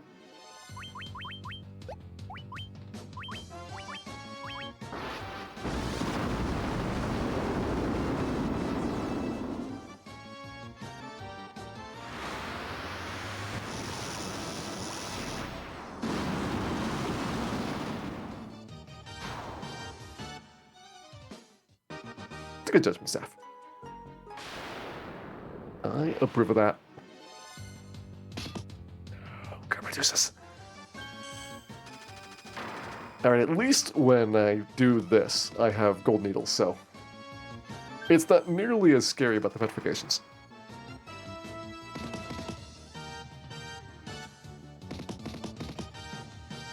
Some of the big time savings when I was doing the PSP speedruns was just skipping like all the safety stuff, so no gold needles, No safety saves, so one bad encounter could wipe you. But I feel kind of satisfied with where things ended up on that. Getting down to a 1:30 on the PSP speedrun time. I think for now is good enough for my goal. If I ever want to go back to that again, there is still the more difficult PSP route that probably saves 3 minutes. So a couple tries at it. Some good luck on the enemies and probably get like a 127.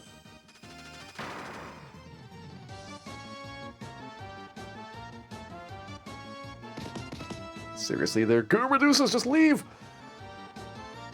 They probably won't even chase us.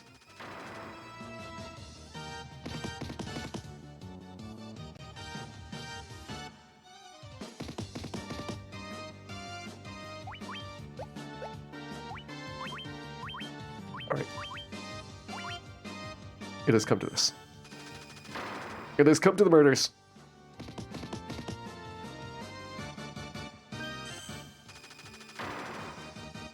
But let me know that I did enjoy them. I enjoyed each and every one of them dying. I mean, it was 200 hours worth of experience, so why not?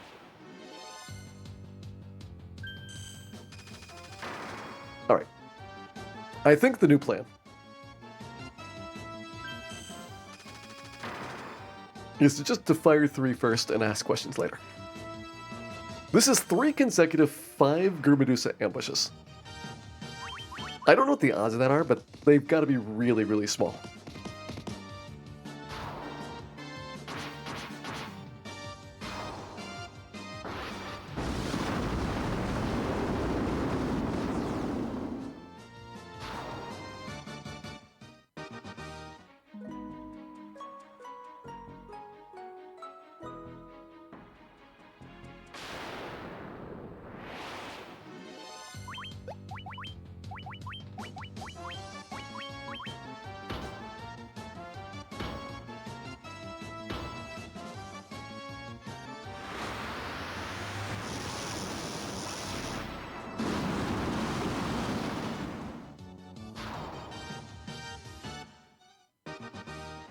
Let's go ahead and get ready for Lich here. There's my ether pile.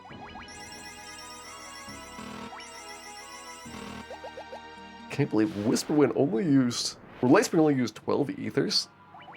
That is ridiculous.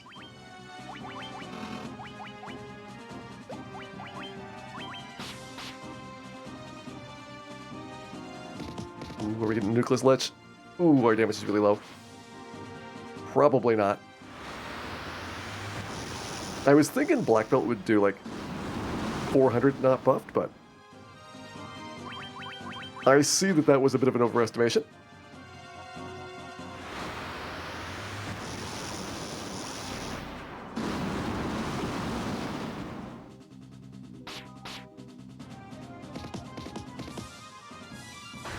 And I see that Lich is dead. Very nice. Nucleus Lich fight.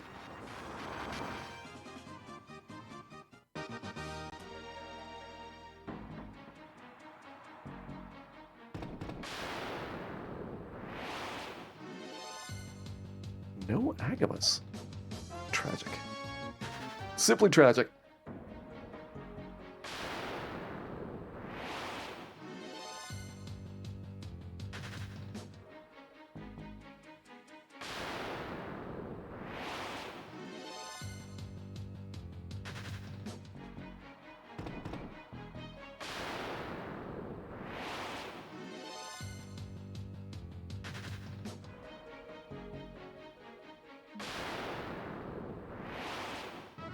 On to carry.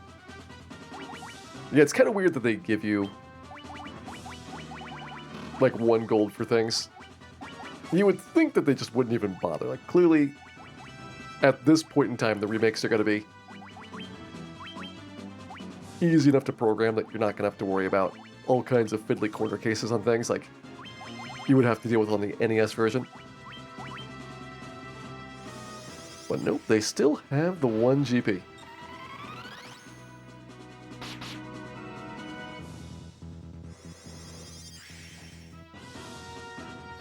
Alright, so we're sabered, hasted, and drunk.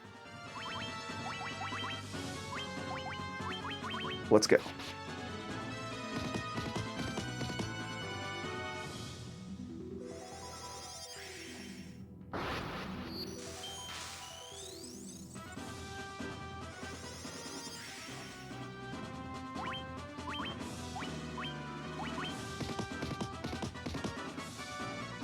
Carry's done.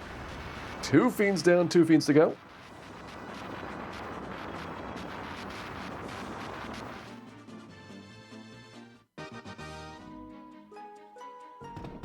Hit it to Kraken.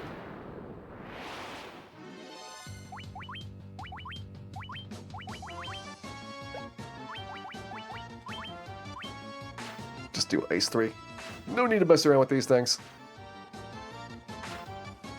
I don't quite know where we are in the intelligence breakpoints for the damage scale. But Ice 3 should definitely kill him.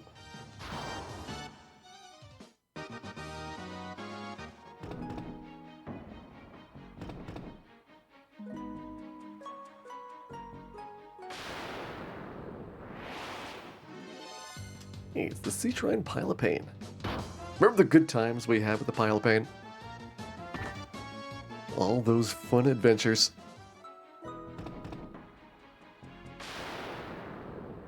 And spam attack and beat the fiends. The fiends are not the challenging part of this. Temple of Fiends has always been a war of attrition. And while there's a bit of a survival check on the fiend fights, they're mostly there to like consume your resources and make it so that it's more expensive each time that you try and kill Chaos. At least that was the idea for like the original version.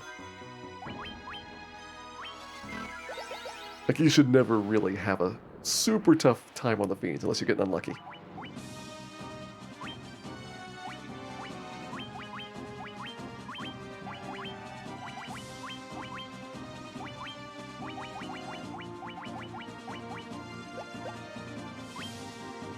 They should hasten to do Proteris.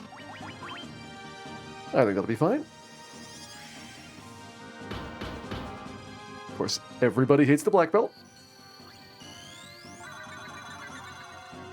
It's really uncanny how often the enemies have punched the black belt when the fighters should be like way more juicy of a target.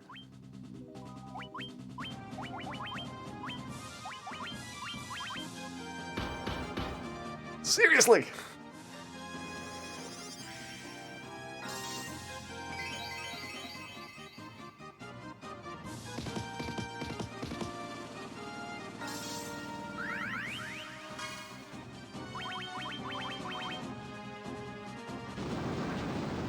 Good. Free round on Ink.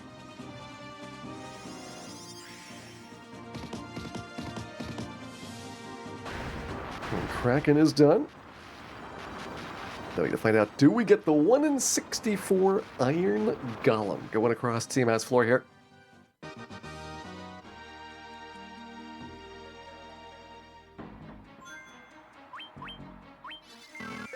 It's been nothing so far until the boss fight.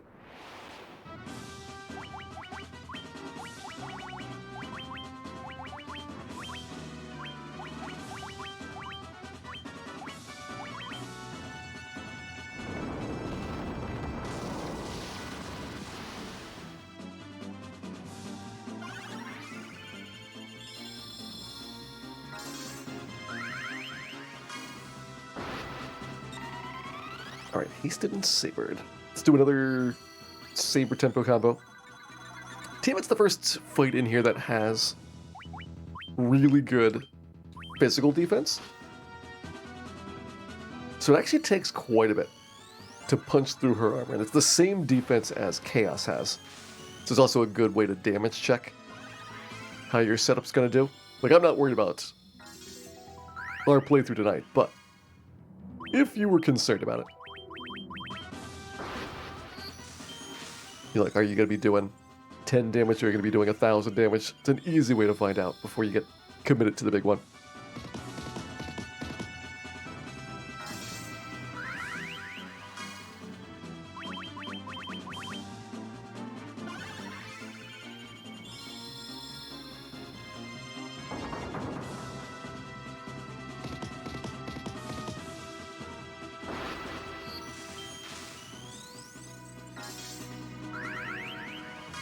Alright, one more turn should do it. We've got Black Belt all buffed up. We got Tiamat going down.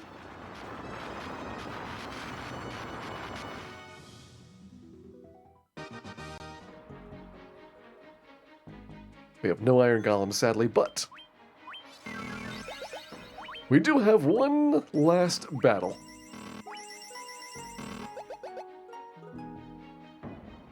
This time. For our team that started their adventure only 8.5 hours ago, back in the town of Canaria. Having killed all the fiends and done our 4 Dawn of Souls bonus dungeons, they are now taking on Chaos.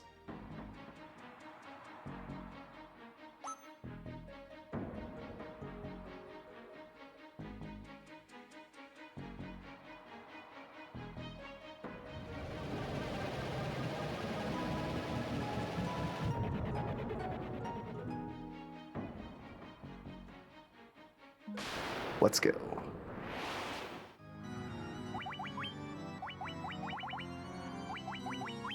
Alright, so first thing we're going to do is get a lot of health.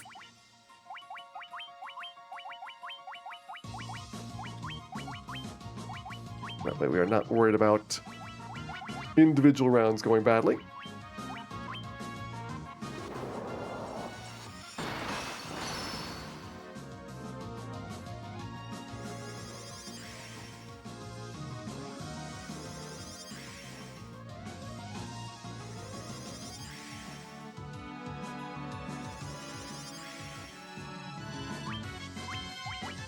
Attack yourself. Go ahead and start buffing for offense. I usually feel like most of the defensive buffs don't really do a lot here. Chaos has got a very accurate single physical attack, so it's tough to dodge.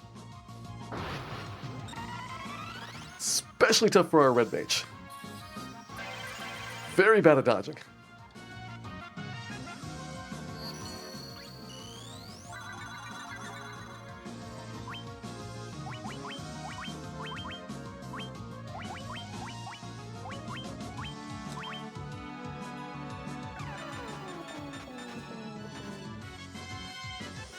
Alright, that can be fixed.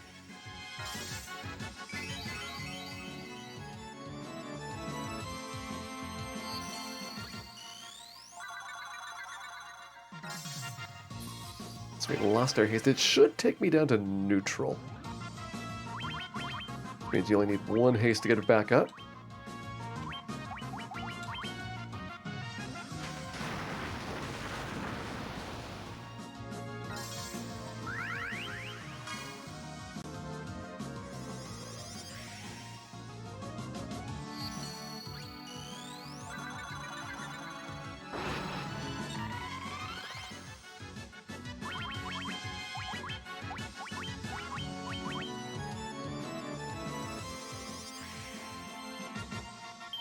Going over to Blaze. We've seen 3 spells from Chaos so far. That means Cure 4 is not that far away in terms of his spell list. And while it doesn't do a full heal, it does heal for 9999 damage. So I might just bait it out rather than have to attack an extra entire time with my black belt.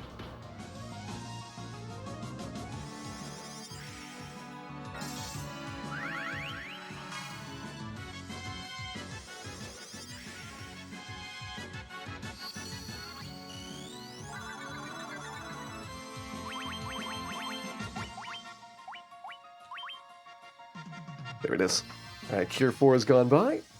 He's got 4 spells until nuke, but he probably does a bunch of physical attacks and skills, so we might not end up seeing it. Because it's about time for the Fists of Fury to begin.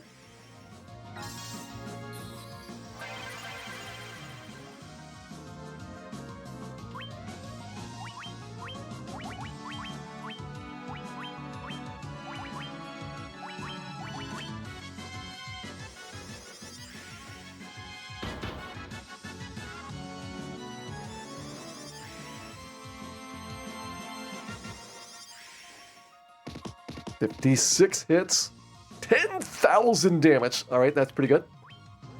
That is pretty good damage numbers.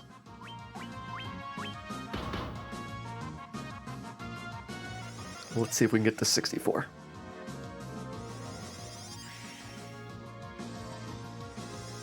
I didn't know you could go over 999 in this game. 56, huh. Still at 56, is that cap there? 64 would be the number that makes sense. Looks like it's 56. And it looks like chaos. Going down in 8 hours, 43 minutes, and 42 seconds. The last of our mini victims.